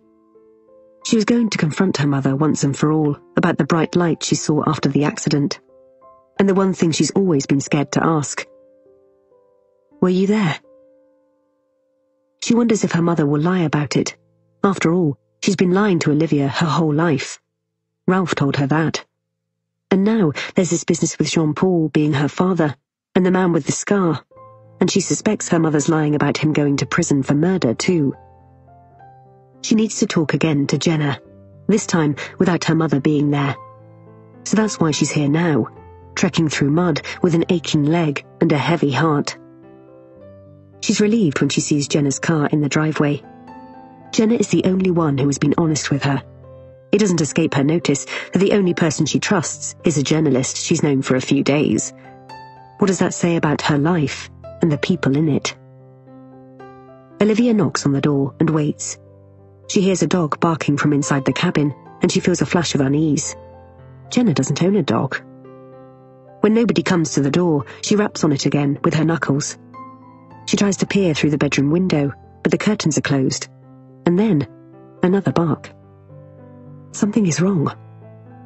She tries phoning Jenna, but it just rings out. Olivia creeps around to the back and into the small rear garden with the neat patch of lawn freshly turfed.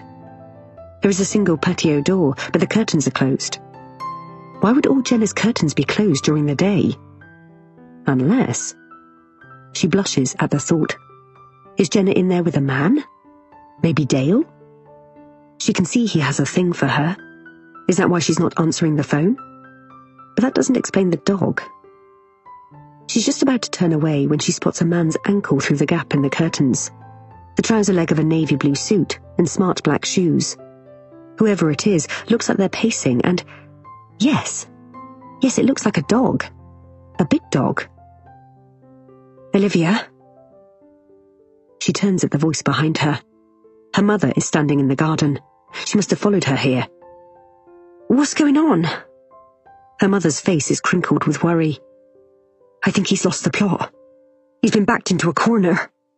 She clutches Olivia's hand and tries to pull her away from the door. It's not safe. Please, we need to leave. What? Who is her mother talking about? It's Jay. He's lost it. Olivia stares at her mother in horror. Jay Napton? What's going on? Is he hurting Jenna? Please, Mum. You can't let this happen. Suddenly, the patio door is thrust open, and Jay is standing there. Her mum drops Olivia's hand. About time, says Jay, coldly addressing her mother. Why don't you come in and explain yourself, Stace? Stace? Only Maggie ever called her that. Everyone else, including Wesley, shortens her name to Anna. Olivia watches, frozen to the spot, as her mother steps reluctantly into the cabin. And then she sees Jenna sitting wide-eyed and terrified on the sofa, her arms crossed as though for protection. Jay turns to her mother with a malevolent look. Do you want to tell them about the night of the accident? Or shall I? Chapter 49. The night of the accident. It was late, way past her bedtime. Stace liked to wait up for Olivia to get home. She was only just 18 and had never been a particularly outgoing girl. She'd only got into drinking and partying in the last few months. She was sure that was Tamsin's influence. Since Leonie and Griff had split up, their only daughter had become even wilder.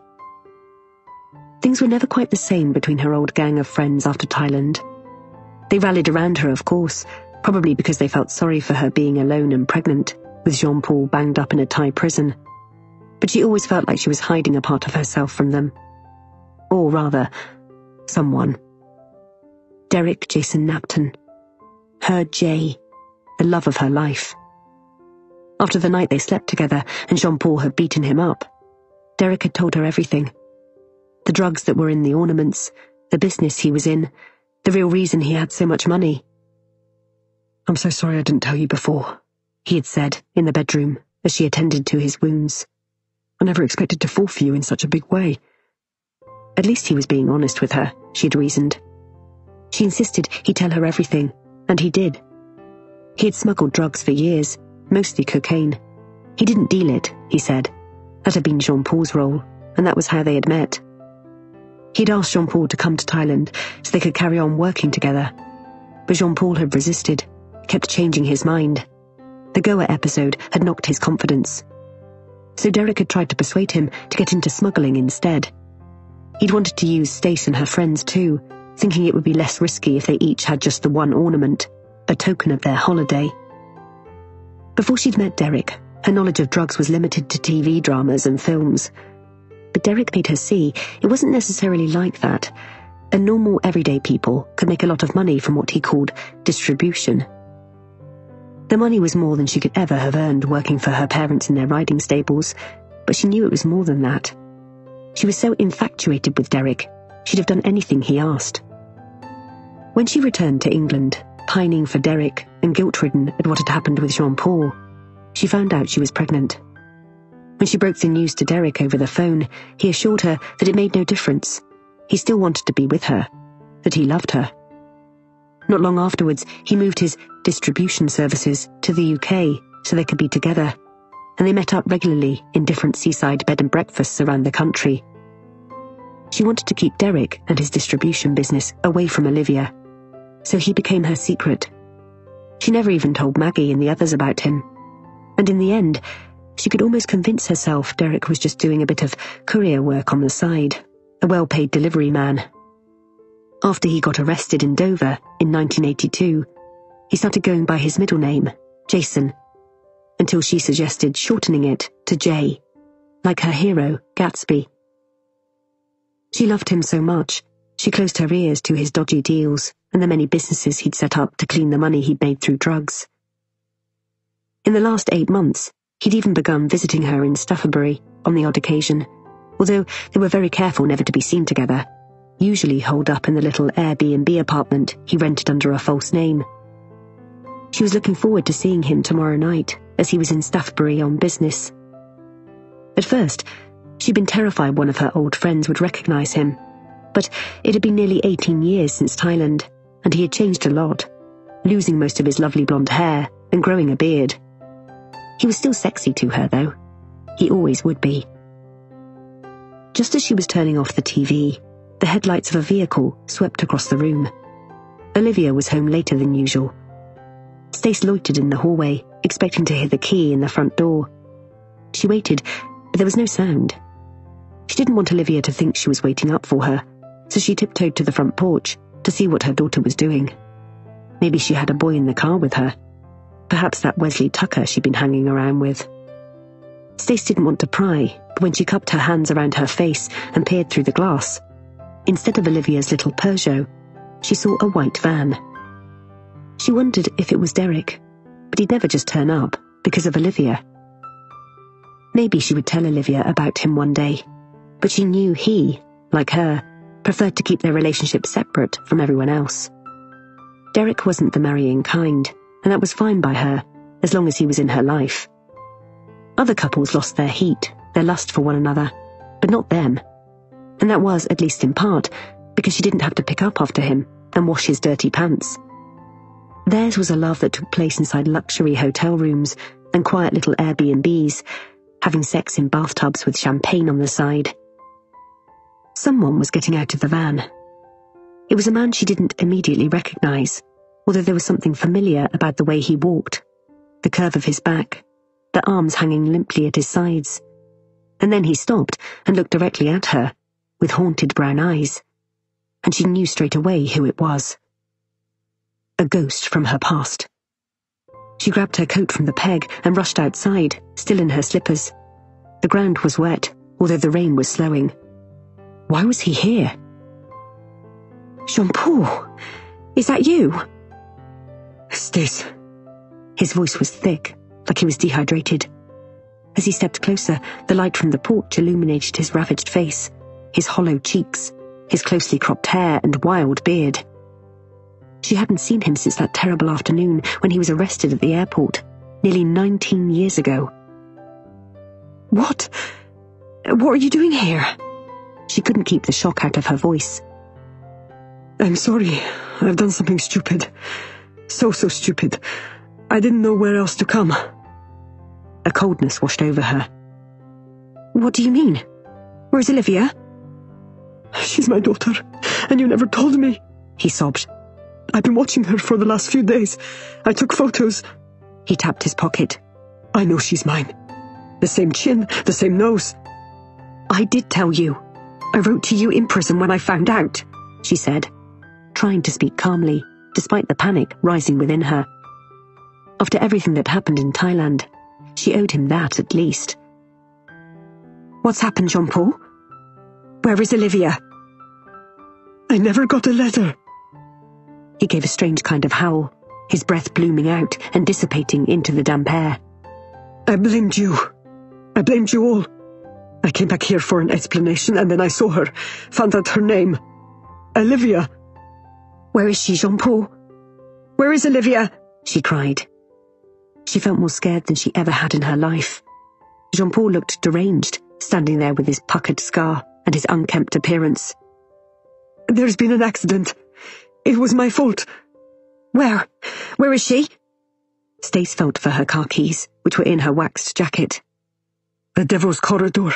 She's hurt, Stace. I couldn't get her out of the car, but I've got the others. She pushed past him to her jeep and started the engine, veering away from the drive so vigorously that her tyres screeched on the gravel. From her rearview mirror, she could see him standing there, looking after her car. But she couldn't think about him now. She had to get to her daughter. She drove as fast as she could through the dark lanes, along the high street, until she was out on the Devil's Corridor. A low fog made it hard to see clearly, but then her headlights picked out Olivia's car on the opposite side of the road, which was otherwise empty. She swung the car into the other lane, so that she pulled up in front of Olivia's Peugeot. She could see her daughter in the passenger seat, conscious and blinking, blinded by her headlights. There was a man with her. It was the oddball, Ralph, who lived in the caravan. She was sure of it. Where were the others, though? Olivia had told her she was going out with Sally, Tamsin, and Katie, but she could see they weren't in the car. And then she remembered Jean-Paul's words. I've got the others. What did he mean? Why did he have the others? It wasn't like he was taking them to a hospital. Her blood turned cold as she recalled his other words, about blaming them all, about revenge. And then she heard the far-off sounds of a police siren. Help was coming. Olivia would be okay. She looked like she was conversing with Ralph, that he was helping her. She hesitated. All her instincts screamed at her to go to her daughter, but what about the others? What had Jean-Paul done with them? She had to make a decision, and quickly. So she reversed, did a U-turn, and put her foot down. As she drove back towards the stables, she rang Jay on her car phone. It's urgent. I need you to come to the farm as quickly as you can. Jean-Paul is back. I think he's done something awful. She was home within 5 minutes. Jean-Paul was standing exactly where she'd left him, as though no time had passed at all. Where are the other 3 girls, Jean-Paul? He turned to look at her, his face full of anguish. I didn't mean to hurt them. I just wanted to take them for a little bit. I thought if I took them for a few hours, a day at the most, it would scare you. It would scare all of you, and then you'd come clean. One of you would admit what you'd done. It was a moment of insanity. I don't understand. You're making no sense. One of you set me up back in Thailand. I know it wasn't Derek because he wasn't at the airport, and there were no drugs in my bag when I left the villa. I'd made sure. I hadn't trusted the bastard after what he did with you. So someone slipped those ornaments into my bag at the airport. Please, Jean-Paul, where are they? Where are the girls? He threw her an odd look before walking calmly to his van. In here, he said, opening the rear doors. I didn't realize how injured they were. Stace couldn't take it in at first. The sight that befell her. Tamsin, Katie and Sally. They were unconscious. She pushed past him. "You stupid, stupid man! What have you done? Are they alive?" I don't know." He looked sick. "It was a stupid spur-of-the-moment thing. I was following Olivia from the club and I was behind her, but it was raining so heavily and I had to slow down, but I figured she'd be coming back here, and then I came upon her crashed car. She must have been just a minute or two in front of me. I pulled up behind her and saw them all unconscious, and it was a stupid, wild plan." He clutches his head. "I don't know what I was thinking. They were alive when I took them from the car. I promise they were. Unconscious but alive." Stace climbed into the back of the van, kneeling beside each girl, horror washing over her when she couldn't feel a pulse for any of them.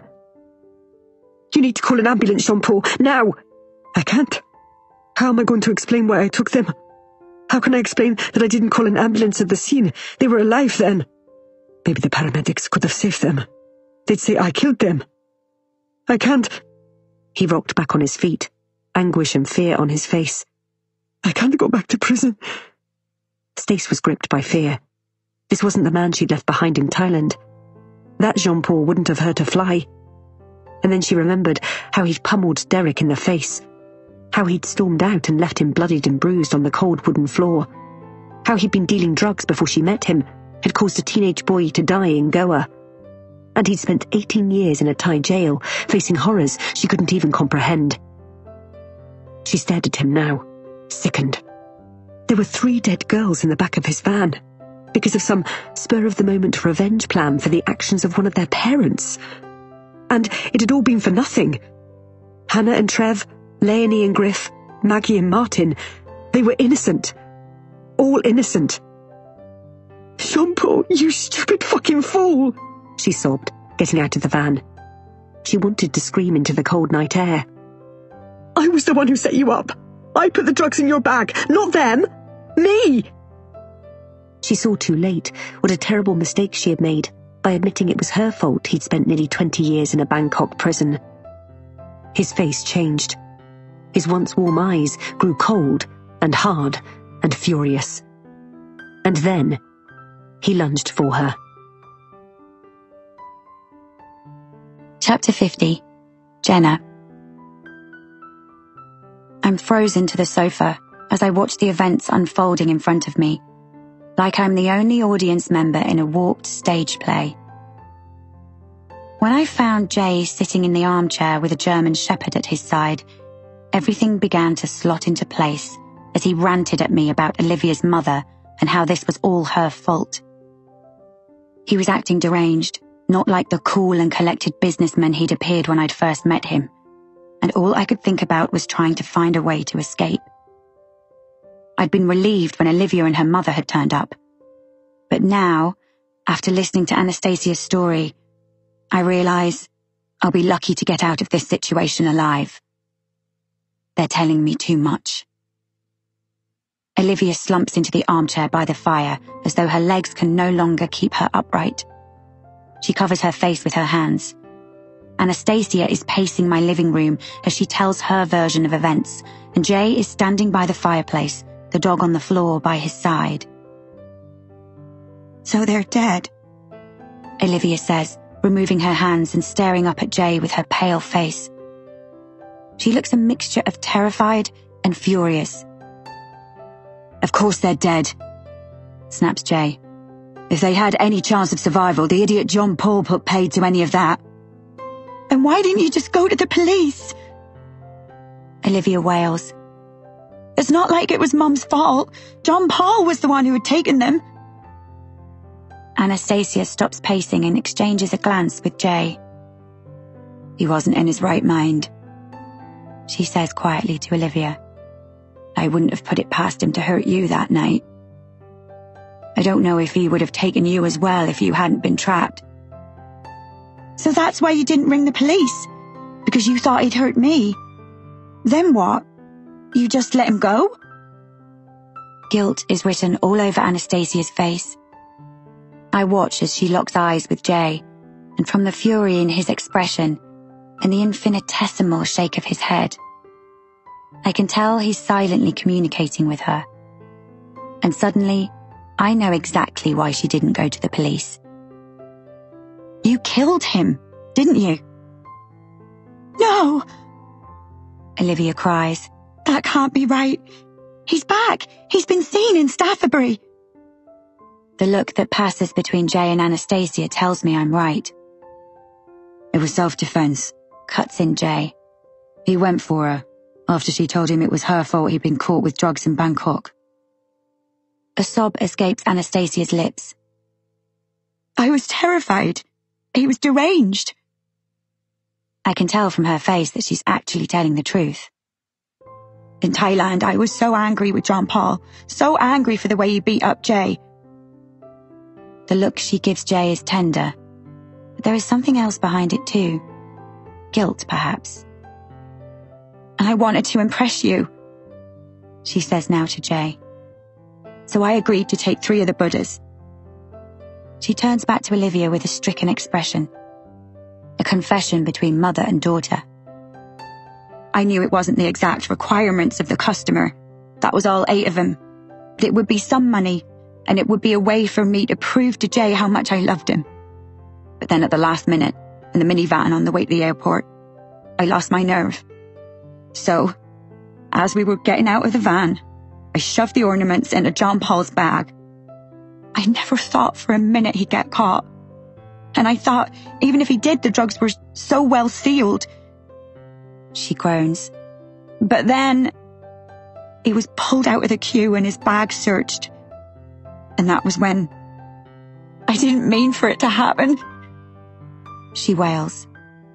Please believe me, love, she says to Olivia. It was just bad luck. Nobody speaks, not even Jay. Although by his expression, I can tell he's heard this before. We're all frozen in that moment, until Anastasia speaks again. I know what she's going to say, and bile rises in my throat. After I told him, that night, he went for me. I had to run for my life. He chased me into the stable, screaming that he was going to kill me. He wasn't in his right mind. I knew that. And She pales. I grabbed the first thing I could find, a pitchfork, and I drove it into him. It wasn't premeditated. It was about survival. And then Jay... I can see she's trembling. Jay turned up and... She looks at Olivia imploringly. It was wrong to cover it up.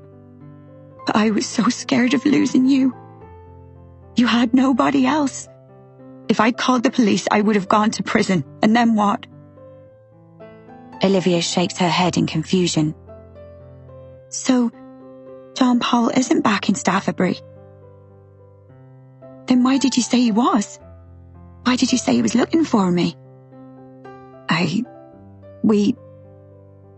Her eyes flick to Jay and then back to her daughter. We wanted people to think John Paul was still alive. So over the years, we would book things under his name, just in case anyone was looking for him. We hadn't done it for a while, and then... Is that why you hid in the cabin opposite mine? I interject. To make me think it might be John Paul dossing down. I take the card Samuel gave me from my coat pocket and hold it up. This was found in the cabin. Anastasia snatches it, turning it over in her hand. Then she hangs her head. So she had been going in and out of the cabin with the dog. Jay must have been in on it too, gave her the key, then pretended not to know what I was talking about when he came to meet me that day. But you ruined it all when you stupidly booked that B&B in the high street under his name, snaps Jay, which led his brother here. I didn't even know he had a brother, wails Anastasia, rounding on Jay. How could I know that this would happen? So you panicked, says Olivia in a strangled voice, and told me that he was back. Anastasia looks shamefaced. I had to go along with it when I found out his brother had arrived. So, why did you tell me he killed Derek? It was stupid. I was worried you'd find out that Derek was really Jay and... I remember Dale's comments about the county line stuff, a Staffabury drugs ring, and Jay's previous conviction. I've no doubt Jay, Derek, whatever he wants to call himself these days, is involved. Olivia's eyes narrow. Your friends, Maggie, they deserve to know the truth about what really happened. She turns to Jay. This is all your fault. She spits. I bet it was you who helped cover it all up. Yes, and I've been clearing up her fucking mess ever since. His tanned face is contorted with fury. You! He snarls at me. If you hadn't come here poking around, none of this would have happened. Thanks to you, I've had the police sniffing around, looking into my affairs, my businesses. It has nothing to do with me, I say, trying to remain calm. It sounds like they've been looking into you and the drugs ring for a while. Anastasia shoots Jay a scathing look. Like I haven't been covering for you too. Your drug deals, getting Wesley involved. I told you not to do that. And then there's Ralph. Shut up! You've already said too much. Stop! Olivia stands up. Stop it! This ends here. It all ends here. She lets out an anguished sob. Please, Mum, just tell the police what you did. It was self-defense for John Paul. And the others. A tear trickles down her face. Their deaths weren't your fault. Anastasia rushes to Olivia and takes her hand. I'm so sorry. Tell them, please, for me. I stand up too, and then I hear it. A laugh. Cruel and deep and guttural. It's coming from Jay. Oh, I don't think so. He says to me, do you really believe I can let you leave now? You know too much. He slowly reaches into his pocket, and that's when I see he's got a knife. Olivia screams, Run, Jenna, run! I hesitate for a split second. I don't want to leave Olivia, but I have to get out of here if I want to live. He makes a grab for me as I dart towards the door, but I'm younger and quicker and manage to duck under his arm. I run from the cabin, sensing he's right behind me. My heart is pounding. Jay knows the forest well. He'll find me there in minutes. Samuel's car isn't in the driveway. I have no choice but to run towards the Devil's Corridor in the hope I can stop a passing car. If Jay or his dog don't catch up with me first. He might be 20-odd years older than me, but he's stronger and more powerful and clearly psychotic. If he kills me, he won't get away with it, but that's of little comfort to me. I run like I've never run before, like I did as a child. It feels as though my legs won't be able to keep up with me. My lungs are burning with the effort. I can hear Jay behind me, the bark of a dog. He's gaining on me. It's raining again, and the weight of the water seeping through my clothes is slowing me down. I'm nearly at the end of the dirt track. I just need to get to the main road. I make the mistake of looking back. Jay is within reach, and Anastasia is running behind him, her arms windmilling in the air. Is she trying to stop him, or is she urging him on?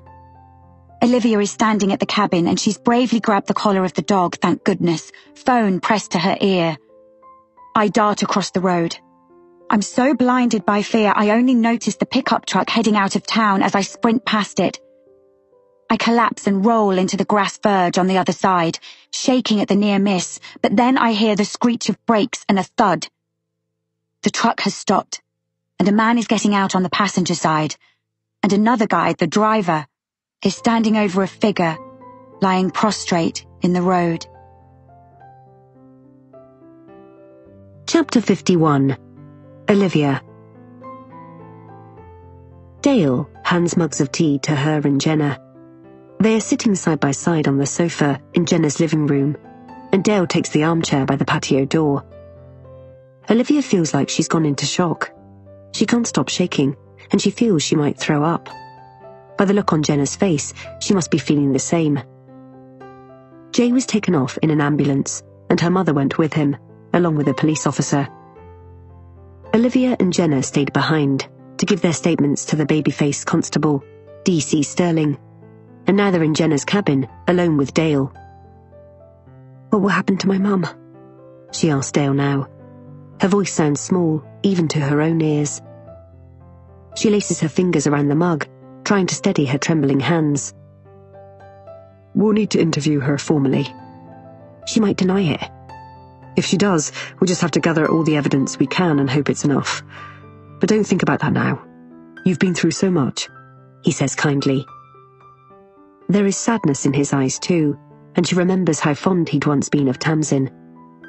To her horror, she begins to cry, and Jenna reaches over and rubs her arm. I suspected they must have died, she sobs. but to have it confirmed, it feels... Her chest is so heavy with grief, she can't breathe. Do you think they would have survived the accident if it hadn't been for Jean-Paul? We'll never know, says Dale. You were lucky to survive it, Olivia. I know it doesn't feel that way, after what you've lived with, but... She remembers Katie and Tamsin weren't wearing seatbelts. She can't bear the thought of them in the back of that van, in pain, denied hospital treatment because of her psychopath of a father. If he hadn't moved them, they might have survived their injuries. All these years, my mother knew and never told me. No wonder she didn't see Maggie and the others again. How could she face them knowing the truth? It would have been difficult for her, pipes up Jenna, who had until now remained quiet. She did say she was trying to protect you. I like to think I'd have done the right thing if it had been me, but having to leave my son... Pain flashes in her face. I'm not excusing her, just saying it must have been a hard decision. But it was self-defense, wasn't it? He was chasing her, says Olivia. She might not have gone to prison.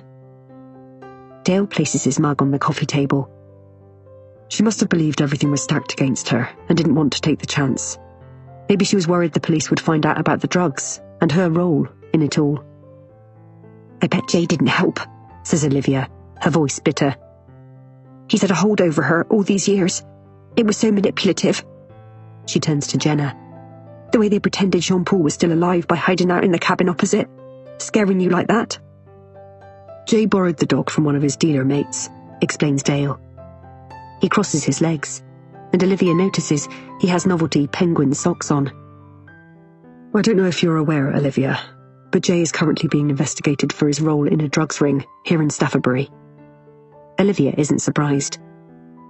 My mum said something about Wesley. Is he involved too? It's looking that way. I'm sorry, says Dale. There's something else about Wesley. He grows uncomfortable and fidgets in his chair. He glances at Jenna, then back at Olivia. I'm happy to tell you about it in private. I don't care about Wesley, she blurts out. After everything else that's happened, he's the last thing on my mind. And Jenna. She turns and smiles at the journalist. I have no secrets from her. She swallows the lie with a gulp of the hot tea. Dale fidgets in his seat. I went back to the Stones last night, after I found you. I had my suspicions about what happened to you, and I found a needle and had it tested. Your theory was right. Someone injected you with a date rape drug. Olivia sits up in her chair, her hands gripping her mug. But I wasn't raped. There'd be signs, wouldn't there? I don't think the plan was rape, he says softly. I'm not sure what it was. I'm afraid for that. You'd have to ask Wesley. Nausea rises in Olivia's throat. Why? She asks. Her whole body goes hot and then cold, like she's been doused with a bucket of water. I went to the Raven and asked to look through their CCTV footage. I saw you with Wesley around 7:30 p.m. He was carrying you along the high street, away from his flat and towards the Standing Stones. There was a witness too. A woman in a pizza place saw him carrying you across the road to the field. She recalls the fear she'd felt last night as she walked home, the neck-tingling sensation that someone was behind her, following her. A hand had clasped her mouth, and the pain she'd felt in her leg all day, that pinprick in her thigh, the tear in her jodhpurs. He'd injected her. She can hardly believe it. Why? Why would he do this to you, Olivia? I just can't comprehend it. Jenna shakes her head. But Olivia knows why. Because he's been gaslighting me for years. I suspected it, but I lacked self-esteem, so I was just grateful to have someone. He knew I was moving away from him. He wanted me scared, and it almost worked. I went running to him like an idiot, hoping he'd keep me safe from the monsters. But he is the monster. Dale and Jenna remain silent, just staring at her. Is that admiration on their faces? God, you're so brave, you know that, says Jenna. I wish I had half your courage. It's one of the nicest things anyone has ever said to her. And despite this being one of the most horrific weeks of her life, she allows herself a moment to glow, until she remembers, and her world comes crashing down again. Later that afternoon, Jenna decides they should go for a walk to clear their heads. Dale has promised to keep them updated, but Jay is in a critical condition in hospital, and her mother and Wesley are in custody. Olivia wonders if her mum will backtrack on her confession when faced with the police. She wants to see her as soon as she's able, but Wesley, as far as she's concerned, can rot in hell. He'll be looking at a prison sentence, Dale reckons. They might not be able to prove what he did to her with the injection and the drugging. It horrifies her every time she thinks of him doing that to her, and leaving her alone among the stones in the dead of night. But a raid on his flat found enough cocaine and MDMA to prove it was much more than recreational. Dale believes he'll buckle under questioning, and Olivia hopes he's right. She never wants to see Wesley again. I need to tell you the truth about something, Olivia says now, as they make their way through the thicket of trees. The sky has cleared, and sunlight glints through the leaves, casting dappled shadows on the ground. Olivia thrusts her hands into her pockets to keep them warm. "What's that?" says Jenna, stepping carefully over tree roots. They are walking towards the clearing to where Ralph's caravan is. Those notes, in the flowers and on your car. My mum wrote them. I recognised her handwriting straight away. For so many years I wondered about the night of the accident and those bright lights. I was in and out of consciousness, but Ralph also saw the lights, although he thought it was alien-related. She gives a small laugh. Poor Ralph. I was blinded by those lights, so couldn't see who was in the car, but when the car turned and drove away, I was sure I saw the number plate. Our number plate.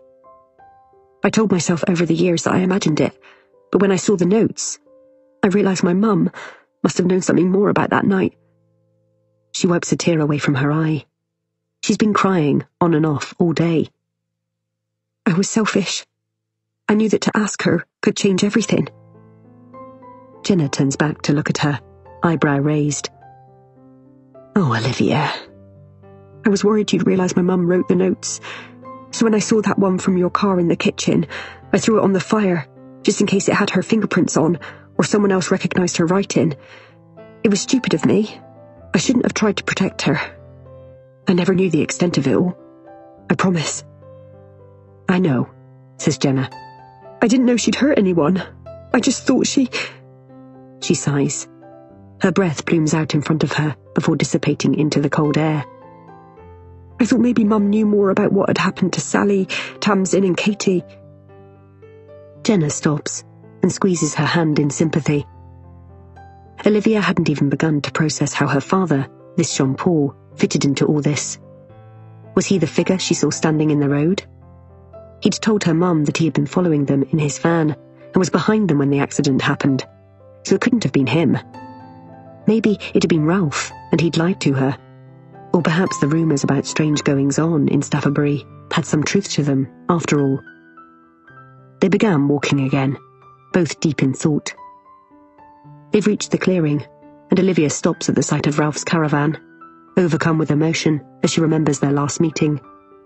She shivers. She doesn't want to be out here in the forest, so near to where Ralph died. "Who do you think killed him?" asked Jenna, as if reading her mind. "I don't know." "Do you think it was Jay? Something to do with the drugs?" She glances at Olivia, and must see the pain in her expression. "I'm sorry, let's not think about it now. Come on. She links her arm through Olivia's. Let's go and sort those horses of yours. I can help. And if you don't fancy being on your own tonight, you can stay at the cabin with me. Olivia swells with gratitude. She suddenly yearns to be back with her beloved horses. After all, they don't lie and cheat and manipulate or let you down like people do. Chapter 52. Jenna. Voice memo, Friday, 30th of November, 2018. The Devil's Corridor has taken a further victim. This time, Derek Jason Napton, also known as Jay. He died in the early hours of this morning. I came here to cover a story about the disappearance of 3 young women. I never imagined I'd be at the epicenter when the truth was revealed. It might not have been a mystical or supernatural phenomenon, but Madame Tovey had been right about one thing. It had all started with the lovers. Izzy is in B's tea room when we arrive for breakfast. I stayed at the stables with Olivia last night, both of us not wanting to be alone. We drank wine and sat up for hours, just talking and thinking out loud. About Wesley and her mother, Jay, and the drugs ring. I think Wesley was so desperate to move in with me to clean this dodgy money he'd made. She'd said sadly, "I thought it was odd after so long. I think he's been working for Jay for a while. At least 2 or 3 years. You should speak to him, really. Get some answers." She'd sighed. "Why? He'd only lie. I don't think that man has ever been straight with me." Now she stands next to me, pale-faced and baggy-eyed. The tea room is packed, and there is only one table free. When Izzy spots us, she rushes over and grabs hold of Olivia's arm. "Is it true? Did you know?" Olivia backs away. "Of course I didn't." Izzy doesn't look convinced. Her dark eyes flash, but then she seems to remember where she is and plasters a professional smile onto her face. "Sit down and I'll fetch you some menus." I can feel many pairs of eyes on us as we walk to our table by the window. Maybe this wasn't such a good idea after all. We've just sat down when a woman approaches us. It's Hannah Burke, Katie's mum. "How can you show your face around here? Your parents are responsible for killing my child." "I'm so sorry, Mrs. Burke." Olivia begins, her chin wobbling. "Hey! She doesn't have anything to apologize for." I butt in. "I'm sorry about your daughter, but it's not Olivia's fault. She's just as much a victim in this as her friends." Mrs. Burke slumps onto the seat opposite us, and her shoulders droop in defeat. I notice the other customers staring in our direction, expectation on their faces. "My Trevor died never knowing." A sob escapes her lips. Another woman appears at the table, short and round with blonde hair. "Come on, Hannah, love," she says, putting an arm around Mrs. Burke and almost lifting her from her chair. "Not Olivia's fault. None of this is her fault." I watch as the woman leads Mrs. Burke back to the table. "God," mumbles Olivia. "You're awful. Can we go?"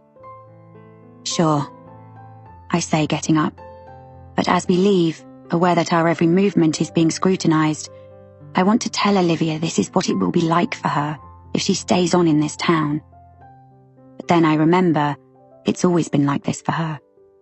Ever since the accident. She's used to it. I drive Olivia back to the safety of the riding stables, but run into the garage on the way to pick us up some croissants. Thankfully, there are no lessons booked in today, so she doesn't have to face anyone. "Do all these horses belong to you?" I say, as I follow her into the yard after we've sat in the cold office and eaten a croissant, although Olivia picked at hers. "No, only Sabrina. The rest are livery. It means that we look after them for their owners, some on a reduced rate if they let us use their horse for the riding school. she explains when she notices my blank expression. She sets about sorting out the horses as though on autopilot. I help her as best I can, even though horses terrify me. I'm not going to be able to keep this going by myself, she says as she stuffs some hay into a large net. Maybe cancel all lessons and close for a few days, I suggest. Then you can have a think about it. You could get someone in to help you. She doesn't say anything, but presses her lips together so that they turn white. And then I realize what she's not saying. There is nobody to help her. I'm standing uselessly in the middle of the yard, watching Olivia hauling horse dung and wet straw into a wheelbarrow, trying not to feel sick at the strong smell of ammonia, when I hear a car pull up. Dale strides through the 5-bar gate, his shoes clipping the concrete as he makes his way over to us. Thought I'd find you here, when I saw you weren't at the cabin.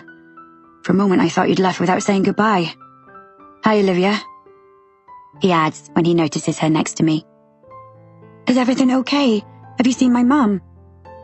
I haven't, but she's been charged with manslaughter and perverting the course of justice. She'll go before a magistrate's court later. She's pleading not guilty, so it looks like her case will be referred to the Crown Court. When will I be able to see her? Dale's eyes soften. Soon. I'll arrange it. And Wesley? I ask. Well, he's pinned everything on Jay, which is easy to do now that Jay's dead. But he's agreed to help us with information concerning other members of this drugs ring for a more lenient sentence. Jay Napton, it appears, was only one cog in a large wheel. Olivia doesn't say anything. She just looks at her feet. Who would have thought a small town like Staffordbury had such a massive drug problem? I say. How long was Wesley involved? Long time by the sound of it. Different scams and ways of making money. He's got a charge sheet as long as my arm. He looks like he wants to say more but doesn't. He meets my eyes, then looks at the ground, a flush creeping up his neck. What is he not saying? Did my mum have a part to play in that too? Asks Olivia, raising her head and fixing her gaze on Dale. I'm afraid so, yes.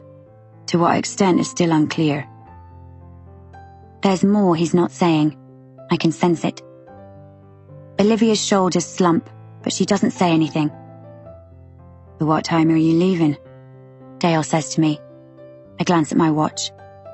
I still need to get back to the cabin and gather the rest of my things. Soon, I say regretfully. I feel bad about leaving Olivia. Reporters are already beginning to descend. He folds his arms across his chest. Just be careful what you tell him, he says to Olivia, and if there are any problems, give me a call. I feel a swell of gratitude towards him. I'll see you back at the cabin, he says to me, then walks off towards his car. I turn to Olivia. Her eyes have filled with tears. It's silly, she says, brushing them away. Come here, I say, and I hug her close. You'll be okay, I say into her hair. You're strong. You've endured a lot, and you can get through this.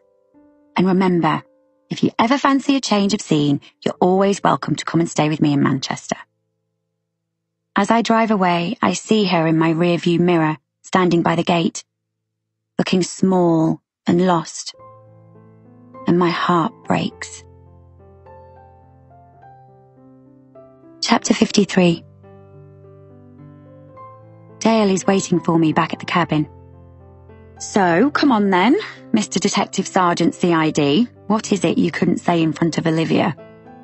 I say as I step out of the car. Nothing gets past you, does it? He laughs, falling in beside me. Nope. I let us into the cabin. It's about Tamsin, he says, taking a seat at the kitchen table. He's wearing black socks today. For some reason it makes me feel sad, like it's symbolic. Wesley was blackmailing her. He told her to steal the petty cash from her work, or he'd tell me and her friends that she'd slept with him. What a fucking toad! I say, shocked. Was he sleeping with her? He says so, before he started going out with Olivia, but while she was with me. He shrugs. He could have been lying, of course. A way to goad me, no doubt. Why else would he admit that now? And what about Ralph? Do you know who killed him? Wesley says it was Jay, that Ralph didn't want to be a dealer anymore. They could no longer trust him, apparently. But, well, Wesley would say that, wouldn't he? I wouldn't be surprised if it was Wesley who'd killed him. But of course, we can't prove that. And the photos that were in Ralph's caravan? Anastasia said Jay had taken them from John Paul's coat and hidden them in Ralph's caravan because he didn't know where else to put them. He was worried about burying them with John Paul's body because he didn't want there to be a link between him and Olivia if his body was ever found. He could have burnt them, of course, which makes me think he kept them at Ralph's to set him up, if it ever came to it. Where did Jay bury John Paul and the girls? Dale grimaces. He would have had people to call upon. His drug-dealing mates. The police will put pressure on them to reveal it. And Anastasia too. I'm sure she knows. I think of Madame Tovey's words about John Paul, Katie, Tamsin and Sally still being here in Staffordbury, and a shiver runs down my spine. She was right. Maybe she isn't a charlatan after all. Wesley said Jay was so worried about the tourism going down and nobody visiting Staffordbury that he perpetuated the myths about the strange goings-on around here. Says Dale. There were recordings on Jay's phone of a child crying. Wait, so that child crying I heard, that was just some kind of recording? Dale purses his mouth and nods. I heard it on the night I was attacked. Wesley has admitted to attacking you and playing the recording. He said he never meant to hurt you. Jay wanted him to scare you away so that you'd talk about the supernatural elements of Staffordbury in your podcast. I think he was hoping you'd not focus so much on the crash. Jay always got someone else to do his dirty work. He was a bit of a father figure to Wesley by all accounts, especially in the last few years. He admitted to the dead birds too. God. I let this information digest and curdle in my stomach. I think on one hand, Jay wanted you around to report on the myths and legends in order to boost tourism, but on the other, he didn't want you to find out what was really going on with the drugs ring and the girl's disappearance. I touched the back of my head where I was struck. I'd had a lucky escape. Dale rubs his stubble. He looks exhausted, with shadows under his eyes, his hair even messier than usual. God, this has been a case and a half.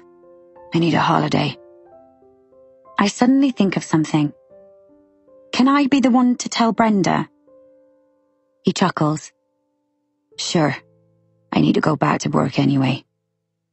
Another day, another caseload. He stands up and I follow suit. There is a moment of awkwardness and our eyes lock. Thank you, Jenna.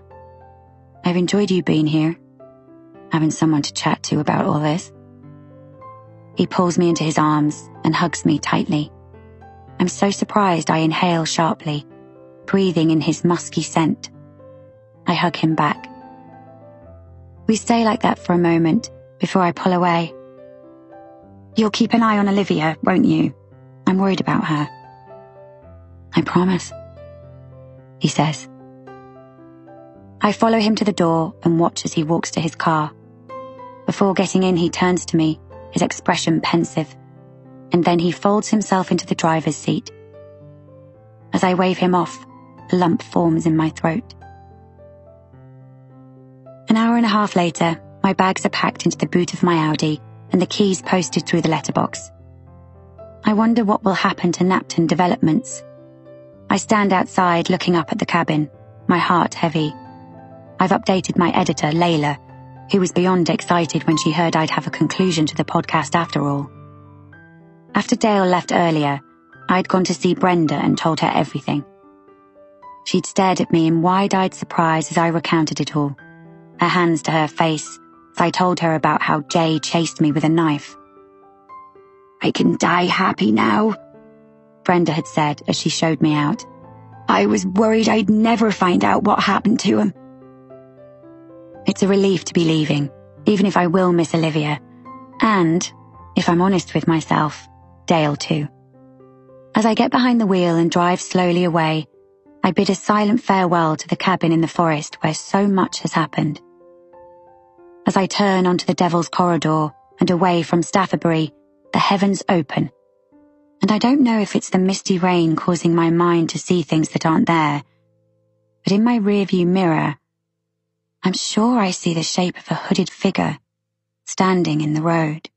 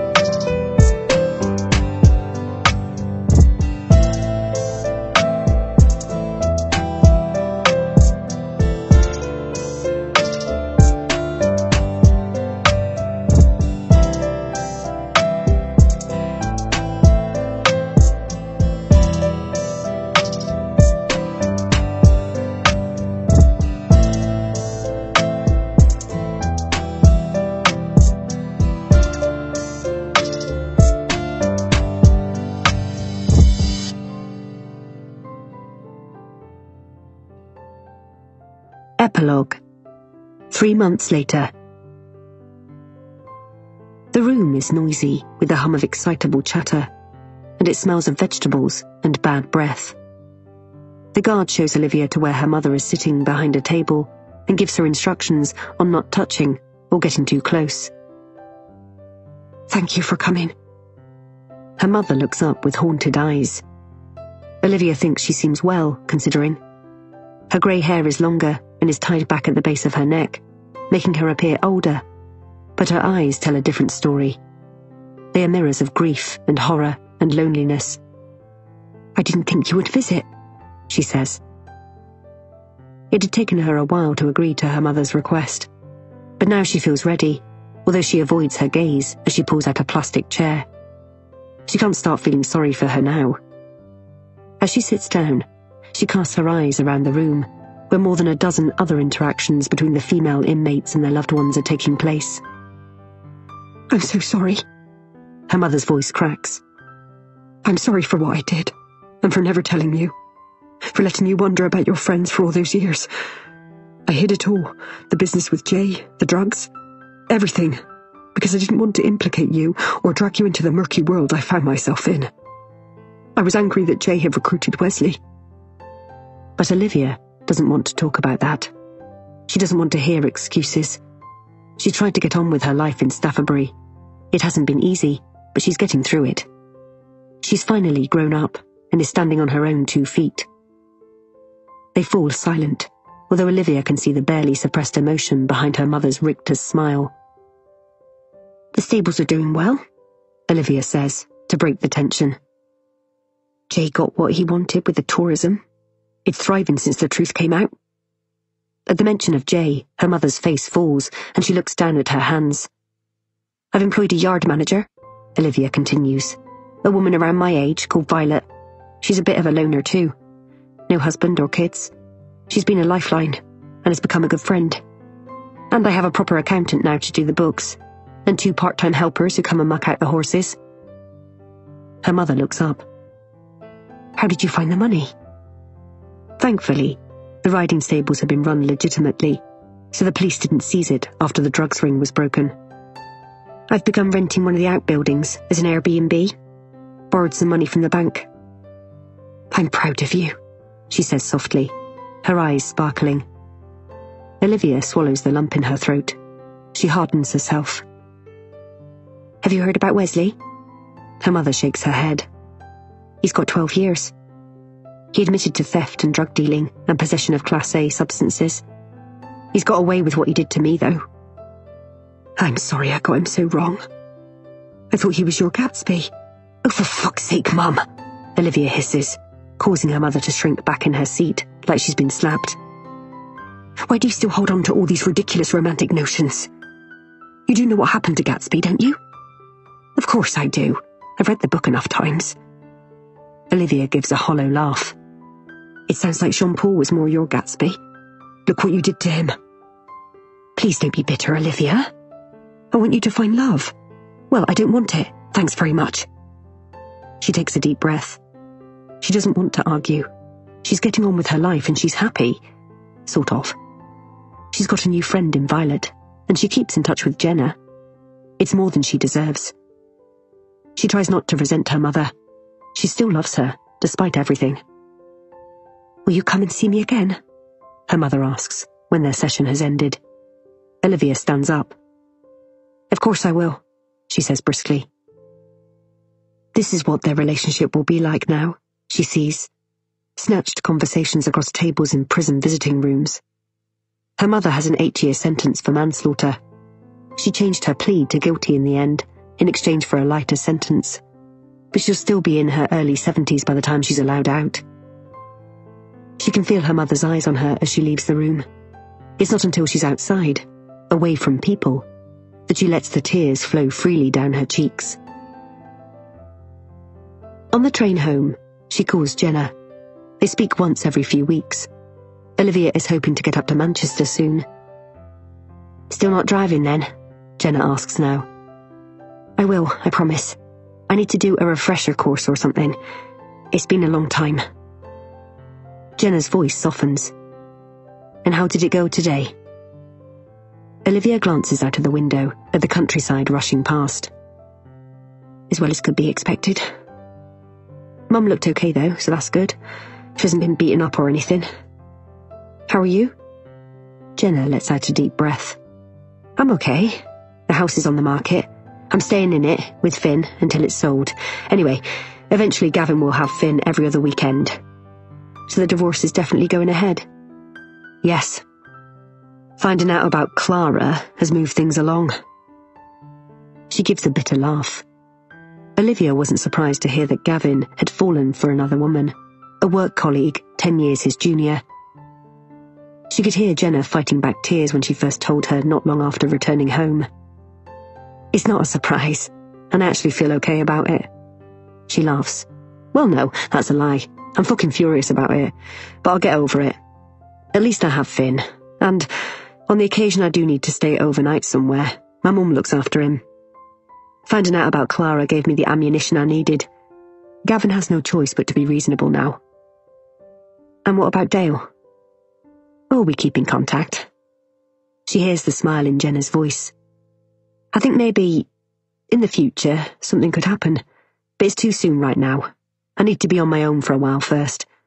It's going to take me a while to trust a man again. I definitely get that, agrees Olivia, snuggling back in her seat. And in that moment, despite everything, she feels contentment wash over her. She asks the taxi driver to drop her off at the Devil's Corridor. She hasn't been to the forest in weeks, and has tried to avoid it since the bodies were recovered. But now she feels a macabre desperation to visit the place where they were found, to say goodbye.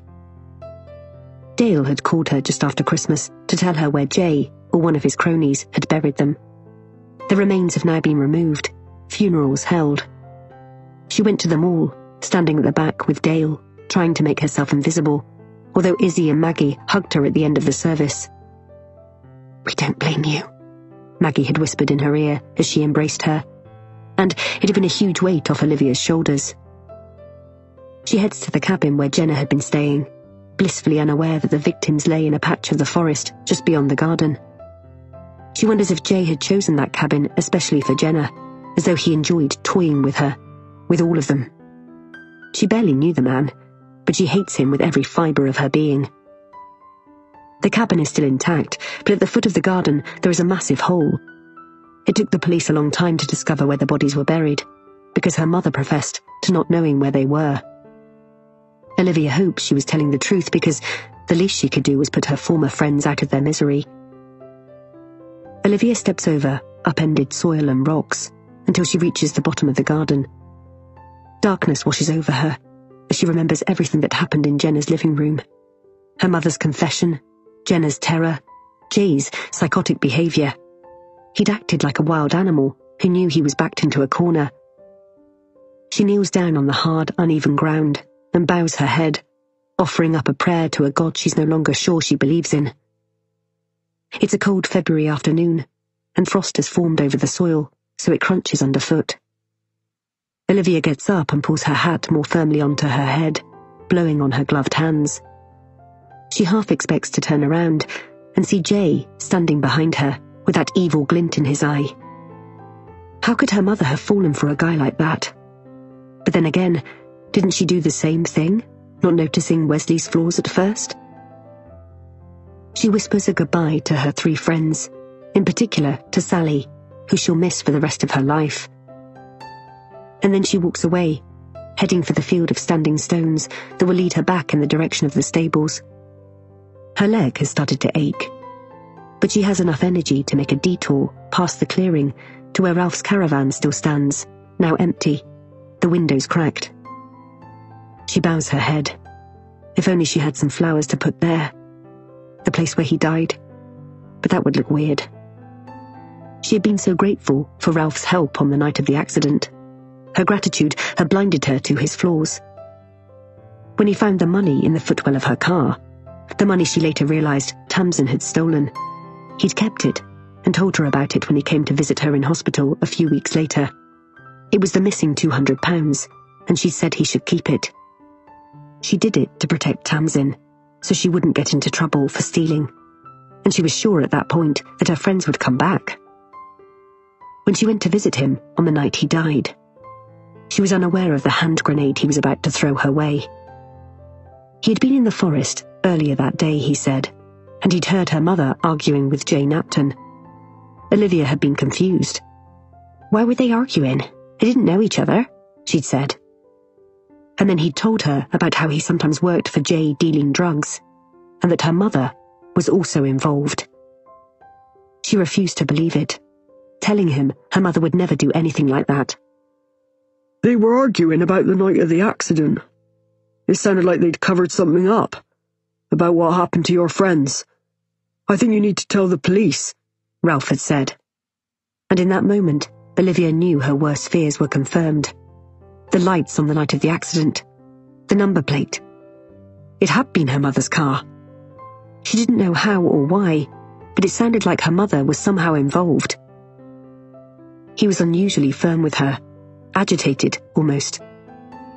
The police have been sniffing around. I'm fed up with always being the one they point the finger at. They still think I had something to do with your friends going missing. They saw me with Jade the next morning, but I know they think it was Tamsin. It wasn't. I was buying some weed from Jade. The missing girls was nothing to do with me. It's unfair. And all the time, the real culprits are under our noses.